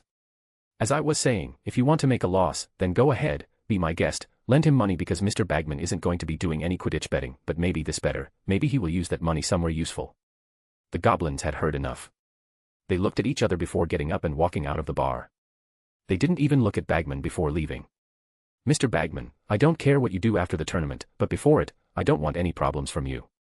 Even now, it won't cause me any harm if I let you do whatever you want, but tell me, what was our deal? If I give you the hosting job and stay out of trouble till the tournament, you'll pay off my debts, replied Bagman. Exactly, said Quinn, finally finishing his milkshake. I'll let it go this time, but next time around, I won't be so lenient. You may take this any way you want to or can. Quinn got up, gave Bagman one last look before leaving. His job as the host of the Triwizard Tournament was directly tied to Ludo Bagman being on the judging panel. If somehow, Bagman managed to get himself booted, then Quinn's host duties might come into jeopardy, and he would have to do extra work to keep that job. As he walked back towards the bar, he saw the Weasley twins enter the pub. Fred, George, here. Yeah, what is it? Quinn pointed at Bagman, sulking in the corner, and muttered, Mr. Bagman there was trying to place some bets. I've talked to them, but if he does come to you, don't let him come to place some bets, not even if he agrees to pay both of you back for the galleons he took from at the World Cup. How did you? Never mind, the twins sighed. Okay, we will make sure that he doesn't place any bets with us. Good, nodded Quinn, satisfied. Also Bagman is using a couple students to place his bets. I'll be sending those names, so make sure they are banned for a couple of games. He had gleaned off the information right from the source. Roger. When Quinn joined his friends back, Marcus asked, what was that about? Oh, you know. Business as usual, Quinn replied before calling out to the hostess, Madame Rosmerta, 1 hot chocolate, please. Scene break. So, will you do it? Quinn stared at the 5 adults in front of him and pretended to ponder the question he just asked. You're asking me if I would be fine being put into an enchanted sleep and then spend a couple of hours inside the freezing waters of the Great Lake in February? Albus nodded as if it was a commonplace request. Yes, that's about right. I see, nodded Quinn. While I would love to volunteer for this exciting opportunity, I've hosting responsibilities that I need to attend, so I'm unfortunately not available. In the headmaster's office, Quinn sat with the 3 heads of schools, Flitwick and Barty Crouch Sr. Mr. West started. Crouch, I assure you that you'll be absolutely safe. Professor Dumbledore has communicated with the merpeople, and they will make sure that you'll not be harmed down while you're sleeping. Quinn, of course, wasn't worried about being harmed, certainly not underwater. That was probably the safest place for him. I understand that, Mr. Crouch, and I've full trust in the measures taken, but I've things planned for the second task. Mr. Bagman and I've been in regular contact, preparing just for this task. And what might those preparations be? Asked Maxime. That you'll see on the day itself, smiled Quinn before asking back, is there no else you can ask to be Fleur's hostage? Like one of your students, someone close to her, maybe. Well. Fleur's younger sister just arrived as the second batch of students from Beauxbatons. We can have her go under the lake, but I'm a little hesitant about putting someone as young as her in the lake so soon after she gets here. Quinn groaned internally, not audibly, of course. It was true that Gabrielle Delacour was dangerously young to be put under the lake, and looking at it, he should volunteer for it. Fleur was his friend, and she would definitely not like it when she found that her sister was put inside the lake. Especially not when the egg riddle states that they would lose those hostages after an hour. Not a thing to be happy about. Ah, whatever. I should just do it. There's no harm done to me anyway, thought Quinn. I could probably break from the enchanted sleep if I try hard enough. It'll be a good opportunity to see how well I can do against Dumbledore's magic. But, what would I do while tied up down there? Not that I can talk mere speak. Ah, I should speak up first. But before he could, Olympe spoke up. Quinn, are you dating Fleur? Quinn, who was about to speak, closed his mouth at the sudden question before opening it again. No, I'm not. Why? All right, it's decided then. Little Gabrielle will go inside. I think having her sister down there will be a greater motivation for Fleur, increasing her chances to win. That's one way to think about, I guess, said Quinn. He was a little taken aback by the reasoning, but he could see it working. If someone put Leah under the lake, Quinn would literally tear the lake apart to get to her. This is over then, said Karakov, sounding bored mixed with a bit of irritation. Everyone's hostages are decided. 3 of them are already put into sleep for tomorrow, we just need to get that little girl down there. Oh. Who were the other 3? Asked Quinn. Dumbledore answered Quinn, Ms. Ivy Potter for her brother Harry Potter, Miss Cho Chong for Cedric Diggory, and finally, Ms. Daphne Greengrass for Victor Crumb. Quinn's brow twitched at the mention of Daphne going into the lake. He knew that she would be going inside, but still hearing it now bothered him a little. Crumb better come first in this round, thought Quinn, and Ivy instead of Hermione. Looks like I was wrong. Well, sister Trump's date, I guess. And Lily Potter must know about the real situation. Great to know, he said. I'll use that info while hosting. He was going to put on a show tomorrow morning. Quinn West, MC, investor, consultant, hostage candidate. Ludo Bagman, gambling addict, working under strict terms. Rita Skeeter, journalist, sometimes being bold pays off, sometimes it doesn't. Goblins, profit-seeking, the West name subconsciously makes them snarl. Weasley twins, betting kings, learning the ways to run an operation. Fiction-only reader, author, day 1 of 4 of N terms is over. 2 out of 8 subjects are done. 3 days and 6 subjects more to go. Chapter 177, Second Task, Project, Drone Vision. The entrance hall contained a few last-minute stragglers, all leaving the Great Hall after breakfast and heading through the double oak doors to watch the second task. They stared as Harry flashed past, sending Colin and Dennis Creevy flying as he leaped down the stone steps and out onto the bright, chilly grounds. As he pounded down the lawn, Harry saw the seats from the first task Dragon Stadium in November were now ranged along the opposite bank, rising in stands built over the water of the Great Lake that was packed to the bursting point and reflected in the lake below.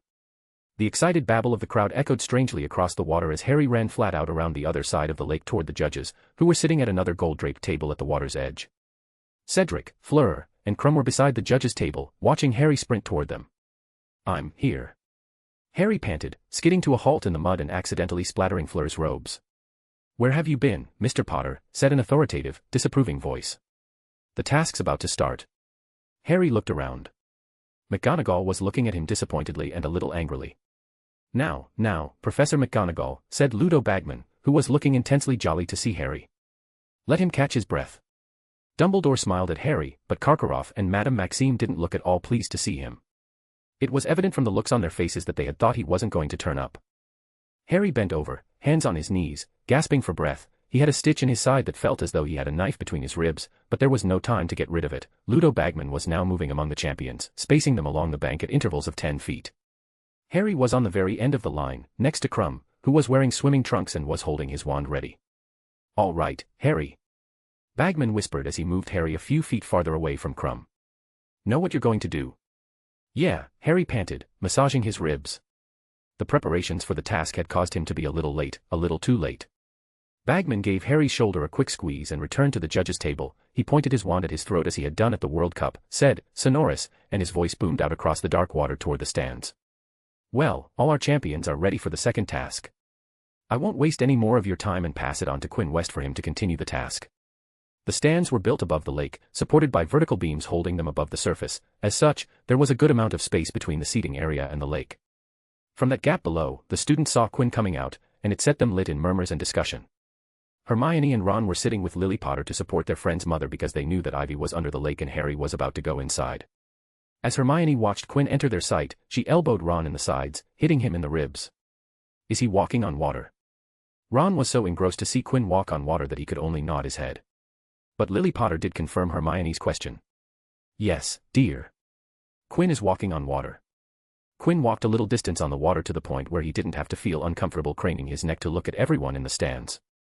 "Be honest," he started looking at everyone with a smile, "you're thinking how I'm doing this, aren't you?" There were many yes from the crowd, and Quinn could see a lot of necks craning and students standing up to get a better look at him. "Being honest myself, I'm pretty cool right now." He hopped on the water a couple times, showing that there was no trick here and he was indeed solidly standing on water.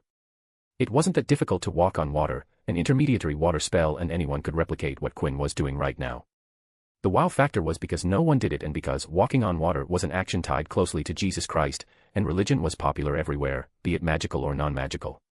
Look at Friar, he was a cleric monk when he was alive, and even after his death, he was a devout practitioner of his religion. Quinn smiled at the nods he received from the crowd and was about to continue when he felt a tremor beneath his feet. His smile cramped for a second. He raised his right foot and tapped it on the water, sending tremors back into the lake, hidden from everyone looking at him. "Ahem, I'm sure since November, all of you must have heard at least one or a couple theories about the second task, all kind of speculations and conjectures in our beloved Hogwarts rumor mill, tingling curiosities up and down the castles." Another water tremor came back to him, and the Kraken, who was looking to fight, replied back sulkily at Quinn's refusal. "Water tremors. All right, not that's over with." He spread his arms wide and continued. "Now, as we stand here, on the Great Lake, all of you must have some inkling about the task, at least that it's water-related." He glanced at the champions standing at a separate platform. "The champions know what they have to do and what is at stake here. The first task was all about them, but this time around, it's not just themselves they have to worry about. This time around, there are more things on the line."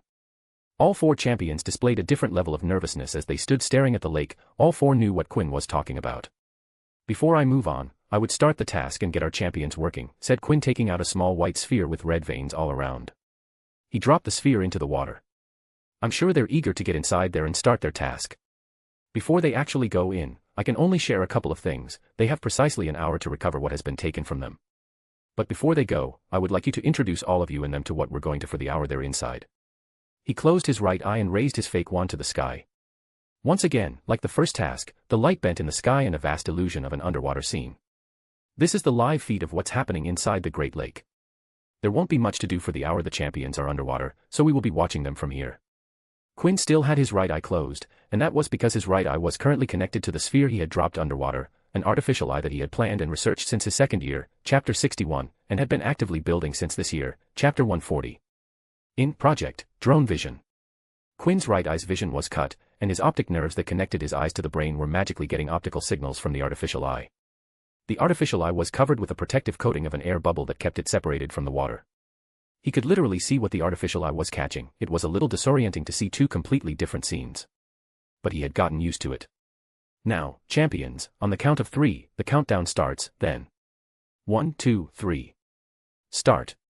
The whistle echoed shrilly in the cold, still air. The stands erupted with cheers and applause. Without looking to see what the other champions were doing, Harry pulled off his shoes and socks, pulled a vial of moss-green potion out of his pocket, stuffed it into his mouth, and waded out into the lake. He had drunk a gillyweed potion that he and Hermione had brewed together. Harry clapped his hands around his throat and felt 2 large slits just below his ears, flapping in the cold air. Quinn had gills. Without pausing to think, he did the only thing that made sense. He dove deep inside the lake, to get his twin out.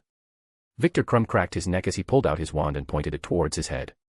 The action made Quinn furrow his brow a little. He knew what was about to come. Partial transfiguration around the head area was a tricky thing, and Quinn wasn't sure if the Proseeker was adept enough to safely pull it off. Victor's head twisted into a shark head with jagged teeth and beady eyes. And just like the originals, Cedric and Fleur used bubblehead charms to filter the air out of the water to provide them oxygen underwater before they dove inside to rescue her girlfriend and little sister. It was a charm that Quinn didn't use underwater, but when he had to deal with potions that released toxic fumes during brewing. Ah, these guys have it so easy, thought Quinn and exhaled a big sigh as plenty of memories of being pushed around in the water, being lost in darkness, being cut, among other things like being smacked around by giant tentacles, flashed inside his mind. Quinn shook his head and pulled himself out of the flashbacks. Yeah, so easy. Now that the champions are inside, let's see how they're doing. The illusion overhead changed as the eye moved. They could only see 10 feet ahead, so that as the eye sped through the water, new scenes seemed to loom suddenly out of the oncoming darkness, forests of rippling, tangled blackweed, vast plains of mud littered with dull, glimmering stones. First, they saw Cedric swimming freely, but the very next second, his ankles were grabbed a Grindillo, a tiny, horned water demon, poking out of the weed, its long fingers clutched tightly around Cedric's leg, its pointed fangs bared. Cedric stuck his hand quickly inside his robes and fumbled for his wand. By the time he had grasped it, 2 more Grindillos had risen out of the weed, had seized handfuls of Cedric's clothes, and were attempting to drag him down. Sparkles shot from his wand, and the Grindillos were pelted with what seemed to be jets of hot water, for where it struck them, angry red patches appeared on their green skin. Cedric pulled his ankle out of the Grindillo's grip and swam as fast as he could, occasionally sending more jets of hot water over his shoulder at random. Every now and then, he felt one of the Grindillos snatch at his foot again, and he kicked out, hard. Finally, he felt his foot connect with a horned skull, and looking back, saw the dazed Grindillo floating away, cross-eyed, while its fellows shook their fists at Cedric and sank back into the weed. Grindlios were a little blip, but it seems that Cedric is doing well. Let's move on to another champion. His commentary wasn't needed as people were a little too engrossed in the visuals. The eye moved, and soon they saw a large rock emerge out of the muddy water ahead. It had paintings of merpeople on it. They carried spears and chased what looked like the giant squid. A cluster of crude stone dwellings stained with algae loomed suddenly out of the gloom on all sides. Here and there at the dark windows, everyone saw faces that bore no resemblance at all to the painting of the mermaid in the prefect's bathroom. The merpeople had grayish skin and long, wild, dark green hair. Their eyes were yellow, as were their broken teeth, and they wore thick ropes of pebbles around their necks.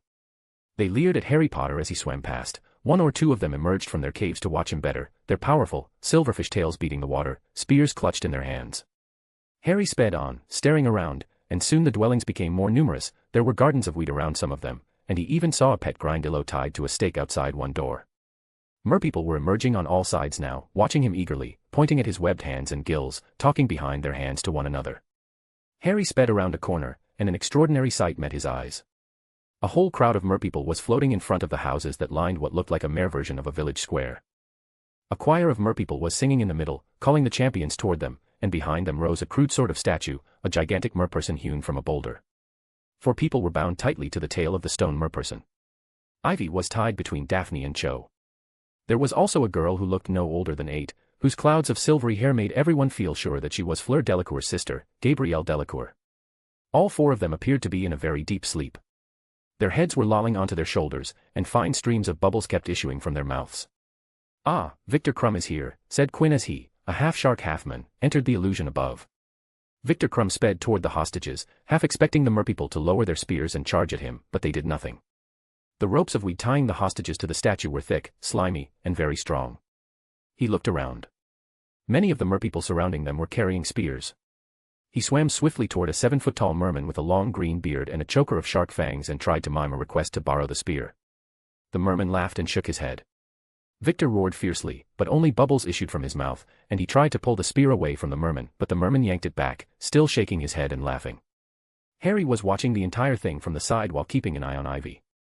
He swirled around, staring about. Something sharp, anything. Rocks were littering the lake bottom. He dived and snatched up a particularly jagged one and returned to the statue. He began to hack at the ropes binding Ivy, and after several minutes' hard work, they broke apart. Ivy floated, unconscious, a few inches above the lake bottom, drifting a little in the ebb of the water. Harry looked around and saw that the sharkman swam straight to Daphne and began snapping and biting at her ropes. The trouble was that Crumb's new teeth were positioned very awkwardly for grinding anything smaller than a dolphin, and Harry was quite sure that if Crumb wasn't careful, he was going to rip Daphne in half. He looked at Ivy before turning to Daphne. He knew that while his sister and Daphne fought a lot, but once they had been very close, close enough that if Ivy was awake right now, she would help Daphne right now. Darting forward, Harry struck Crumb on the shoulder and held up the jagged stone. Crumb seized it and began to cut Daphne free. Within seconds, he had done it. He grabbed Daphne around the waist, and without a backward glance, began to rise rapidly with her toward the surface. Now what? Harry thought. Fleur's Delacour sister looked a little too young to be here, and she was looking a little green. But after thinking for a while, he decided to leave. Fleur had done better than everyone else in the first task, better than him, and she had used pure magic and not other skills like flying like he had. She would be here soon, he thought, and took off. And as Harry swam away, he saw Cedric swim past him towards the merperson stone statue. Cedric reached the statue, and now the merpeople were standing close to Cho and Gabrielle. Cedric pulled his wand out. "Get out of my way." Only bubbles flew out of his bubblehead cover, but he had a distinct impression that the mermen had understood him because they suddenly stopped laughing. Their yellowish eyes were fixed upon Harry's wand, and they looked cautious. They moved away, giving Cedric space, who immediately shot a slicing hex at the thick bindings, freeing Cho. "All right, 3 hostages have been freed, with only 1 remaining. Let's see how the 4th missing champion is doing. Now, we just have to find where she is." Quinn felt sonar tremors into the lake, and eventually, he got the feedback. He had found her. The artificial eye immediately trod water, and the scene everyone saw what was Fleur Delacour up to. Ah, so this is where she was. Fleur Delacour was wrapped up in black weeds.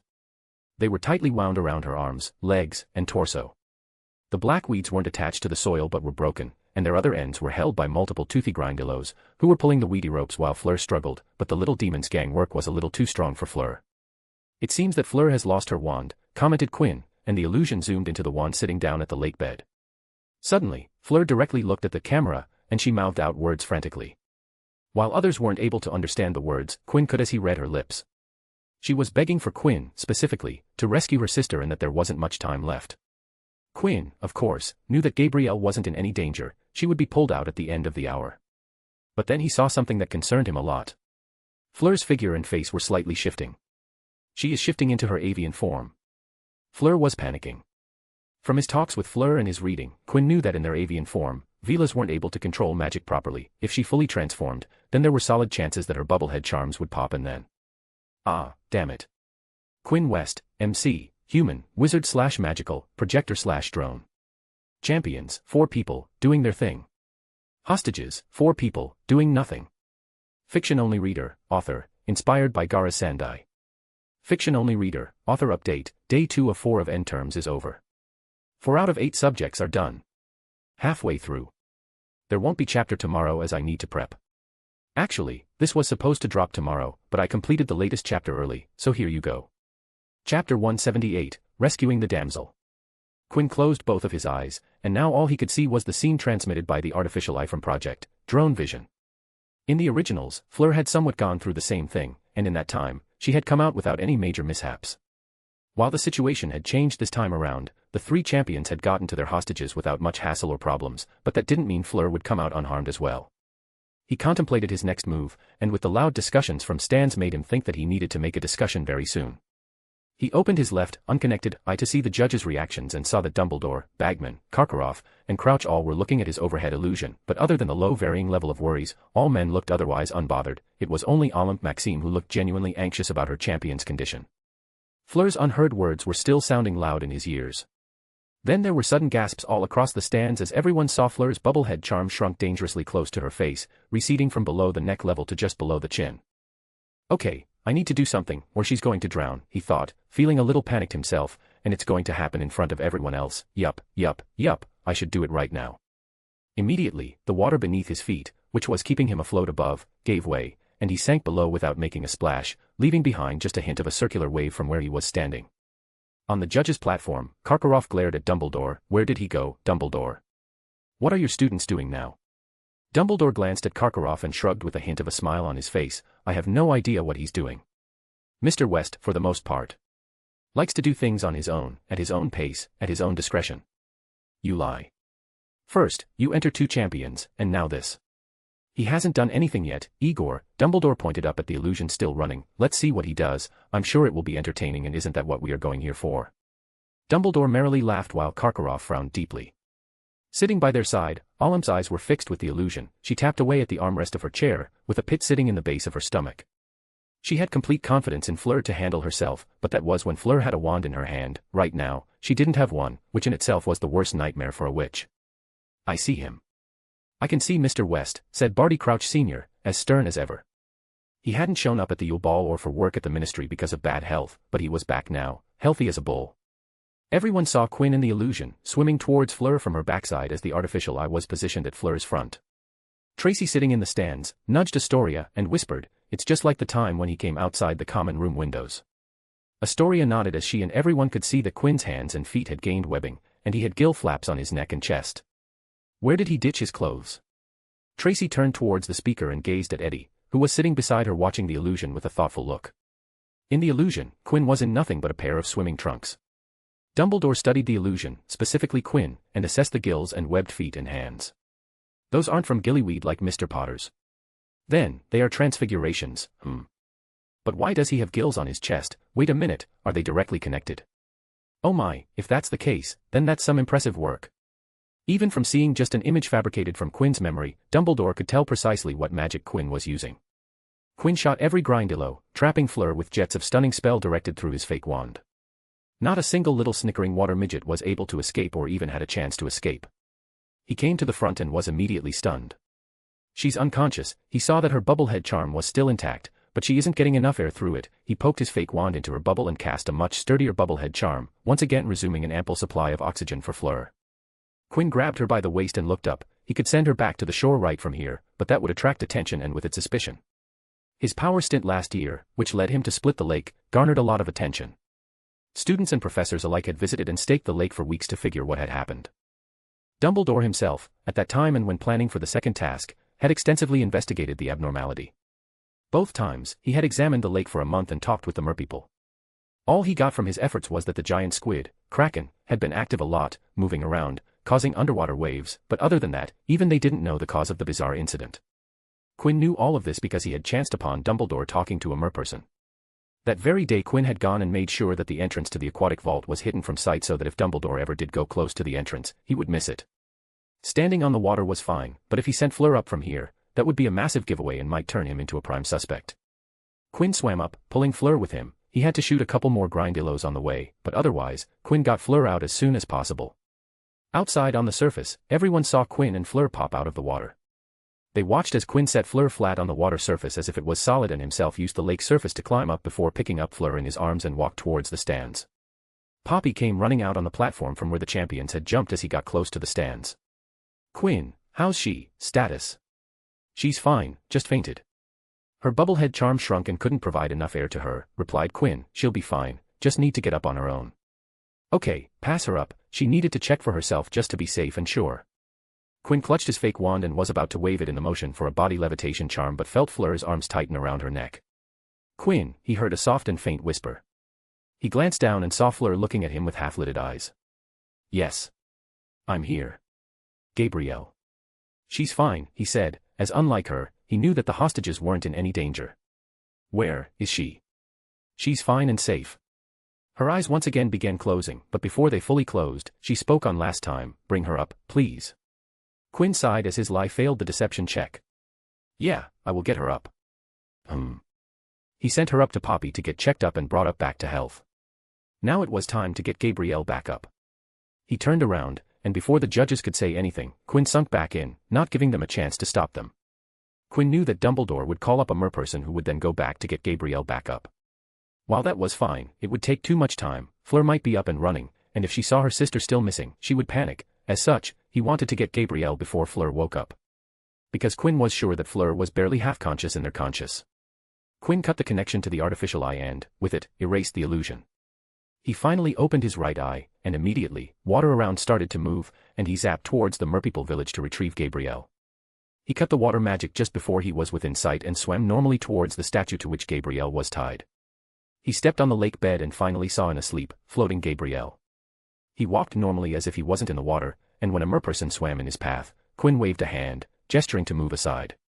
But the merperson didn't move and stared at Quinn sternly.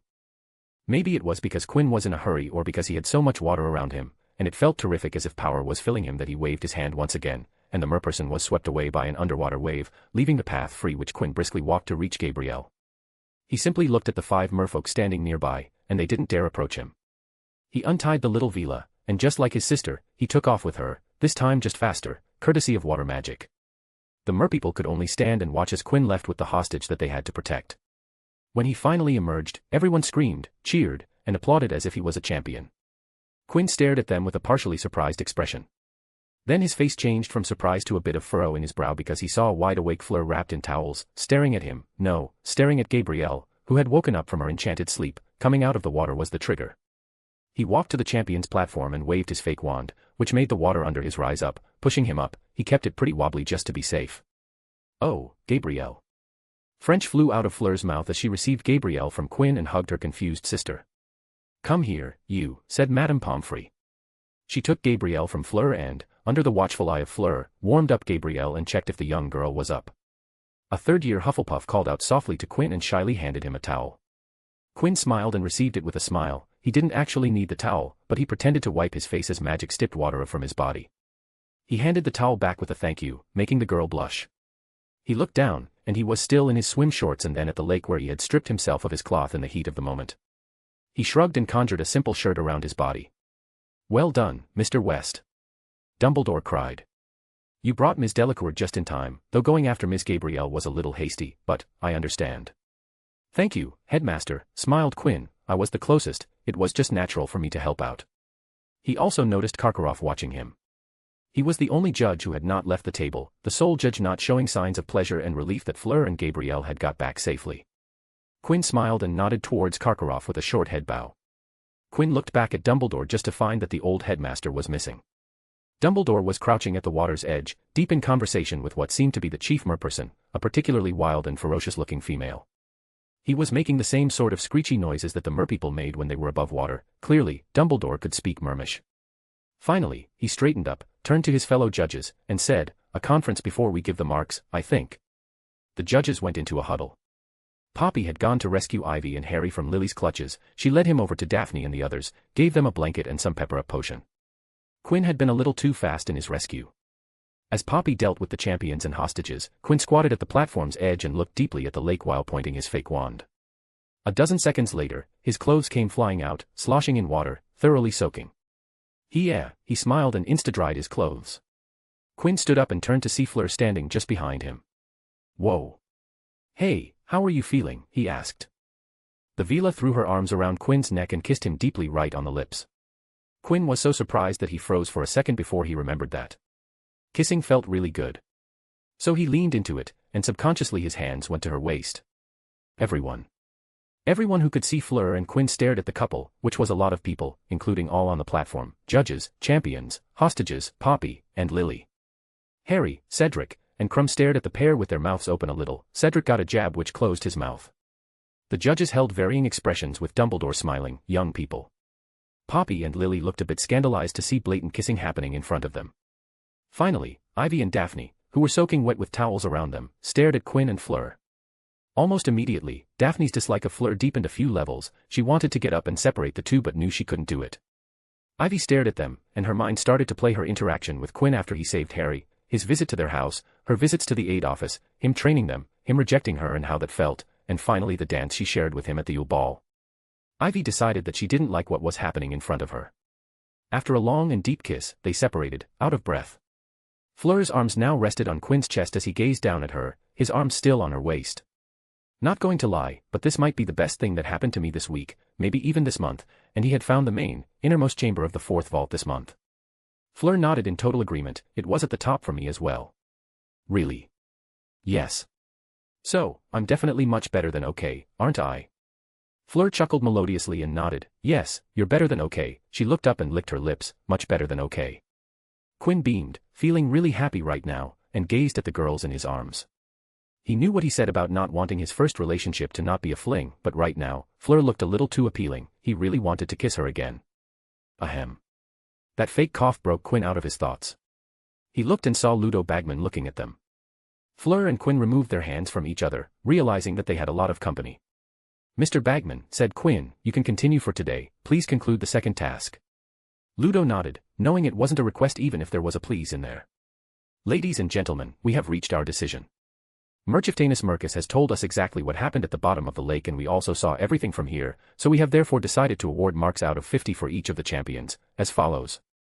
Fleur Delacour, though she demonstrated excellent use of the bubble head charm, was attacked by Grindillos as she approached her goal and failed to retrieve her hostage.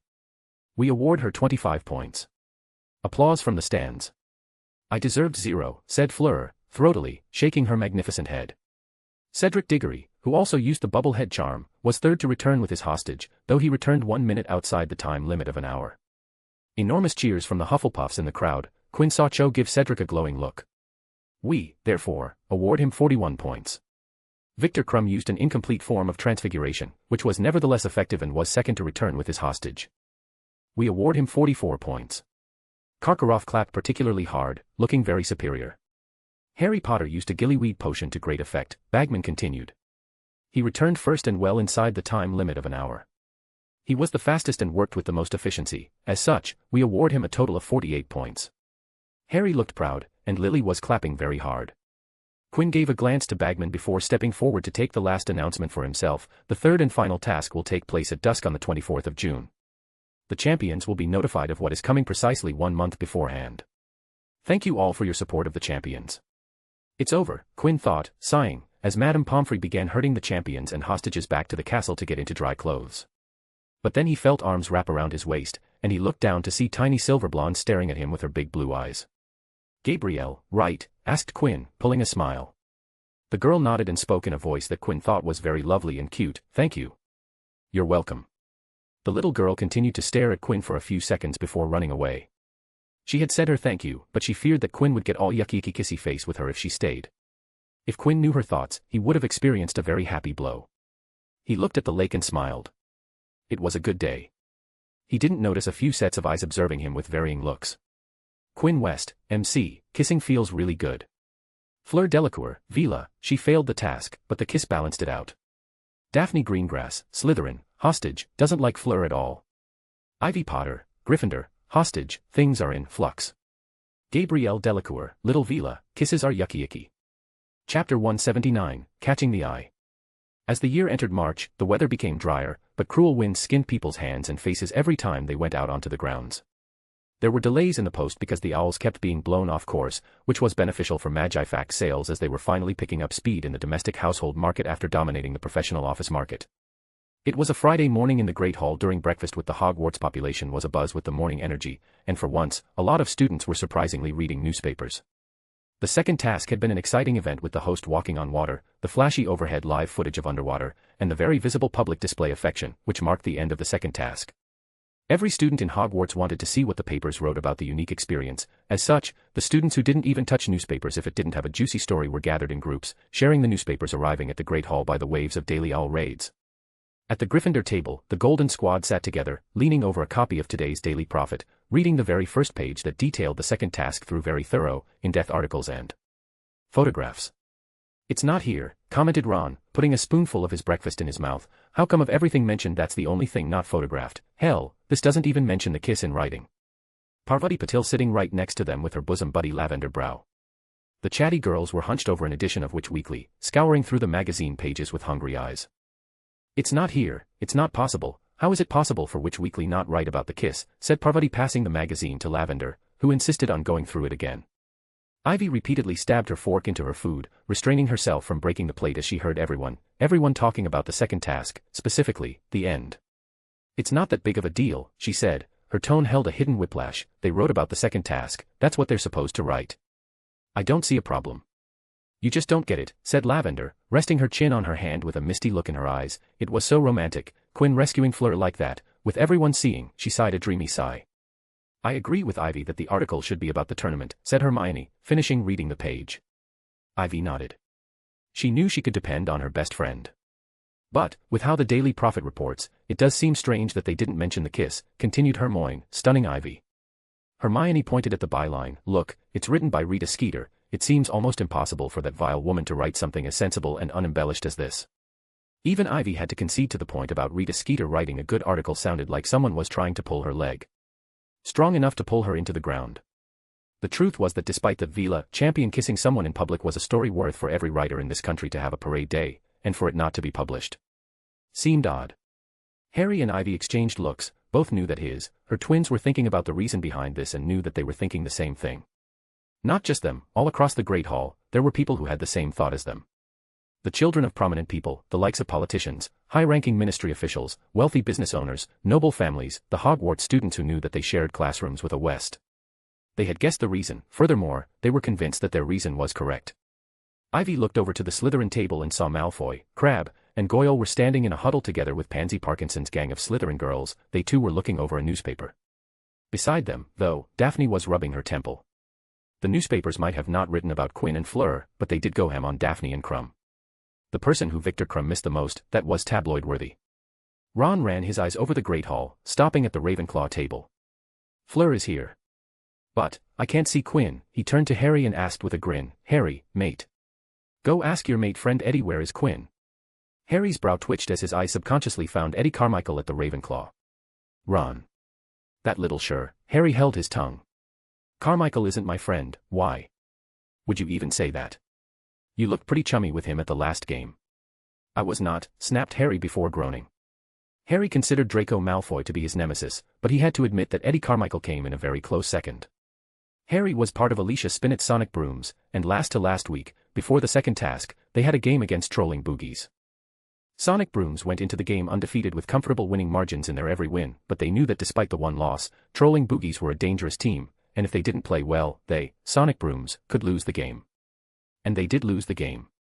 Trolling Boogies was an offensive team. They had Cedric Diggory as their seeker who had been having a fantastic season. He was the number 3 seeker after number 1, Victor Crumb, and number 2, Harry Potter. This already put Trolling Boogies' offense in the top 50% of the 10 teams. Next came the beaters, the defensive position of the team. But in Trolling Boogies, the beaters weren't more focused on keeping the bludger away from their seeker and chaser. Instead, they primarily followed an aggressive strategy of actively trying to knock the opposition players by redirecting, hurling, the bludgers towards them. They were the prime example of, offense is the best defense. Finally, there was the core offensive position, the chasers. And Trolling Boogie's chaser squad was electrifying, to say the least. Well, one chaser was electrifying enough for 3 people. Eddie Carmichael. The most entertaining player to see in the entire tournament. Eddie Carmichael was by far the best chaser in the 30 chasers playing in the tournament, and he was beating them on leaderboard stats by such margins that it wasn't even funny, be it the assists or points. Eddie outclassed everyone. Eddie Carmichael merchandise sales came 3rd in the entire league, only being beat by the pro who played for his country, Victor Crumb, and the boy who lived, the youngest seeker to ever play in a Hogwarts game, Harry Potter, and both of them had the champion advantage. Eddie was a silent player who didn't speak much during the game, a tunnel-focused vision towards victory as some of his teammates described it. But that was it. He was only silent during the game, not so quiet before and especially after the game. After Trolling Boogery's win against Sonic Brooms, Eddie had gone off. It was like he was saving it up during the game that after the game, he had trash talk so much that Cedric had to transfigure Eddie's lips together to prevent him from speaking. But before he could do that, Eddie had talked in length, especially to Harry, that the Seeker was sure that his ears were bleeding. Hey, Quinn's here, said Ron, jutting his chin towards the door. Quinn entered the Great Hall like it was another day, strolled towards the Ravenclaw table, catching eyes as he passed through. What? Thought Quinn and looked around as his daily morning legilimency picked up surface thoughts from the few students around him. Ah, good to see, I'm not in the news. He had Magi Fax Ed first thing after the second task. It was a lot, embarrassing to ask them to scrub the potential news about him kissing in public. It was more embarrassing to get just an okay in reply. Quinn sat down at his desk, smiling at his friends. You're late, said Marcus, where were you? I dropped by the office, there is a potion slow brewing around the clock for 2 weeks now. You weren't having, maybe, a meeting, a tryst, a rendezvous, with the very lovely Fleur Delacour, asked Eddie, a grin plastered over his face, and decided to send her first and come later by yourself to avoid suspicion. Quinn shook his head with a bit of his smile. That's an interesting theory, mate. Also, did you look those synonyms up? Oh ho, chuckled Eddie, wiggling his brows, he didn't refuse people. No, Eddie. I didn't meet with Fleur. Marcus leaned with a sparkle in his eyes and asked, are you dating? Didn't we talk about this before? Sighed Quinn. No, I'm not dating her. That was just thank you. He had time to calm himself down, and with it, the impulse to get handy with Fleur as well. Sure it was, smirked Eddie. Quinn put down his knife and fork and looked at his dear friend. How are things going with a very charming Miss Tracy Davis? Eddie's ears turned red. Because from what I'm hearing, there had been some long walks by the lake. Something you want to tell us, EDDIE? And no, nothing. There's nothing. Quinn picked his knife and fork back up with a smile. I see. I see. If you say so, then I'll believe you. Why yeah. Good, grinned Quinn. Oh man, this is good bacon. Scene break. There was a knock on the dungeon door. Enter, said Snape in his usual voice. The class looked around as the door opened. Karkaroff came in. Everyone watched him as he walked up toward Snape's desk. He was twisting his finger around his goatee and looking agitated. We need to talk, said Karkaroff abruptly when he had reached Snape. He seemed so determined that nobody should hear what he was saying that he was barely opening his lips. It was as though he were a relatively poor ventriloquist. Quinn kept his eyes on his ginger roots, listening hard. I'll talk to you after my lesson, Karkaroff, Snape muttered, but Karkaroff interrupted him. I want to talk now, while you can't slip off, Severus. You've been avoiding me. After the lesson, Snape snapped. Under the pretext of holding up a measuring cup to see if he'd poured out enough armadillo bile, Quinn sneaked a sidelong glance at the pair of them. Karkaroff looked extremely worried, and Snape looked angry. Karkaroff hovered behind Snape's desk for the rest of the double period. He seemed intent on preventing Snape from slipping away at the end of class. Quinn wanted to see what they wanted to talk about, so he put his hand into his pocket and took out his chip listening device, and stuck it near the two adults while the rest of the class moved noisily toward the door. What's so urgent? Quinn heard Snape hiss at Karkaroff. This, said Karkaroff, and Quinn stood outside the dungeon classroom, leaning against a wall so he could stay within range. Is he talking about the Dark Mark, thought Quinn. It was clear that Voldemort was back because Harry Potter was inside the Triwizard Tournament, and Barty Crouch Jr. was still roaming in the Hogwarts halls. Well, said Karkaroff. Do you see? It's never been this clear, never since. Put it away, snarled Snape. But you must have noticed, Karkaroff began in an agitated voice. We can talk later, Karkaroff, spat Snape. No, we have to talk now. This is important. Don't see what there is to fuss about, Igor. Severus, you cannot pretend this isn't happening. Karkaroff's voice sounded anxious and hushed, as though keen not to be overheard. It's been getting clearer and clearer for months. I am becoming seriously concerned, I can't deny it. Then flee, said Snape's voice curtly. Flee, I will make your excuses. I, however, am remaining at Hogwarts. There was a pregnant pause before Quinn heard a swivel of heels. He knew that the talk was over, so he cast an illusion over himself and stood still. Karkaroff came out of the classroom and then strode out of the dungeon. He looked both worried and angry. Quinn remained still until Snape left, and even after that, he stayed there. Karkaroff's worries were reasonable as he was the one who snitched after Voldemort's fall in return for immunity for his various crimes. If and when Voldemort returned, there were fair chances that the Demstrang headmaster would be one of the first to go. Quinn began thinking about what to do with Baby Mort, who would turn back into Voldemort by the end of this school. A turning point in the series of events that would change many things and a mark for even more things to change. Harry Potter and Voldemort. Either must die at the hand of the other, for neither can live while the other survives, he whispered part of the prophecy that he recalled. If that's still the prophecy. The truth was that he couldn't stop the conflict between the Dark faction and the Light faction. Voldemort would never let go of the Potter or anyone who had opposed him during his fall, and the Light faction would never let Voldemort roam around even if the Dark Lord suddenly changed his mind and became a saint. There was too much history in this country for things to go any other way. The Light faction is stronger this time around, that will hopefully have some changes in the situation. He had no idea about the political situation in the original timeline, but in this timeline where the Potters were alive, the Light faction was united with Dumbledore and Potters as leading figures. Plus, they have Sirius Black, meaning that figuratively they have the Blacks behind them, even though the once prestigious Black family now amounted to just one senior Auror, but I guess Sirius Black can dip into those family vaults of his when the times comes. The Black family might have folded upon themselves, but that didn't. The money disappeared into nothingness. If Sirius Black didn't splurge and lose it all, then the vast amount of coin still laid in the Gringotts vaults. But that went the other way around as well. Dark faction had to pull themselves together to fight the much stronger faction, and even though they were at a disadvantage to this day, they were united enough to stand against the opposing threat. I hope they will get ready with time, muttered Quinn, as they were going to need a lot of resources if they wanted to come out of this with minimal damages. Third task, June 24th was going to be an important day. With that thought, Quinn walked away. Before turning around and returning, yeah, I should probably take the transmitter chip back, need to erase that evidence. Scene break. There was a knock on the door, and with the affirmation from inside, the door opened, and a figure entered the room. "Ah, Wormtail, you have returned," said the shrill and squeaky voice. Wormtail, aka Peter Pettigrew, the most wanted man in the British Isles, bowed his head in greeting. "Yes, my lord." "You're a day late, Wormtail," said Baby Mort with his menacing deep voidful eyes. "The second task ended yesterday. So tell me, where were you?" Peter didn't feel anxious or scared in the face of the homunculus, who could still cast a killing curse and various other powerful, painful, malignant curses even in this diminished form. "I had to make sure that I wasn't suspected, my lord. The disguise I chose required me to stay a day outside to make sure no one felt that something was off." The dull eyes observed Peter for a few moments before letting go. "And how was it? Has Barty been doing a good job guiding the Potter boy? We need that child to do good." "Harry Potter is doing just fine. He came first in this task. It puts him first overall. He will start first in the last task." "Good, good. How are the preparations going at the graveyard?" "They're coming along. It's taking a while to gather the ingredients for the ritual. But there is no need to worry, we'll have all by the end of April." My lord. There's one thing that might be problematic." "What is it?" "There was something during the second task that might become a real problem." "Out with it, Wormtail. It might be better if you take a look at it on your own." Baby Mort shifted in his bed and beckoned Wormtail closer. There was a wand in his hand. "Show it to me, Wormtail. Show me the problem." Two pairs of eyes met, and magic flowed. There was a sharp pain inside Peter's head, but he gritted his teeth and endured. I see. Illusion magic, fascinating, truly fascinating," commented Baby Mort. "Who's this child?" "The child who cast this magic. Quinn West. 5th year."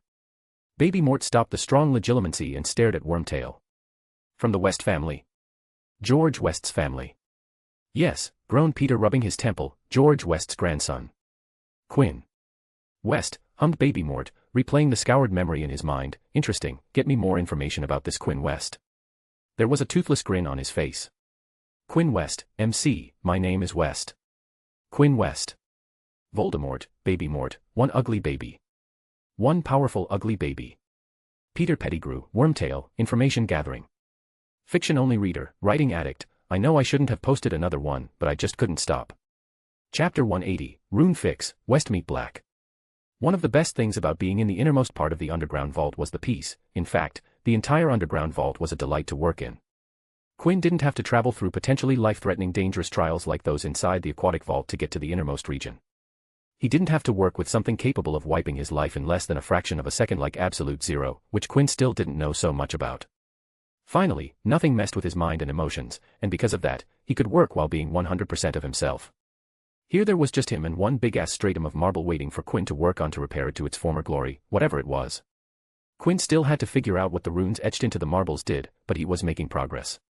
Right now, Quinn sat above the marble platform with a plethora of papers laid in front of him, spreading out and away from him as his eyes roamed on every single page visible to him. 9 layers, commented Quinn to himself, 9 layers worth of runes, every layer not just connected to its adjacent layer, but to all other 8 layers. What was the creator thinking while building this? Why did he even need these many layers?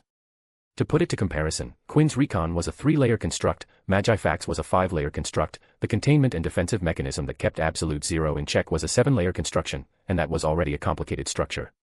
Plus, the addition of layers wasn't linear, the addition of every subsequent layer was a more significant addition than the preceding one. To see a 9-layered runic construct was something Quinn couldn't even begin thinking what it would result in, the usage when it would complete.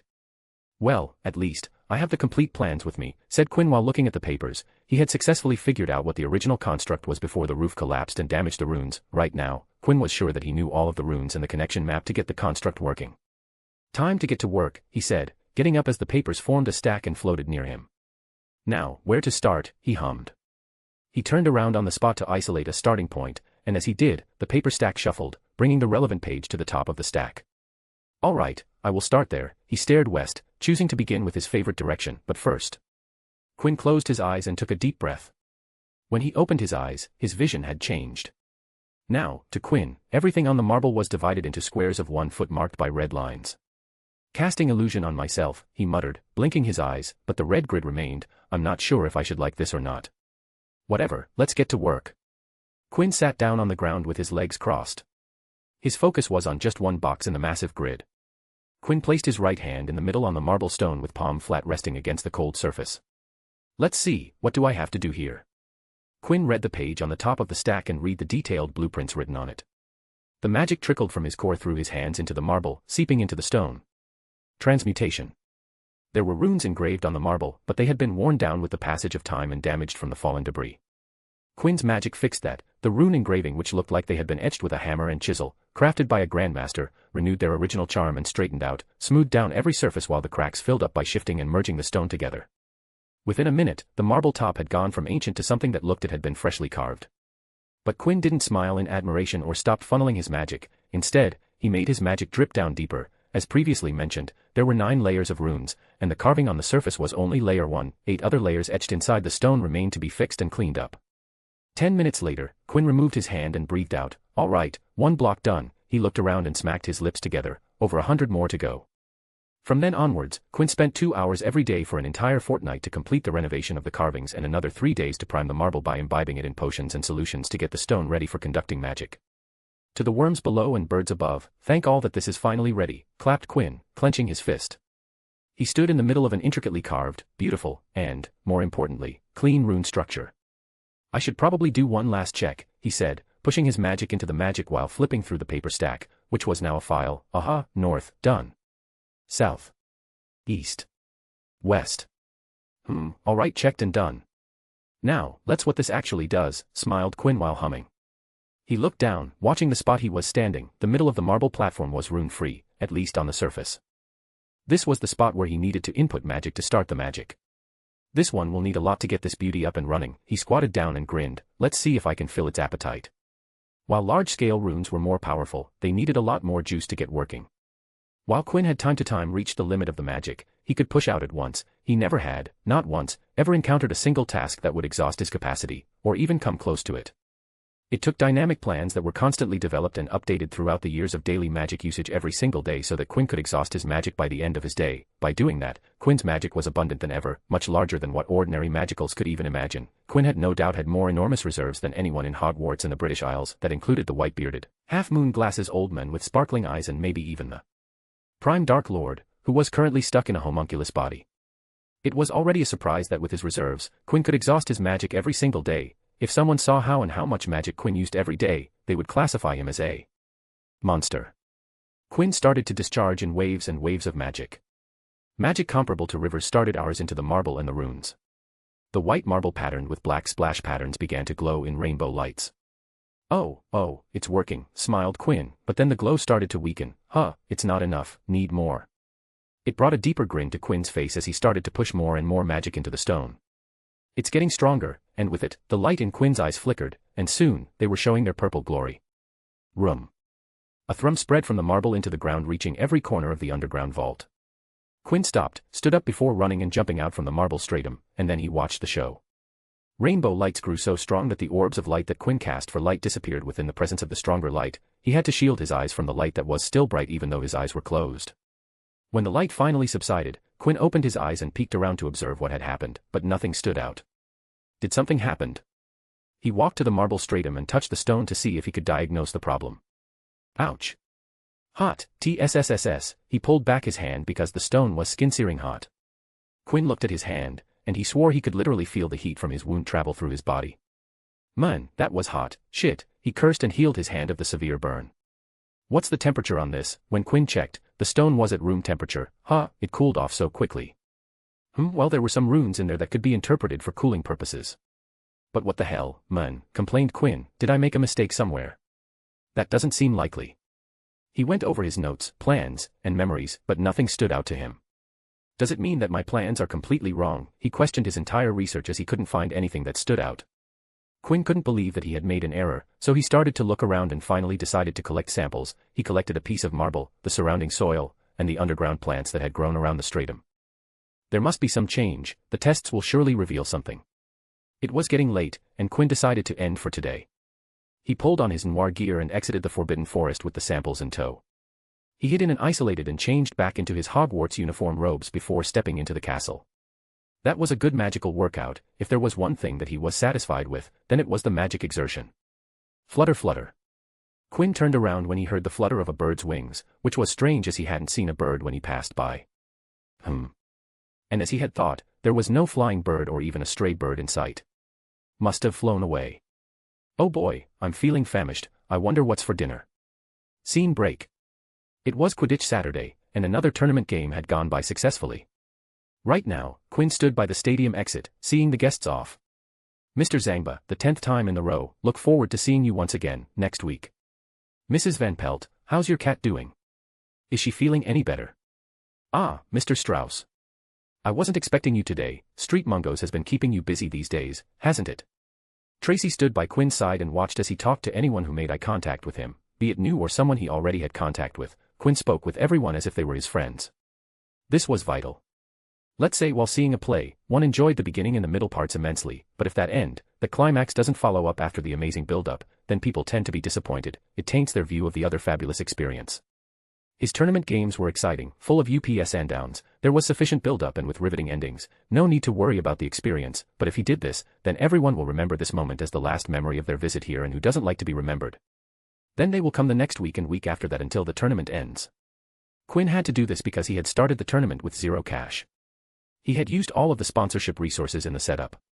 As such, to keep the tournament running week after week, Quinn needed a high attendance to keep bringing in the cash. Ah, Quinn. It has been a while. How have you been? Quinn turned to the voice and saw the entire Potter family with James Potter in the lead. The senior Auror looked satisfied and happy as he greeted Quinn. I'm doing just fine, Mr. Potter. How about you? Did you enjoy the game? It was a delight, beamed James Potter. The few tournament games he could attend were one of the few things he got to enjoy in his busy Auror life. There were perks of being a senior Auror. James could sneak out once in a while, and as Quinn's format had a limited duration, it ensured that he could return soon. Quinn nodded with a smile before greeting the rest of the family. Professor, twins, good to see that all of you're still supporting the tournament. Well, one of you plays in the tournament while the other two actively participate in betting.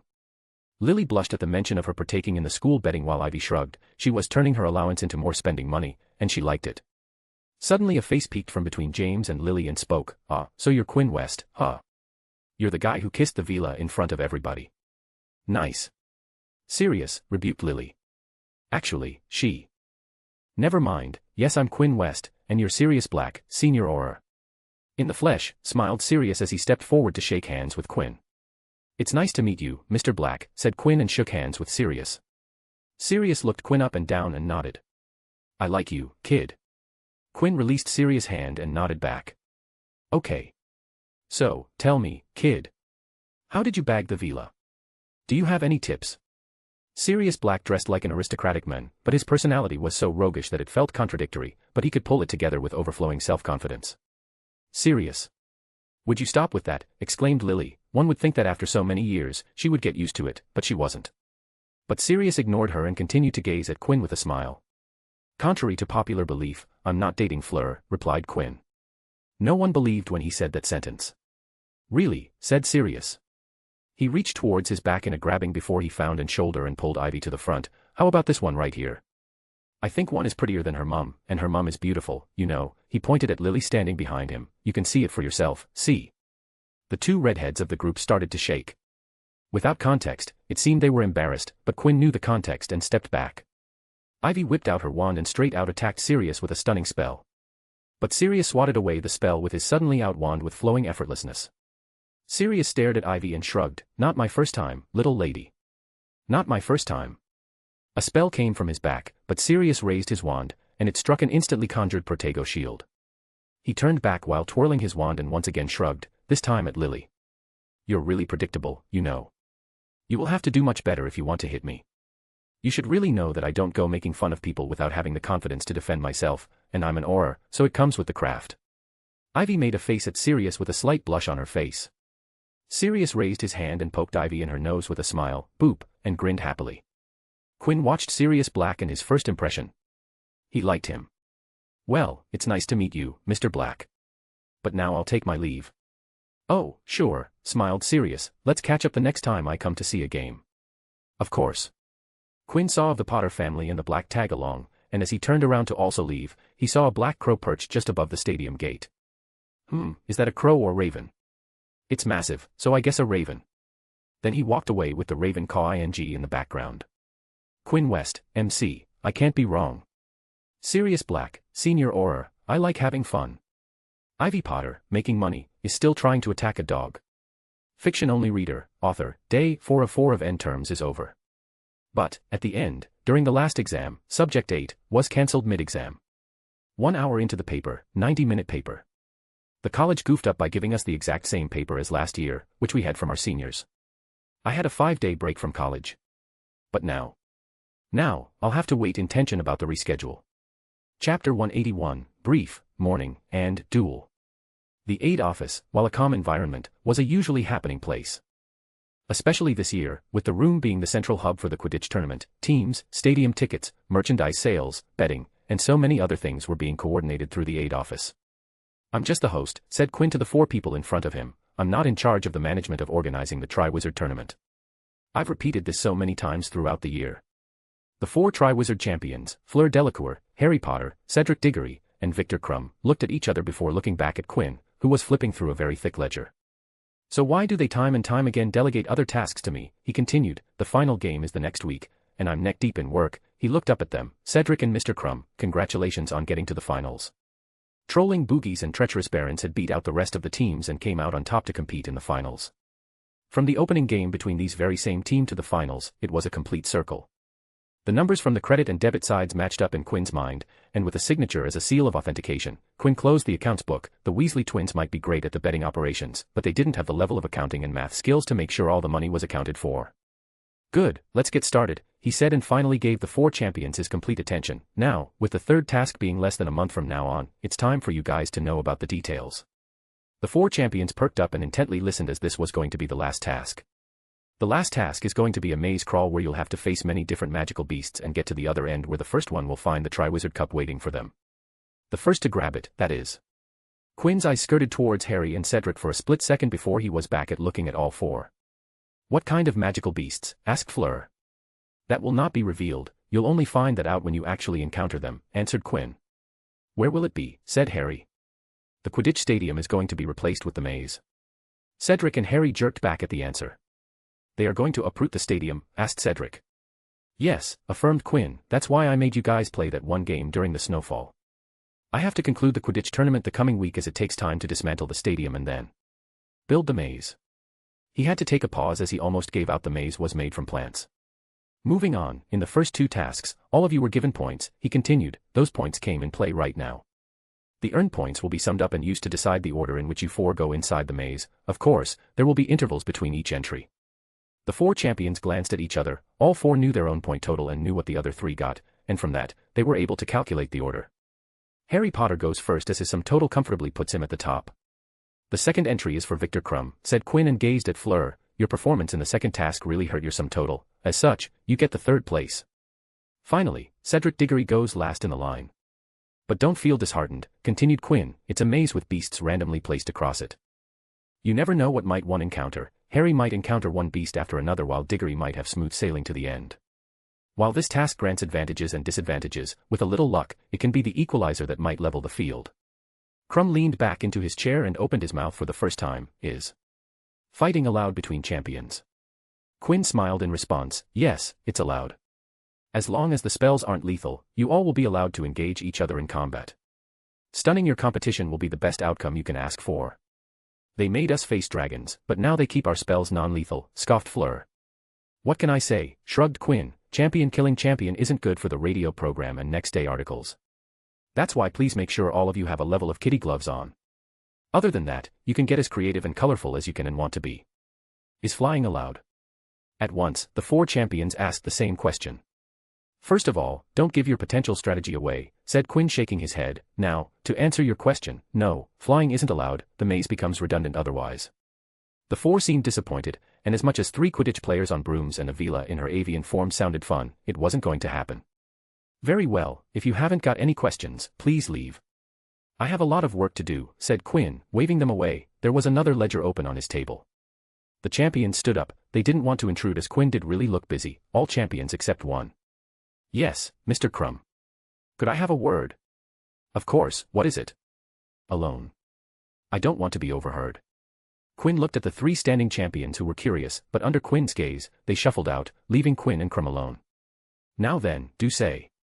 I want to know, said Crumb, glowering, what is there between you and Daphne? Quinn, who from Crumb's secretive manner had expected something much more serious than this, stared up at Crumb in amazement. Nothing, he replied. But Crumb was still glowering. We're friends, close friends. I have known Daphne for a while. What makes you think there's something going on between Daphne and me? Daphne talks about you very often. Yeah, as I said, we're friends. You have not. It's none of your business, said Quinn firmly. If you want to know more, then go ask Daphne instead of coming to me. Crumb didn't look satisfied with the answer and got up, giving Quinn a lingering stare before leaving without saying another word. Quinn stared at the door through which Crumb exited for a while and sighed before getting back to work. Yeah, right, he isn't good enough for her. Scene break. Hermione looked at her best friend with healthy energy in her body as the clock struck 6:30 in the morning. Don't be like that. It's good to wake up early in the morning once in a while.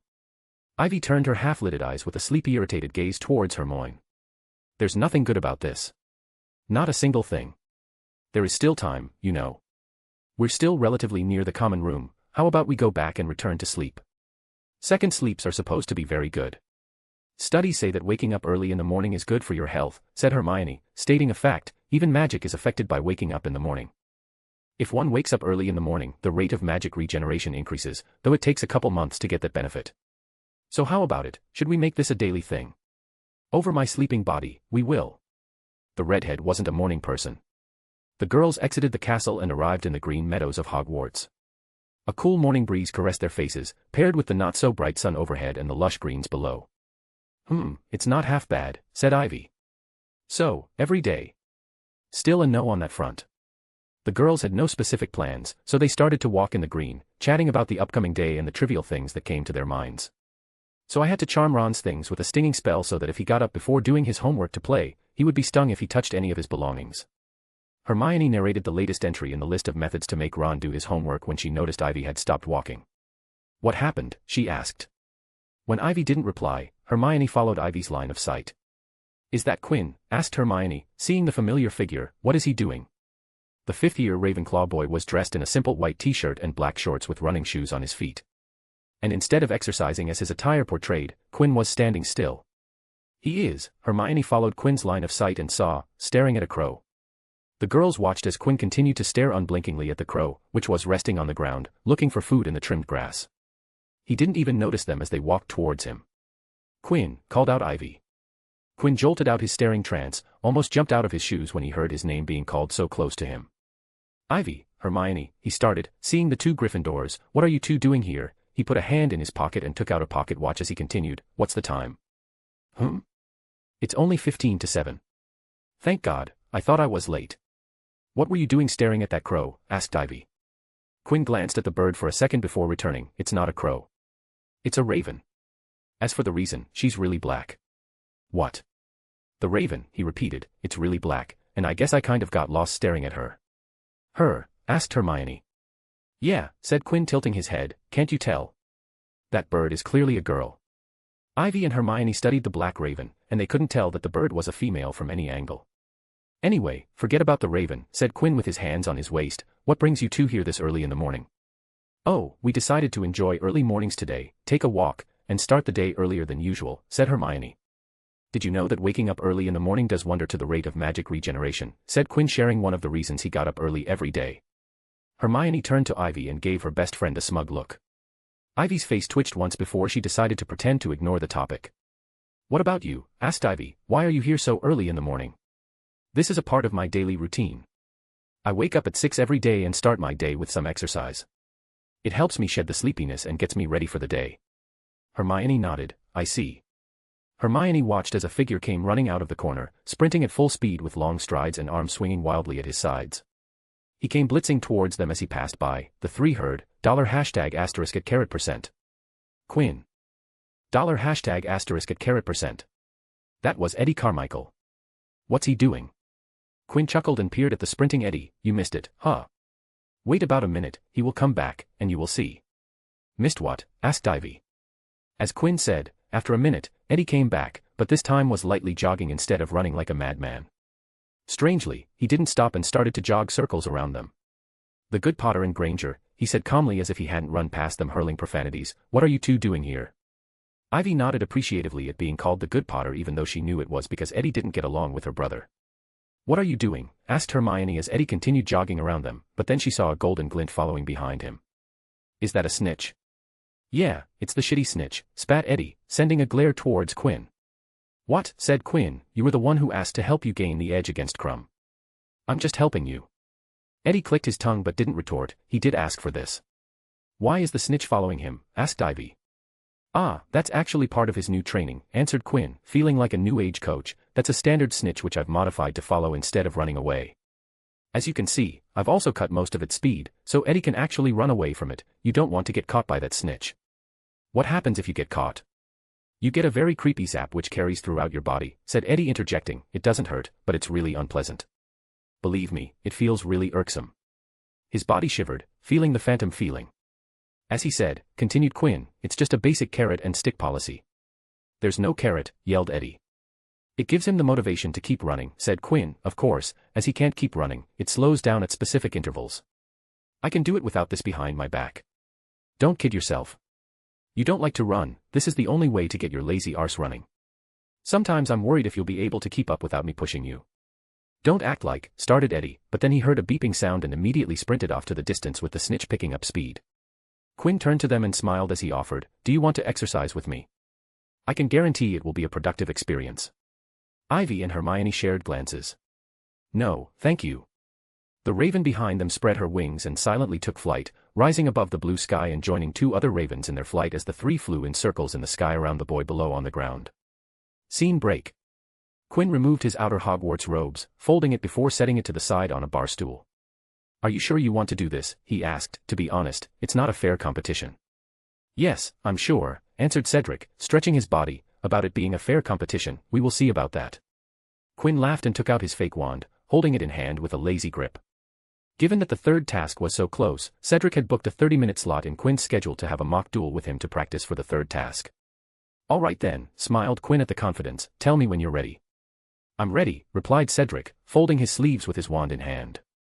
Both duelers took their stands, with Cedric holding his wand in front of him with a severe expression while Quinn sported a relaxed expression with his wand hanging by his side.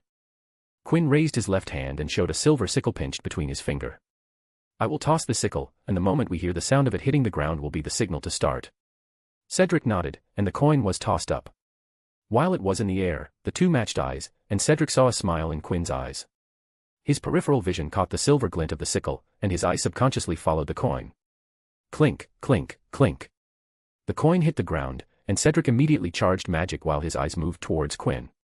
Huh, uttered Cedric. He saw a glowing wand tip pointed at him. In the moment he had removed his eyes from Quinn, Quinn, had raised his wand to him, Cedric. A spell zapped towards Cedric, and he had just enough time to pull up a shield. Shit. The attack hit the protection and fizzled away. But Cedric's worries weren't alone, as Quinn was already on the verge of casting his second spell. You need to be quick, Quinn's voice hit Cedric's ears as he saw another red zapping towards him, which slammed hard against his shield, thoroughly damaging it, breaking its structural integrity. Cedric pushed more magic into the shield, trying to make it stronger, but then two spells once again assaulted the shield. You can't hide behind a shield, Cedric heard Quinn, you have to go on attack sometime, train to strike first. Cedric step-shifted to his left and immediately shot a spell towards Quinn, who swatted the spell away with a smile. Most of the time, it's a game of speed, said Quinn and started to walk while continuing to swat and block Cedric's spell. Striking first always helps. Hit them before they get a chance to hit you.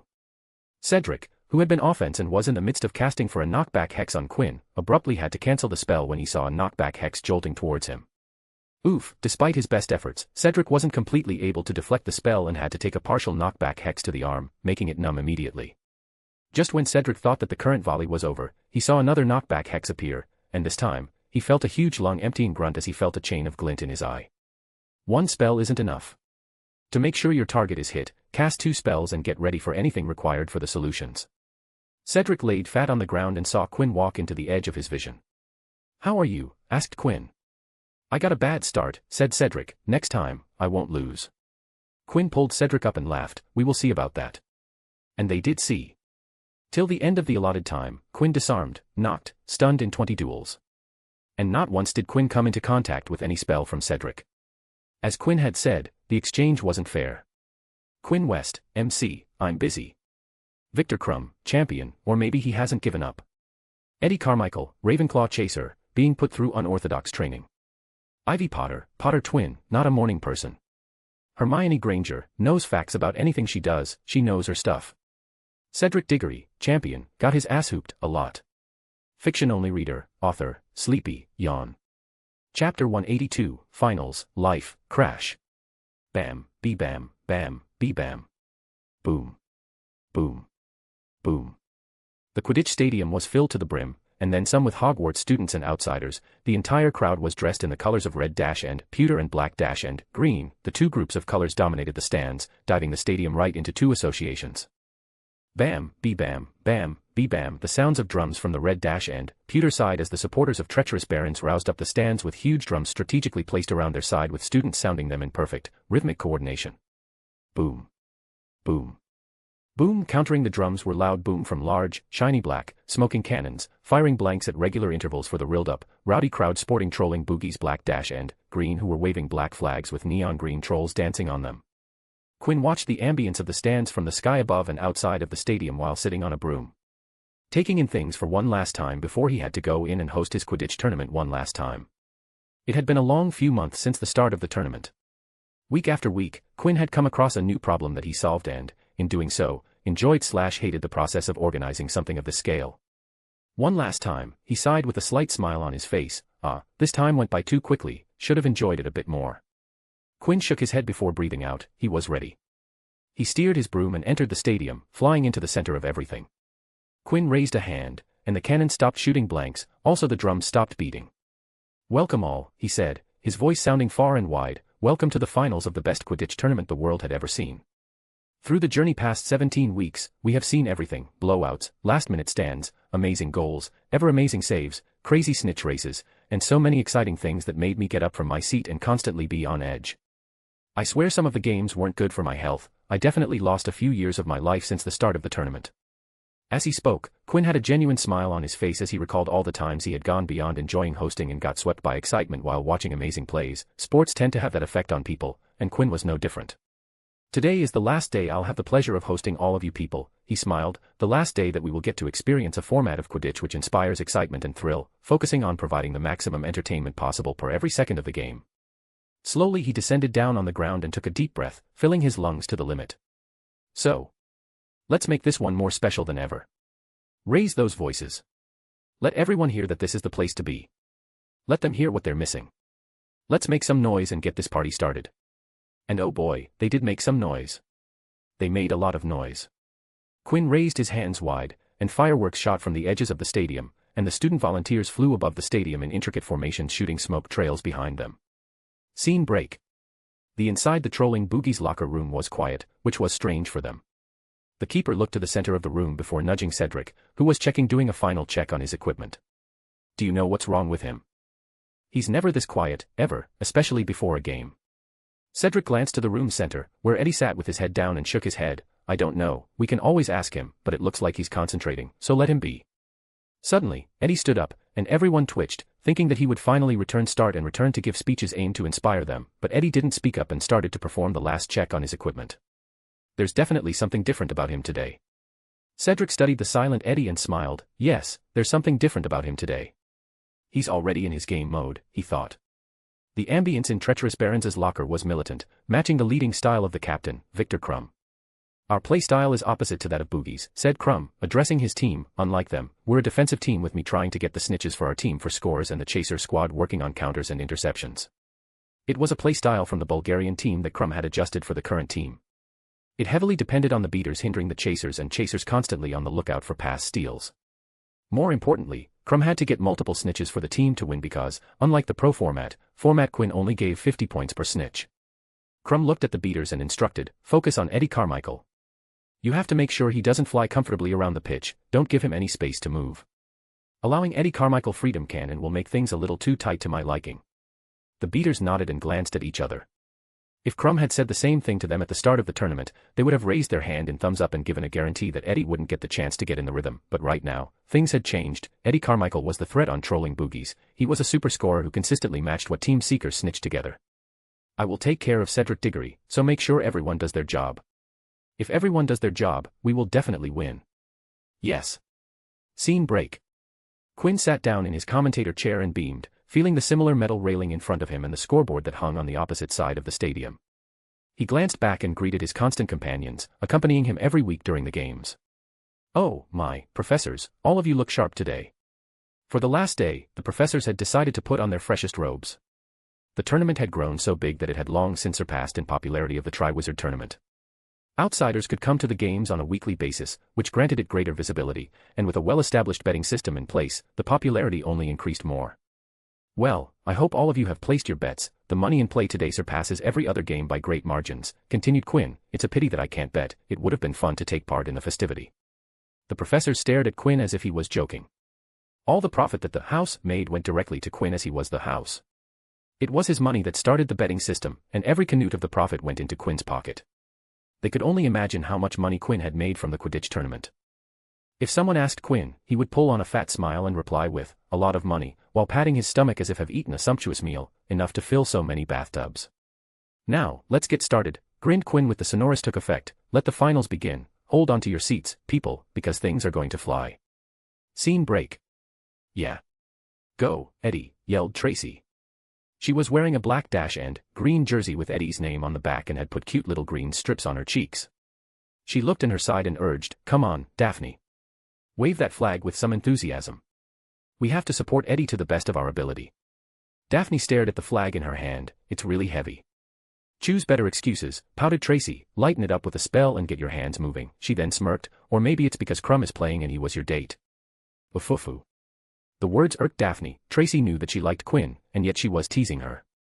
But it worked as she lightened up her flag and started to wave it gently. Hee hee, I knew that would work, chuckled Tracy in her mind. Daphne had been very annoyed by people pairing her with Crumb, and Tracy knew to employ that to her advantage. Yeah, let's make some noise. You don't look happy at all, commented Ron looking at his best friend. Harry had crossed his hands and grumbled, I want to play. Cedric and Crumb are playing. You missed Carmichael. Why would I care what he does? Harry clicked his tongue. He can die in a ditch for all I care. Don't be a sore loser, it's unsightly, said Ivy, wearing green dash and black colors as trolling boogies was a Hogwarts team. Like you get to talk, Harry quipped back, I had seen enough of you being a sore loser when we were little. Ivy glared at her twin. It wasn't her fault that Daphne tried to do whatever she did, her trying to one-up her was only normal. Yeah, it wasn't her fault, she thought. Okay, stop it, the sane voice of the group raised her voice to stop the fighting. Hermione gave them all a look saying that she wasn't in the mood to deal with a squabble. Let's just enjoy the game. It's the last game of this year. We won't be able to see any more games after today. Harry sighed and nodded. Yeah, you're right. Of course, I am, said Hermione. Also enjoy the game because we're going back to the library after this to study for the third task. Ugh, groaned Harry. He had been spending a lot of time in the library ever since the task had been revealed. Ivy nodded and added to Hermione, yes, after that, we'll be practicing the spells. So be ready to get started right after Hermione is done with you. While Harry was okay with practicing spells, he was always mentally tired after sessions with Hermione. He knew that the task was close, but he really wanted some break. He sighed and decided to follow their advice and relax with the game in front of him. If Carmichael doesn't score any points, then it would be perfect. That's unlikely to happen. Scene break. The game was a heated one. Both teams went against each other with a heated passion. And because one of the teams was a pro-defensive team, the numbers on the scoreboard were low. But despite all that, the game was a nail-biter and throat-soaring affair as there was a constant back and forth between the two teams. I must say, Quinn's voice blared, the game between these two teams might be perfect as the finals. The tournament started with these two teams, and now we have come full circle and ending with these two teams. It's like a journey on display in front of us. I can see how the teams have changed from week one, the progress they have made through all the weeks, all the adjustments, improvements, and the built synergy is one display in front of us. Ah, How about what we hear from someone who knows much more about Quidditch than me, said Quinn, before turning and pointing his fake wand as it was a microphone. Professor McGonagall, what do you think about the current game? McGonagall blinked for a couple of seconds before taking her own wand to cast a sonorous on herself. Ahem, I completely agree with your words here, Quinn. Quidditch is indeed like a journey. I would even go as far as to say that it's akin to life itself. A team is formed, it's a birth. Teams go through their ups and downs just like a person in the form of wins and losses and learn from those lessons like any other person would from their life experience.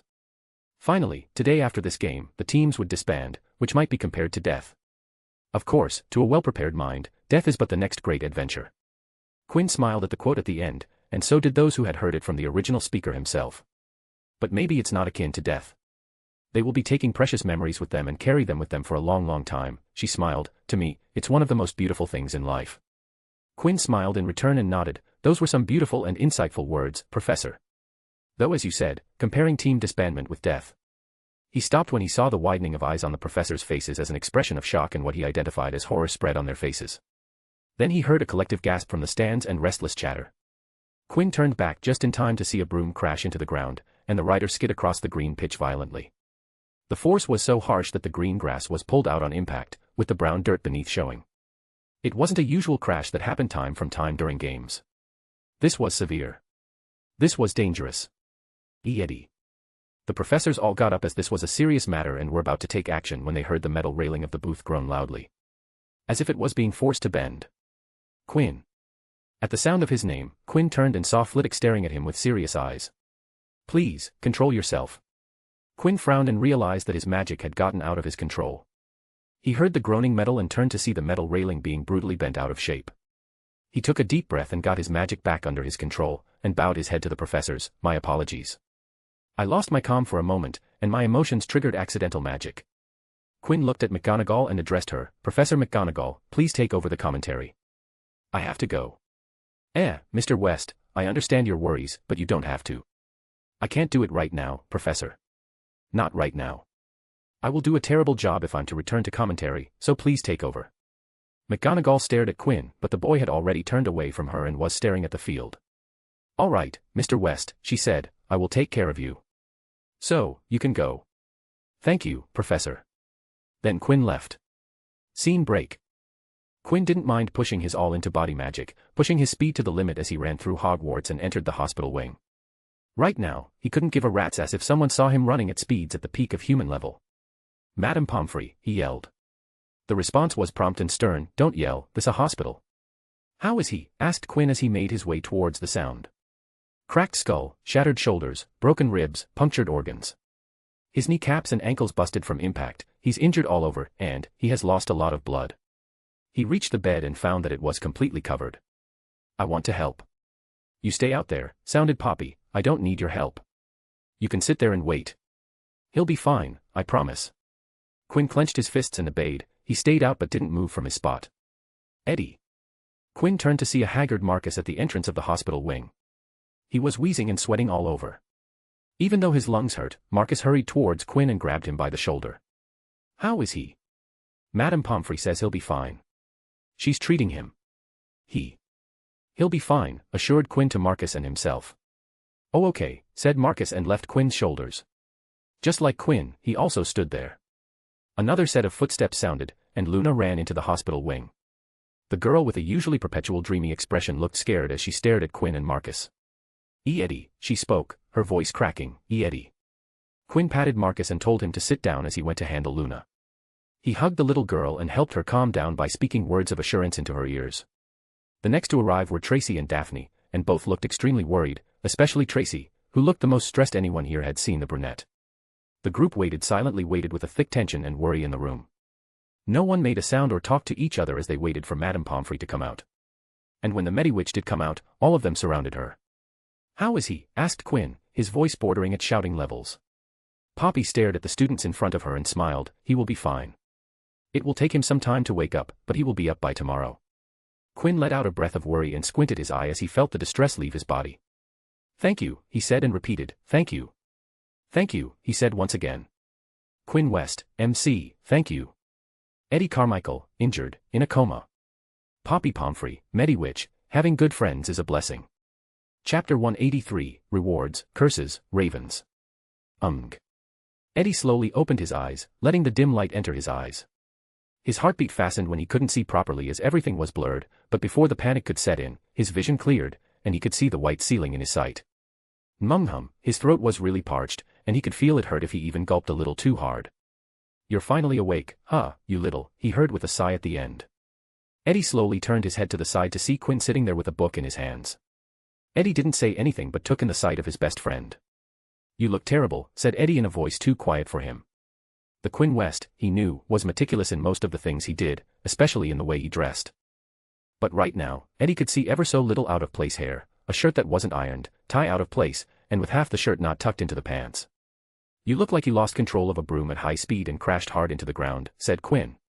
Eddie weakly smiled and laughed just to fall into a coughing fit. "Ah, so that happened, huh? I do remember being clashing with the beaters and then taking a bludger into the back." "You lost control," said Quinn, snapping his book close. "You were too aggressive. No, you were plain reckless. There's a reason why chasers work in a three-man squad." Said Eddie, avoiding commenting on the subject. "How long was I out?" "It's been 30 hours since your crash." "Did we win?" Quinn silently stared at Eddie for a good few moments before sighing in answer. "Barons won. They say it was a blowout." "I wasn't at the game." "Ah, you were here, huh? It must be serious." "It was and wasn't. You could have died on the spot, but because you held on, Madame Pomfrey was able to patch you up. It was either all or nothing."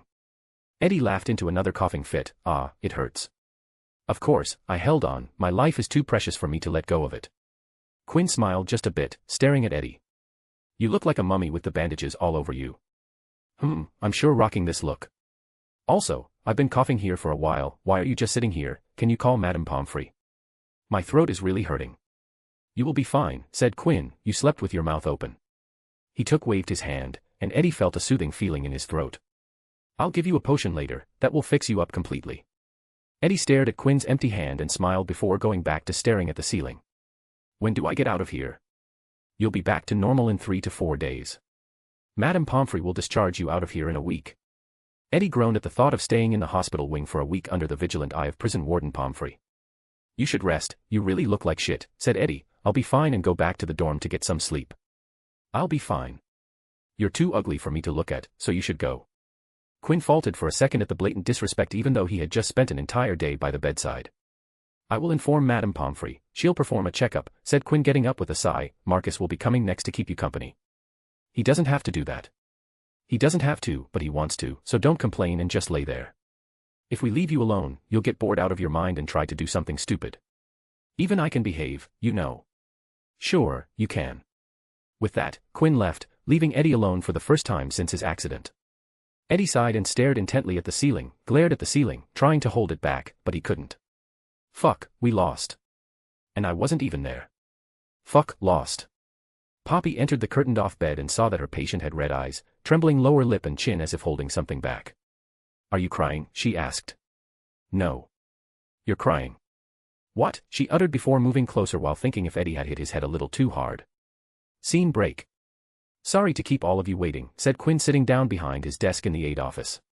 It was a few hours after he had left the hospital wing, and he had freshened up and was back to his usual self.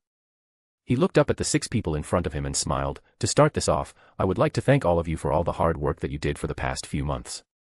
It was because of your constant efforts that our Quidditch tournament became as big of a thing as it did and proceeded as smoothly it did.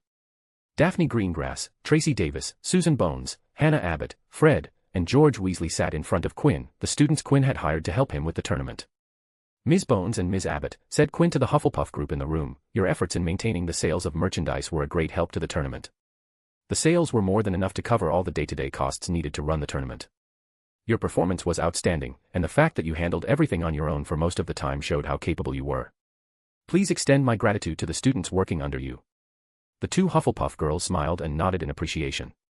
While the work had been tough, they had a lot of fun after getting used to it. Over that, their popularity and status in Hogwarts had taken a jump.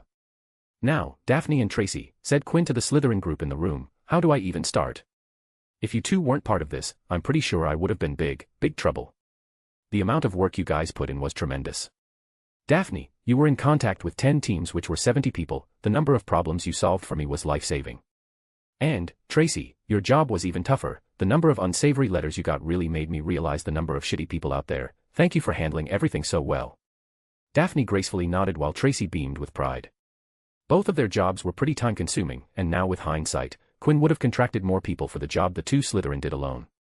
To thank you for all that time you devoted week after week, I would like to thank you with a reward for your hard work, he said and levitated 4 rectangle coupons of parchment into the hands of the girls. What is this? Asked Hannah. In your hands are all you can buy coupons for Madame Towswade's at Horizon Alley. Madame Towade. All 4 girls in the room exclaimed at the same time. It was the premier store for women's fashion in the country, and having an all-you-can-buy coupon was. Aha, smiled Quinn, you can avail any service from there, and they will send the bill to me. You don't have to feel shy, so go nuts if you feel like it. The coupon is good till you another 3 years, as such, you don't have to go right now and can use the coupon when you actually need it. The girls stared at the ornately printed coupons in their hands with amazement. Well, I hope you like it. If you don't, I can always switch it with a hefty amount of coin for you to use. No, thank you, replied Susan while the other girls nodded. Quinn looked at the Weasley twins and just smiled at the Gryffindor group in the room. He wordlessly took out 1 stack of parchment and 1 of paper before handing it to the twin brothers. The brothers stared at Quinn, then at each other, before reading their respective stacks. For a couple of pages, the twins nodded and continued to read, and at a certain page, their eyes widened. Are you serious? Is this amount real? Oh, it's real, smiled Quinn, I will invest that amount in your shop. From what you have pitched to and I've calculated, the amount I'm promising will keep your shop afloat for a year even if you don't sell a single thing. Everything from store rent to research and production can and will be covered by the promised amount. The twins dumbfoundedly stared at the paper. Not only was the amount immense, but Quinn was only asking a very reasonable volume of share of the shop in return. If you flip a few more pages. It also says that I will reinvest my part of profits back into the shop for the first 3 years to support the growth, said Quinn and leaned ahead with his arms crossed over the table. So what do you two say? Is this enough of a reward for your services? Am I to look forward to working with you two as part owner of the future Weasley's Wizard Wheezes? Yeah, absolutely. All right then, read the papers over a couple times and sign the one drafted in parchments and bring it back to me. I'll sign it, and then it will be 1 West and 2 Weasleys, 3 WS with my W hidden behind you 2 WS. Oh okay. Quinn pulled back and gazed at the 4 people and found that all were a little too engrossed in their rewards, so he dismissed them so that they could take it in. As they left, Quinn called out to Tracy. Yes, she asked. Eddie is awake, said Quinn, you can go see him if you want. Tracy's eyes widened. She nodded and wordlessly left the room with a bit of hurry in her steps. Her destination had changed from the common room to the hospital wing. With everyone gone and Quinn left alone in the office, the smile that had been present the entire time he talked to the 6 members drained away. There was only one more thing left on the docket for today, it was the most important thing, and he was going to take care of it today itself. Scene break. That was a great party yesterday, said one of the treacherous Baron's beaters, those Demstrang sure know how to party. Aha, the amount of fire whiskey they had was insane, said the other beater. The 2 beaters were Hogwarts students who were backup beaters for Slytherin as the starting beaters from every Hogwarts house team went with their house captains. As such, the other 6 teams had to do with backup beaters and then some. It was worth it, said the first beater. It sure was, the other one agreed, we sure made a lot of money. They had a bet a lot of money that treacherous Barons would win and that Eddie Carmichael would score less than a certain total, and the 2 had bet on a number that was not statistically probable given Eddie Carmichael's performance, but their bet had come true in the form of Eddie not playing for a large portion of the, and thus they had made money from outstanding odds. They reached the dungeon stair as they were going upwards, and when they looked up, they froze. I heard you made a lot of money.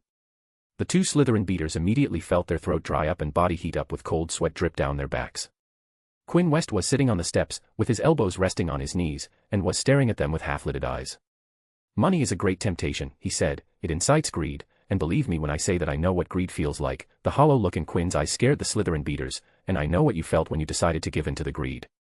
It was so simple, wasn't it? One night after supper, you were enjoying that stashed away fire whiskey and how it's your last year and we're talking about what to do after, how it would be great to travel for a bit and only if you guys had the money. The 2 started to tremble in their shoes as Quinn spoke in a flat tone. Everyone knew that Quinn West and Eddie Carmichael were as close as brothers, and right now, they were face to face with Quinn West. Then it struck like the eureka. You were sitting on coin multiplying well, Southwest you decided to place bets on the final game, the game in which you were playing and could manipulate it. They saw Quinn stand up and climb down, it's just that you went a little far in that manipulation, you gave a little too much into greed and let it take control over it. I don't know what you're talking about, mate. West, look, we don't have this. Yeah, mate. It was just an accident. The crash had nothing to do with us. Quinn reached the last step, and a deep voice came from him, "I never said that you did."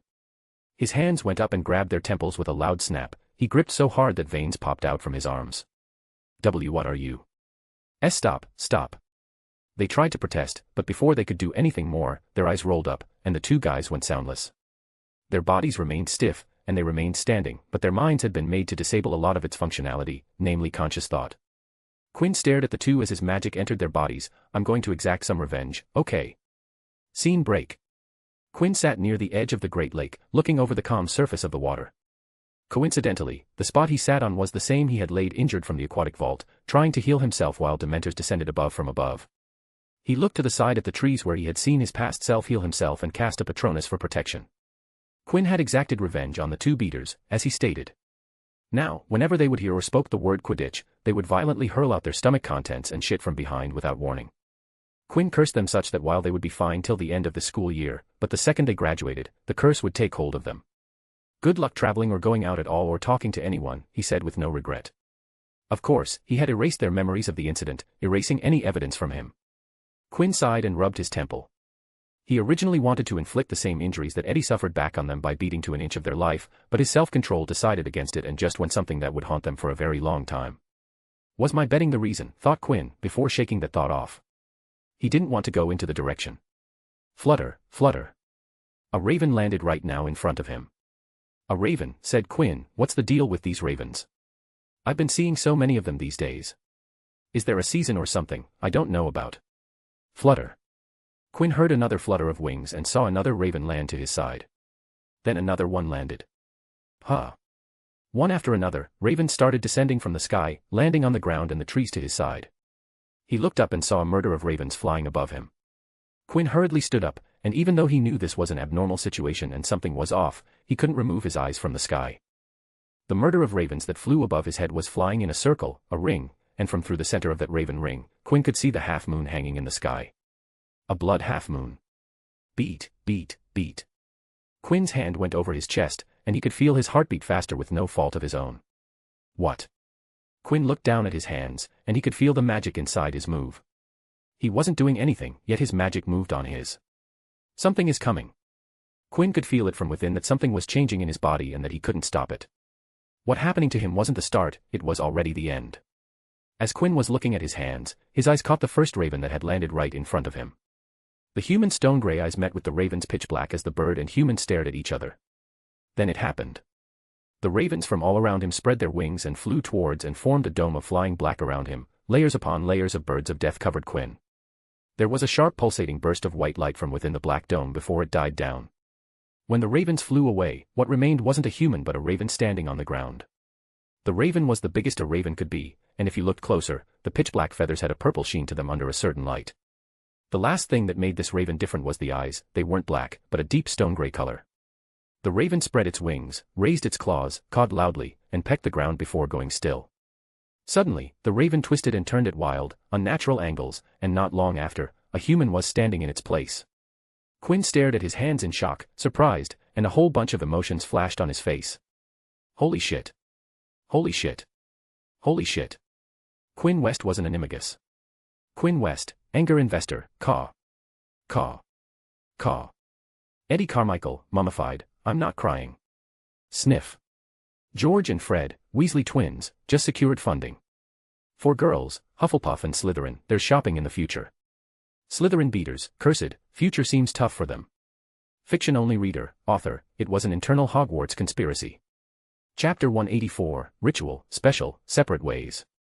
This isn't a runic circle, yelled Quinn, pointing at the marble stratum. This is a fuck, his voice went high-pitched. This is a ritual, a runic ritual.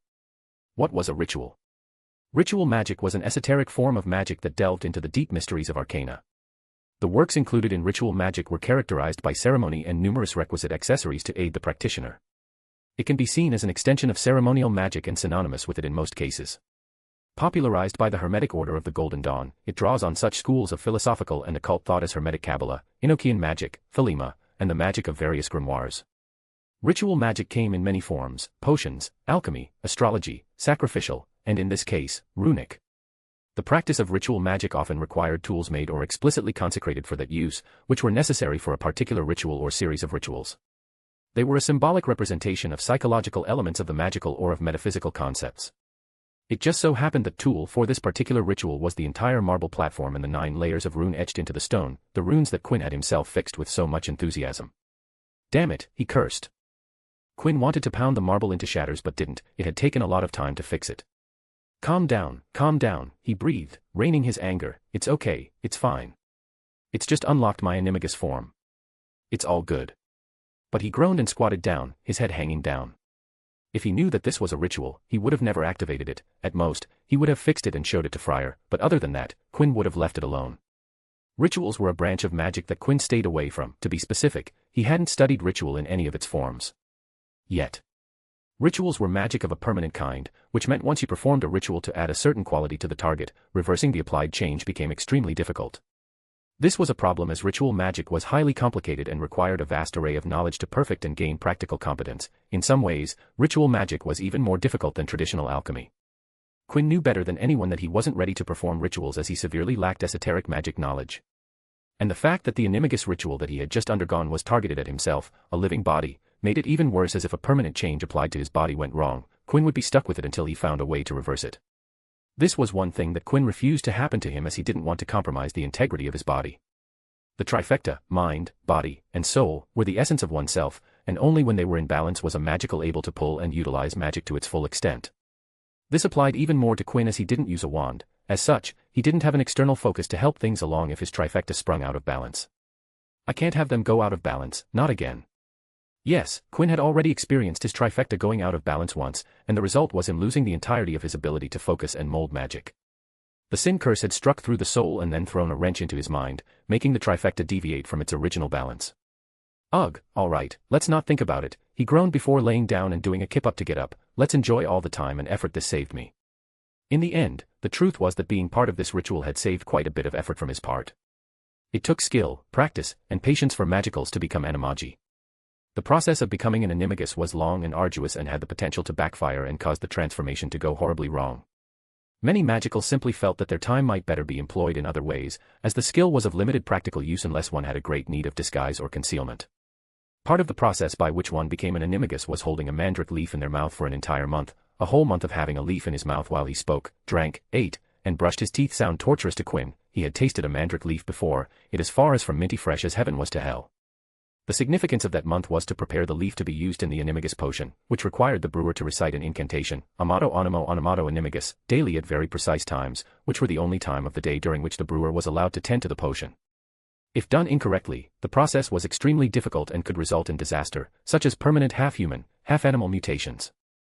A magical had to keep a single mandrake leaf in their mouth for an entire month, from full moon to full moon. If the leaf was removed or swallowed, the witch or wizard would have to start over again. If, at the time of removing the leaf, which was the next visible full moon, the sky was cloudy, then the progress was ruined, and the magical was required to start over. At the next visible full moon, the wizard had to spit the leaf in a vial within range of the moon's pure rays. To the moonstruck vial, the wizard or witch must add one of their own hairs, a silver teaspoon of dew that had not seen sunlight or been touched by human feet for 7 days, and the chrysalis of a death's head hawk moth. The mixture had to then be put in a quiet, dark place and could not be in any way disturbed. Just this enough was so complicated that even many of those who were determined to attain their animagus form gave up halfway through. The next thing that had to happen was for the wizard to wait for a lightning storm, whenever that might be. During this waiting period, the magical would have to, at sunrise and sundown without fail, chant the incantation amato animo animato animagus with the tip of their wand placed over the heart.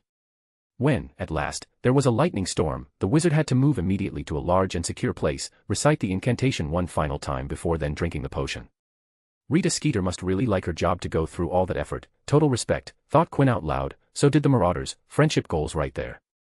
Quinn, of course, had plans to become an animagus. He was going to start the process during the summer break at home, where he would have the freedom to portkey to a desert to avoid clouds on the full moon night and similarly go to a rainforest for lightning storms.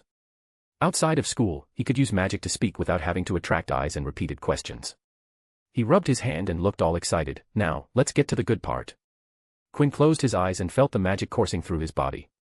He pulled on it, molded it, and finally triggered it. It was sudden. Quinn could feel his body change in real time, being fashioned into another form as magic broke it down and reformed it into a much smaller and distinct shape. He opened his eyes and saw the ground was really close to his eye level. It was a feeling that he wasn't used to, and if he was being honest, made him feel small, which he currently was. The feeling of not having fingers was another thing that felt odd. It wasn't uncomfortable, just odd. As I thought, the ritual did actually add things to the mix, thought Raven Quinn. An animagus would still think as a human did when they were in their animal form, seeing as Rita Skeeter could eavesdrop on others' conversations when she was in the form of a beetle. However, an animagus' feelings were not as complex when they were in their animal form. A Dementor's influence on an animagus in its animal form was weaker than on its human form. But right now, Quinn could feel the full spectrum of his emotions. There were no changes from his base human form. Nice, he felt satisfied. Quinn didn't feel like dulling his emotions. Now, let's get to the main act. Quinn spread his wings with what he thought was a charming caw and started to flap them. Caw, caw, what it meant was, whoa, this is uncanny. His heart pounded in his bird chest, but strangely he didn't feel scared. On the contrary, it was thrilling. Raven Quinn sloppily flapped his wing and flew like a chick on his first flight. Oh, I'm getting it. I'm getting it. Slowly but surely, Quinn got used to his wings, his very light body, and got a handle to fly. For 10 minutes, he flew above the marble before deciding that he was good enough and flew out of the room towards the Beelzebub's creeper's mine, and with complete confidence, he flew out of the lower tunnel, traveled through the air, and flew into the upper tunnel without provoking any vines. Soon, Quinn was out of the underground vault and was flying through the forbidden forest, doing the Raven version of the obstacle course, weaving through canopies and tree vines. It felt amazing. Maybe this is what Eddie feels when he's on a broom, thought Quinn. Eddie always spoke of the freedom he felt while flying. It was as if he was in another world. At this moment, Quinn finally understood why humankind craved wings, why flying held such glamour in the minds of the countless individual. Quinn cawed loudly in excitement. Then suddenly, he sensed something from his left, and his stone-gray raven eyes saw a blob of white. He crookedly turned his bird body in the air and was able to dodge it just in time. He landed on a branch and vigilantly gazed around to see a small acromantula crawling down from a tree and towards his tree. Shouldn't have done that. But he opened his beak, spread his wings, and cawed for gusts and blades of wind to emit out to chop the acromantula's legs off. Quinn could use magic in his animagus form. It was how he could see in the forbidden forest. While in animagus form, magicals couldn't use traditional magic, but the ritual had granted him the ability to continue cast magic. Though it's a little difficult. I just need a little practice. Quinn stared down at the legless acromantula and retook flight, leaving the forbidden forest and flying towards the castle. Scene break. The mood in the castle as they entered June became excited and tense again. Everyone was looking forward to the third task, which would occur a week before the end of term. Cedric looked as they went together down the stone steps, out into the cloudy night. What do you reckon it's going to be? Fleur keeps going on about underground tunnels. She reckons we've got to find treasure. That wouldn't be too bad, said Harry, thinking that he would simply ask Hagrid for a niffler to do the job for him. They walked down the dark lawn to the Quidditch stadium, turned through a gap in the stands, and walked out onto the field. What they done to it? Cedric said indignantly, stopping dead. The Quidditch field was no longer smooth and flat. It looked as though somebody had been building long, low walls all over it that twisted and crisscrossed in every direction. They're hedges, said Harry, bending to examine the nearest one. Hello, there, called a cheery voice. Quinn was standing in the middle of the field with Crumb and Fleur. Harry and Cedric made their way toward them, climbing over the hedges. Well, what do you think, said Quinn happily as Harry and Cedric climbed over the last hedge. Growing nicely, aren't they? Give them one more week, and they'll be 20 feet high. Don't worry, he added, grinning, spotting the less than happy expressions on Harry's and Cedric's faces. You'll have your Quidditch field back to normal once the task is over. Now, I imagine you can guess what we're making here. No one spoke for a moment. Then. So this is the maze, grunted Crumb. That's right, said Bagman. A maze. Just like I said before in our meeting. The third task's really very straightforward. The Triwizard Cup will be placed in the center of the maze. The first champion to touch it will win. There will be obstacles. Hagrid is providing several creatures. Harry, who knew only too well the kind of creatures that Hagrid was likely to provide for an event like this, thought it was unlikely to be any fun at all. However, he nodded politely like the other champions. No underground tunnels, asked Fleur. No tunnels, replied Quinn. He looked at everyone waiting for questions. Very well, if you haven't got any questions, we'll go back up to the castle, shall we? It's a bit chilly. They had none. Crumb went away like a lone wolf without saying a single word while Cedric and Harry left after saying a good night. Quinn glanced back and saw Fleur still standing there behind him. Hey, he said. Hey, she replied. After their kiss at the second task, things hadn't proceeded any further. Instead of things getting heated, they had cooled down. While Quinn had let himself be taken over by the heat of the moment, but after that, he got himself back in control and went back to sticking to his initial decision to not start anything with Fleur. "You're chipper today," said Fleur as she started to walk. "Yes," smiled Quinn and fell into step with Fleur. "I closed the last bit of remaining work related to the tournament yesterday. Today was a free day for me after a very long time." Furthermore, he now knew what the marble runes did. As such, he wasn't in a hurry to study them. Moreover, he had repaired the runes, so he knew the designs by memory and could study them anytime he wanted. "Ah, so that's why you didn't complain like you did last time." Quinn chuckled and nodded. "Yes, unlike last time, I'm free now. So no problem to take out half an hour for this." "I see." The two fell into silence for a few seconds before Quinn asked, "What are your plans to do after this?" "I'll probably go spend some time under the tutelage of grandmother," replied Fleur while gazing at the moon. "Mother says that it's high time I fully got my allure under control." "That sounds smart. What after that?" "I don't know, haven't thought about it yet." "Have you thought about, joining one of the West firms? I'm sure Leah would love to have a Triwizard champion join the ranks. Moreover, it's easier for Bosbaden students to get in. The hiring team wouldn't even blink if you apply." "Maybe," said Fleur. "West hired a lot of students from Bosbatons. It was up to a student's skill what level of job they bagged. Or maybe, I'll go work under my father. He spent the entire break last year trying to persuade me to join him." "Joining politics, huh? That might be a suitable occupation for you, no offense, but Avila has an edge with anything to with public communication." "None taken," she shrugged. "It was true, actually. My father wants me to start from the Aura department like he did and then make my way up from there." "Oh. Auras, the best of the best. A good path if you want it." "It is, but I'm not sure if I want to do that." "Being an Aura doesn't sound appealing to me," said Fleur before turning the question to Quinn. "What about you? What do you want to do after Hogwarts?" "I'm going to travel after Hogwarts, learn magic from all over the world," replied Quinn. "What about after that?" "Absolutely no idea. I'll probably continue researching, but maybe I'll give being an Aura a try or a professor or maybe continue traveling and become a traveling author. Who knows what the future me would want to do," said Quinn. He truly didn't know what he was going to do except continue learning magic and keep inventing things. "Travel, huh? That sounds fun." "It is. You should give it a try. It really opens up the worldview." "Maybe I'll do that too." The two eventually reached the Buxbaden's carriages and faced each other. They both knew what the other was thinking. Fleur found Quinn attractive, and on some level, Quinn did too. He got along with Fleur, and she was undoubtedly pretty. There was potential. But good night, Fleur. Good night, Quinn. It wasn't to be. Fleur Delacour wasn't interested in a long-term relationship. Quinn West didn't feel anything beyond finding her physically attractive. And with the third task coming, the curtain was about to rise for a shift in the winds over the British wizarding world. And he was going to spend 2 more years right in the middle of it. Quinn West, MC, should I transfigure another eye while in animagus form? Fleur Delacour, Vila, she would do excellent in anything public speaking. Chapter 185, Pre-Third Task. The mood in the castle as they entered June became excited and tense again. Everyone was looking forward to the third task, which would occur a week before the end of term. The champions were practicing hexes at every available moment, and with every moving day, their confidence rose about the task. But as June the 24th drew closer, they started to get nervous. They were not as bad as those they had felt before the first and second tasks. For one thing, he was confident that, this time, he had done everything in his power to prepare for the task. For another, this was the final hurdle, and however well or poorly they did, the tournament would, at last, be over, which would be an enormous relief. Breakfast on the day of the third task was a boisterous affair at the house tables on the morning of the third task.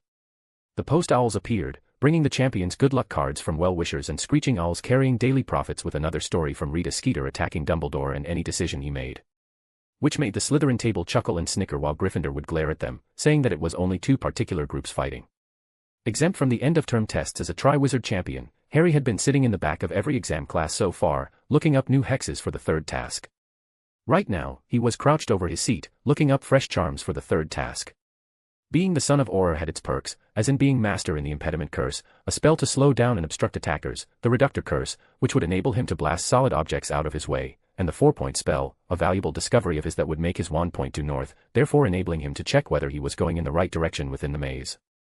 He was especially good with the shield charm, a temporary, invisible wall around himself that deflected minor curses. Hermione, Ivy, and Ron had only been able to shatter it with their coordinated attacks. "Potter, the champions are congregating in the chamber off the hall after breakfast," said McGonagall. "But the task's not till tonight," said Harry, accidentally spilling scrambled eggs down his front, afraid he had mistaken the time. "I'm aware of that, Potter," she said. "The champions' families are invited to watch the final task, you know." This is simply a chance for you to greet them. She moved away. Harry gaped after her. Oh my God. She almost snatched my heart out of my chest. Harry finished his breakfast in the emptying Great Hall. He saw Fleur Delacour get up from the Ravenclaw table and join Cedric as he crossed to the side chamber and entered. Krum slouched off to join them shortly afterward. He got up and followed after them. Cedric and his parents were just inside the door. Victor Krum was over in a corner, conversing with his dark-haired mother and father in rapid Bulgarian. He had inherited his father's hooked nose. On the other side of the room, Fleur was jabbering away in French to her mother. Fleur's little sister, Gabrielle, was holding her mother's hand. Then he saw his mother and father, Lily and James Potter, standing there, smiling towards him. Surprise. James Potter said as he smiled broadly and walked over to him. Thought we'd come and watch you, Harry. He enveloped Harry in a big ol' hug. It's great being back here, continued James, looking around the chamber. Violet, the fat lady's friend, winked at him from her frame. Haven't seen this place for so many years. Is that picture of the Mad Knight still around? Sir Cadogan. James had attended the Quidditch tournament a couple of times, but he wasn't allowed to enter the castle just like everyone else. And unlike the other professors, Lily Potter didn't have a personal chamber as her accommodation as she went back to her house every evening to spend time with him. When he had come last year, James had gone straight to the hospital wing, then took the shortest path to the headmaster's office and back again to the hospital wing before returning to headmaster's office to flew out of Hogwarts. Oh yeah, said Harry, who had met Sir Cadogan the previous year. And the fat lady, asked James, she was here in my time. She gave me such a telling off one night when I got back to the dormitory at 4 in the morning. What were you doing out of your dormitory at 4 in the morning? Your mother and I had been for a nighttime stroll, grinned James, sneakily winking to his wife. I got caught by Apollyon Pringle, he was the caretaker in those days. He looked at Harry and asked, fancy giving us a tour, Harry? Before Harry could reply, Lily stepped forward, not me. I've classes to teach, so you boys go ahead and remember to behave. Yeah, okay, grinned Harry, and they made their way back toward the door into the Great Hall. As they passed Amos Diggory, the men looked around. There you are you, he said, looking Harry up and down. Bet you're feeling quite as full of yourself now, aren't you? But don't be so proud, Cedric's will you beat you soundly. What, said Harry. Ignore him, said Cedric in a low voice to Harry, frowning after his father. He's been angry ever since Rita Skeeter's article about the Triwizard Tournament, you know, when she made out you were the only Hogwarts champion. Didn't bother to correct her, though, did he, said Amos Diggory, loudly. You'll show him, said. Beaten him once before, haven't you? He was talking about the dueling club during the Lockhart year where Harry had gotten a little cocky and challenged Cedric just to be beaten soundly. Harry felt a hand on his shoulder and looked behind to see his father smiling broadly. Oh ho, Amos, never knew you had such a tongue on you. Amos Diggory looked as though he would say something angry, but he stopped when he saw James Potter. He gulped. James Potter was a senior Auror and a prominent member of the Wisengamot, not something he could afford to offend. He felt his wife lay a hand on his arm, and he took the chance to merely shrugged and turned away, pretending that it was because of her that he was stopping. Harry had a delightful morning walking over the sunny grounds with his parents, showing his father the Beauxbatons carriage and the Demstring ship. They even went to the kitchens to grab a snack to eat while going around the castle. They went back to Great Hall for lunch. Harry, Dad, said Ivy looking stunned, as they joined the Gryffindor table. What are you doing here? Come to watch Harry in the last task, said James brightly. I must say, it makes a lovely change, not having to eat the ministry food for lunch. How was your exam? No wait, don't tell me. He put on an inquisitive look before smiling. It went great, didn't it? You bet, beamed Ivy, hugging her father. James looked to the side and asked, how about you, Ron? Said Ron, couldn't remember all the goblin rebels' names, so I invented a few. It's all right, he said, helping himself to a Cornish pasty. They're all called stuff like Bodrod the Bearded and Urg the Unclean. It wasn't hard. James laughed loudly as he sat down on the table. He turned to the Weasley children, who had also sat down opposite to them, asked, so, twins, how are your plans for that business of yours going? Good, very good. Excellent. Exceeding expectation. Outstanding. Really, said James. Yeah, just very recently, we got ourselves an investor. An investor, you say, said James. Boys, are you sure this is legit? Money matters can be complicated. Be careful who you trust. Thank you, but you don't need to worry about us. Our investor is one reliable guy, and we trust him with a lot, so no need to worry. Who is it? Sorry, can't tell. We're keeping this on the down low. Also, this conversation never happened. They turned to Ron and spoke. You listen, Ron. We never spoke about this. Huh, wah. Ron looked up, the corner of his mouth stained with sauce. Nothing. James looked around and saw a familiar face. "Hello, Hermione," he greeted as the girl arrived with her head buried in a book. "Hello, Mr. Potter," said Hermione, a little surprised to see James Potter sitting between Ivy and Harry. She turned to Harry and asked, "Are you ready for the task? Anything left you to want to learn or practice? We still have a little, we can go to the room and do some last-minute revision." Tired of walking in on Harry, Ivy, Hermione, and Ron all over the school, Professor McGonagall had given them permission to use the empty Transfiguration classroom when they were free. "Yeah, if you want to, we can go over some things. I can help you out," said James, shooting a couple of detection spells at his food. He didn't do this usually, but he could feel the eye of his mentor Alistair, constant vigilance, moody digging into his back. I would like that," said Harry, sighing out of relief. After lunch, they went to the empty classroom and practiced for a few hours till they were satisfied, and after that, the group, Harry, Ivy, Hermione, Ron, and James, went back to roaming Hogwarts.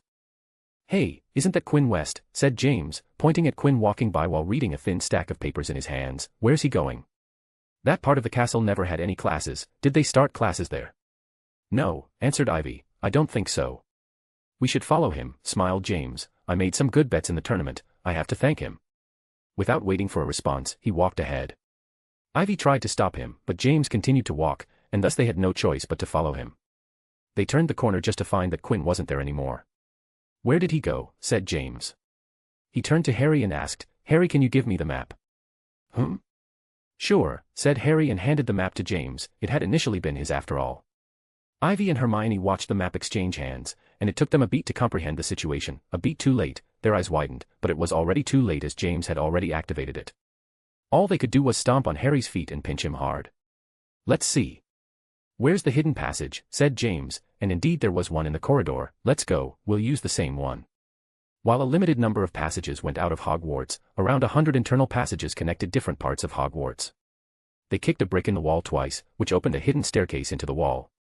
"This goes to the west corridor on the 5th floor, said James with his wand tip lit. "What's there?"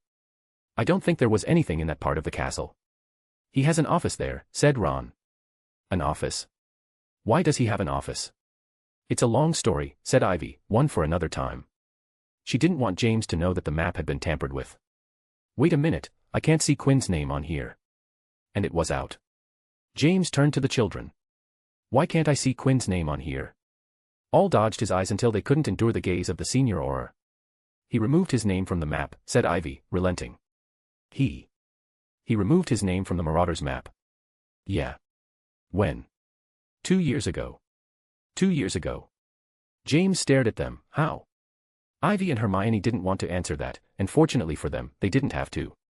"You guys should be quiet if you want to tail somebody," they heard, and turned to saw Quinn a couple of steps above them, staring down at them. Especially in closed spaces like this, the sound really echoes in here.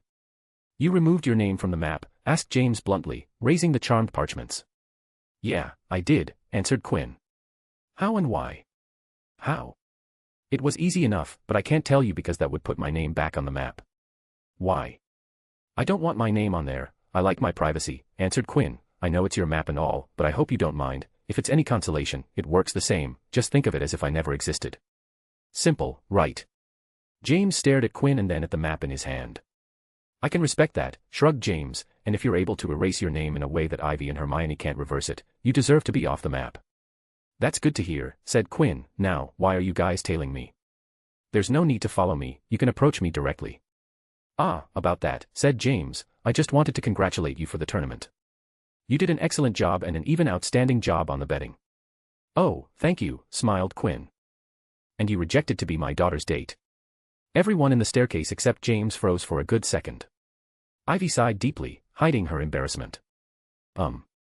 James climbed up the steps and patted Quinn on the shoulder. "It's not a bad thing. I would have been fine if you took her, but it was even better when she went alone." He turned to Ron. "No offense, Ron." Muttered the Weasley. "Now, as much as I would continue this conversation," said Quinn, "I have an event to prepare for, so I will take my leave." He looked at James. "Let's talk sometime later, Mr. Potter. I'll love to hear some of your stories. Of course, don't let us keep you waiting." When Quinn left, and the Gryffindor group got out of the staircase, James turned to the group and said, "Look, I like that guy a lot, but he needs to get pranked." "I tried," said Harry, "but he's too sharp." Ivy and Hermione nodded. Even though they didn't try to prank Quinn, they knew how sharp the guy was. Scene break. The Gryffindor group whiled away the afternoon with a long walk around the castle and then returned to the Great Hall for the evening feast. Ludo Bagman and Cornelius Fudge had joined the staff table now. Bagman looked quite cheerful, but Cornelius Fudge, sitting next to Madame Maxime, looked stern and was not talking. Madame Maxime was concentrating on her plate, and Quinn thought her eyes looked red. Hagrid kept glancing along with the table at her. There were more courses than usual, but the champions, who were really nervous now, didn't eat much. As the enchanted ceiling overhead began to fade from blue to a dusky purple, Dumbledore rose to his feet at the staff table, and silence fell. Ladies and gentlemen, in 5 minutes, I will be asking you to make your way down to the Quidditch field for the third and final task of the Triwizard Tournament. Will the champions please follow Mr. West down to the stadium now? The champions got up with the entire hall clapping for them. With Quinn in the lead, they walked onto the Quidditch field, which was now completely unrecognizable. A 20-foot-high hedge ran all the way around the edge of it. There was a gap right in front of them, the entrance to the vast maze. The passage beyond it looked dark and creepy. 5 minutes later, the stands had begun to fill, the air was full of excited voices and the rumbling of feet as the hundreds of students filed into their seats. The sky was a deep, clear blue now, and the first stars were starting to appear. Hagrid, Professor Moody, Professor McGonagall, and Professor Flitwick walked into the stadium and approached Quinn and the champions. They were wearing large, red, luminous stars on their hats, all except Hagrid, who had his on the back of his moleskin vest. "We are going to be patrolling the outside of the maze," said Professor McGonagall to the champions. "If you get into difficulty, and wish to be rescued, send red sparks into the air, and one of us will come and get you, do you understand?" The champions nodded. "Well, before we get started," said Quinn, "I wish all of you the best of luck. Face whatever challenge is in there with bravery and intelligence, and I hope that you guys put on a terrific show tonight." As he talked, Quinn approached every champion, he shook their hands and patted them firmly on their shoulder. The champions looked at Quinn with half-appreciative and half-confused looks, but Quinn now pointed his fake wand at his throat, muttered, "Sonorous," and his magically magnified voice echoed into the stands. "Ladies and gentlemen, the third and final task of the Triwizard Tournament is about to begin. Let me remind you that the scores from the previous tasks were tabulated, and this is how the current champions stand. In the first place, Harry Potter of Hogwarts School." The cheers and applause sent birds from the Forbidden Forest fluttering into the darkening sky. In the second place, Victor Crumb from Demstrang Institute, more applause, followed by Fleur Delacour from Beauxbatons Academy. A lot of male cheers. And in the last place, Cedric Diggory from Hogwarts School. "Now, the champions will go inside according to their ranks with a 3-minute interval between each champion," he continued. "Now, let's not waste any more time. So, on my whistle, Harry." Harry nodded. 3, 2, 1. He gave a short blast on his whistle, and hurried forward into the maze. One by one, all champions went into the tunnel, and when Cedric went into the labyrinth, Quinn looked at his hand and then at the maze. The clock had started. Quinn West, MC, tick-tock tick-tock. James Potter, Senior Auror, I'm a daddy. So, it's in my character. Ron Weasley, Gryffindor, feels like there's something wrong, but can't tell. Chapter 186, Third Task. If the overhead projection that reflected the image of the artificial eye from Project Drone Vision was a spectacular sight in the early blue evening sky, then its sight in the dark night sky was nothing less than stunning. The bright lights contrasted so well with the inky black background that every neck was craned up towards the sky. Dear viewers, the third task is a special one. Unlike the first two tasks, the third task has the aspect of champion aggression, meaning that the champions have the opportunity to take each other out, said Quinn to all his viewers. Now, you might be thinking, the second task had the same opportunity. The champions could have attacked each other, but didn't because they were working under a time constraint and the pressure of losing their loved ones. Trying to mess with your competition doesn't really enter one's mind. But here, they don't have that proverbial sword hanging over their head. The champions can work as freely as they want, he grinned, that is if they can find their way inside the maze. Because let me tell you, mazes could be a real pain in the butt. And Quinn was right, the 4 champions were totally lost, and that too in different directions of the maze.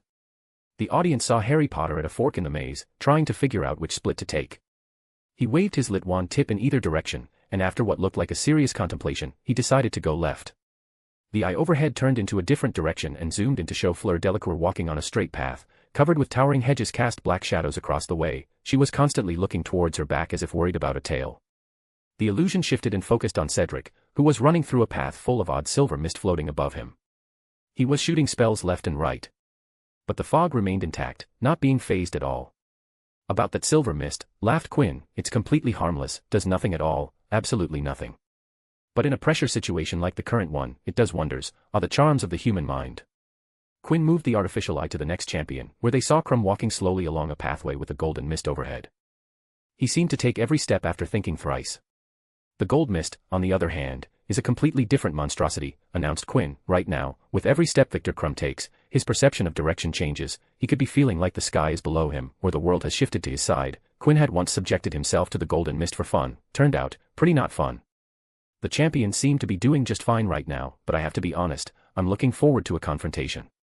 Scene break. Two men sat in their chairs, looking up above at the illusion in the sky. Your speculation turned out to be correct, said one of the men. It was sort of obvious, don't you think, replied the second. The first man glanced at the second for a moment before speaking. Are you prepared for it? You understand that if you fail your task, this entire thing is doomed. You don't have to be worried about me, said the second. I'm prepared for this. Among our little group, I'm the one most capable for this one. And why's that? Scoffed the first. I've been here for months, I'm better than you. I don't know why he chose you for this. The second man rested his chin on the back of his hand and spoke with a bored expression on his face. I know Hogwarts more than you can ever imagine, but you already know that, don't you? I'm the reason you're still here. If I wasn't here, you would have been found by the Potter children by now. The first man grunted unpleasantly. So, why are you still sitting here? Shouldn't you be doing what you're supposed to do? I'm already done. I had the entire evening to do so. Then why are you still here? Don't worry, I'm leaving. Just needed to give it a little time. The second man got up and fixed his cloth before putting on a weak smile and turned to a person sitting a few seats from him. Minister, unfortunately, I'll have to leave, I'm feeling under the weather. Cornelius Fudge turned his eyes away from the sky. Oh, Crouch, your sickness is acting up again. You've been like this for months. Have you gone to the hospital to see what is it? Barty Crouch Sr. smiled weakly and shook his head. I should do that, Minister. I've been putting it off because of the tournament. See that you do, said Fudge. Barty Sr. walked past the panel of judges when he was stopped by a voice. Bartemius, if you're feeling unwell, how about letting Poppy take a look? Barty turned towards Dumbledore and shook his head. Thank you for the offer, Dumbledore, but I would prefer to go home and take a rest before going to the street mungos tomorrow morning.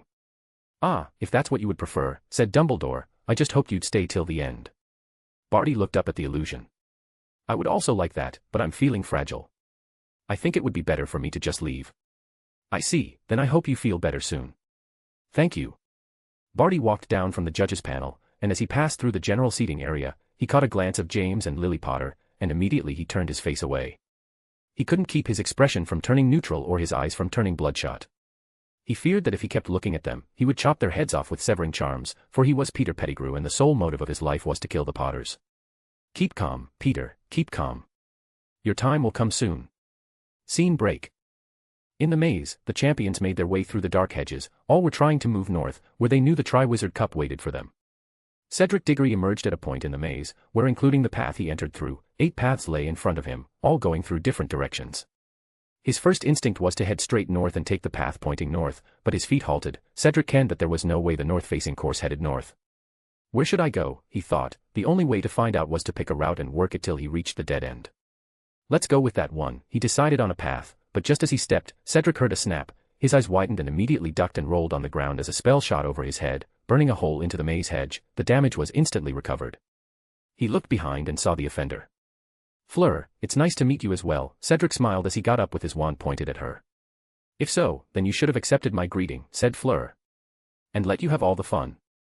The two stared at each other for a split second before their wands ripped out spells directly at each other, meeting in the middle momentarily, again and thrice, every time their spells met, canceling each other out. Looks like we're equally matched, said Cedric. I would disagree, smiled Fleur, I haven't even started yet. Just as they were about to go for another bout, they heard a rustle of the leaves. They looked to see a barrage of small rocks rocketing towards them.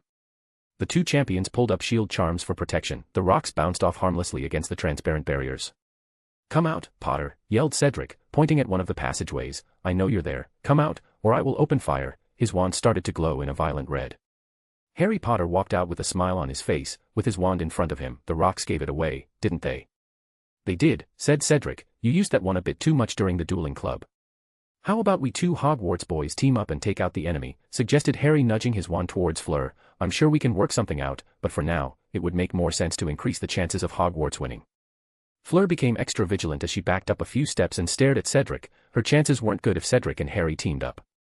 Cedric contemplated for a second before glancing up. You know, Quinn is probably, definitely, watching us right now and with him, the entire school. It wouldn't be chivalrous for us to gang up against a lady.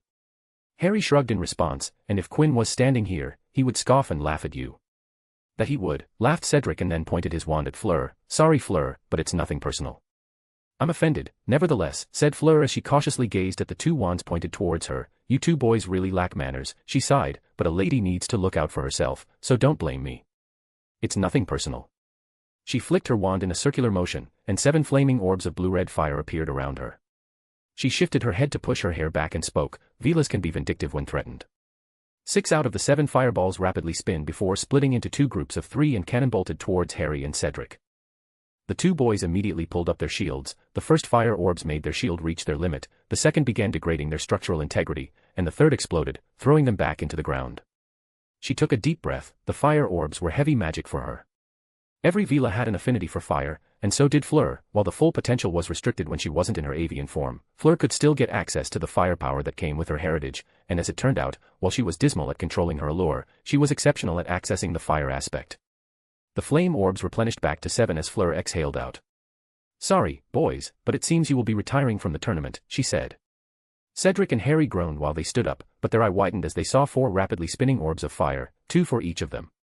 Fleur was about to launch the fire orbs, but just a second before she could do that, Fleur felt jolt travel through her body. Like a raging wave, the fire orbs extinguished, then her eyes rolled up before she collapsed down onto the ground. Behind her stood Victor Crumb, staring down at Fleur's unconscious body. A loud beep sounded from a distance. Cedric and Harry, who had taken the opportunity to get up along with Crumb, looked in the direction. They knew the meaning of the sound. It was signaling the elimination of a champion from the tournament. They looked at the ground. It meant Fleur Delacour was now out of the running. And here I was worried about teaming up, commented Cedric. He glanced at Harry. We're still a team, right? Harry nodded, but his eyes didn't leave Crumb, who was watching them with an unblinking gaze, and Harry couldn't say he enjoyed it.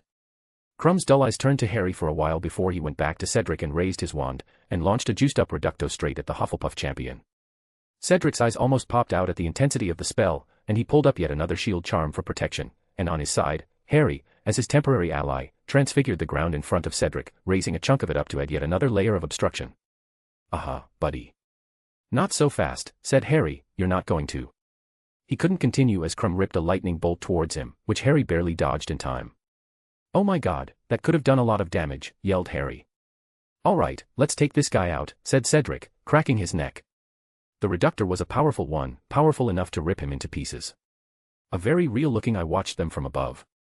Near the spectator area, Quinn sighed as he watched the 3 champions through the artificial eye. Crumb is under the Imperius, thought Quinn as he glanced at Moody/Bartrey Jr. His open eye twitched when the artificial eye picked up, Crumb knocking out Cedric with a blow to the head. It was very violent. He sounded a loud beep to announce Cedric's elimination as part of his duty. Well, only 2 champions are remaining, announced Quinn, Harry Potter and Victor Crumb. Let's see who's going to come out on top.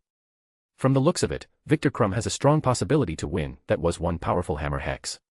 Now, let's change the result of this tournament, thought Quinn as he stared at the illusion. The artificial eye and the illusion were 2 different entities. He could project anything he wanted, and that was what he was going to do. The illusion seamlessly turned from the live footage to a fabricated version edited before being projected. Let's get the things going. And with that, he snapped his fingers. Back with Crumb and Harry, the 2 champions fought with spells being fired at each other. Harry swung his wand in a bowling ball throwing motion, and as he turned it in an arc, the ground beneath his wand bundled and bunched up into a spiked ball of metal. It was a transfiguration spell taught to him by his father, James Potter, a master in combat transfiguration. Crumb grunted and met the metal ball head-on with a charged dark spell. The 2 attacks met, and the metal ball melted into a ball of molten metal before turning into ash. Harry growled, and silver spikes manifested around him. He was going to take Crumb out and get this entire thing over with. But before he could do it, he saw Crumb moving weirdly. On Crumb's side, he was looking at his clothes, which began to morph. His arms were forced to move behind his back as his sleeves merged together. He could barely keep his legs from staying still as his pant legs were being pulled wide apart. Harry didn't know what was happening, but he saw the chance and directly shot a stunner to Crumb's face, immediately knocking him out. Huh, he said and stared up at the sky just in time to hear the loud beep spread through the sky. Now, that's what we are talking about. Harry stared at the 3 unconscious champions before running into one of the pathways. Holy shit. I'm going to win this one. He meant nothing for 10 minutes but kept running into dead ends. Twice he took the same wrong turning. Finally, he found a new route and started to jog along with it, his wand light waving, making his shadow flicker and distort on the hedge walls. Then he rounded another corner and found himself facing a blast-ended scrut. 10 feet long, it looked more like a giant scorpion than anything. Its long sting was curled over its back. Its thick armor glinted in the light from Harry's wand, which he pointed at it. Stupefy. Damn it. Why now? I'm about to win. The spell hit the Scrit's armor and rebounded. Harry ducked just in time. But could smell burning hair. It had singed the top of his head. The Scrit issued a blast of fire from its end and flew forward toward him. Impedimenta. Harry yelled. The spell hit the Scrit's armor again and ricocheted off. Harry staggered back a few paces and fell over. Impedimenta. The Scrit was inches from him when it froze. He had managed to hit it on its fleshy, shell-less underside. Panting, Harry pushed himself away from it and ran, hard, in the opposite direction. The impediment curse was not permanent. The Scrit would be regaining the use of its legs at any moment. He took a left path and hit a dead end, a right, and hit another, forcing himself to stop. Hard hammering, he performed the 4-point spell again, backtracked, and chose a path that would take him northwest. Every so often, he hit more dead ends, but the increasing darkness made him feel sure he was getting near the heart of the maze. He had to be close now, he had to be. Quinn's artificial eye followed after Harry, and he was back to projecting the live feed. Look at that. Harry Potter is on the final stretch. So exciting. People, watch closely. This is the end of the Triwizard Tournament. His voice was full of excitement, but the expression was anything but. He knew where Harry was heading. He glanced at Dumbledore. The headmaster was watching the scene with a smile under his long beard. Yes, keep it watching. In the original timeline, no one knew what was happening in the maze, so the judges had no idea about the progress, but Quinn had provided them with the live progress with him here. Everyone would see Harry being portkeyed away, but when Harry doesn't arrive at the starting point, doubts will arise, and Quinn was sure that Dumbledore would pick on that. You better pull your weight, Dumbledore, thought Quinn. He didn't like the choice he had taken to let Harry go on to meet Baby Mort, which would most definitely result in the revival of Voldemort. But, it has to be done, he thought. It's the only for sure way to make sure that there's a chance. Ah, he's on the final long pathway, announced Quinn. Just a little bit more and Harry Potter would be Crow. Everyone in the stands was watching the projection. The entire Hogwarts student body was already cheering, but then suddenly, the projection vanished into thin air. There was an immediate reaction of displeasure, and they heard that the commentary had also gone silent. Every single person looked at Quinn, and he was standing still, staring up at the sky. Mr. West, called out Dumbledore, what? His words were cut when Quinn leaned forward and collapsed on the ground. Quinn West, MC, status, unknown, it was the only way to make sure. Peter Pettigrew, Barty Crouch Sr., calm down. I'll make do with imagining the beheading. Fleur Delacour, spelled in the back, fire-blessed Vila. Cedric Diggory, knocked out, blunt force damage. Victor Crumb, Imperious Ed, but why was he Imperious Ed? Harry Potter, Triwizard winner, holy shit, I really won. Chapter 187, Revival, Rebirth, Return. Harry felt his feet slam into the ground, his injured leg gave way, and he fell forward, his hand let go of the Triwizard Cup at last.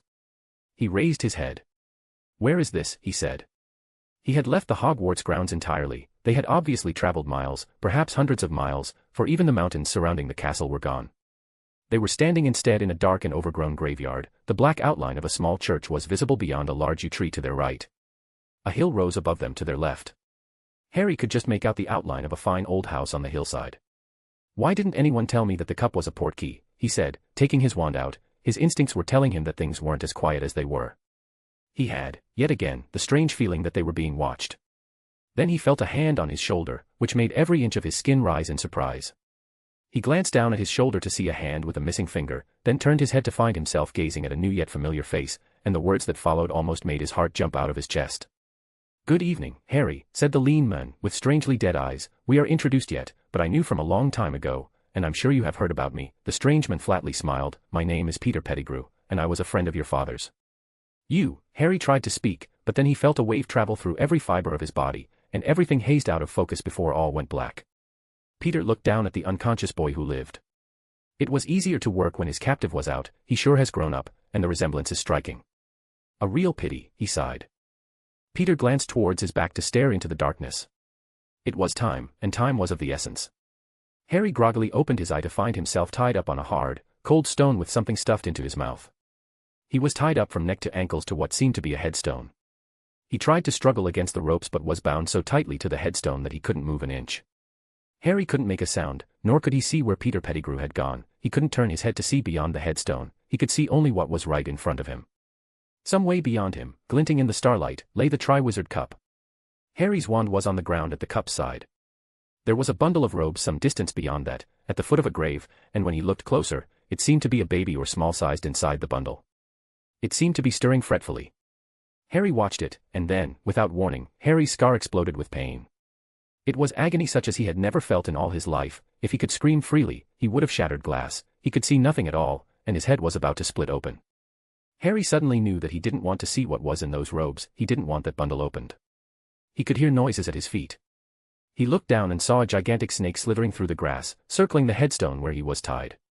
Then he heard laborious breathing growing closer. It sounded as though someone was forcing something heavy across the ground. Then Peter came within Harry's range of vision, and Harry saw him pushing a stone cauldron to the foot of the grave. It was full of what seemed to be water. Harry could hear it slopping around, and it was larger than any cauldron Harry had ever used, a great stone belly large enough for a full-grown man to sit in. The thing inside the bundle of robes on the ground was stirring more persistently, as though it was trying to free itself.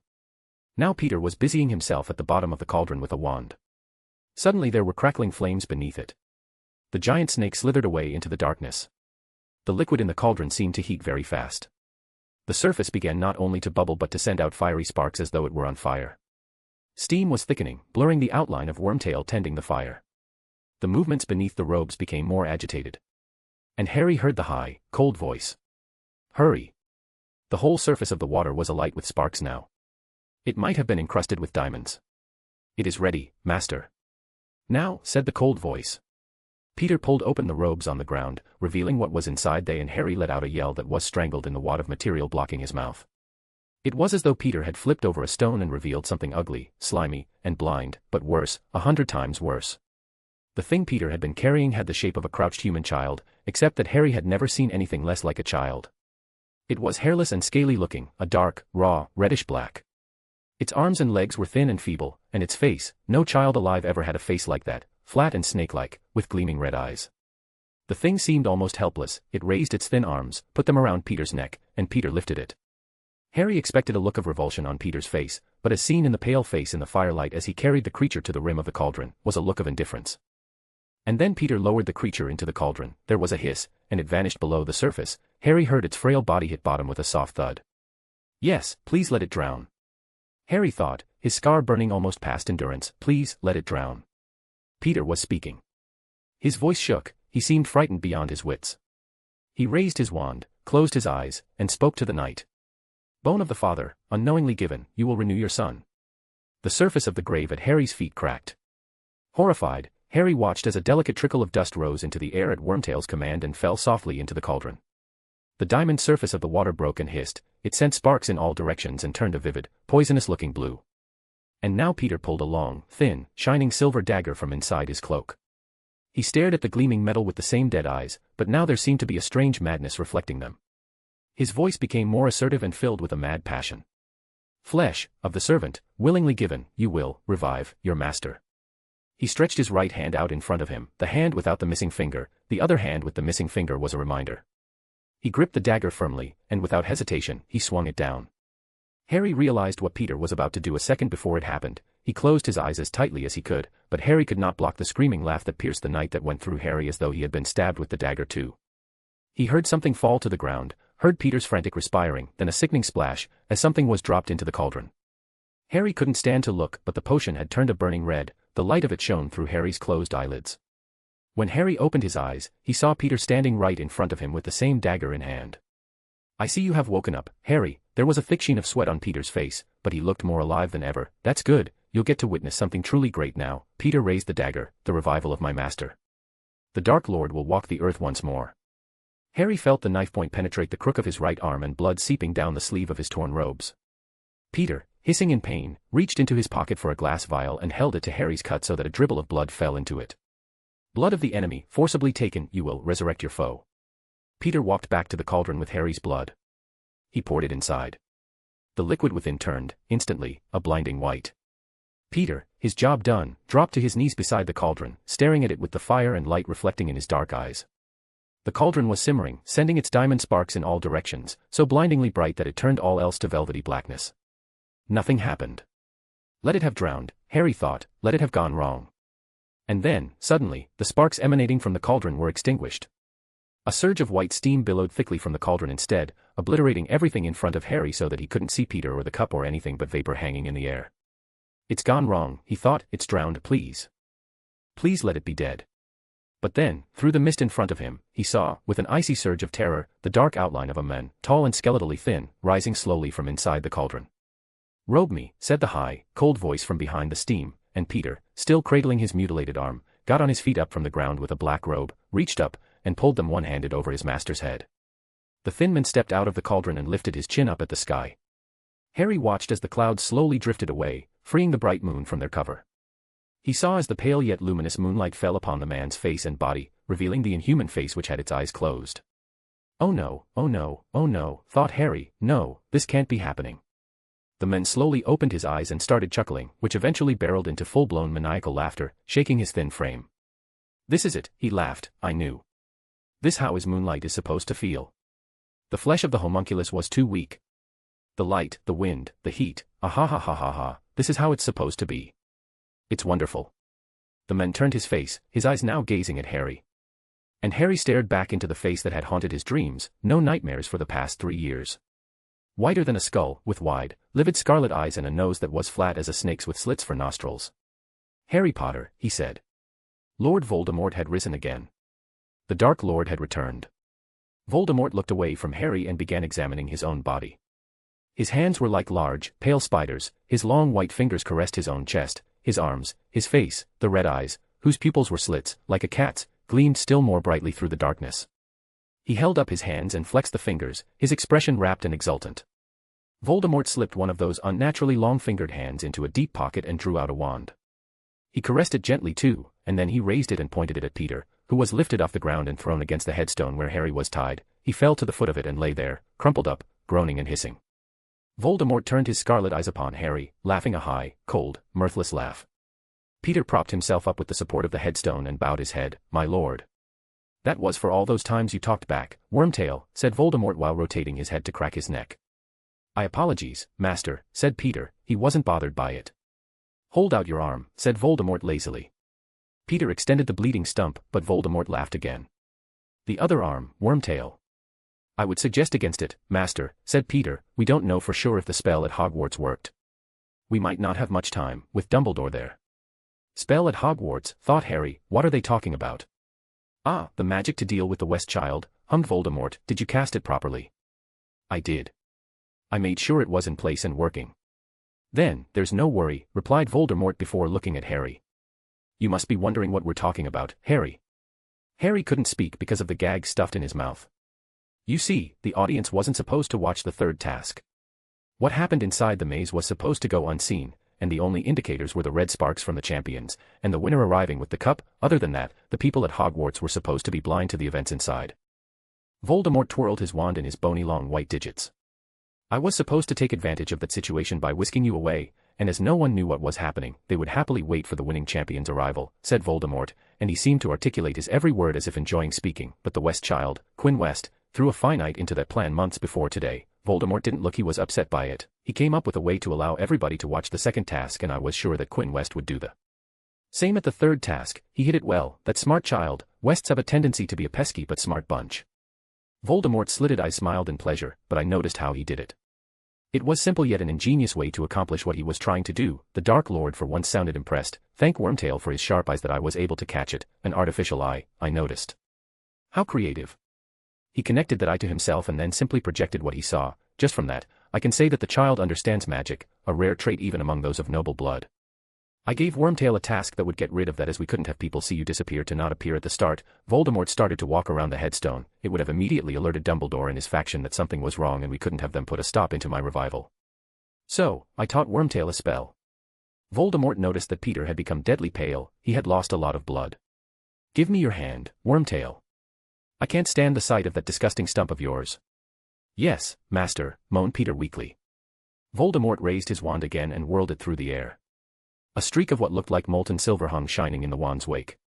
Momentarily shapeless, it writhed and then formed itself into a gleaming replica of a human hand, bright as moonlight, which soared downward and fixed itself upon Peter's bleeding wrist. His breathing harsh and ragged, Peter raised his head and stared in disbelief at the silver hand, now attached seamlessly to his arm, as though he were wearing a dazzling glove. He flexed the shining fingers, then picked up a small twig on the ground and crushed it into powder. "My lord," he whispered. "Master, it is beautiful." Voldemort noticed the absence of thankfulness in Peter's words, but he ignored it.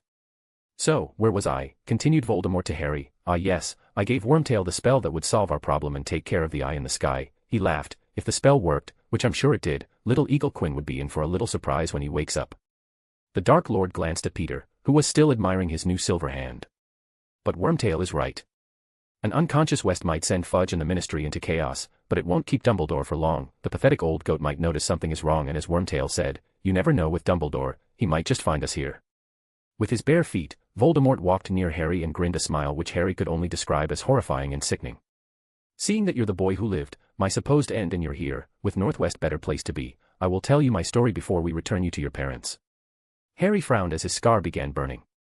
He thought that the pain was messing with his hearing as he just heard something about Voldemort letting him go. "Wormtail here requested that we send you beheaded head to your parents," smiled Voldemort. "From what I know, he has prepared a letter which he wants to write in your blood and stuff it in your mouth so they would know he was the one who did it." Harry started to felt disgust rise up in his stomach as he witnessed Voldemort's famed cruelty. "But before that, I will tell you that story as you're sort of a guest of honor at my rebirth party, then I will duel with you to show just how fortunate you were to live that day. I want there to be no mistake in anybody's mind. You escaped me by a lucky chance. And I am now going to prove my power by dueling you, here and now, in front of Wormtail, when there is no Dumbledore to help you and no grandmother to die for you. I will give you your chance. You will be allowed to fight, and you will be left in no doubt which of us is the stronger. And then after all that, finally, I will let Wormtail behead you, your corpse, of course." Harry's ropes came undone within an instant, and he immediately fell down on the graveyard grass face first. "So, let's begin, shall we?" laughed Voldemort. "You stand, Harry Potter, upon the remains of my late father." It was 10 minutes later that Harry Potter appeared back at Hogwarts with the Triwizard Cup. He had come back to the edge of the maze. He could see the stands rising above him, the shapes of people moving in them, the stars above. He let go of the cup but clutched his wand tighter. Then a pair of hands seized him roughly and turned him over. "Harry! Harry!" He opened his eyes. He was looking up at the starry sky, and Albus Dumbledore was crouched over him. The dark shadows of a crowd of people pressed in around them, pushing nearer. Harry felt the ground beneath his head reverberating with their footsteps. He raised his free hand and seized Dumbledore's wrist while Dumbledore's face swam in and out of focus. "He's back," Harry all but shouted. "He's back. Voldemort is back. A/N, I wasn't sure if I should write this chapter, it's mostly the original scene. But I wanted to show the differences in Peter Pettigrew and give you a clue about what happened to Quinn in the last chapter. Voldemort, also. I wanted to give him some new lines, given that in my version, Death Eaters didn't arrive because of Peter's suggestion. I always thought that his reaction to getting back his body was lackluster, so I added some of that and took inspiration from a character, not from HP, who went through similar circumstances. Guess who? I came to a decision that these changes were enough to devote a chapter to this. Quinn West, MC, status, unknown. I don't like when I'm not in a chapter of book that revolves around my life. Did you hear it? I don't like this. Voldemort, Dark Lord, Baby Mort no more, revived rebirthed. Peter Pettigrew, Wormtail, as you can see, he didn't get to write that letter. Harry Potter, boy who lived once again, shit, he's back. Shit. Shit. Oh crap, things are turning black. Chapter 188, Waking Up, Recap, Reveal. Oh, look. He's waking up, was the first thing Quinn heard when he opened his eyes, but something felt wrong. It was as if something was missing. Where? He asked. Quinn tried to groggily sit up, but his attempts brought a sharp pain in his head, causing him to hiss in pain. Don't get up, he heard his favorite faculty's voice. Madame Pomfrey. Where am I? What happened to me? Quinn looked around with his out-of-focus vision, and he could recognize hospital wings curtains and Poppy sitting on a bar stool by his bedside. You suddenly collapsed in the middle of the third task and wouldn't get up. I collapsed, said Quinn in slight disbelief. That doesn't sound right. Are you sure? Poppy cut him off. You have been pretty busy this year. Even with all the things you had to do for the Quidditch tournament this year, you didn't skip our lessons, neither did you skip your classes. Furthermore, you took on the hosting, which would have been fine if you didn't decide to go overboard with it. But the Quidditch tournament was over a couple weeks back. I had time to rest, argued Quinn while sitting up despite the protest from Poppy. His vision was still a little off, it was irritating him. Moreover, Poppy didn't know his true magical capabilities. In no way would the magic used while hosting put so much stress on him that he would collapse, and that too in front of him. Clearly, it wasn't enough, or you didn't actually rest in those past weeks, chided Poppy. Furthermore, you were using faulty magic, she sighed. Quinn, you should take more care while using self-created, untested magic. It could be dangerous. No, it was dangerous. What? Quinn tilted his head. His head was finally clearing up, and his mind was getting back on track. My magic. Faulty. That's not possible, Madame Pomfrey. My self-created magics aren't faulty, they never were and won't be in the future. Then how do you explain that? Poppy pointed towards Quinn's hand. Ah. What? Quinn raised his hand to touch his face, and his eye widened when his fingers found the rough texture. Why is my head bandaged? He felt around to find that the upper right side of his face was covered. Did I hit my head when I collapsed? Then it hit Quinn. Why his vision felt wrong. It wasn't his head that was covered in gauze bandages, it was his right eye that was covered. He looked at Poppy and asked. Madame Pomfrey. What did you mean when you said how do I explain that? What's wrong with me? Poppy sighed at the confusion on Quinn's covered face. Quinn, whatever magic you used, it faulted, and it burned through your eye. Completely. Quinn stared at the matron as if she was joking, but she wasn't. By the time I got to you, your eyeball was nothing more than goopy sludge, resulting in severe damage to your optic nerves, which caused you to pass out from the trauma. I lost my eye, exclaimed Quinn, almost clawing out his bandages. And Madame Pomfrey is. You'll be fine. Fortunately, there wasn't any permanent damage. Your faulty magic didn't turn into a dark curse. You'll have your eye back in a week, and by the end of the second, your vision will mature to normal.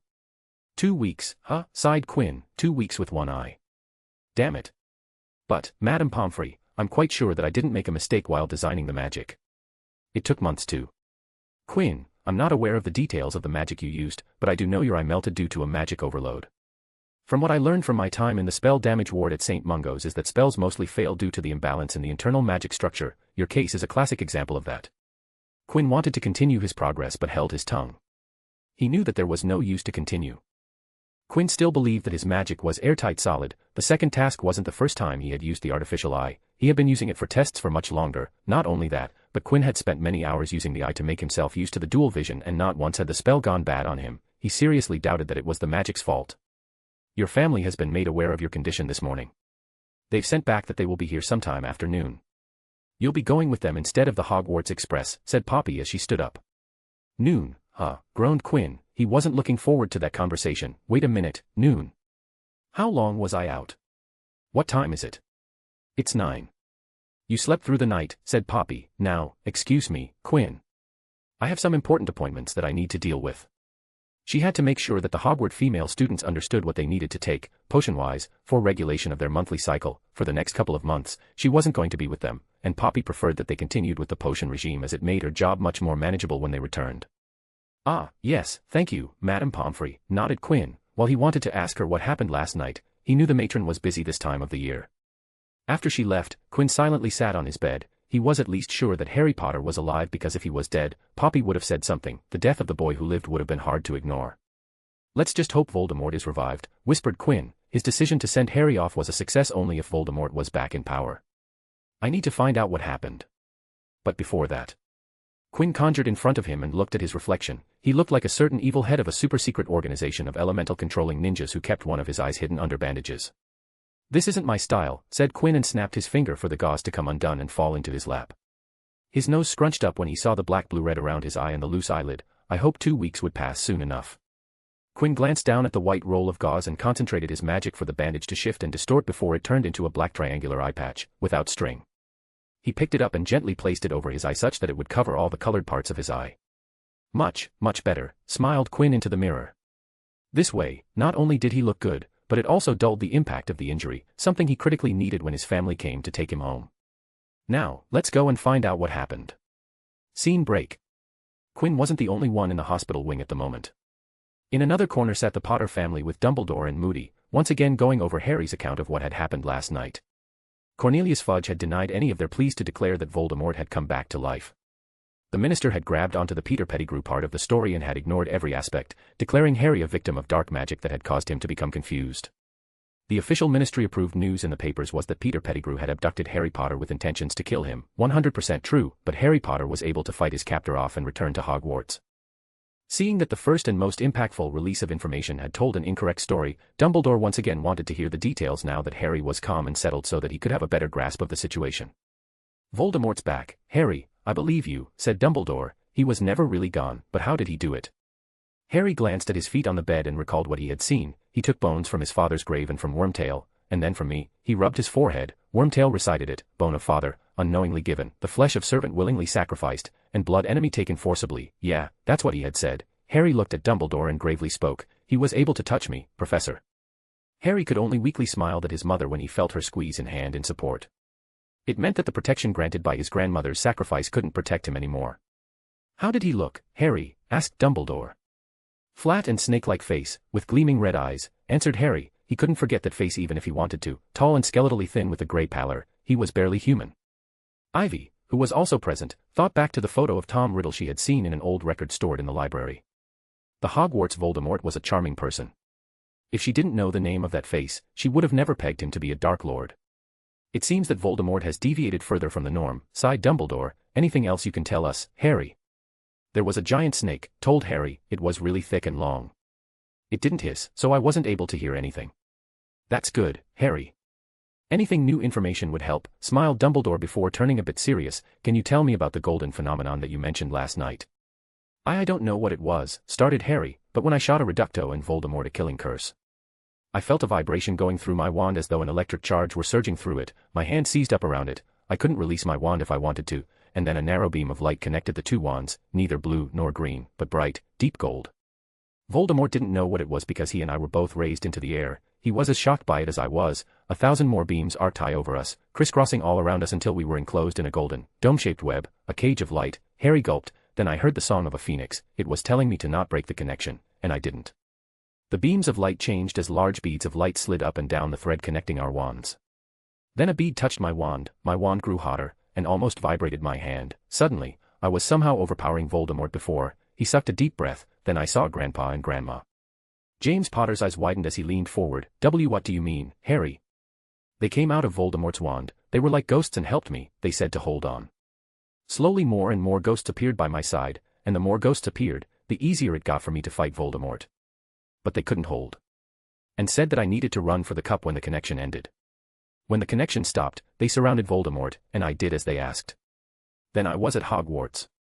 James Potter had his head in his hands with Ivy rubbing his back. Just hearing that his parents had once again helped his son had brought up too much emotion. He felt useless. He was supposed to protect his family and not his dead parents from beyond the grave. I'm not familiar with that magic, said Dumbledore, but whatever it was made you able to stand against Voldemort. I'll try to find what the magic was. And the Death Eaters? They returned, asked Moody. Harry shook his head. No, there was only Wormtail and no one else. Harry glanced to his left to see a dark expression on his father's face at the mention of Peter Pettigrew. Moody seemed to be dissatisfied with the answer. Did you find Karkaroff? Asked Harry. Karkaroff was the Death Eater that everyone suspected to be the one to put Harry's name into the goblet, but the men had been missing since last night. Karkaroff, said Moody with an odd laugh. Karkaroff fled when he felt the dark mark burn upon his arm. He must have returned to the Dark Lord when his job was done, but we'll find him. He stood up from his chair. I'll go to Little Hangleton to see if I can find anything at Tom Riddle Sr.'s grave. Harry momentarily nodded, but then a thought struck him. He looked up at Moody. I never told that Voldemort's father's name was Tom Riddle Sr. Dumbledore's eyes widened as he immediately picked up at the discrepancy. Alastair. I as well never told you this information. How did you know about it? Moody's magical eye rotated in its socket as a disturbing smile appeared on his scarred face.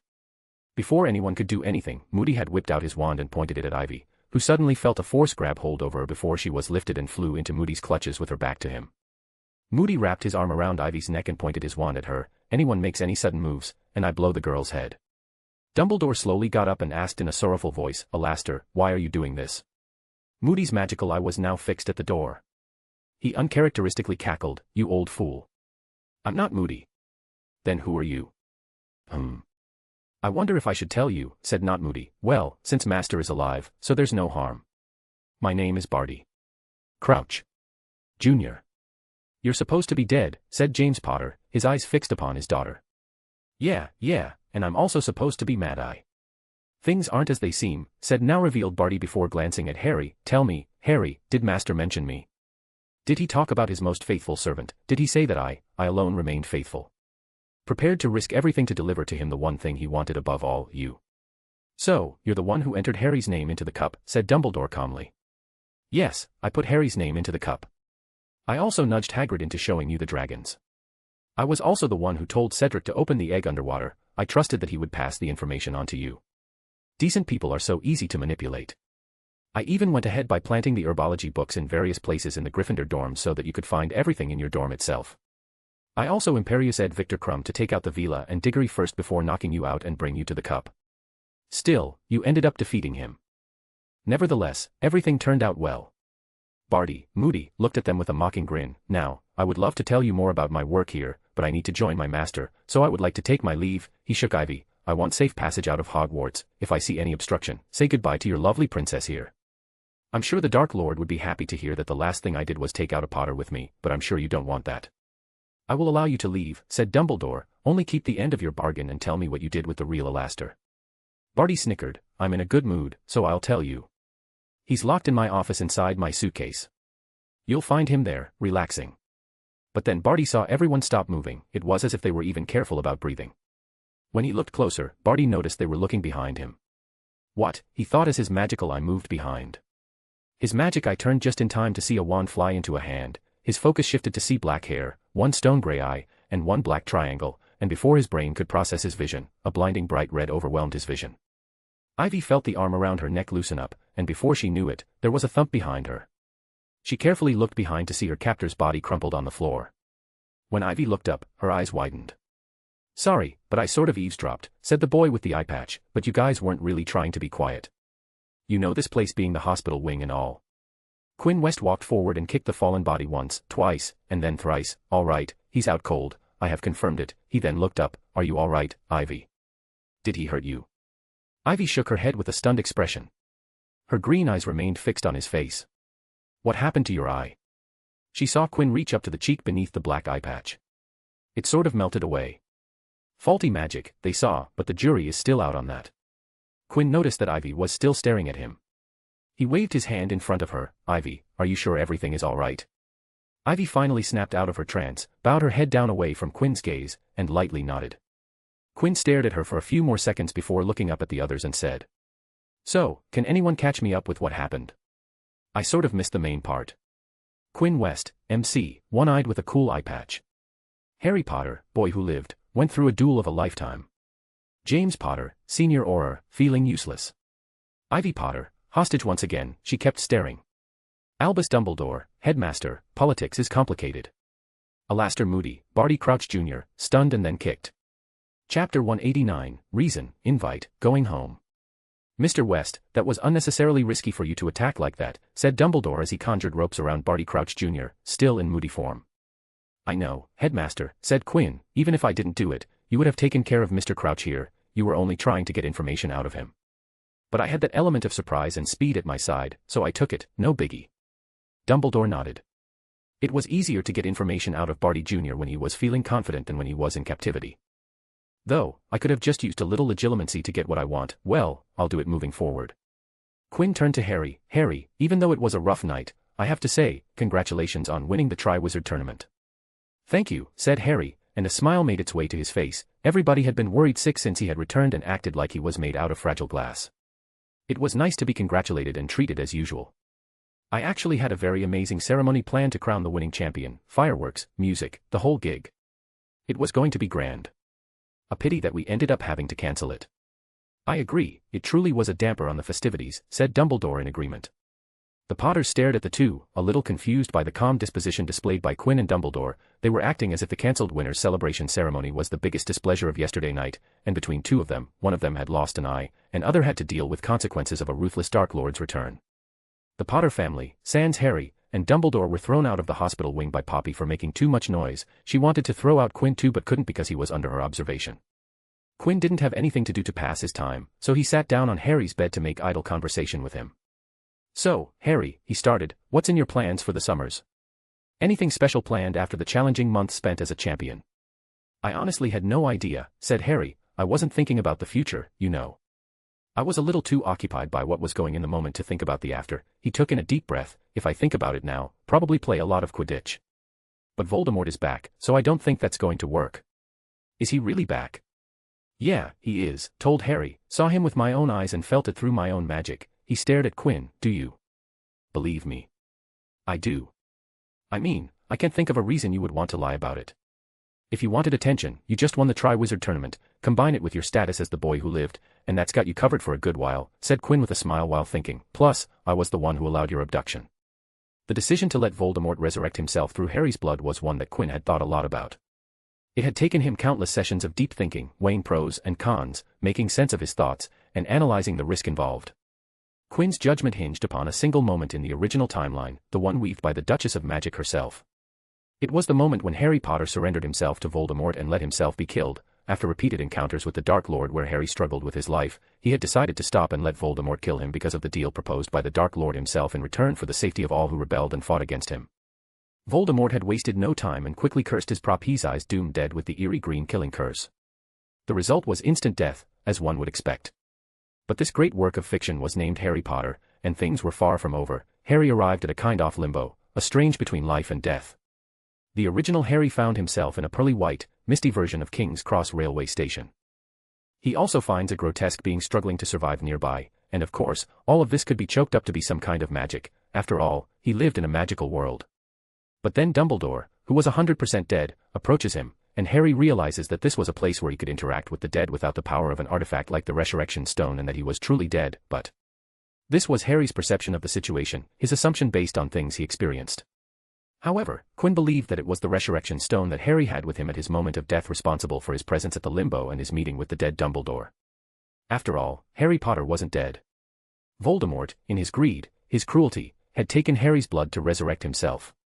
The Dark Lord could have anyone who fits the description of his enemy to supply the blood for the ritual, but he chose Harry Potter. Why? It was because of the blood protection cast by the original Lily Potter through her sacrifice, which in Quinn's timeline was cast by Harry's grandmother, Euphemia Potter. He believed that by taking in the blood of the blessed Harry, he would also receive the protection, thus making the protection redundant. His thinking, according to Quinn, was correct. But incomplete. It wasn't Voldemort's fault, he didn't have the complete information. Because the host soul couldn't detect the presence of the cut-off Horcruxes, Voldemort didn't know that his actions of cutting his soul several times had caused it to become unstable. What he didn't know was the day that he went to kill baby Harry, but ended had failed, and when Voldemort escaped, he left with much less than Voldemort thought he had. He, in the obvious trauma of losing his body, hadn't noticed that he had left a portion of his soul behind, in the form of an unintended Horcrux. The Horcrux in the form of the infamous scar defined the boy who lived. Voldemort had tethered his life to Harry's life. That was the sole reason why Quinn decided to let the event took place. If Voldemort was to be taken down, Quinn either had to find a way to get rid of the Horcrux in Harry's scar or kill Harry Potter.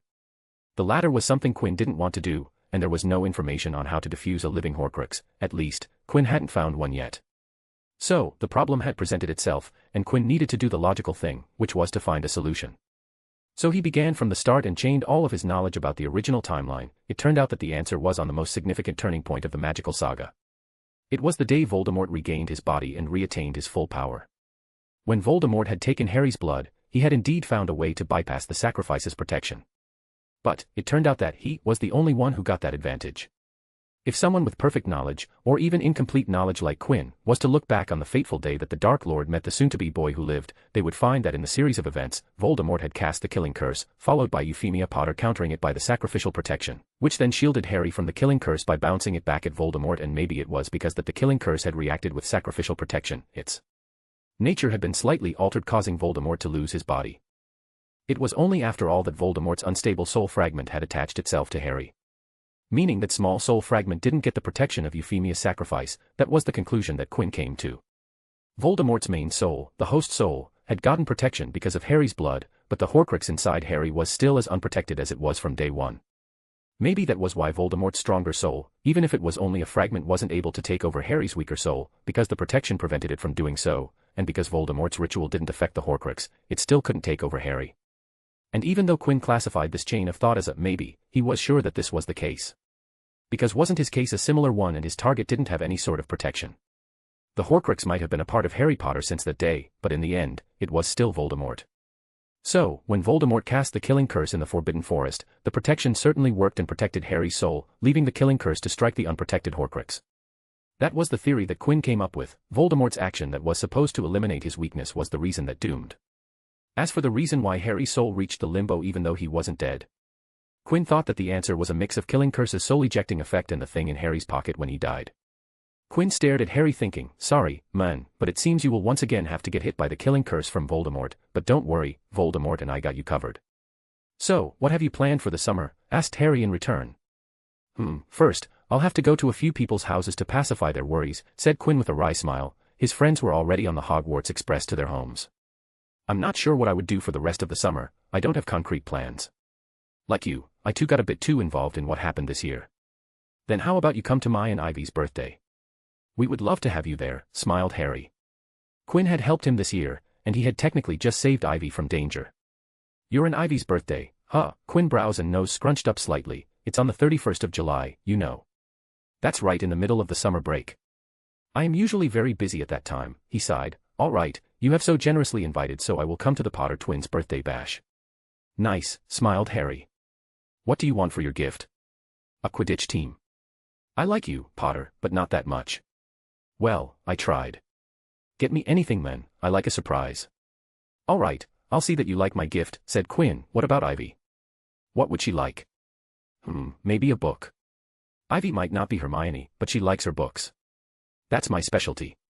I'll get a good one, said Quinn in complete confidence. When it came to books, he was the boss. Plus, Project Babel was a success, he thought. Quinn, called Harry. Yeah, returned Quinn, then noticed the expression on Harry's face. What's wrong? It sort of slipped my mind, but Harry pointed at Quinn's eye patch. That was caused by Voldemort, by Wormtail. Peter Pettigrew, who got the spell from Voldemort. You're saying that the Dark Lord costed me my eye? Harry nodded. Are you sure, Harry? Are you absolutely sure? Harry was a little taken back by the serious tone from Quinn. Why yeah, I'm sure. He said so himself.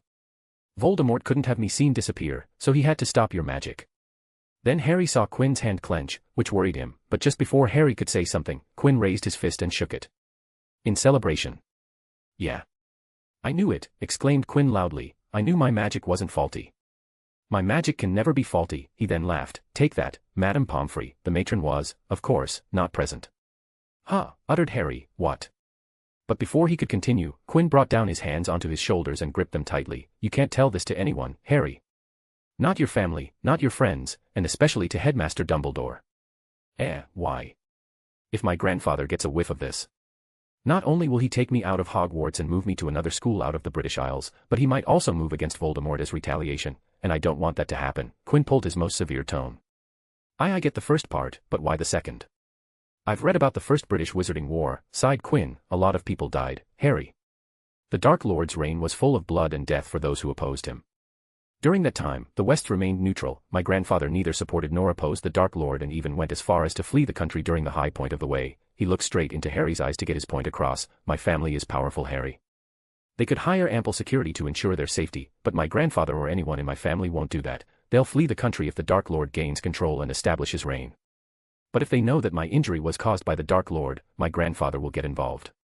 He'll invest our family resource to enact revenge. I don't want that. I don't want my family to be involved in the war. You know what I'm talking about, don't you, Harry? Harry nodded.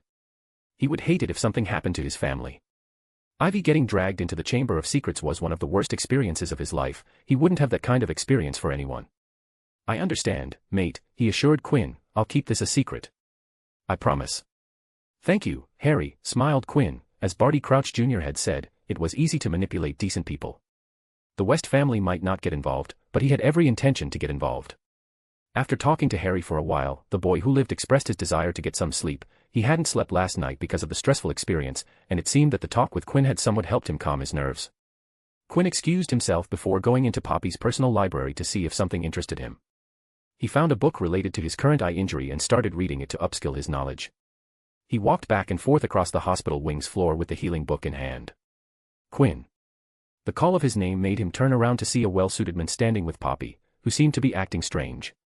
Is she blushing, thought Quinn, but threw that thought out as it seemed absurd. Instead, he focused on the man and smiled. Uncle Elliot. The perfect example of a gentleman removed his fedora as he gazed at Quinn with his eye-patched eye. He had already got the gist of Quinn's situation from the matron who had guided him in, but seeing Quinn with his own eyes did put him to ease. Young master. You should be careful about experimenting with magic. You were lucky this time, getting out with only losing an eye, and that already is too much in my book, sighed Elliot Dalton, walking near Quinn to get a good look at him. Sorry to worry you, said Quinn, looking at the taller Elliot. I'll be careful moving forward. See that you do. Elliot moved Quinn's head by the chin. How are you feeling? Any discomfort? Nothing except for the missing eye messing with spatial perception and that I have a huge blind spot on one side, replied Quinn. He could only imagine who this would affect his daily Muay Thai training. I already have a medi-healer waiting for you at the manor.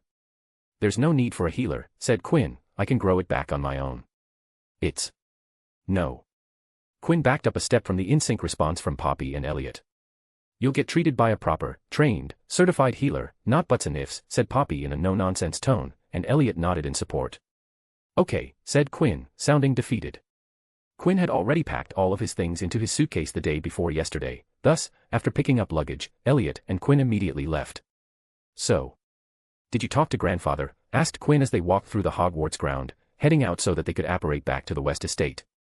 He was in a meeting when I gave him the news, replied Elliot. He'll meet you tonight. He turned to Quinn. We all realize that magic can sometimes be dangerous, and injuries like this will come in future, but to try to be more careful. Quinn could nod in response. He couldn't tell that Voldemort was the reason and not his magic. One day, I'll show the world. Mwahaha, ahem, yeah, he thought. What about Leah? He asked. Get ready to get yelled at a lot. Ugh, shouldn't have done this entire thing, not worth it. Quinn West, MC, Summer, huh? Well, need to book the 31st of July on my calendar. Harry Potter, boy who lived, I'll keep a secret. Albus Dumbledore, about to get real busy, I don't get paid enough for this. Poppy Pomfrey, first time meeting Elliot, oh my, what a gentleman. Elliot Dalton, perfect gentleman, can absolutely rock a fedora.